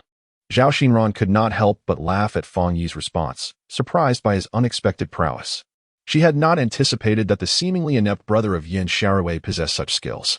Assuming a superior demeanor, she acknowledged Fang Yi's strength before scanning Li Dongyang's underlings with undisguised disdain. Previously, when she had attempted to frame Yin Xiaowei and was thwarted by Fang Yi, it had left her humiliated. After contemplating how to retaliate, she devised a plan for Li Dongyang to kidnap Yin Xiaowei, luring Fang Yi into a trap to teach him a lesson. Little did she know that Li Dongyang's crew was so incompetent that they could not even best Fang Yi alone, ending up battered and bruised. Had she not been monitoring the situation, Fang Yi might have escaped unscathed, rendering her efforts futile. Zhao Xinran, you previously slandered me, and my brother did not retaliate against you. Your actions now are utterly excessive. Yin Xiaowei was well aware that everything happening today was orchestrated by Zhao Xinran. Anger surged within her as she confronted the heavily made-up visage of her adversary. He has not harmed me. That is merely his cowardice. Should I express gratitude for his restraint? Is this what one calls excessive? You shall witness something far more outrageous shortly. Zhao Xinran retorted with a cold smirk, casting a disdainful glance at Yin Xiaowei before shifting her gaze to Fang Yi. I concede that your skills are impressive. However, we number over 20. Do you truly believe you can incapacitate us all? After her taunting laughter, she added, I offer you a choice. Kneel and apologize, then sever one of your arms, and I shall allow you and your sister to depart unscathed. What? Upon hearing Zhao Xinran's demand, Yin Xiaowei's expression shifted dramatically, her grip tightening around Fang Yi's hand. Gazing at the gaudily adorned woman before her, whose face was etched with malice, Fang Yi reflected on how merciful he had been in sparing her just 2 nights prior. He could hardly fathom that she would demand his submission simply for exposing her schemes against others. What kind of mentality was this? If you refuse, do not expect to leave here tonight. Zhao Xinran threatened as Fang Yi remained silent. Whether I can leave or not is not for you to decide. Fang Yi replied coolly. Humph, Zhao Xinran scoffed, poised to reveal her advantages, but was interrupted when Fang Yi abruptly kicked the table in front of him. The massive surface soared into the air, sending Li Dongyang, who was perched atop it, crashing into several nearby thugs. Fang Yi's sudden action caught everyone off guard. As the table hurtled towards them, the instinctive reaction was to evade. In the midst of their panicked retreat, Fang Yi had already covered a considerable distance, seizing Zhao Xinran by the throat as her eyes widened in terror. Miss Zhao. Zhang Shan stood nearby, utterly bewildered by Fang Yi's swift maneuver. Upon witnessing Zhao Xinran in Fang Yi's grip, he was struck with alarm and clenched his fist, preparing to strike. Yet, to Fang Yi, Zhang Shan's movements appeared to be in slow motion. With a swift motion, he smashed a beer bottle over Zhang Shan's head, positioning the jagged edge against Zhao Xinran's neck. Shall we test this? He remarked, maintaining eye contact with Zhang Shan, a smile playing on his lips. Zhang Shan was unprepared for Fang Yi's astonishing speed, leaving him no time to react. Though Fang Yi wore a smile, the sharpness in his gaze conveyed a chilling resolve. He had no doubt that if he attempted anything reckless, Fang Yi would plunge the glass into Zhao Xinran's neck without hesitation. Therefore, he remained motionless. Let me go? Zhao Xinran cried, horrified by Fang Yi's unexpected aggression. She had never anticipated that, outnumbered, he would dare to act against her, and with such success. Zhang Shan, are you not going to rescue me? She exclaimed, her voice tinged with urgency. With a resounding slap, Fang Yi silenced her. You dare strike me? Zhao Xinran's indignation flared, and she struggled against his grip. The more you squirm, the less I can guarantee that this glass won't cut your throat. Fang Yi warned with a smile, pressing the shard deeper. Zhao Xinran felt a sharp pain at her neck, warmth trickling down, though she could not see. She knew it was blood. Her expression shifted from fury to sheer panic. Disbelief etched across her features as she realized Fang Yi was indeed willing to harm her. In that moment, her face drained of color, and silence enveloped her. Zhang Shun was merely a hired hand, expecting to handle the situation with ease. But he found himself confronted with an unexpected adversary. He regarded Fang Yi with a newfound respect, recognizing that the latter was not merely posturing. He was genuinely composed, displaying remarkable skill that rendered Zhang Shun inconsequential. Though Zhang Shun was astonished by Fang Yi's prowess, he was not yet intimidated. Years of experience in the underworld had taught him to face numerous challenges. After all, how could one person possibly contend with hundreds? Get reinforcements, he commanded, gesturing to his subordinates. However, before he could finish, a mocking voice interrupted from the entrance. Who do you intend to call? Do you seek to embarrass yourself further? Accompanying the voice, a burly man of similar stature to Zhang Shun entered, flanked by a few lackeys. Guohuai, what brings you here? Zhang Shun inquired, furrowing his brow. This man, Guohuai, was a capable subordinate of Li Hu, yet he and Zhang Shun had always maintained a distant relationship. Zhang Shun's suspicion grew upon seeing Guohuai appear on his territory. What brings me here? To witness your folly, of course, Guohuai chuckled, eyeing the drenched Zhang Shun. Frustrated by Fang Yi's antics, Zhang Shun snapped, if you seek trouble, let us arrange a time to settle this. I have matters to attend to today, so do not test my patience. Unfazed, Guohuai pointed at Fang Yi and Yin Xiaorui, stating, I am not here to cause you trouble. I merely wish to inform you that while you may be reckless, do not provoke these two. They are not to be trifled with. Zhang Shun's expression soured upon hearing Guohuai's words. He had initially assumed the latter was here to challenge him, only to realize he was warning him about Fang Yi. Do not feign mystery. What sort of people are beyond my reach? Do you know them? He queried, raising an eyebrow. Guohuai shook his head. I do not know them, but someone does. He gestured toward the entrance, where a dapper young man in a suit entered with a charming smile. Fang Yi had braced himself for a confrontation, but he was taken aback by the unexpected arrival of an ally. Recognizing the newcomer, he realized why Guohuai had come to his aid. It was none other than Liang Tianlei. Boss Liang, it has been a while, Liang Tianlei greeted Zhang Shun, acknowledging him despite their limited familiarity, as their respective organizations had previously collaborated. Young Master Liang? Zhang Shun was equally surprised. This gentleman is a friend of mine, Liang Tianlei stated without preamble, gesturing toward Fang Yi. What? He. Zhang Shun was further astonished, but before he could finish, Liang Tianlei's assistant handed him a check for 1 million. I hope Boss Zhang will show my family's young master some leniency and refrain from making things difficult for Mr. Fang. Upon accepting the check, Zhang Shun did not even glance at the amount. It was unnecessary. The moment Liang Tianlei identified Fang Yi as his friend, he understood the implications of Guohuai's earlier words. He realized that any further attempts to trouble Fang Yi were futile. The Liang Group was a prominent enterprise in Jinling, a longtime partner with his boss, Li Hu. As the designated heir of the Liang Group, Liang Tianlei held a status comparable to that of his boss, if not surpassing it in certain respects. To secure Fang Yi's release, one word of command from Liang Tianlei would suffice, and yet here he was in person, offering monetary compensation, an act that afforded Zhang Shun considerable face. Even if the amount had been a mere token, he would accept it with gratitude, let alone the generous sum of 1 million. Although he had also accepted Zhao Xinran's money, it was merely a sum of 150,000. Zhao Xinran was merely the daughter of a shareholder from the Zhao Group, and her future stake in the company was uncertain. In contrast, Liang Tianlei was the son of the chairman of the Liang Group, recognized as the next generation's leader. It was clear whom one should offend if forced to choose. Even a fool would know better, and Zhang Shun was far from foolish. Young Master Liang, I truly apologize. It was my folly, Zhang Shun lamented, his tone filled with genuine remorse. His regret was not feigned. It stemmed from a real fear of retribution from his boss, Li Hu. Should he find out that Zhang had offended a friend of Liang Tianlei, he was already contemplating how to explain to his boss to avoid a painful reprimand. Never mind. Ignorance is no crime, Liang Tianlei replied with a smile, not elaborating further as he moved directly towards Fang Yi, his gaze brimming with unmasked eagerness. Liang Tianlei could have simply instructed Zhang Shun to release the person, but his presence was not to grant favor to Zhang or Li Hu. It was to express to Fang Yi his esteem for him. After Fang Yi departed, Liang immediately instructed his assistant to investigate Fang Yi's home address.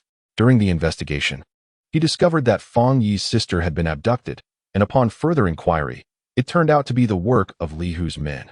Liang Tianlei was elated by this revelation, seeing it as an unexpected opportunity to forge a connection with Fang Yi. He rushed over with his acquaintance, Guo Huai, intending to confront Zhang Shun should Fang Yi suffer any harm. However, upon arrival, he was astonished to find Fang Yi unscathed and having bested several assailants. Impressed by Fang Yi's prowess, Liang Tianlei felt an overwhelming admiration and a tinge of regret for not being able to showcase his own abilities in front of Fang Yi. "Mr. Fang, are you unharmed?" Liang inquired, to which Fang Yi simply shook his head in affirmation. "You are Zhao Buoxiu's cousin?" Liang Tianlei continued. His spirits lifted further upon receiving Fang Yi's confirmation. Zhao Xinran, being well aware of Liang Tianlei's public persona and the rivalry between their families, chose to disregard him and instead scolded Zhang Shun. "Zhang Shun, you promised to help me deal with Fang Yi, and now you backtrack. How shameless." "Miss Zhao, I was unaware that this person was young Master Liang's friend. Had I known, I would never have accepted this task. Since I failed, I shall return your money in full," Zhang Shun retorted, turning his back on her as he adopted an indifferent posture. "Bah!" Zhao Xinran spat in anger, deriding Zhang Shun's actions. Feeling powerless to resist, she turned her wrath towards Fang Yi, her expression twisted in fury. "Fang Yi, you might as well kill me. For if I ever get the chance to kidnap Yin Xiaorui again, I will leave you no opportunity to save her. Is that so? Then go ahead and kill me." Fang Yi responded, his pupils narrowing as he contemplated the gravity of her words. The proclamation stunned everyone in the restaurant, and in their astonishment, they witnessed Fang Yi viciously thrust a shard of glass towards Zhao Xinran's neck. In that instant, Zhao Xinran, who had merely spoken out of desperation, was paralyzed by fear, realizing that Fang Yi was not merely bluffing. "No, don't kill me," she screamed, her voice piercing through the tension as the shard came perilously close to her skin. Liang Tianlei, too, was momentarily taken aback, failing to intervene promptly. "I thought you were unafraid of death. It turns out you are just like the rest," Fang Yi mused.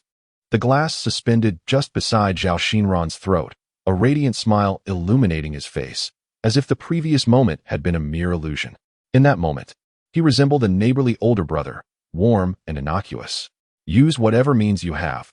Otherwise, you may find that opportunities are fleeting," Fang Yi declared, wiping the blood from his hands and releasing Zhao Xinran from his grip before turning to leave with Yin Xiaorui. As Fang Yi exited swiftly, Liang Tianlei and the others exchanged bewildered glances, uncertain of what had just transpired.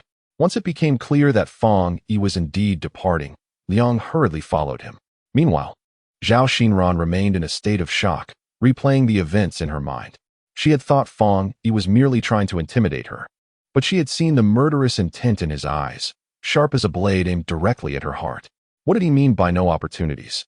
She pondered, an unsettling realization washing over her as she felt cold sweat trickle down her back. Fang Yi held Yin Xiaorui's hand tightly as they walked briskly, fearing that he might lose control and truly harm Zhao Xinran. He could not deny that her reckless words had ignited a genuine desire to kill within him. If it had not been for a flicker of rationality, that shard of glass might have found its mark. "Mr. Fang," Liang Tianlei called out as he caught up with Fang Yi outside the restaurant, a joyful expression gracing his face. "Shall we have a word?" he proposed. "Wait for me here," Fang Yi instructed Yin Xiaorui before stepping towards Liang Tianlei. On Binhai Road, the atmosphere was palpable with the sea breeze gently caressing their cheeks. Fang Yi inhaled deeply. "Thank you for your assistance earlier, even if I could have left unscathed. Your presence has ensured that the likes of Zhang Shun and Li Dongong will not trouble me again. As for Zhao Xinran, I doubt she has the courage to pursue this any further, especially since Li Hu's men would no longer assist her. Mr. Fang, your help today was invaluable, and my gratitude is beyond measure," Liang Tianlei replied, waving his hand modestly. While Fang Yi could dismiss his assistance to others, he could not deceive himself regarding the efficacy of their collaboration. Thus, he chose to be forthright. "I know you sought me out for a reason, and I shall be clear, I will not assist you in your endeavors." Liang Tianlei had yet to utter a word when Fang Yi unequivocally declined his proposition, leaving Liang momentarily taken aback. He quickly responded with a smile, "Mr. Fang, your words strike me as rather extreme. I am not seeking to impose upon you. Rather, I wish to collaborate with you." Liang Tianlei had always regarded an individual of Fang Yi's caliber as an equal. Fang Yi shook his head, stating, "Whether it be working together or otherwise, I must refuse. My assistance today is merely coincidental." Seeing Fang Yi's indifferent demeanor and his reaffirmed rejection, Liang Tianlei did not feel disheartened. He had anticipated that even his offer of 300 million would not suffice to sway Fang Yi, yet he remained patient. Mr. Fang has not yet heard my conditions. Rejecting me so swiftly seems rather hasty, does it not? He remarked. I will not accept whatever conditions you propose. You ought to understand that I am not in want of money. Fang Yi's rejection stemmed from the fact that any terms offered would likely revolve around financial incentives. The 300 million check he presented served as a testament to Fang Yi's capability. Should he desire wealth, amassing fortunes would pose no challenge. Not even 3 billion, let alone 30 billion, would entice him. While Mr. Fang may possess the uncanny ability to turn stone to gold, perhaps he would be intrigued by my proposition to join forces against Zhao Buxiu, Liang Tianlei said with a smile. Upon hearing this, Fang Yi's pupils constricted slightly, and after grasping the implications, a displeased expression crossed his face. You have investigated me? His voice grew colder as he regarded Liang Tianlei. Noticing Fang Yi's change in demeanor, Liang quickly apologized. Mr. Fang, please do not take offense. In my pursuit of finding you, some inquiry was unavoidable, yet I can assure you, I have not pried excessively into your private life. Liang Tianlei was eager to find Fang Yi and was perplexed by his unexpected willingness to assist. Thus, he had to conduct some investigation. Though he had gathered little information over the course of the afternoon, he had uncovered some significant details. Fang Yi and Zhao Buxiu were alumni with a history of conflict, and Fang Yi had been wrongfully accused, resulting in his expulsion from the school. Upon hearing the term private life, Fang Yi's brow furrowed. It was evident that Liang Tianlei was aware of the scandal from his school days, or else he would not have emphasized it. Sensing Fang Yi's displeasure, Liang quickly defended himself. Mr. Fang, I firmly believe in your innocence. While I am unaware of the specifics surrounding your conflict with Zhao Buxiu, I am certain that the baseless accusations against you were likely orchestrated by him. Time had passed since the incident, and the evidence was scarce due to deliberate suppression. Although most of Liang Tianlei's insights regarding Zhao Buxiu stemmed from conjecture, Fang Yi's assistance in confronting Zhao Buxiu today seemed to validate his assumptions. If Fang Yi had indeed been expelled due to Zhao Buxiu, their enmity ran deep. Understanding this, Liang Tianlei felt emboldened to articulate his thoughts. I, too, did not anticipate the rivalry between you and Zhao Buxiu. However, this presents a fortuitous opportunity. Zhao Buxiu is your adversary, as well as mine. By joining forces, we can achieve mutual benefit while avenging our grievances. How delightful would that be? After uttering these words, he gazed at Fang Yi with a smile, convinced that their shared enemy would compel Fang Yi to acquiesce. Indeed, after Liang Tianlei's declaration, Fang Yi regarded him with newfound respect. Rather than merely discussing monetary matters, Liang had discerned a factor potent enough to entice collaboration, demonstrating that he had invested effort into understanding Fang Yi's perspective. Nevertheless, Fang Yi shook his head once more. I still cannot agree. Why not? Liang Tianlei was taken aback, expecting a nod of affirmation. Observing Liang's bewilderment, Fang Yi refrained from providing a direct answer and instead recounted a story. Two individuals, A and B, went hunting and encountered a bear. A merely wished to sever the bear's paw and depart, while B sought to slay the beast. During their struggle, A managed to cut off the paw before the bear was vanquished. In such a scenario, do you think it would still be inclined to assist B in killing the bear? Fang Yi's tale left Liang Tianlei momentarily stunned, struggling to grasp its significance before entering a contemplative state. The narrative essentially illustrated that while they shared a common antagonist, the nature of that enmity differed fundamentally.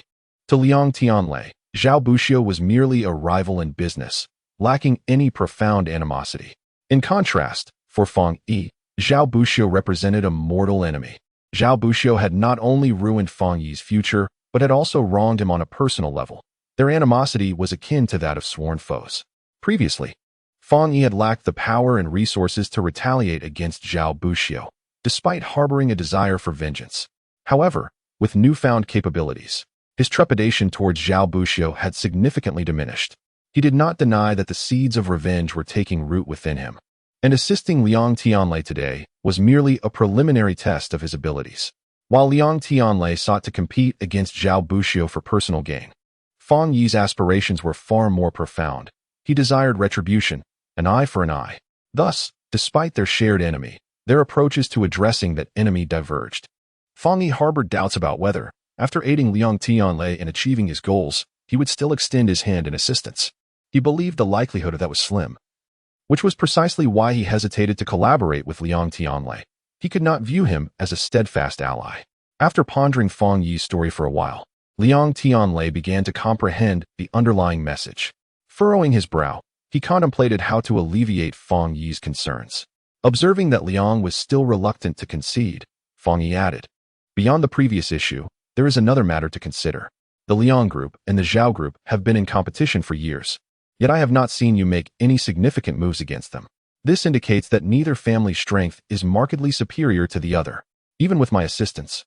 Do you truly believe that a few pieces of jade would be sufficient to topple them? The Zhao group has thrived for years without engaging in the jade business. Even if you dominate the jade market, it would merely strip them of something they never possessed, a trivial loss. Moreover, as the heir of the Zhao group, the means by which you can confront him are severely limited to mere commercial rivalry." Fang Yi's message was clear, even with his support. Liang Tianlei would not be able to vanquish Zhao Buxiu. If their efforts culminated in nothing more than a slight annoyance for Zhao Buxiu, it would hold little appeal. He might as well pursue his endeavors independently. After all, aiding Liang Tianlei would only increase the risks of exposure, a consideration Fang Yi could not afford to overlook. Liang Tianlei had initially thought his conditions would be highly appealing to Fang Yi, yet after hearing Fang Yi's perspective, he realized that his offers were not as valuable as he had presumed. While he could still contest the first concern, demonstrating his resolute intention to ally with Fang Yi, the second point left him speechless. He indeed lacked the ability to defeat Zhao Buxiu and had never entertained such an idea. It was not that he had not considered it, but simply that he lacked the courage to express it. The commercial landscape of Jinling was meticulously orchestrated. Even if the Liang group possessed the strength to dismantle the Zhao group, they would not dare to attempt it. Liang Tianlei could not guarantee anything to Fang Yi, for making such a promise would be deceptive. He was somewhat taken aback that his perceived strongest bargaining chip had failed to persuade Fang Yi, but he remained undeterred, for he had yet to reveal all he had to say. While the Liang group may lack the strength to dismantle the Zhao group, we do possess the means for self-preservation in the face of their actions, Liang Tianlei insinuated. Means for self-preservation?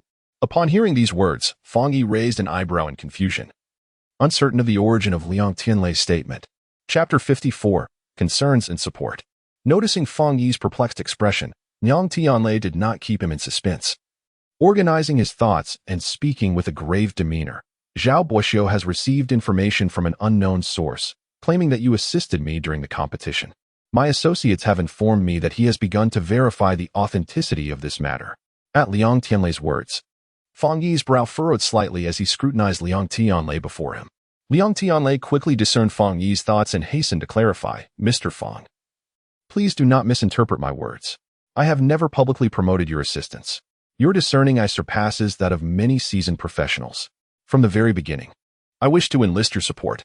If too many individuals become aware of your capabilities and compete to solicit your expertise, it would not serve my interests." After this explanation, Liang Tianlei added, "It seems that his people have detected something amiss." Liang Tianlei's explanation was not implausible. Fang Yi believed that he would prefer to conceal the truth in public, for if he were to be snatched away by other jade merchants, he would surely regret it. Upon reflection, although he and Liang Tianlei had cooperated seamlessly during the competition, there were indeed vulnerabilities that a discerning observer could exploit, especially since Zhao Buxiu was no fool. Fang Yi nodded gently, indicating his belief in Liang Tianlei's words. Liang Tianlei exhaled in relief and continued, "If our interaction had been limited to the competition, perhaps this matter could be obscured. However, just now," he paused before continuing, "earlier, I helped you out of a difficult situation. If this reaches Zhao Buxiu's ears, he will undoubtedly speculate about the nature of our relationship. In this case, even if your assistance to me during the competition is not true, it would still be challenging to explain, especially since it is indeed true. You already have a feud with Zhao Buxiu. If he discovers that you aided me during the competition, he is unlikely to let it go easily. Moreover, tonight, you also struck his cousin. Although she is merely the daughter of a minor stakeholder in the Zhao family, she bears the Zhao surname, and you have affronted the Zhao family. With new grievances combined with old, Zhao Buxiu may seize the opportunity to retaliate." At this point, Fang Yi began to grasp the implication behind Liang Tianlei's earlier remarks about self-preservation. Indeed, Liang Tianlei concluded with a serious expression, "Zhao Buxiu is cunning and ruthless. Should he seek to create trouble for you, even if Mr. Fang possesses remarkable skills, you will undoubtedly encounter considerable difficulties. If Mr. Fong has no intention of opposing Zhao Buoxiu, that would be one thing. You could simply choose to flee to another place.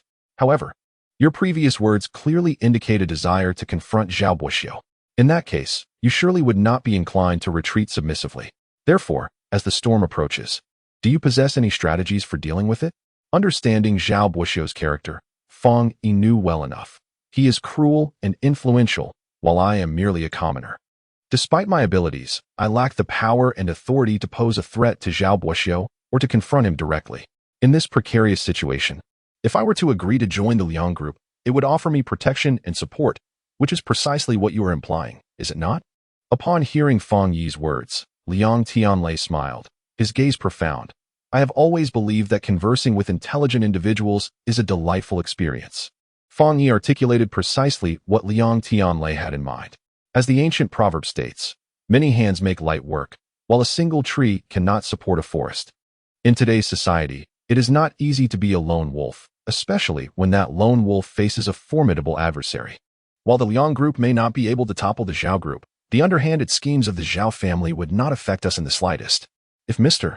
Fong is willing to join our group, I cannot guarantee everything, but at the very least, during our collaboration, the Liang group will be your steadfast support. Liang Tianlei gazed earnestly into Fong Yi's eyes. Hearing these words, Fong Yi fell into contemplation. He could not deny that Liang Tianlei had come prepared. Having thoroughly considered the advantages and disadvantages of their relationship, he was not mistaken. Compared to Zhao Buoxiu, he was at a significant disadvantage in terms of status. This disparity would pose a considerable obstacle if he wished to confront Zhao Buoxiu. The events of tonight served as a prime example. A mere Zhao Xinran, simply because she held the title of the daughter of a Zhao group shareholder, could easily procure the services of a renowned figure on Jinling Road with a little financial incentive. While Fong Yi was unafraid of Zhao Buoxiu, the latter was equally indifferent to him. Despite demonstrating exceptional skill, did Zhao Buoxiu regard him as a threat? No matter how many adversaries he defeated, Zhao Buoxiu remained unfazed, only summoning more people to deal with him. The moment Liang Tianlei intervened, however, the opposition immediately backed down. Was it due to Liang Tianlei's prowess surpassing Fong Yi's? No. Fong Yi understood that Zhang Shun and the others ceased their actions not because Liang Tianlei was formidable, but because of his identity as the young master of the Liang family, which was backed by the Liang group. Fong Yi was acutely aware that even if he had incapacitated everyone in the restaurant and left with Yin Xiaorui, they would still not fear him, nor would they let him off the hook. It was possible they would bring even more trouble upon him next time. Yet, once Liang Tianlei's identity was revealed, they not only surrendered but also refrained from pursuing the matter further. The significance of status and backing is self-evident. If a single Zhao Xinran could create so much trouble for him, how much more could Zhao Buoxiu, with a status even higher than hers? Certainly, Zhao Buoxiu wielded immense power. With just a word, countless individuals would be willing to serve him. Although Fong Yi was not intimidated by Zhao Buoxiu's tactics, he was not alone. Casting a glance at Yin Xiaorui, who leaned against the railing in the distance, enjoying the sea breeze, Fong Yi's heart tightened further. While Yin Xiaorui was unharmed tonight, Zhao Xinran's actions served as a wake-up call. This time she was fine, but who could guarantee there would not be a next time? While Zhao Buoxiu's methods might not be able to harm him, what if he targeted Yin Xiaorui? If anything were to happen to her, Fong Yi would have no face to meet Yin's father in the afterlife, nor his own mother. Moreover, even if Zhao Buoxiu did not directly target Yin Xiaorui and simply sought to trouble him, employing some thugs to harass him, it would still be an annoyance, albeit a petty one. Being pestered daily by some ruffians would sap his energy for dealing with Zhao Buoxiu. Joining the Liang group, while they may not engage in a relentless battle with Zhao Buoxiu for his sake, would at least alleviate these lingering worries. After all, some profit-driven individuals would surely hesitate to act recklessly in light of the Liang group's backing. As these thoughts flashed through his mind, Fong Yi remained silent for an extended period. Observing Fong Yi's deep contemplation and prolonged silence, Liang Tianlei realized that his words had resonated deeply within him. Although Fong Yi remained speechless, he was evidently moved. At this moment, Liang Tianlei presented a tangible proposition. If Mr. Fong is willing to join the Liang group, you will receive 30% of the profits from any jade stones that you assess and those that yield jade. Additionally, I possess 15% of the Liang group's shares, and I can personally allocate 1% to you to demonstrate my sincerity. The Liang group, while not yet extensively engaged in the jade market, already boasts a monthly turnover exceeding 100 million. Should Fang Yi truly join the Liang Group with his discerning eye? The annual value of the jade stones he assesses would likely surpass 10 billion, even at a conservative estimate of 100 billion. 30% of the profits would yield 30 billion, implying that if Fang Yi fully committed himself, he could earn 30 billion in a single year. Furthermore, this figure does not merely represent his salary. In addition, there would be a 1% share of dividends. Given the current valuation of the Liang Group, even 1% would amount to several hundred million, representing yet another substantial sum. Fang Yi would only need to dedicate 1 year of effort to see his worth surge from the current 80 million to several hundred million. It must be said that the allure of these interests is quite captivating, and Liang Tianlei is notably generous, truly demonstrating sincerity as he stated. His generosity is not a mere whim, but a result of careful contemplation. In his view, if Fang Yi is genuinely willing to serve him, given Fang's capabilities, the Liang Group would undoubtedly prosper in the jade industry. Coupled with the victory at the Stone King exhibition, they stand a significant chance of securing the jade agency rights in Jinling City. Once they obtain these rights and take over the shops previously owned by the U Group, their jade sales will undoubtedly surge, resulting in a substantial increase in the group's annual net profit by several billion. As profits rise, so too will their market value. And when that value reaches a certain threshold, the Liang Group will possess both the capital and reputation to collaborate with more companies. Should they forge partnerships with numerous regional and even international enterprises, the Liang Group could potentially break free from the constraints that have long held them captive. This oppressive situation has persisted for far too long, confining them to their limited territory in Jinling. Many within the Liang Group have grown weary of this predicament, yet have hesitated to rebel, merely awaiting an opportunity, which now seems to have arrived. Although Fang Yi does not prioritize monetary gain, he was nonetheless taken aback by Liang Tianlei's willingness to offer such a significant price to enlist his services. However, despite his surprise, he remained composed and refrained from further comment. While he possesses considerable skills, he harbors reservations. Even if he were to join the Liang Group, he would not dare to exert himself fully. Liang Tianlei, displaying remarkable patience, noted Fang Yi's lack of immediate response and, without impatience, glanced at his watch and said, "Mr. Fang, your silence suggests you are contemplating your decision. That is perfectly fine. I shall grant you 2 days to reflect thoroughly." After a moment's thought, he added, "The story you shared earlier was quite intriguing. Upon reflection, while I may not choose to fight the bear alongside B after acquiring the bear's paw, I firmly believe that he would indeed give his all before severing the paw." With that, Liang Tianlei smiled and departed with his assistant. The final words of Liang Tianlei prompted Fang Yi to chuckle, as the sentiment conveyed was clear. The Liang Group may not accompany him to the end, yet they would wholeheartedly support him during their shared journey. This statement expressed a sincere attitude. Regardless of its truth, it brought a sense of joy to the listener. "Who was that person just now?" Yin Xiaorui inquired, approaching as Liang Tianlei left, visibly puzzled. "A friend," Fang Yi replied. "What kind of friend?" Those people seemed quite intimidated by him. It was evident that this individual held considerable influence, and Yin Xiaorui could not recall when Fang Yi had befriended such a prominent figure. Noting the curiosity in Yin Xiaorui's expressive eyes, Fang Yi smiled and remarked, "It seems tonight's events did not frighten you too much. You are still curious about everything." In response, Yin Xiaorui pouted defiantly. "What is there to be afraid of? You came to my rescue, didn't you?" While it would be disingenuous to claim she felt no fear, she was now safe. And with that safety came a sense of exhilaration. After all, she had not anticipated her brother's prowess, taking on numerous adversaries as if in a film. Seeing the admiration in her eyes, Fang Yi smiled and said, "Let us head home." The siblings took a taxi home, where the meal on the table remained untouched and cold. Fang Yi reheated the dishes and, during dinner, shared the news of his earnings of 80 million. Upon hearing this, Yin Xiaorui was ecstatic, repeatedly confirming its authenticity until Fang Yi showed her the account balance, at which point her disbelief melted away, replaced by even greater excitement. "Although we have earned a considerable sum, we cannot merely live off it.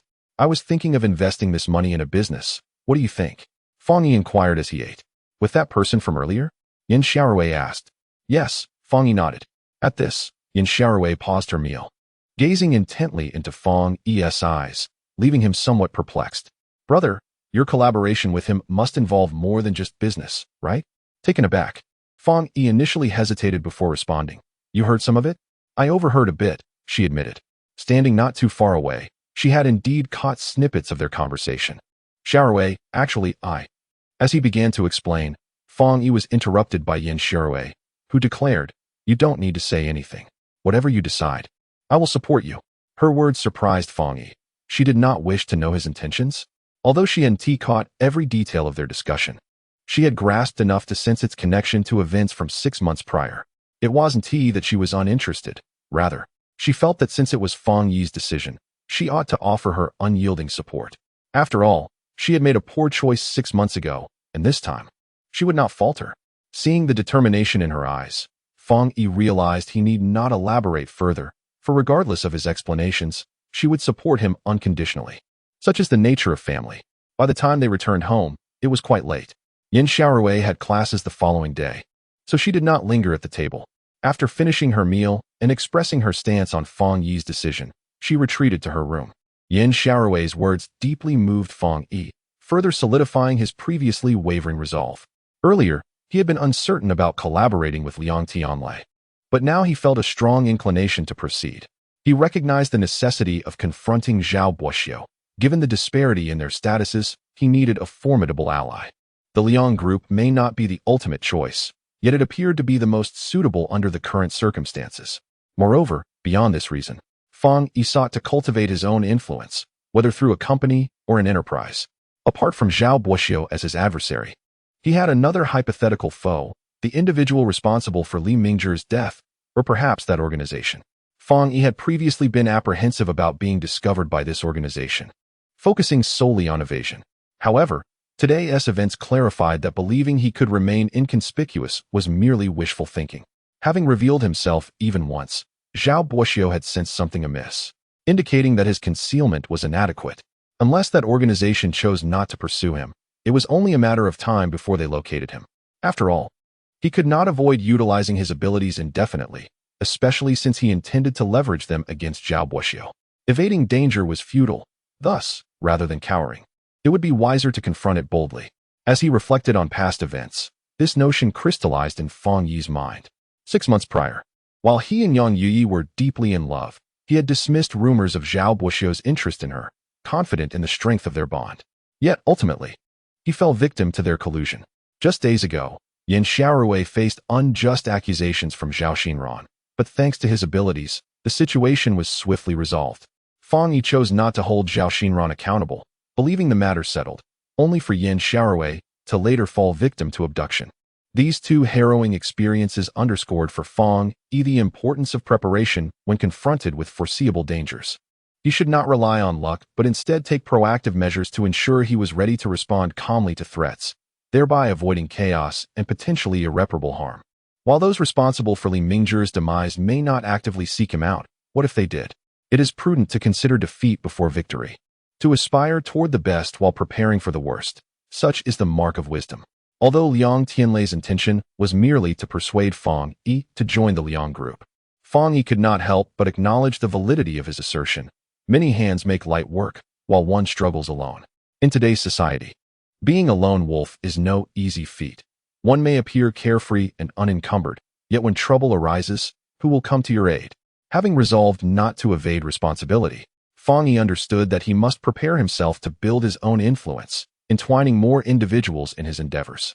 Should he secure the interests of a certain number of people, they might rally to support him in times of adversity, even risking their own safety to rescue him. As this network of supporters expanded, it would eventually form a formidable force centered around him. While dining, Fang Yi contemplated deeply. He had firmly decided to collaborate with the Liang group. Yet the terms of this collaboration would not be dictated solely by Liang Tianlai. What? You wish to establish your own company? The next morning, Fang Yi arranged a meeting with Liang Tianlai. Upon hearing Fang Yi's declaration, Liang Tianlai nearly choked on the soup dumpling he had just taken a bite of. Gazing incredulously at Fang Yi, "Our collaboration does not hinge solely on my joining the Liang group, does it?" Fang Yi remarked, observing the shock in Liang Tianlai's eyes. "However, what would be wrong with joining the Liang group? Is my offer insufficient?" Liang Tianlai felt he had been quite generous. Yet if Fang Yi's reluctance stemmed from dissatisfaction with the terms, he was willing to amend them. "Your conditions are indeed favorable, but that is not the reason," Fang Yi replied, shaking his head. "Then what is the reason?" Liang Tianlai pressed. Because I wish to be my own boss and make my own decisions, Fang Yi stated candidly. Even though Liang Tianlei assured him that joining the Liang Group would merely establish a partnership without obligations. How many entrepreneurial collaborations had transformed into subordinate relationships? Fang Yi was no child. He was not so naive. Liang Tianlei might be sincere, but those with sincerity often harbor ulterior motives. If Fang Yi were to join the Liang Group, he would inevitably be subject to its control. With many decisions beyond his authority, a reality he could not abide. Moreover, he had previously deemed the Liang Group an unreliable ally, fully aware of the potential for betrayal. How could he entrust everything to the Liang Group under such circumstances? He needed to seize the initiative. Upon hearing Fang Yi's words, Liang Tianlei furrowed his brows. Believing that his lucrative offer would surely entice Fang Yi into the Liang Group, allowing him to maintain a firm grip on his talents. To his surprise, Fang Yi had already anticipated this, agreeing to collaborate while entirely severing Liang Tianlei's opportunity to control him. Clearly, he had underestimated Fang Yi. If you establish your own company, how will we collaborate? Chapter 56, a unique gem of exceptional quality despite not achieving the desired outcome. Fang Yi's agreement to collaborate was a positive sign, prompting Liang Tianlei to listen further. Fang Yi explained, the Liang Group's jade store primarily sells finished products, meaning you only require raw jade materials, not unrefined stones. Your purchase of rough stones is merely to manage costs, as acquiring processed jade from the market is exorbitantly priced, and after factoring in production costs, profits are minimal. Surprised by Fang Yi's insight, Liang Tianlei nodded, acknowledging the accuracy of his assessment. Encouraged by this response, Fang Yi continued, my company will procure the rough stones and sell the processed jade to you at below market prices. You will only need to transform the purchased materials into finished products for sale, thus assuming no risks throughout the process. Fang Yi's proposal invigorated Liang Tianlei. The high prices of jade supplied by vendors stemmed from the considerable risks associated with purchasing rough stones. Regardless of the expertise of any appraiser, absolute certainty was unattainable. While low-priced rough stones posed limited risk, high-priced ones could lead to losses amounting to millions, even billions. Occasional losses might be manageable, but frequent setbacks would be unsustainable for any company. Consequently, they had no choice but to inflate the prices of processed jade to compensate for losses incurred while acquiring rough stones. As a finished jade product merchant, the Liang Group understood the reasons behind high market prices, but could not accept them. To reduce costs, they had opted to buy rough stones and process their own jade, effectively manufacturing their raw materials. While this approach did lower material costs to some degree, it also exposed them to the same risks faced by jade suppliers, namely losses from purchasing rough stones. Upon closer examination, the savings from self-sourcing rough stones were not significantly greater than the profits from buying processed jade directly from the market. This dilemma had left them feeling powerless, yet now it seemed that a solution had emerged. If Fang Yi were to become their jade supplier, he could mitigate the risks involved, allowing him to sell at lower prices. With reduced raw material costs, the finished product prices could remain high, enabling the Liang Group to earn substantially more from purchases made through Fang Yi without incurring risks. Considering this, even Liang Tianlei could not deny the allure of Fang Yi's proposal. However, compared to the benefits of incorporating Fang Yi into the company, it fell short in several respects. After all, if Fang Yi joined the Liang Group, they could lower costs even further. Beyond this sense of reluctance, Fang Yi's proposal raised significant concerns for Liang Tianlei. His initial intention to invite Fang Yi into the group was to better manage this talent and impose certain constraints. Yet, according to Fang Yi's plan, he would not only be unmanageable, but could potentially exert control over the Liang Group. After all, if they relied on Fang Yi's company for raw materials, what would happen if he ceased to supply them? Would they not find themselves in a precarious position? These considerations were reflected in Liang Tianlei's expression, which lacked genuine joy. Fang Yi's suggestion had clearly been made with an awareness of Liang Tianlei's concerns. He indeed sought to reverse their dynamic and gain dominance over the Liang Group. But he did not harbor such arrogance. The Liang Group had stood firm in Jinling for many years. It would not easily be subjugated, especially not by someone with no power or influence like him. After a moment of reflection, he stated, while I have proposed that my company supply jade materials to the Liang Group, I have not suggested that you can only procure from me. The Liang Group may retain its own channels for purchasing rough stones, allowing you to source materials independently whenever you wish. I hope this alleviates any concerns you may have. Young Master Liang. Fang Yi's words prompted Liang Tianlei to relax his furrowed brow, albeit slightly, as they would have maintained that practice regardless. A vast organization could not allow its lifeblood to be held captive by a single individual. Nevertheless, this left them feeling vulnerable. A sensation that was alien to the typically assertive Liang Tianlei, who took a deep breath to quell his unease. May I inquire what percentage you plan to offer us? Liang Tianlei asked. I will sell the stones to you at 80% of the market price, Fang Yi replied. Based on data he had gathered the previous night, most jade suppliers sold at 90%. Liang Tianlei shook his head. Too high, 50%, 70%, 60%, 7% it is. Fang Yi's tone was resolute and unwavering, marking the lowest threshold he could accept. Upon encountering Fang Yi's resolute demeanor, Liang Tianlei's expression darkened. Fang Yi offered him a price of 70%, allowing Liang to earn 30%, but after deducting 10% for production, promotion, and sales costs, his net profit would be merely 20%. Although this profit margin was significantly higher than purchasing jade from other suppliers, it starkly differed from his initial expectations. Liang had anticipated giving Fang Yi 30% while retaining 60% for himself. After accounting for 10% of the raw stone price and 10% of production costs, he had expected a net profit of 50%. The shift from 50 to 20% was jarring, leaving Liang momentarily unable to accept the reality. The 70% price was already quite low. If Liang refused, Fang Yi would likely seek other partners. In the vastness of Jinling, while the competition in the jade industry was primarily between the Liang and Zhao families, numerous other large jade merchants existed. Moreover, if there were none in Jinling, surely there were elsewhere? Although Fang Yi's price was only 20% below market value, it would still attract countless eager buyers. Liang Tianlei, aware of this, felt further troubled by the prospect of Fang Yi being snatched away by other merchants. Noticing Liang's wavering expression, Fang Yi delivered a final proposition. If Liang accepted, he could officially be designated as a jade consultant for the Liang Group, taking a 30% profit share while overseeing 10 raw stones annually for them.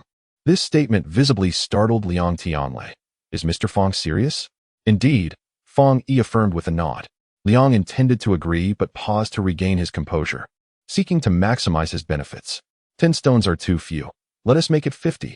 At most, 15 stones. Liang frowned slightly. Observing this, Fang Yi stoked the flames further. 15 stones may not seem numerous, but I assure you, each will yield a profit exceeding 100 million. At these words, Liang's pupils constricted, and after scrutinizing Fang Yi deeply, a smile finally emerged on his face, albeit somewhat forced. I thought I had given Mr. Fang due consideration, only to realize I had underestimated you. Your business acumen is truly astonishing. Have you agreed? Fang Yi inquired. Mr. Fang is simply impressive.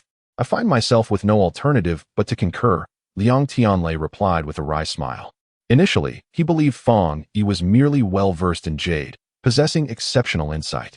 Now, he recognized that this individual was not only a master appraiser, but also a negotiation expert, presenting conditions that danced on the edge of his acceptance, leaving him reluctant to refuse yet unwilling to concede, ultimately leading to his submission. Disregarding Liang's flattery, Fang Yi shifted to discussing the operational aspects of their new company. Being youthful and inexperienced in such matters, he sought Liang's assistance. Fortunately, Liang bore no ill will toward Fang Yi for not joining the Liang Group. He generously shared his expertise. Establishing a company involves numerous procedures which can be cumbersome for an ordinary person, but for someone of Liang Tianlei's stature, it was a breeze. With Liang's diligent support, within 3 days, Fang Yi's company was established.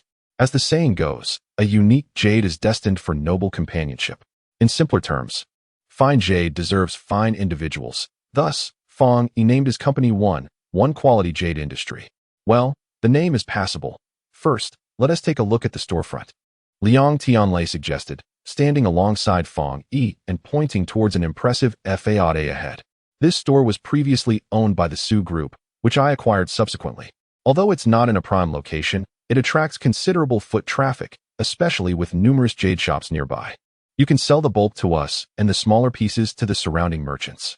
This store, while only a single floor, spans an impressive 1,500 square meters, sufficient for a supermarket.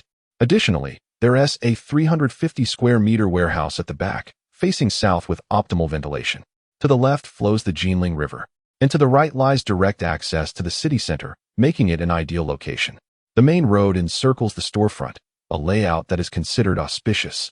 Akin to jade encircling the waist, setting up your company here ensures prosperity and success. What do you think, Fong Yi? Am I considerate enough? After 3 days of interaction, Liang Tianlei and Fong Yi's relationship had deepened significantly, transitioning from formal titles to calling each other by name. This storefront, once belonging to the Su Group, had been recently renovated before their downfall. Liang's group acquired it for 180 million, while its current market value exceeds 200 million. However, Fong Yi would not need to spend a penny, as it was a gift from Liang Tianlei. What are those? Fong Yi queried, noticing 5 brand new vehicles parked at the warehouse entrance. Liang Tianlei chuckled. These 5 vehicles are a grand opening gift from me. 2 trucks? One with a 10-ton capacity and the other 18 tons specifically for transporting raw stones. The remaining vehicles include an Alford for general client receptions and a Bentley for important clients like myself. Fong Yi's eyes widened in astonishment. Pointing to the last vehicle, he asked, "In this one? That Maybach is for your personal use. How do you find it? If it doesn't meet your expectations, I can send more vehicles tomorrow." Liang inquired. Hearing Liang casually mention these extravagant vehicles, Fong Yi couldn't help but smirk. Is this how wealthy individuals live, so ostentatiously? Liang Tianlei scoffed. What is ostentation? Have you seen the elite young men in the capital? They indulge in private jets and yachts, while someone of my standing merely enjoys cars. At this juncture, Liang's expression turned somewhat melancholic as he fixed a serious gaze on Fong Yi, lamenting, "I too wish to indulge in jets and yachts. But achieving that on my own is quite challenging. I'll likely have to rely on you." Upon hearing this half-joking remark, Fong Yi chuckled as well. Liang Tianlei's generosity stemmed from the fact that Fong Yi had previously helped him win the Stone King exhibition, netting over 1 billion. Although Liang offered Fong Yi 300 million in gratitude, he declined. If Liang was so generous to a stranger, how much more would he extend to his newfound partner? With the company newly established and no employees yet, Fong Yi found himself alone in the endeavor, making it cumbersome to acquire all the necessary items. Thus, Liang took it upon himself to facilitate the arrangements. "Thank you," Fong Yi expressed, recognizing that while this sum was insignificant to Liang Tianlei, the gesture indicated a sincere attitude, warranting Fong Yi's gratitude. However, he was acutely aware that Liang sought more than mere thanks. "You mentioned that the Jinling Bank has a stock of raw stones left from the Su Group. Now that the company is set up and the storefront established, why not go earn our first pot of gold?" Fong Yi suggested to Liang Tianlei. "Absolutely," Liang exclaimed, slapping his hands together in excitement. Only a fool would shy away from making money. In a burst of enthusiasm, he seized Fong Yi's arm, exclaiming, "Let us take your new car for a spin." Chapter 57. The first pot of gold. The downfall of the Su Group was so abrupt that they could not sell off their remaining inventory of several thousand stones before being ousted from the Jinling business community. These stones were collateralized to the Jinling Bank against a debt of 2 billion. Previously, the Liang and Zhao groups had purchased a portion, but according to Liang Tianlei, 3,000 to 4,000 stones still remained. Generally, raw stones in Jinling are sourced from the southern provinces, which are over 2,000 kilometers away. Given the company's nascent stage, Fong Yi could not afford to travel for stones, making the local availability all the more appealing. Even if the remaining stones held little value, selecting a few choice pieces would still enhance their storefront. During the summer break following his high school graduation, Fong Yi learned to drive. Although he had never driven before, he found himself a bit clumsy at first. However, with his remarkable aptitude for learning and under the guidance of Liang Tianlei, he quickly grasped the fundamentals. After spending 20 minutes parking the car smoothly in the lot in front of the Jinling Bank, he entered the bank alongside Liang Tianlei. The storeroom for raw stones was located on the 3rd floor of the bank, divided into 3 sections, A, B, and C, based on the price of the stones. Section A contained the least expensive stones, often of inferior quality, accessible to all. Section B housed stones of higher quality and price, while Section C featured the most expensive and superior stones. Entry to Sections B and C required proof of identity, specifically evidence of substantial wealth, indicating one could make bulk purchases. This was because the stones in these 2 sections were intended for wholesale to jade merchants, and the bank preferred not to allocate excessive resources to individual buyers. "Why don't you browse in Section A while I fetch the manager for a recommendation?" Liang Tianlei suggested as they ascended the stairs. Fang Yi nodded and began to wander through Section A. Most of the stones here were rough and inexpensive, with the priciest costing no more than 3,000. The typical price ranged from 4 to 500, and the majority of visitors were retirees, with few young people in sight. As Fang Yi strolled through Section A, he did not encounter any particularly valuable raw stones, confirming Liang Tianlei's assertion that the good stones had already been picked over, leaving only the lesser quality behind. Just then, he heard a hearty laugh behind him. Turning around, he saw an elderly man with graying hair chuckling at a 10-kilogram rough stone, reaching out to embrace it. Suddenly, as the man lifted the stone for a closer inspection, it slipped from his grasp, and he gasped as it plummeted towards his feet, prompting startled gasps from those nearby. Fang Yi, not far off, squinted his eyes and swiftly moved forward, extending his foot to catch the stone just before it struck the ground. "What skill!" exclaimed the onlookers, admiring his quick reflexes. As Fang Yi steadied the stone in his grasp, the previously startled elder looked on in astonishment. "Young man, you have quite the knack." "Thank you," he said, eyeing Fang Yi with a warm smile. "Not at all," Fang Yi replied, nodding slightly as he handed the stone back. "I was merely fortunate." The elder chuckled, admitting, "I was so pleased to find this stone that I momentarily lost my composure." Noticing the elder's pride in his find, Fang Yi instinctively glanced at the stone. "Are you here to purchase jade as well?" the elder inquired, noticing Fang Yi's interest. Fang Yi nodded in affirmation. "Since you are also here to buy raw stones, you must possess a discerning eye. Do you believe this stone is of good quality?" The elder's joy was palpable, a hint of boastfulness in his tone. Fang Yi, understanding the elder's desire to impress, smiled and replied, "It is quite decent, but this one is even better," gesturing towards a stone at his feet. "The one you indicated?" the elder responded, casting a curious glance at the stone, which was about the size of a human head and covered in moss, evidence that it had not been extracted from a quarry. "What merit does it hold?" he questioned, furrowing his brow in skepticism. "Fang Yi," Liang Tianlei called from a distance, prompting Fang Yi to acknowledge the elder with a nod before hastening toward Liang Tianlei, who had evidently completed the necessary paperwork. "It's all set. Let us proceed to the other two sections," Liang Tianlei announced as they stepped into Section B. The elder, initially assuming that Fang Yi was merely browsing in Section A, was astonished to see him enter Section B, where the prices of raw stones began at 10,000 and could soar much higher. Typically, only jade merchants were permitted here, as the stones were intended for wholesale transactions. "Old leader." As the elder pondered this, he heard a voice calling out, turning to see a meticulously dressed middle-aged man in his 50s approaching swiftly. "I returned from the restroom, and you were nowhere to be found. I see you are here. Have you found any promising stones?" the man inquired with a smile. "This one," the elder said, raising the raw stone he had just retrieved. "Since you have found something of interest, shall we proceed to have it examined?" the middle-aged man suggested. Eager to discover whether the stone contained jade, the elder readily agreed. However, as they prepared to leave, he cast a glance at the stone Fang Yi had previously pointed out, contemplating, "Let us take this one as well. Should I purchase stones to show your group today?"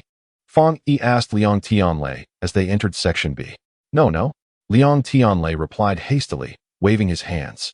"The stones left by the Su family have already been picked through. Even if there are some decent ones remaining, they are likely not of high quality. I refuse to squander our 15 slots on this." While Fang Yi had assured Liang Tianlei that each stone he presented would yield profits exceeding 100 million. The distinction between 100 million and 1100 million was clear, and he understood the necessity of maximizing their gains. Recognizing Liang Tianlei's perspective, Fang Yi chose not to press further, instead focusing on the stones around him. Sections B and C were interconnected, with the stones in Section B generally priced between 10,000 and 100,000, while those in Section C were valued at over 100,000.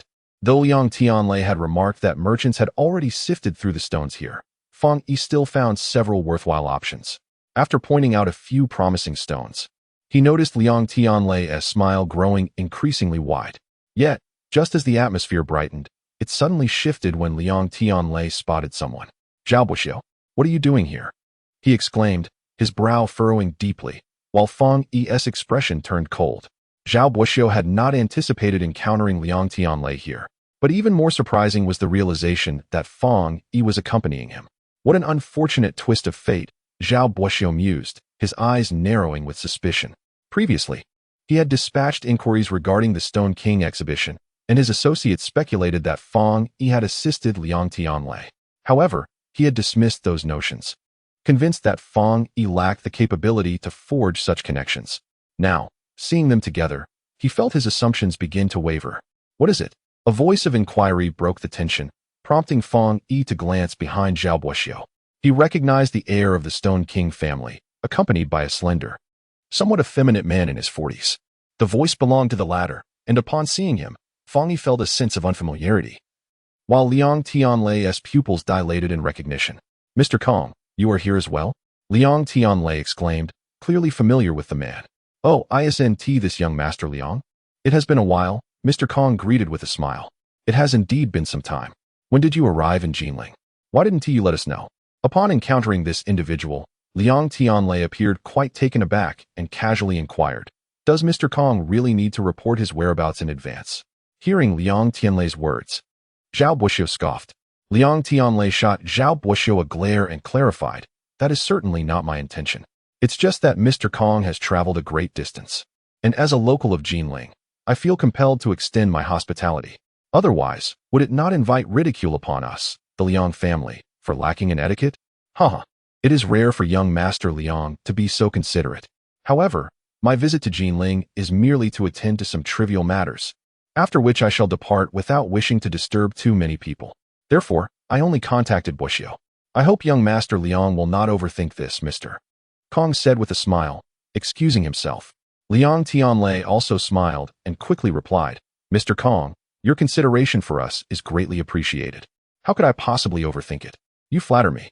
As Liang Tianlei finished speaking, Mr. Kong seemed disinclined to dwell on the subject any further and shifted his gaze to Fong Yi, asking, "And who might this be?"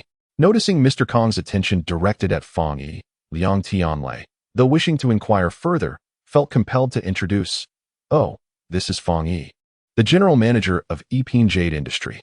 He then turned to Fong Yi and added, "Fong Yi, this is Mr. Kong. Do greet him." Upon hearing Liang Tianlei's introduction of Fong Yi, Zhao Buoxiu's pupils constricted in disbelief. He thought, when did this nobody become a general manager? Fong Yi, unfamiliar with Mr.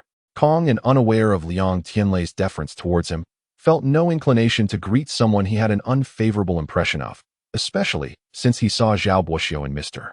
Kong's company. However, with Liang Tianlei having introduced him, he could not decline to show respect, so he extended his hand, saying, "Hello, Mr. Kong." Fong Yi's gesture was sincere, yet Mr. Kong appeared to dismiss him with a disdainful glance, opting not to reciprocate the handshake. He chuckled lightly, remarking, "Yiping Jade Industry? I have not heard of it." Mr. Kong's stature was not ordinary, and Liang Tianlei had hoped to leave a good impression on him through Fong Yi. But the latter's demeanor led to an awkward situation where Fong Yi's warm greeting was met with cold indifference. Liang Tianlei's expression soured as his confusion deepened. Observing Mr. Kong's lack of interest in shaking hands and his derisive comments, Fong Yi felt a pang of regret. Nevertheless, he remained unfazed and retracted his hand, addressing Mr. Kong. "My company was only established a day ago, so it is understandable that you have not heard of it. However, I believe you will certainly hear more about it in the future." Surprised by Fong Yi's composure, Mr. Kong detected an edge in his words. He regarded Fong Yi once more, his eyes flashing with contempt, and earnestly remarked, "It is commendable for a young entrepreneur to be confident, but excessive confidence borders on arrogance, which is not advisable." With that, he no longer regarded Fong Yi and turned to Liang Tianlei, saying, "Young Master Liang, feel free to attend to your matters. I shall remain here for a while." "Very well, I shall not keep you." Liang Tianlei nodded with a smile before leading Fong Yi away. Damn it! Once they had distanced themselves from Zhao Buoxiu and the others, Liang Tianlei punched the wall in frustration. "Who was that person?"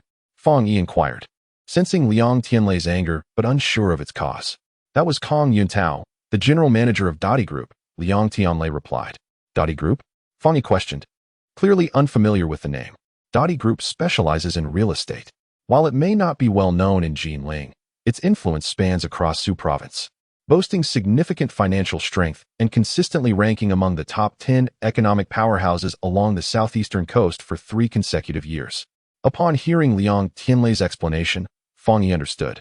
Yet after pondering for a moment, he found himself even more perplexed.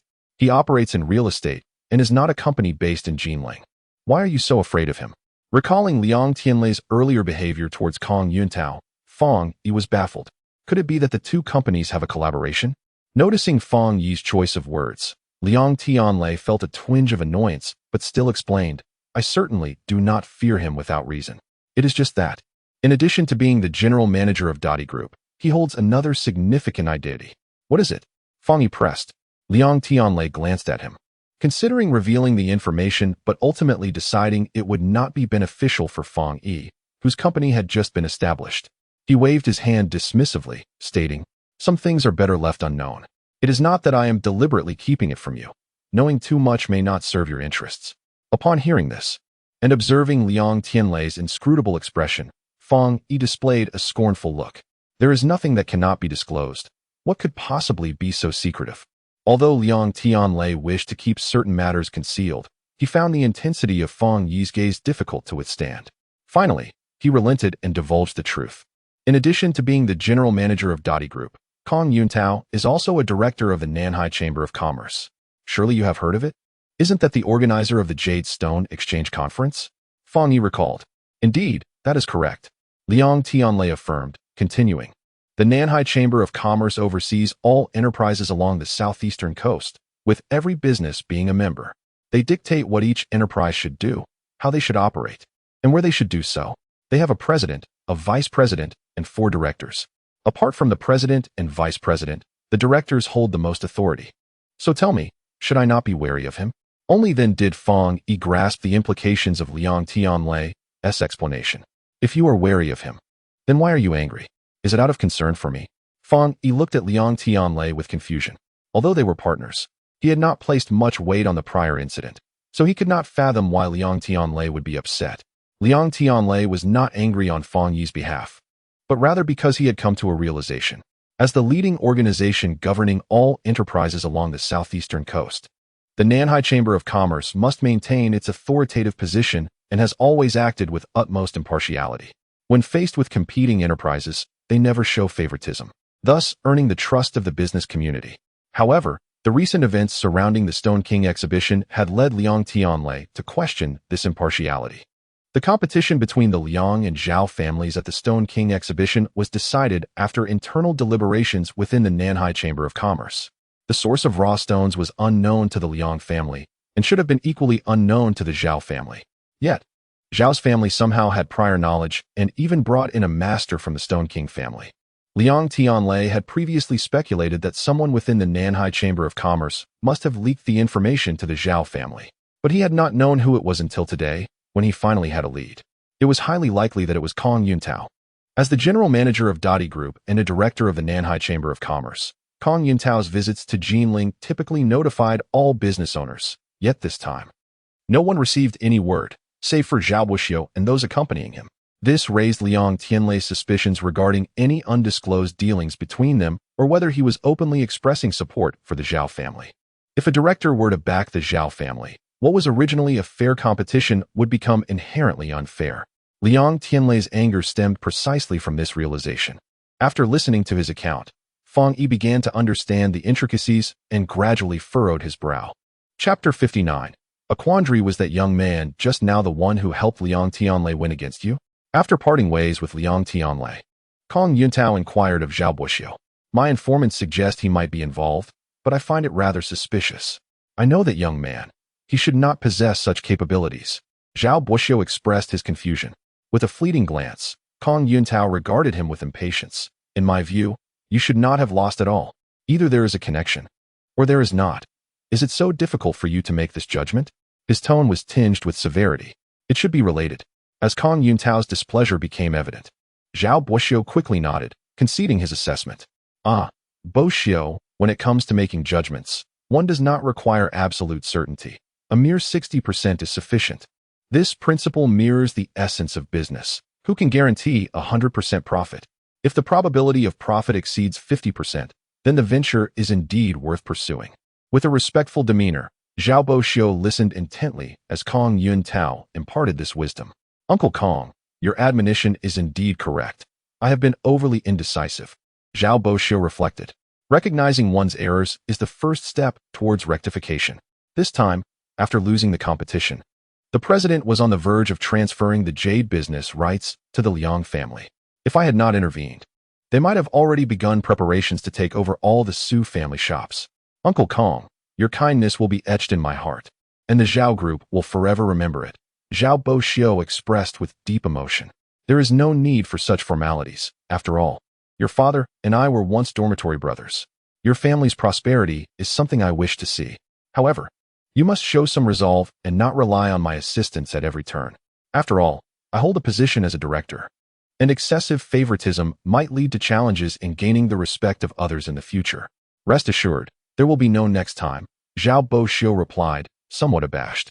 Let us hope so, Kong Yuntao responded with a casual glance. Who exactly is Fong Yi? He seems capable of discerning the finest jade, a skill that even Mr. Zhou might lack. Kong Yuntao shifted the conversation towards Fong Yi, glancing at the heir of the Stone King beside Zhao Boxiu. The Mr. Zhou he referred to as the Stone King of Myanmar, and also this young man's grandfather. The heir, surnamed Zhou and named Jizhe, shook his head in response. I concede that this person possesses some ability, but to claim he can identify the finest jade is likely mere luck. My family has been in the jade business for centuries, and we have yet to produce anyone with such insight. In fact, no one in the world can do so. Kong Yuntao's words revealed a lack of understanding. Jade is not so easily evaluated, especially not the rarest of the rare. Thus, he did not agree with Zhou Jizhe's assessment. Upon hearing Zhou Jizhe's rebuttal, Kong Yuntao frowned slightly, feeling displeased. However, considering the authority of the other party, he chose not to argue further and simply nodded. If it is indeed luck, then that would be for the best. Though Zhou Jizhe did not agree with Kong Yuntao's statement, he acknowledged Fong Yi's capabilities. After some contemplation, he added, even if identifying the finest jade is a matter of luck, he has previously unveiled 2 pieces of exquisite jade, demonstrating his rich experience and unique insight. Now that he is allied with Liang Tianlei, it undoubtedly complicates young Master Zhao's efforts to reclaim the jade business rights. The Stone King exhibition had concluded, yet the rivalry between the Liang and Zhao families was far from over. While new competitive targets had yet to be established, neither party wished to fall behind during the struggle. Thus, both the Liang and Zhao families had been tirelessly producing jade jewelry and promoting their brands in hopes of gaining market recognition and preparing for future contests. Listening to Zhou Jizhe's remarks, Zhao Boxiu furrowed his brow deeply, not due to the content of the words, but rather due to contemplating Fong Yi's transformation. A pitiable figure he had once cast down from great heights, now, after 6 months, had become a master of stone appraisal. He had even claimed to have started a company, a revelation that was simply beyond Zhao Boxiu's comprehension. Although he was reluctant to accept this reality, he could no longer deny it. He not only had to believe it, but also give it the attention it deserved, for his 2 adversaries had united. Although many original stones from the Su family had been sold, Mr. Zhou mentioned that there were still plenty of good materials remaining. Liang Tianlei's intention in bringing Fong Yi here to purchase stones was undoubtedly to seize a lucrative opportunity. Should Mr. Zhou's assertions hold true, Fong Yi's keen eye would surely lead him to a bountiful haul. Having suffered a setback in the previous competition, they were already at a disadvantage.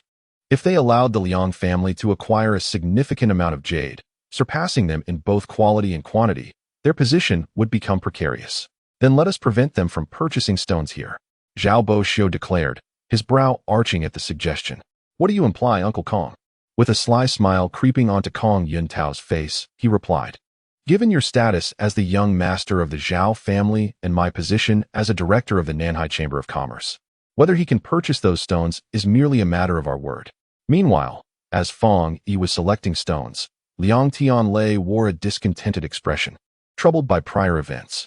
Is it not likely that someone will question the open allegiance of the Nanhai Chamber of Commerce to the Zhao Group? Fong Yi inquired. An open allegiance would indeed invite scrutiny, but the frustration lies in my lack of substantive evidence to prove that Kong Yuntao is aiding the Zhao family. If I were to raise such accusations without proof, it would not only lack credibility but could also offend Kong Yuntao. His status far exceeds that of the Liang family, and without conclusive evidence, I am reluctant to confront him. Fong Yi understood that such matters required evidence. Without it, no amount of words would convince anyone, especially given the stature of the individual involved. After all, who would wish to provoke trouble? Your family is not solely represented by you. You should discuss this with your relatives. Do you truly believe you can resolve this on your own?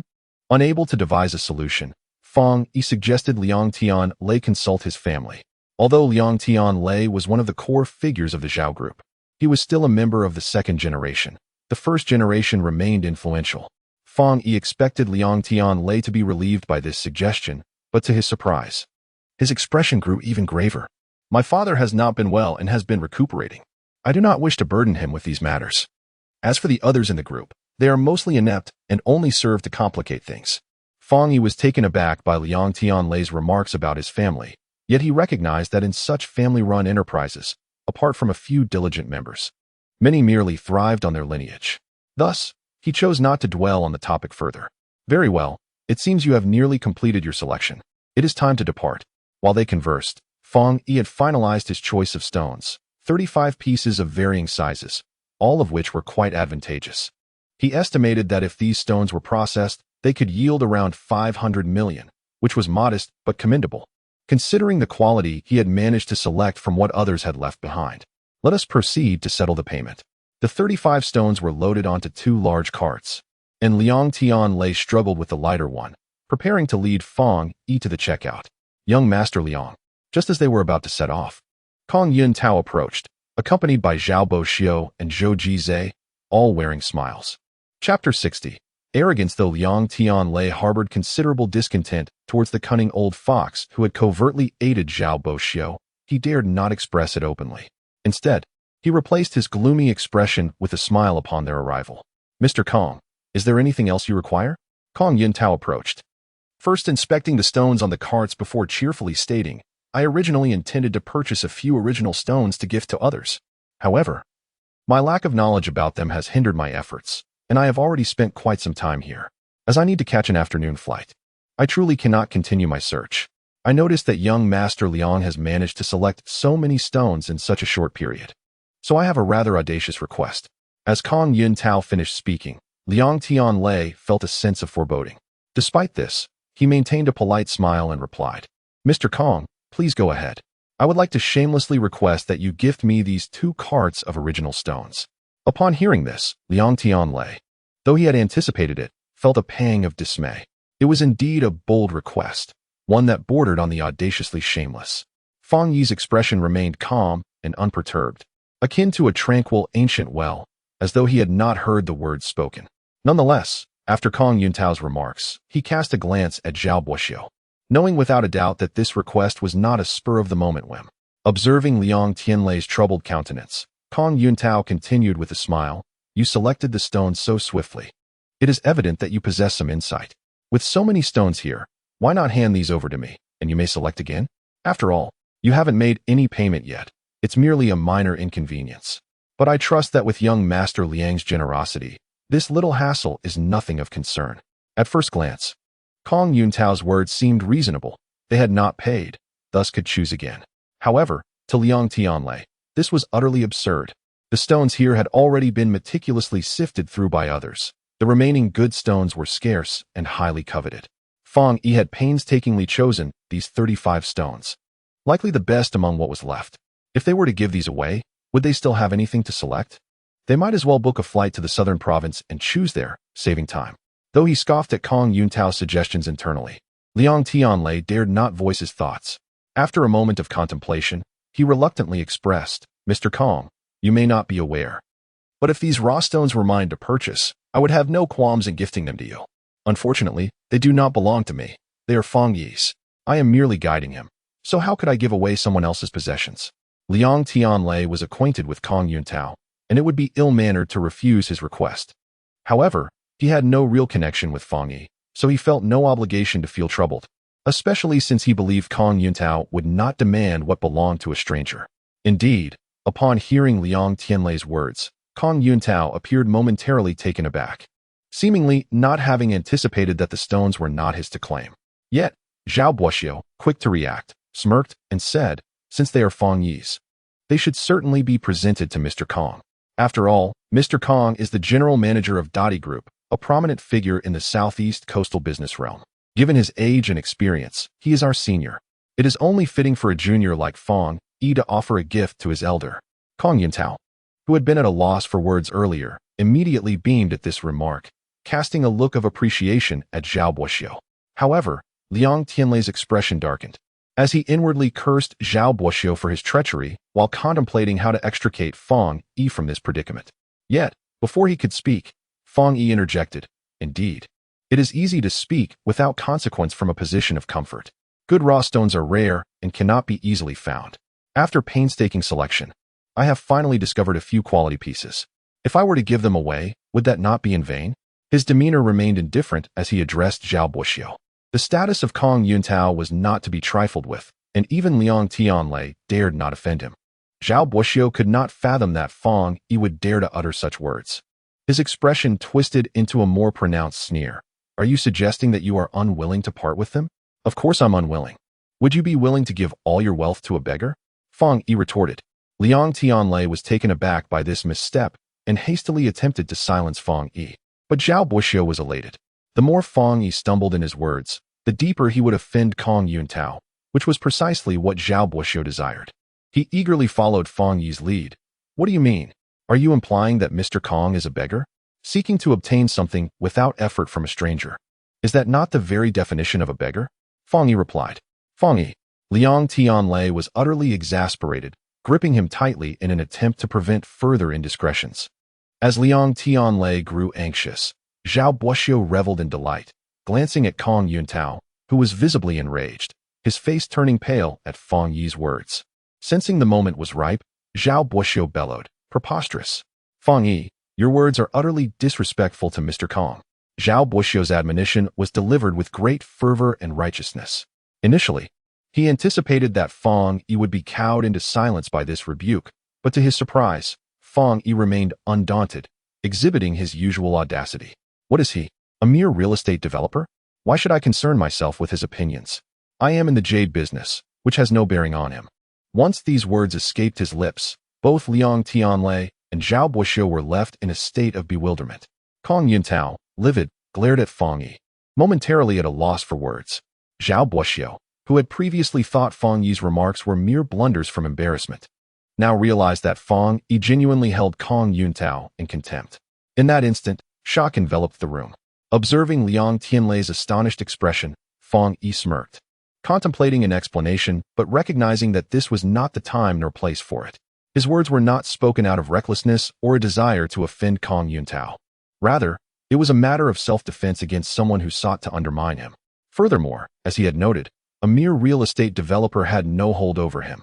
Even if he were to offend him, there would be no repercussions. After all, his company only provided services to the Liang Group, and any potential retaliation would likely be ineffectual. Kong Yuntao, astonished and furious, could hardly fathom that someone of his stature, one of the leading figures in the southeast coastal business landscape, was being openly disrespected. Young people today are truly full of bravado, disregarding their elders. He seethed, his face darkening with anger. "Very well. I had merely made a request, not intending to insist on these stones. However, now, I shall lay claim to them." Chapter 61. Helplessness. Kong Yuntao's declaration made Fang Yi scoff. His earlier reluctance to accept was nothing but a facade. He had already resolved to acquire these stones, but at that moment, he was incensed by the provocation. "Call your manager Lu here," Kong Yuntao commanded, summoning a bank employee from a distance. The employee, having observed the unfolding situation, had hesitated to intervene, considering that only significant figures were present. Upon hearing Kong Yuntao's call, he understood that this was beyond his jurisdiction and rushed to fetch the manager. Realizing that Kong Yuntao intended to summon the bank manager responsible for the sale of jade, Liang Tianlei surmised that Fang Yi was likely to lose this batch of stones, perhaps even surrendering them outright. Yet, he was unwilling to relent, and thus, he defended Fang Yi. "Mr. Kong, Fang Yi is merely inexperienced," and spoke out of turn. "As a person of your stature, surely you can overlook this minor misstep." Liang Tianlei's tone was somewhat obsequious, hinting at a desire to placate. However, Kong Yuntao paid him no heed. "If I let this go, it may only embolden him further. A man must face the consequences of his words," he replied coldly. "You are entirely correct. One must pay for their words. However, if you were to take all these stones away, would the price not be rather steep? After all, His company is newly established and in dire need of raw stones to bolster its facade. Mr. Kong, you have always been magnanimous. Liang Tianlei attempted to temper the situation, but before he could finish, he was interrupted by Kong Yuntao. Young Master Liang, are you questioning my decision? Liang Tianlei dared to defend Fang Yi, which only intensified Kong Yuntao's displeasure, his gaze turning icy. Although Liang Tianlei felt a deep sense of discomfort upon hearing those words, he had no choice but to soften his tone. Of course not. How could I dare to question General Manager Kong? I merely believe that in business, harmony brings prosperity. There is truly no need for General Manager Kong to be angered over a few words. A cold smile crept across Zhao Buxiu's face upon hearing Liang Tianlei's remarks. The implications of Liang's words were unmistakable. He was clearly shielding Fang Yi. Fang Yi is your friend, but is General Manager Kong not your friend as well? Or do you not regard General Manager Kong as a friend at all? Otherwise, how could you show such favoritism? I certainly consider General Manager Kong a friend, Liang Tianlei retorted, glaring at Zhao Buxiu. Zhao Buxiu's smile only widened. If you truly regard General Manager Kong as a friend, then you should not advise him to be magnanimous. Fang Yi spoke out of turn. Shouldn't he accept the consequences and offer an apology to General Manager Kong? If he could apologize to General Manager Kong and present these 2 truckloads of raw stones as a gesture of goodwill, I believe General Manager Kong would undoubtedly be magnanimous enough not to hold it against him. What do you think? Upon hearing this, Kong Yuntao pondered briefly before feigning generosity. If he truly can apologize as Zhao Buxiu suggested, then considering Liang Xiao's face, I could overlook this matter. I wouldn't take all the raw stones, just the larger truck will suffice. What do you say, Liang Xiao? At this moment, Liang Tianlei felt ensnared in a trap. Why was he being asked to pass judgment on this matter? Wasn't this a clear attempt to lead him into a pitfall? Liang Tianlei wasn't he foolish. As soon as Zhao Buxiu finished speaking, he realized that the latter was attempting to sow discord between him and Fang Yi, with Kong Yuntao colluding in this scheme. Should he agree with Zhao Buxiu and demand an apology from Fang Yi, it would undoubtedly create a rift between them. Conversely, if he disagreed, it would clearly offend Kong Yuntao. In that instant, Liang Tianlei felt as though he was on a tiger's back, unable to dismount. While he was undoubtedly aligned with Fang Yi, he didn't dare openly confront Kong Yuntao just yet. Fang Yi was acutely aware of Zhao Buxiu and Kong Yuntao's ulterior motives. Yet he did not oppose Liang Tianlei making a judgment on the matter, for even he was curious about the reliability of this ally. If Liang Tianlei, fearing Kong Yuntao's wrath, sided with Zhao Buxiu and compelled him to apologize, Fang Yi would have to reconsider returning all the gifts Liang Tianlei had bestowed upon him and seek a more resolute ally. Youthful and impetuous, Fang Yi spoke out of turn. I shall apologize on his behalf to General Manager Kong. As for the gesture, I will offer a batch of raw stones to General Manager Kong afterward, Liang Tianlei stated after deliberation. While he had offered an apology, it was clear that Liang Tianlei was doing so on Fang Yi's behalf, and he even implied that he would cover the gesture, never indicating that Fang Yi should take any action. His choice was evident. Kong Yuntao's expression soured upon hearing this declaration. Liang Tianlei was clearly favoring Fang Yi, showing no regard for his own face. He is still not sufficiently assertive. Fang Yi felt a twinge of disappointment at Liang Tianlei's words.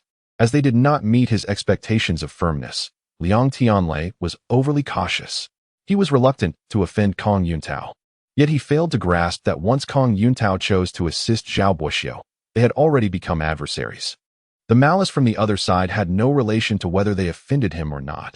Thus, even if it meant offending him, so be it. Although Fang Yi did not achieve the desired outcome, he was merely slightly disappointed, for at least he had not been cast aside. This ally was still somewhat dependable. Since Liang Xiao has said this, then there is nothing more to discuss. Without my approval, you shall not take this batch of stones, Kong Yuntao declared with a cold laugh. Just then, a man in his 30s approached. Oh, isn't this Zhao Xiao and Liang Xiao? Did you two come to consult me about something?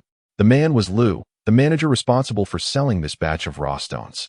He clearly recognized Zhao Buxiu and Liang Tianlei, greeting them as he approached, though internally he was perplexed, thinking that their gathering could not bode well. He was also aware of the competitive relationship between the Liang and Zhao families. This is General Manager Kong of the Dadi Group, Zhao Buxiu introduced to Manager Lu. Upon hearing the identity of the man beside him, Lu Manager was taken aback and quickly extended his hand to shake with Kong Yuntao. Although Dottie Group was not a local enterprise, it frequently collaborated with Jinling Bank. And Lu was aware that the general manager of Dottie Bank was a council member of the Nanhai Chamber of Commerce. Though only in his 30s, Lu was adept at dealing with various big bosses. Upon hearing Kong Yuntao's request and noting that Fong Yi appeared unfamiliar, realizing he was merely a fledgling entrepreneur, he immediately knew how to proceed. I apologize, sir, but our bank prioritizes selling raw stones to large clients. Therefore, this batch cannot be sold to you. Though Liang Tianlei had anticipated that manager Lu might side with Kong Yuntao, hearing such a blunt refusal still caused him to furrow his brow in displeasure. Manager Lu, that statement seems rather misleading, does it not? He was unaware of when Jinling Bank had stipulated that raw stones were to be sold primarily to large clients. In response to Liang Tianlei's challenge, manager Lu merely smiled. The Liang Group had debts with Jinling Bank, and while Liang Tianlei's status was notable, his influence was ultimately limited. Thus, manager Lu was unperturbed about offending him, opting not to explain further, simply stating, Liang Xiao, please do not put me in a difficult position. Although this statement seemed innocuous, for someone as perceptive as Liang Tianlei, it spoke volumes. If even he did not dare offend Kong Yuntao, then manager Lu certainly would not. As I said, without my approval, you shall not take this batch of stones. Seeing Liang Tianlei's displeasure, Kong Yuntao adopted a victorious demeanor, smiling as he spoke. Beside him, Zhao Buxiu also wore a smile. What did it matter if Fong Yi was a master of stone appraisal? In the face of absolute power, he was inconsequential. After all their efforts, they were merely providing a cover for others. Liang Tianlei glared at Fong Yi, feeling a surge of frustration. Yet he found himself at a loss for words. The stones he had chosen were snatched away by Zhao Buxiu. It would be disingenuous to say that Fong Yi was not upset. However, he had been mentally prepared, so he did not suffer as Liang Tianlei did. Clearly, manager Lu was siding with the opposition. Even he had spoken up. Whatever they did next would be in vain. If they were to act out of desperation, they would merely provide amusement for their adversaries. Thus, Fong Yi smiled faintly, patting Liang Tianlei on the shoulder, saying, let us consider it a charitable act, a good deed. You, Kong Yuntao, who had initially felt elated at Fong Yi's misfortune, nearly choked on his own anger upon hearing those words. What an outrageous fellow! To suffer such a significant loss, yet still engage in banter. If this were his territory, I would make sure he regretted it. Just as Liang Tianlei was about to follow Fong Yi out in resignation, two individuals entered from Area A. One was a middle-aged man in a sharply tailored suit, and the other was the elderly gentleman whom Fong Yi had assisted earlier, smiling as he approached Fong Yi. Ah, what are you all discussing so animatedly? The middle-aged man stepped forward, observing the crowd with curiosity. Bank manager.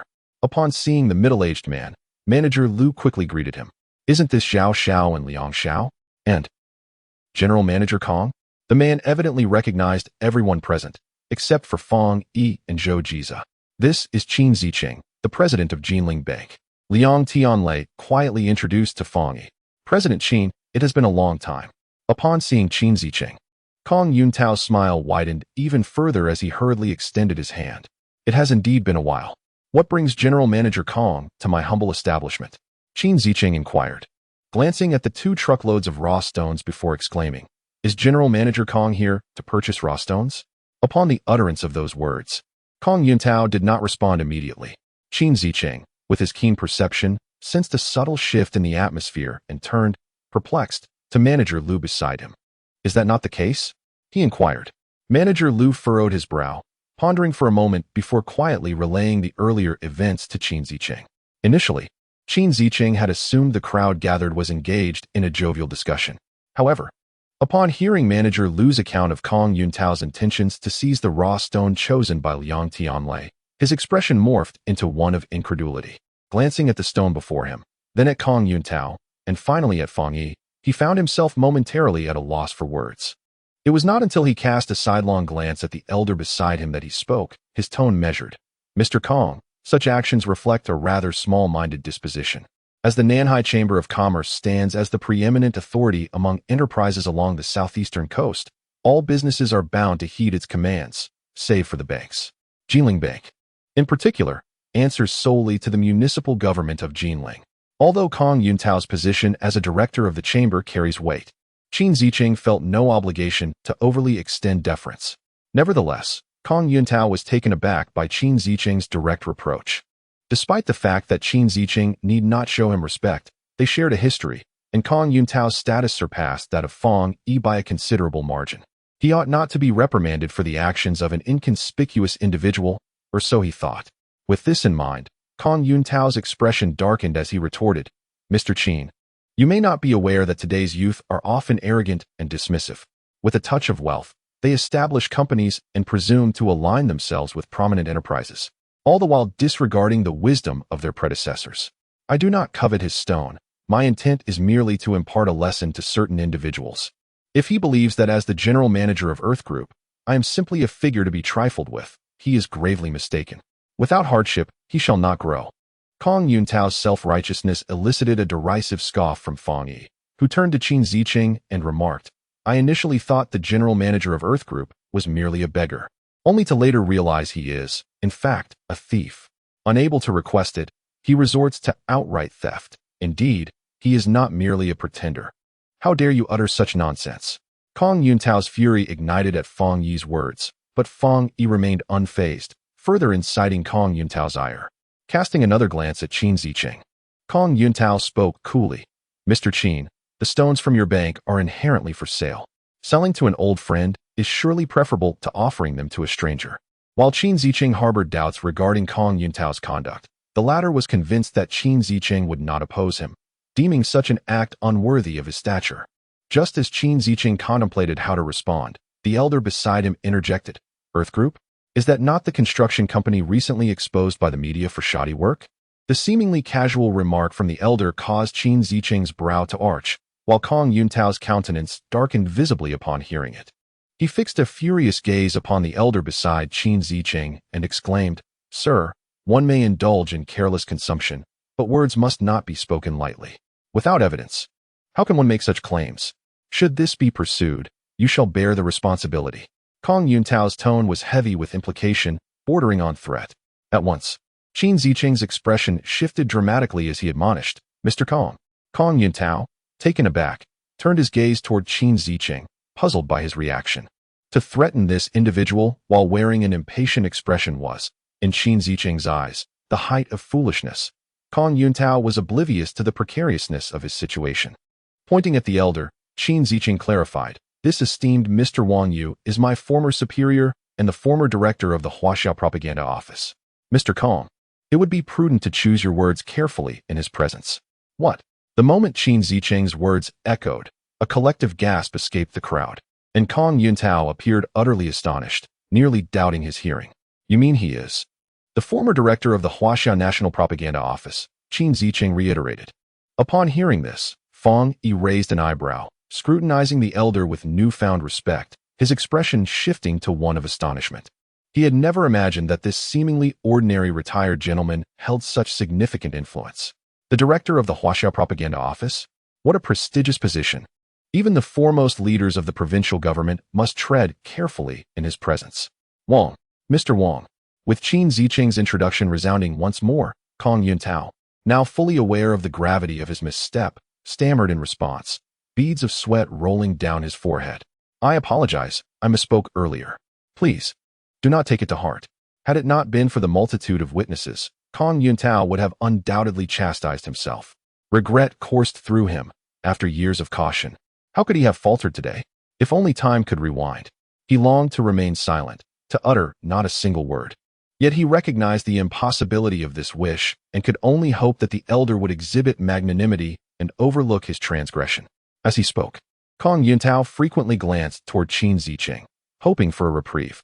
However, Qin Ziqing remained impassive, as if gazing through him. A figure of considerable stature. One you would not erupt in anger over a few disrespectful words. Rather, he was a man of the people, and while he might not take offense on personal grounds, he certainly would be roused by the mention of shoddy construction. Mr. Kong speaks wisely. Without evidence, one cannot make baseless accusations. Therefore, let us investigate the facts. Wang Yu's words, delivered with an air of nonchalance, resonated like a chilling bell, sending shivers down the spines of all present. In stark contrast, Kong Yuntao's complexion drained of color, his body swaying as he nearly faltered to the ground. As the general manager of Earth Group, He was acutely aware that Wang Yu's words were not mere idle chatter. Investigate? How could they withstand such scrutiny? Wang Laosher I. He turned to Wang Yu, desperate for leniency, yet the latter had already turned away, leaving Kong Yuntao in a state of despair. Observing the pallor and disorientation on Kong Yuntao's face, Qin Ziqing shook his head, lamenting the man's self-inflicted plight. Wang Yu, retired though he was, would not have engaged in idle talk. Had Kong Yuntao remained prudent, he would have evaded this predicament. Though Wang Yu had stepped down, his decades of service had fostered numerous loyal subordinates. A mere word from him could spell disaster for Earth Group. Mr. Kong, these stones were selected by Mr. Fong first. I cannot sell them to you. My apologies. Qin Ziqing declared resolutely. As Wang Yu's former subordinate, Qin Ziqing understood the weight of his leader's words. The future of the general manager of Earth Group was uncertain. He might soon find himself stripped of his title, or worse. Turning to Fong Yi and Liang Tianlei, he added, Mr. Fong, you may proceed to settle the payment. Upon hearing this, Fong Yi and Liang Tianlei exchanged bewildered glances, momentarily stunned by the unexpected turn of events. They had prepared to relinquish their claim to the stones. And yet, the situation had shifted dramatically. They could hardly believe their good fortune. It seemed that luck had smiled upon them, while Kong Yuntao's misfortune loomed large. On the road, reflecting on past events, Liang Tianlei felt a twinge of nostalgia. He was unaware that Fong Yi had previously met that elderly gentleman and had even assisted him. Believing instead that Kong Yuntao's encounter with Wang Yu was merely a matter of luck, an unfortunate stroke of fate. The recent occurrences left Fong Yi with an almost surreal sensation. He could hardly fathom that the seemingly ordinary old man held such significance and had come to his aid. As he departed, he intended to express his gratitude, yet the elder was nowhere to be found. Upon further contemplation, Fong Yi surmised that given the man's stature, even if he had previously received assistance from him, it was unlikely he would feel compelled to reciprocate. The media reports about Dottie Group suggested to Fong Yi that the elder was likely investigating the company and merely resolved a minor issue for him in passing. Since it was not a deliberate act of kindness, Fong Yi dismissed the idea of thanking him, lest it be construed as an attempt to curry favor, especially considering the elder's distinguished position. In the third-floor reception room of Jinling Bank, Wang Yu gazed out the floor-to-ceiling windows as Fong Yi's vehicle drove away. Old leader, do you know that Fong Yi? Qin Ziqing inquired, noticing Wang Yu's pensive expression. Given his understanding of Wang Yu, he knew the man was not one to meddle unnecessarily, nor would he concern himself with trivial reports, considering his status. They had been wandering in Area A without any intention of venturing into Area B until Wang Yu beckoned him over upon seeing Fong Yi there. After a moment's reflection, Qin Ziqing found Wang Yu's behavior today rather peculiar, prompting his question. Wang Yu smiled and raised a piece of glass-quality jadeite the size of a pigeon egg. I do not know him, but this stone was identified by that young man named Fong Yi. Upon hearing this, Qin Ziqing looked at the jadeite in Wang Yu's hand, perplexed. Although he was unsure how Fong Yi could assist Wang Yu in identifying stones, it was evident that Fong Yi had come to buy raw stones, likely as a jade merchant or a stone appraiser. With such a background, recognizing jade within stones was not particularly remarkable. He grinned obsequiously, old leader. While this stone is indeed fine, it's only worth around 1 million at most. How many gifts did people present to you during your tenure? Worth far more than that, without so much as a blink from you. Wang Yu could only chuckle at Qin Ziqing's comment, realizing he had miscommunicated. His assistance to Fong Yi had nothing to do with the stone, nor with any prior help from Fong Yi. This young man bears a striking resemblance to an old friend of mine. Qin Ziqing was taken aback by this rationale. What does that mean? There are countless people in the world who resemble one another. Is that why you chose to help him? He asked. Not so much as helping him. But do you think the quality of Dottie Group's projects should not be investigated? Wang Yu countered. Startled by this question, Qin Ziqing quickly shook his head. Of course not. If Dottie Group has issues, it ought to be examined. However, there are designated people for that. Your intervention seems a bit excessive. Considering Dottie Group is one of the pillars of the Nanhai Chamber of Commerce, stirring them might provoke discontent from the influential figure behind the chamber. Before Qin Ziqing could finish, Wang Yu had already begun to laugh coldly, a mix of disdain and anger in his smile. Does he truly believe we old-timers are oblivious to how the Su family fell from grace? A stern expression replaced Wang Yu's amiable demeanor, causing Qin Ziqing to shift uneasily. He seeks to dominate the economy of the southeastern coastal region through the Nanhai Chamber of Commerce. Does he think we are unaware of this? Wang Yu glanced at the astonished Qin Zicheng, gathering his thoughts before continuing. We previously overlooked him, believing he understood restraint. However, his actions have grown increasingly reckless. The enterprises along the southeastern coast are like fish in a barrel for him. He wields the power of life and death at his whim. Many matters have clearly crossed the line, and we feel it is time to sound the alarm. Wang Yu's seemingly casual remark sent shivers down Qin Zicheng's spine, awakening a profound sense of dread within him. He had initially thought today's events were merely a lapse in judgment on Wang Yu's part, only to realize that the old leader had considered aspects far beyond his understanding. The occurrences, though appearing random, were indeed orchestrated. Wang Yu, with every move calculated, commanded Qin Zicheng's utmost respect, rendering him even more reverent. Simultaneously, he silently mourned for Kong Yuntao.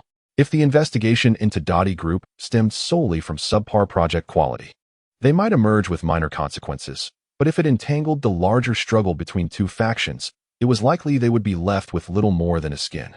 Upon witnessing the continuous emergence of fine jade from the stones, Liang Tianlei was elated, nearly bursting with excitement. As Fang Yi operated his company solo, it was impossible for him to complete all the tasks alone. Recognizing this, Liang Tianlei, after purchasing the stones, opted not to head to Fang Yi's company, but instead to the Liang Group's facility for processing. Of the 35 stones, 5 yielded nothing, while the rest were of excellent quality. The 5 that did not yield any jade were intentionally selected by Fang Yi, as revealing a 100 success rate would be too astonishing. He merely needed to manage the cost of the raw stones, ensuring consistent profits without the need for every stone to produce jade. Nonetheless, even with this strategy, Fang Yi's success rate remained remarkably high, leaving Liang Tianlei in disbelief and admiration of his discerning eye. Fang Yi, may I ask, what is your secret to discerning so much jade within these raw stones? After a bout of excitement, Liang Tianlei subdued his emotions, gazing earnestly at Fang Yi, humbly seeking his wisdom. He resolved that if Fang Yi was willing to teach him the art of stone appraisal, he would gladly bow to him, regardless of their age difference. However, it was clear that Fang Yi was unwilling to share his knowledge, responding simply, "You are indeed quite presumptuous." Chapter 64. A precious gift having been denied insight into the secrets of stone appraisal, Liang Tianlei resigned himself to defeat. The 30 stones had yielded various types of jade, with a total value of 530 million. According to their agreement, Fang Yi sold the stones to Liang Tianlei at a price of 70, amounting to 371 million, from which he deducted the 25 million cost of acquiring the stones. Thus, Fang Yi earned 346 million in a single afternoon. "It feels as though I am working for you," Liang Tianlei remarked, signing the sales contract while instructing his staff to move the stones to the warehouse. The over 300 million was the amount he owed Fang Yi. "Do not speak in such terms. Though I have made a substantial profit, you obtained this batch of jade materials at below market prices. When you transform them into finished products, your profit may not be as great as mine, but it will not be insignificant either," Fang Yi countered. "A jade worth 100 million could fetch at least 130 million as a finished product and even more at auction." It was clear to Fang Yi that the speed of Liang Tianlei's sales could not compare to his own. His stones sold within minutes, while their finished products could take months to sell. The merchants of finished products had their own challenges, leading Liang Tianlei to express his grievances. "This was our prior agreement. Your protests now are of no use. If you believe the stones are excessive and difficult to sell, speak up early. I can sell the jade materials to someone else." "Absolutely not." Upon hearing Fang Yi's words, Liang Tianlei hastily grasped his arm, saying, "I merely wish to vent my frustrations, not imply that having excess stones would hinder sales. Although the Liang Group is not a colossal enterprise, we can certainly stockpile several billion worth of stones, even if you plan to sell to others. We must first accumulate our supply, and it appears we still have a significant way to go." The Liang Group's intended investment in the jade industry amounts to 50 billion. Yet they have spent less than a tenth of that. He had merely made a casual remark earlier, hoping to gauge Fang Yi's understanding and perhaps negotiate a lower price. But he soon realized that Fang Yi had no intention of entertaining such discussions, prompting him to relent. After cutting the stones, it was already evening. Liang Tianlei invited Fang Yi to dinner, and, since they were near Yin Xiaorui's school, he decided to bring her along. "Given our relationship, your sister is like my sister. While I cannot guarantee everything, I can assure you of her safety. I have already spoken with Li Hu's people to ensure that no one dares to harm her, whether on or off campus. Liang Tianlei assured Fang Yi with a pat on his chest. Having earned his first pot of gold today, Fang Yi had once again demonstrated his keen insight and ability to generate wealth, appearing to Liang Tianlei as a veritable golden goose. Fang Yi's only sister, Yin Shirui, received Liang Tianlei's meticulous attention as he endeavored to foster a good rapport with Fang Yi. He employed both kindness and authority to warn any delinquents around the school, while also instructing school officials to guide Yin Shirui without resorting to punishment. Furthermore, he established several shops along her daily routes to monitor her safety without disrupting her life. Even Fang Yi, who was fiercely protective of his sister, found Liang Tianlei's actions somewhat excessive. However, he appreciated the sentiment and felt reassured by the knowledge that he could always be informed about Yin Xiaorui's well-being. Thus, he expressed his gratitude to Liang Tianlei. Yin Xiaorui found the recent occurrences in her life rather perplexing and somewhat bewildering. Regardless of how strict her teachers had previously been, they now greeted her with kindness, frequently inquiring if she required assistance with her studies. Previously intimidating delinquents who would whistle and make lewd remarks upon seeing her now addressed her as Sister Xiaorui, refraining from any teasing and eagerly inviting her to share meals, leaving her unsure of how to respond. Initially puzzled by this sudden change, she soon learned the reason behind it. Liang Tianlei's status had been revealed to her by Fang Yi, and upon meeting her brother, she expressed her gratitude, saying, "Thank you, young Master Liang." With a loud thud, Liang Tianlei slammed his palm on the table, his expression turning displeased. "What do you mean, young Master Liang? That feels distant. Call me Brother Tianlei." As Liang Tianlei and Fang Yi had become close friends, he naturally wanted to foster familiarity with Fang Yi's sister. He was dissatisfied with the formal address. Startled by his outburst, Yin Xiaorui looked to Fang Yi for guidance, seeking his opinion on the matter. Given Liang Tianlei's age and their cooperative relationship, it would not harm her to call him brother. Fang Yi nodded in encouragement. "Brother Tianlei," she eventually replied. Liang Tianlei beamed with delight. "Such a good girl." He then produced a beautifully crafted small box from his pocket and handed it to Yin Xiaorui. "I was busy discussing collaboration with your brother the other day and neglected to bring you a gift. Today, I make amends. Do you like it?" He presented the box to her, but she hesitated, casting a bewildered glance at Fang Yi. Noticing her reluctance, Liang Tianlei quickly opened the box to reveal a stunning jade bracelet adorned with golden threads. "Wow!" Yin Xiaorui exclaimed, captivated by the exquisite design. The bracelet comprised 36 pieces of glass-grade golden thread jade strung on an unknown blue thread, each piece perfectly sized and radiant in color, embellished with a small diamond, meticulously crafted and exceedingly beautiful. Having endured a difficult childhood, she had never encountered such splendid jewelry before, and after a moment of dizzying awe, she gasped in astonishment. "Isn't it beautiful?" "I carefully selected it," Liang Tianlei said, encouraging her to accept it. Although she adored the bracelet, she hesitated to accept it and continued to look at Fang Yi, silently seeking his approval. Witnessing the lavish gift stirred a slight frown from Fang Yi, yet he refrained from rejecting it, nodding in affirmation. "Go ahead and accept it." With her brother's permission, Yin Xiaorui cautiously accepted the box, murmuring, "Thank you, Brother Tianlei." Seeing her accept the gift relieved Liang Tianlei. He had genuinely feared that Fang Yi would object to her receiving it. After accepting the present, Yin Xiaorui examined the bracelet closely before setting it aside, knowing she must not appear too eager lest she embarrass her brother. Yet, to her surprise, Fang Yi remarked, "Take good care of it. It's worth over 10 million. Yin Xiaorui gasped, astonished by his words. "Over 10 million? She stared at the bracelet, her face a portrait of disbelief. While she suspected it was valuable, she could never have fathomed its worth to be so staggering. The bracelet, crafted from glass-grade golden thread jade, was inherently precious, and with each jade piece encrusted with a diamond, the price was undeniably astronomical. Although Fang Yi was unaware of the exact figure, he was certain it exceeded 10 million. Despite knowing that Liang Tianlei was affluent, he could not help but marvel at his generosity. Just moments ago, Liang Tianlei had lamented about earning little, yet now he was gifting his sister something worth millions. Noticing the time, Fang Yi suggested, "It's getting late. You should return to school for your evening study session. I will come to pick you up later." Still reeling from the price of the bracelet, Yin Xiaorui carefully put it away and exited. Boarding Liang Tianlei's driver's car under the watchful eyes of Fang Yi and Liang Tianlei as she was taken back to school. Young master.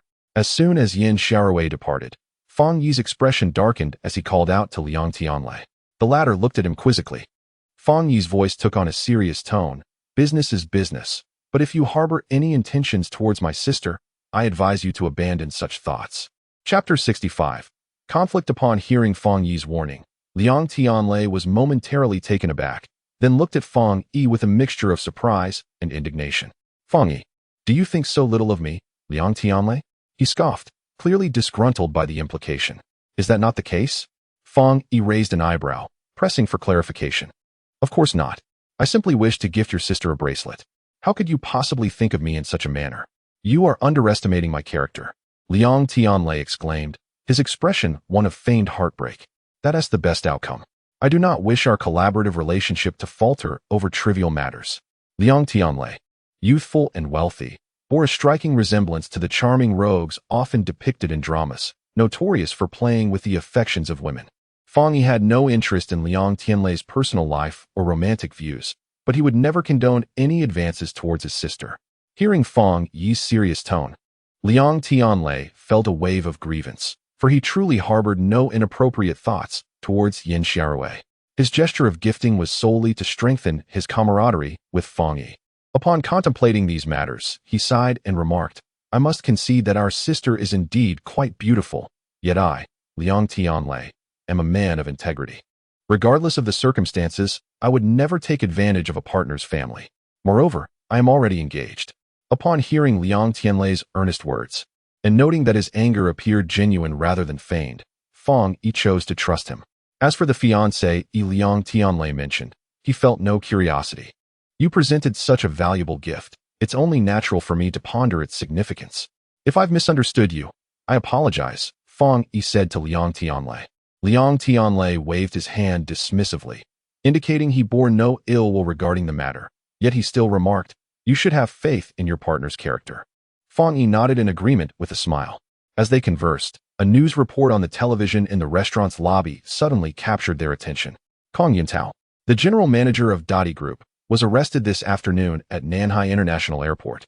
The reasons for his arrest remain unclear, and it is uncertain whether it relates to the previously exposed shoddy construction projects. Following his arrest, numerous executives from Dadi Group have reportedly been summoned for questioning. Upon hearing this news, Fang Yi and Liang Tianlei instinctively exchanged glances, the latter's expression revealing shock. Wow, he was apprehended so swiftly. It appears the director of the Huaxiao propaganda department is not to be trifled with, Liang Tianlei said, his voice trembling with apprehension. Fang Yi was equally astonished, never expecting Kong Yuntao to be dealt with so promptly. The elderly man had seemed quite amiable, yet he acted with such decisiveness. It seemed Dadi Group would face severe repercussions. Kong Yuntao's company was already mired in issues, and having offended such a powerful figure, it was clear that Liang Tianlei was not reveling in his misfortune. However, even a fool could understand that with this incident, Kong Yuntao would not emerge unscathed. This is advantageous for you, is it not?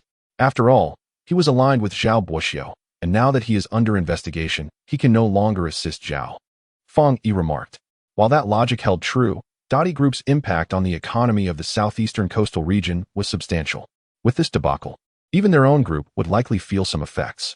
Furthermore, with Kong Yuntao's arrest, his position as a director of the Nanhai Chamber of Commerce would undoubtedly be revoked, leading the chamber to seek a new director.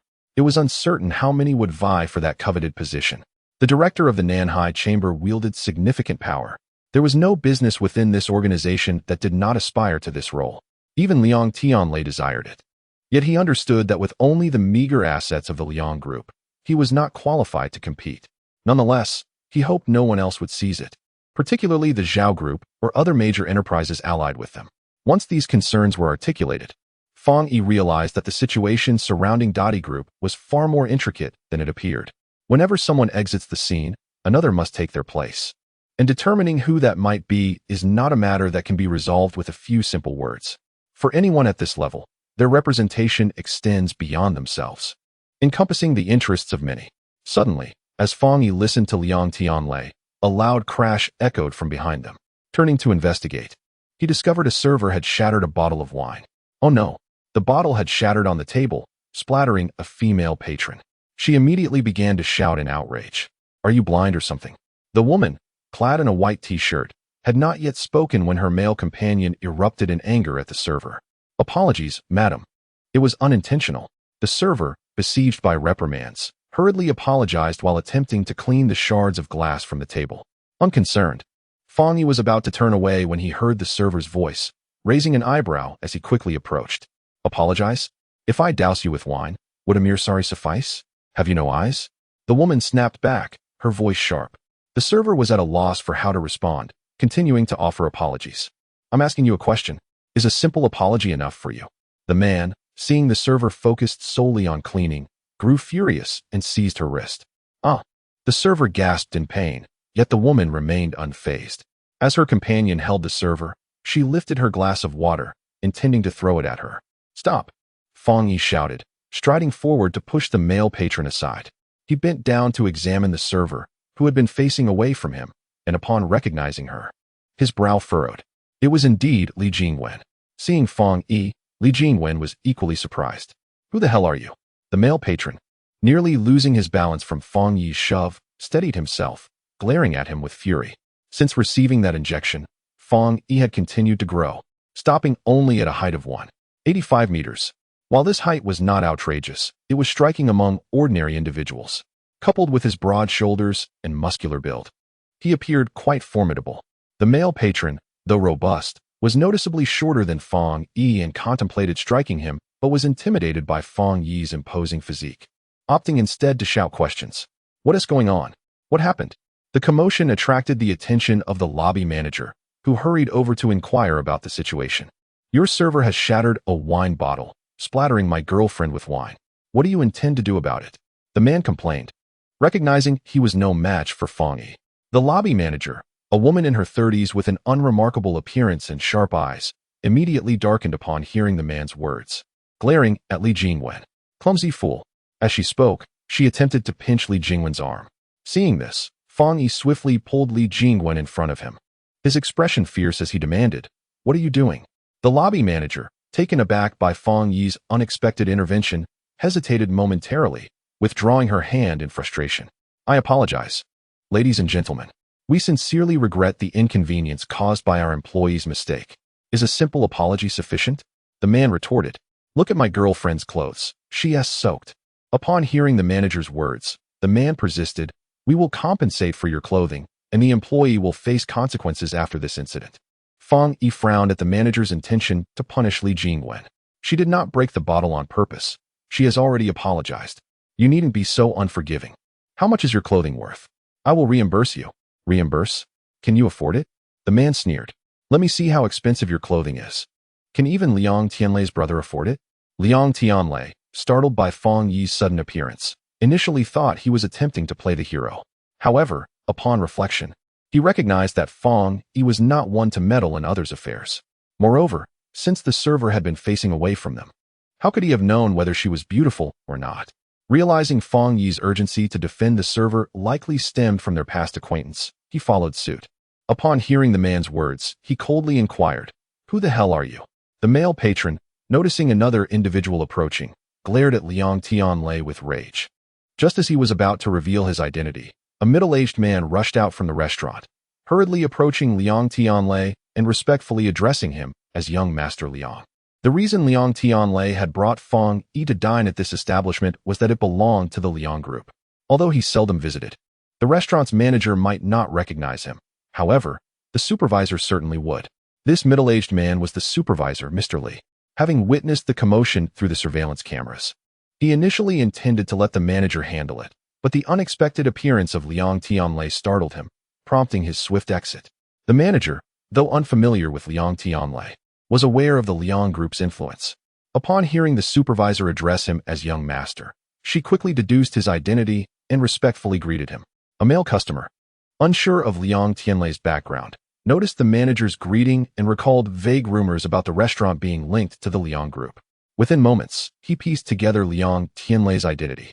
Although he did not know him personally, he recognized the power of the Liang group, which wielded considerable influence in both legitimate and illicit circles in Jinling. The thought of crossing paths with someone of such stature sent chills down his spine, and he felt a cold sweat break out as he glanced at Liang Tianlei, his face turning pale. Seeing his girlfriend about to say something, he quickly silenced her. Liang Tianlei had no intention of bullying others. He had merely stepped forward to assert himself after witnessing the other party's arrogance.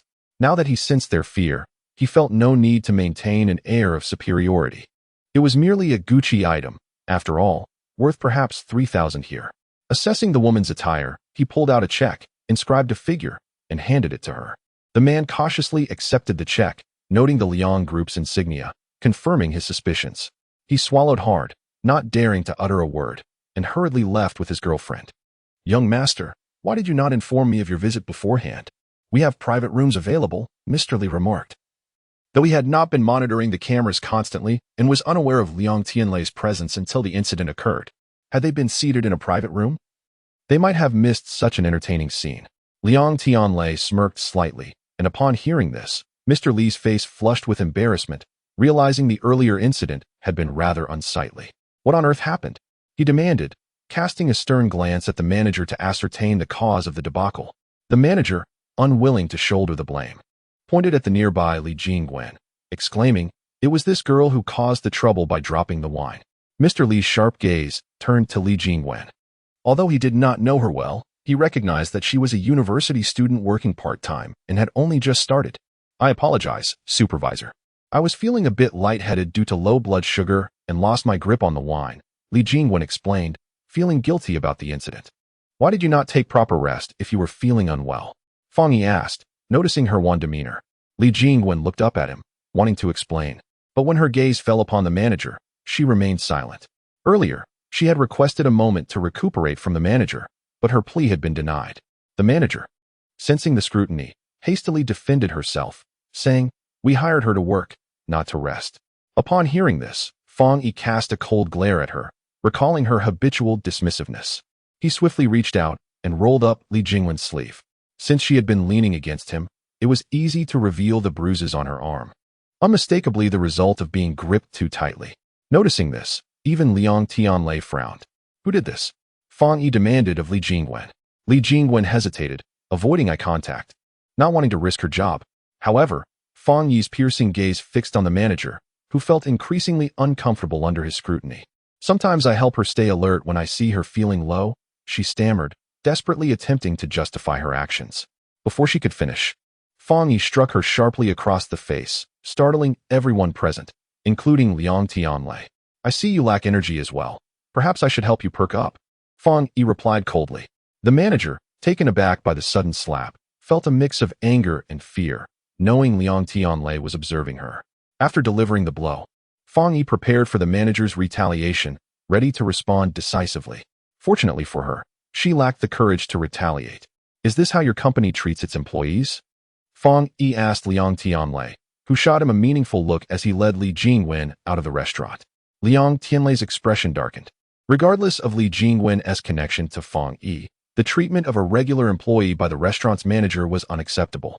"Mr. Li, I don't recall our company permitting such treatment of its employees," Liang Tianlei said, his voice low and ominous. Mr. Li's face twitched in response. Realizing the gravity of the situation, he promptly addressed the manager. "Manager son, you understand the implications of physical punishment. Gather your belongings and do not return tomorrow." "What? Mr. Li, you can't fire me," the manager exclaimed, her face paling at the news. She had just begun her tenure as the manager and was reluctant to lose her position. However, such decisions were not dictated by her feelings. Once Liang Tianlei departed without a word, Mr. Li breathed a sigh of relief, knowing his boss approved of his decision. Outside the restaurant, Liang Tianlei approached Fang Yi, who was waiting by the roadside. "Did you know her?" Liang Tianlei inquired. Fang Yi, who had just bought Li Jingwen some glucose, replied tersely, "She's not my friend." "Does that mean she deserves to be treated poorly by your staff?" Realizing Fang Yi was genuinely upset, Liang Tianlei understood that Li Jingwen was likely more than just a friend to him, perhaps even a girlfriend. "I sincerely apologize. I did not mean to offend," Liang Tianlei said. Although Fang Yi was still fuming about the mistreatment of someone he wished to help, he recognized that Liang Tianlei was not to blame. Since he had taken action against the manager, there was little more to be said. "Are you feeling better?" Fang Yi asked Li Jingwen, who had finished her glucose. Much better, thank you, she replied gratefully. Surprised to encounter Fong Yi in this setting and grateful for his assistance, her prior reservations about him began to dissipate significantly. Your name is Li Jingwen, correct? I apologize for the inconvenience you have experienced. On behalf of the restaurant, I extend our sincerest apologies. This is our compensation for you. Liang Tianlei approached, having learned Li Jingwen's name from Supervisor Li, and handed her a check for 20,000. To Li Jingwen, whose monthly part-time salary was only 1,500. This sum was substantial.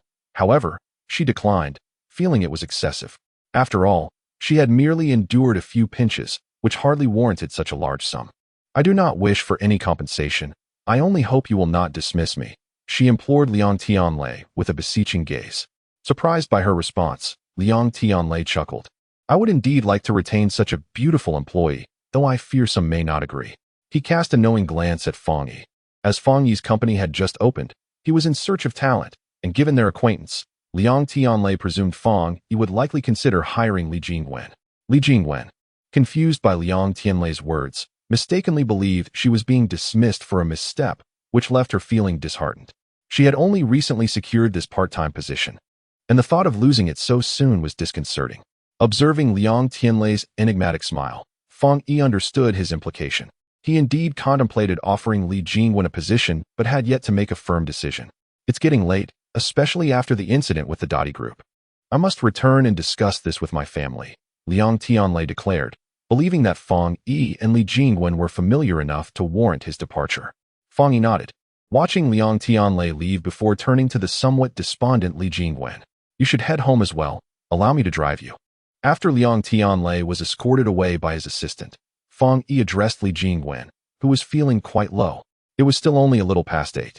Yin Xiaorui would not finish her class for a while, so he had time to take her home. There's no need to trouble yourself, she replied, grateful for Fong Yi's help and unwilling to impose further. Nevertheless, Fong Yi insisted, saying, "Get in the car," as he opened the door and settled inside. Although they had been standing in front of a Mercedes, Li Jingwen had not realized it belonged to Fong Yi until he entered the vehicle. Surprised, she pondered his family's affluence. Though she wished to decline his offer, Fong Yi was resolute, leaving her no choice but to accept a ride in his luxurious car. Thank you for today.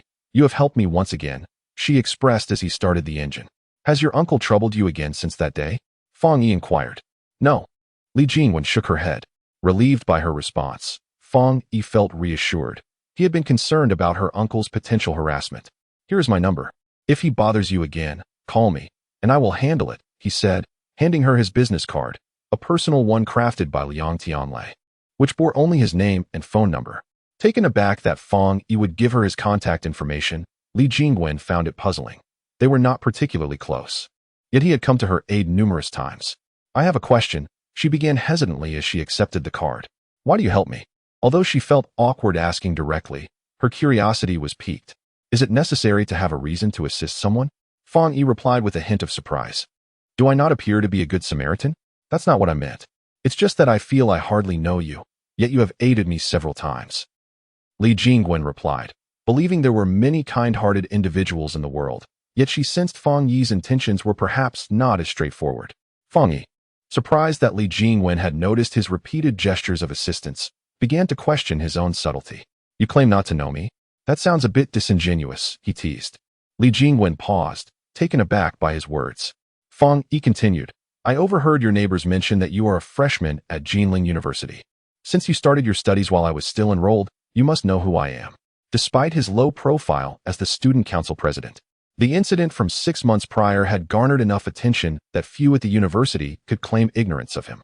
Li Jingwen was clearly astonished that Fong Yi was aware of her academic affiliation. Realizing he had seen through her, she felt a tinge of embarrassment. Are you worried that my repeated assistance might indicate ulterior motives? Fong Yi asked, continuing to tease her. No. Li Jingwen quickly shook her head. That's not what I meant. I merely find it puzzling. Furthermore, although we have not interacted much, I can tell you mean well. You are not at all like the rumors suggest. Her statement was sincere. She understood the circumstances surrounding Fong Yi's expulsion and had initially been cautious of his intentions. However, after today, those reservations dissipated. Liang Tianlei clearly held a significant position, and Fang Yi's association with him suggested he too had a respectable standing. When Li Jingwen observed Fang Yi's affluent car, she realized he was not lacking in wealth. A man of status, wealth, and good looks would surely have no shortage of attractive women around him if he desired. Though she considered herself presentable, she lacked the skills in makeup and fashion, and she felt her allure was modest at best. Thus, she found it implausible that he would take an interest in her. Moreover, she could not fathom what else about her might entice him. When Fang Yi remarked that she did not fit the negative portrayal often associated with him, she nearly lost her grip on the steering wheel. After the incident, many at school believed he had been wronged, with the exception of Ling Qianxue. This was the only instance in which someone perceived him positively. Fang Yi regarded Li Jingwen intently, noting the earnest expression on her slightly fatigued face. "I must say, young lady, you possess keen insight," he quipped lightly. Though somewhat irked by being called young lady, Li Jingwen chose not to argue and simply pouted. "You still haven't answered my question. Why do you help me?" She pressed once more, nearly forgetting her initial inquiry. "You've arrived home," Fang Yi stated as the car came to a halt in front of her residence. As she finished speaking, he paused, contemplating whether to divulge his reasons for helping her. Noticing Li Jingwen's reluctance to exit the vehicle, he finally said, "I have a soft spot for those in distress, particularly for young women, and I cannot bear to see them suffer." "I don't believe that," Li Jingwen countered, unconvinced by his explanation. "Believe it or not, that is the truth. Please, exit the vehicle. I must pick up my sister from school," he replied with a smile, choosing not to elaborate further. Realizing she could not remain in his car indefinitely, Li Jingwen reluctantly opened the door. "Do not return to that restaurant. It is not suitable for you. You lost your job, so you should seek new opportunities. Take the time to interview for this position. The pay is good, the boss is kind, and the work environment is considerate of employees, ensuring they are not easily dismissed." As Li Jingwen stepped out, Fang Yi handed her a slip of paper. Upon glancing at it, she saw it contained only an address. "Thank you," she exclaimed, uncertain of what company awaited her at that location. Yet, considering Fang Yi's previous assistance, she had faith it would lead to something worthwhile. Having lost her job, she indeed needed to seek a new one, so she expressed her gratitude and accepted the note. As she saw Li Jingwen receive the paper, Fang Yi drove away. Watching Fang Yi's car disappear at the end of the alley, Li Jingwen felt an inexplicable sensation within her heart. Regardless of the reasons, Fang Yi had already assisted her 3 times and even introduced her to a new job. She felt truly grateful towards him. Reflecting on the moment when Fang Yi had protected her in the restaurant, she was overwhelmed with emotions, as no one had ever shielded her in such a manner except for her grandmother. However, the feeling Fang Yi evoked in her was distinctly different from that of her grandmother. Her grandmother was nurturing, while Fang Yi exuded a certain dominance, and his broad, sturdy chest was captivating. Unbeknownst to Fang Yi, after his departure, Li Jingwen lingered at her doorstep for quite some time, contemplating the pros and cons of inviting her into his company. Initially, Fang Yi had helped Li Jingwen with the intent of providing discreet support, fearing exposure. However, his mindset had shifted, and he was now preparing for the possibility of his identity being revealed. Thus his concerns had lessened significantly. He believed that by hastening the establishment of his influence, even if that mysterious organization were to locate him, they would not be able to pose a significant threat. With this diminished apprehension, his assistance to Li Jingwen became more pronounced. At first, Fang Yi aimed merely to enhance Li Jingwen's life, but he soon realized that it was not as straightforward as he had envisioned. The saying "a man without sin may bear the brunt of others' envy" resonated with him. Given that Li Jingwen lacked reliable family support and had a gentle disposition, simply providing her with money to improve her situation could lead to misfortune rather than fortune, particularly with her uncle potentially stirring up trouble. The incident from that day served as a testament to this. Fang Yi wished for Li Jingwen to thrive, yet he did not want to witness her being bullied. Hence, he contemplated recruiting her into his company. This way, he could oversee her daily activities, swiftly address any issues, and mitigate numerous uncertainties. Moreover, Fang Yi considered another aspect. His newly established company would not remain stagnant. As Li Jingwen joined the firm, her position and salary would naturally rise alongside its growth. It would be far better for her to attain a good life through her own efforts rather than merely accepting gifts from others. Furthermore, by that time, with her newfound identity and financial stability, few would dare to mistreat her. It was these considerations that prompted Fang Yi to ultimately share his company's address with her, though he remained uncertain whether she would pursue it. The author wishes to convey.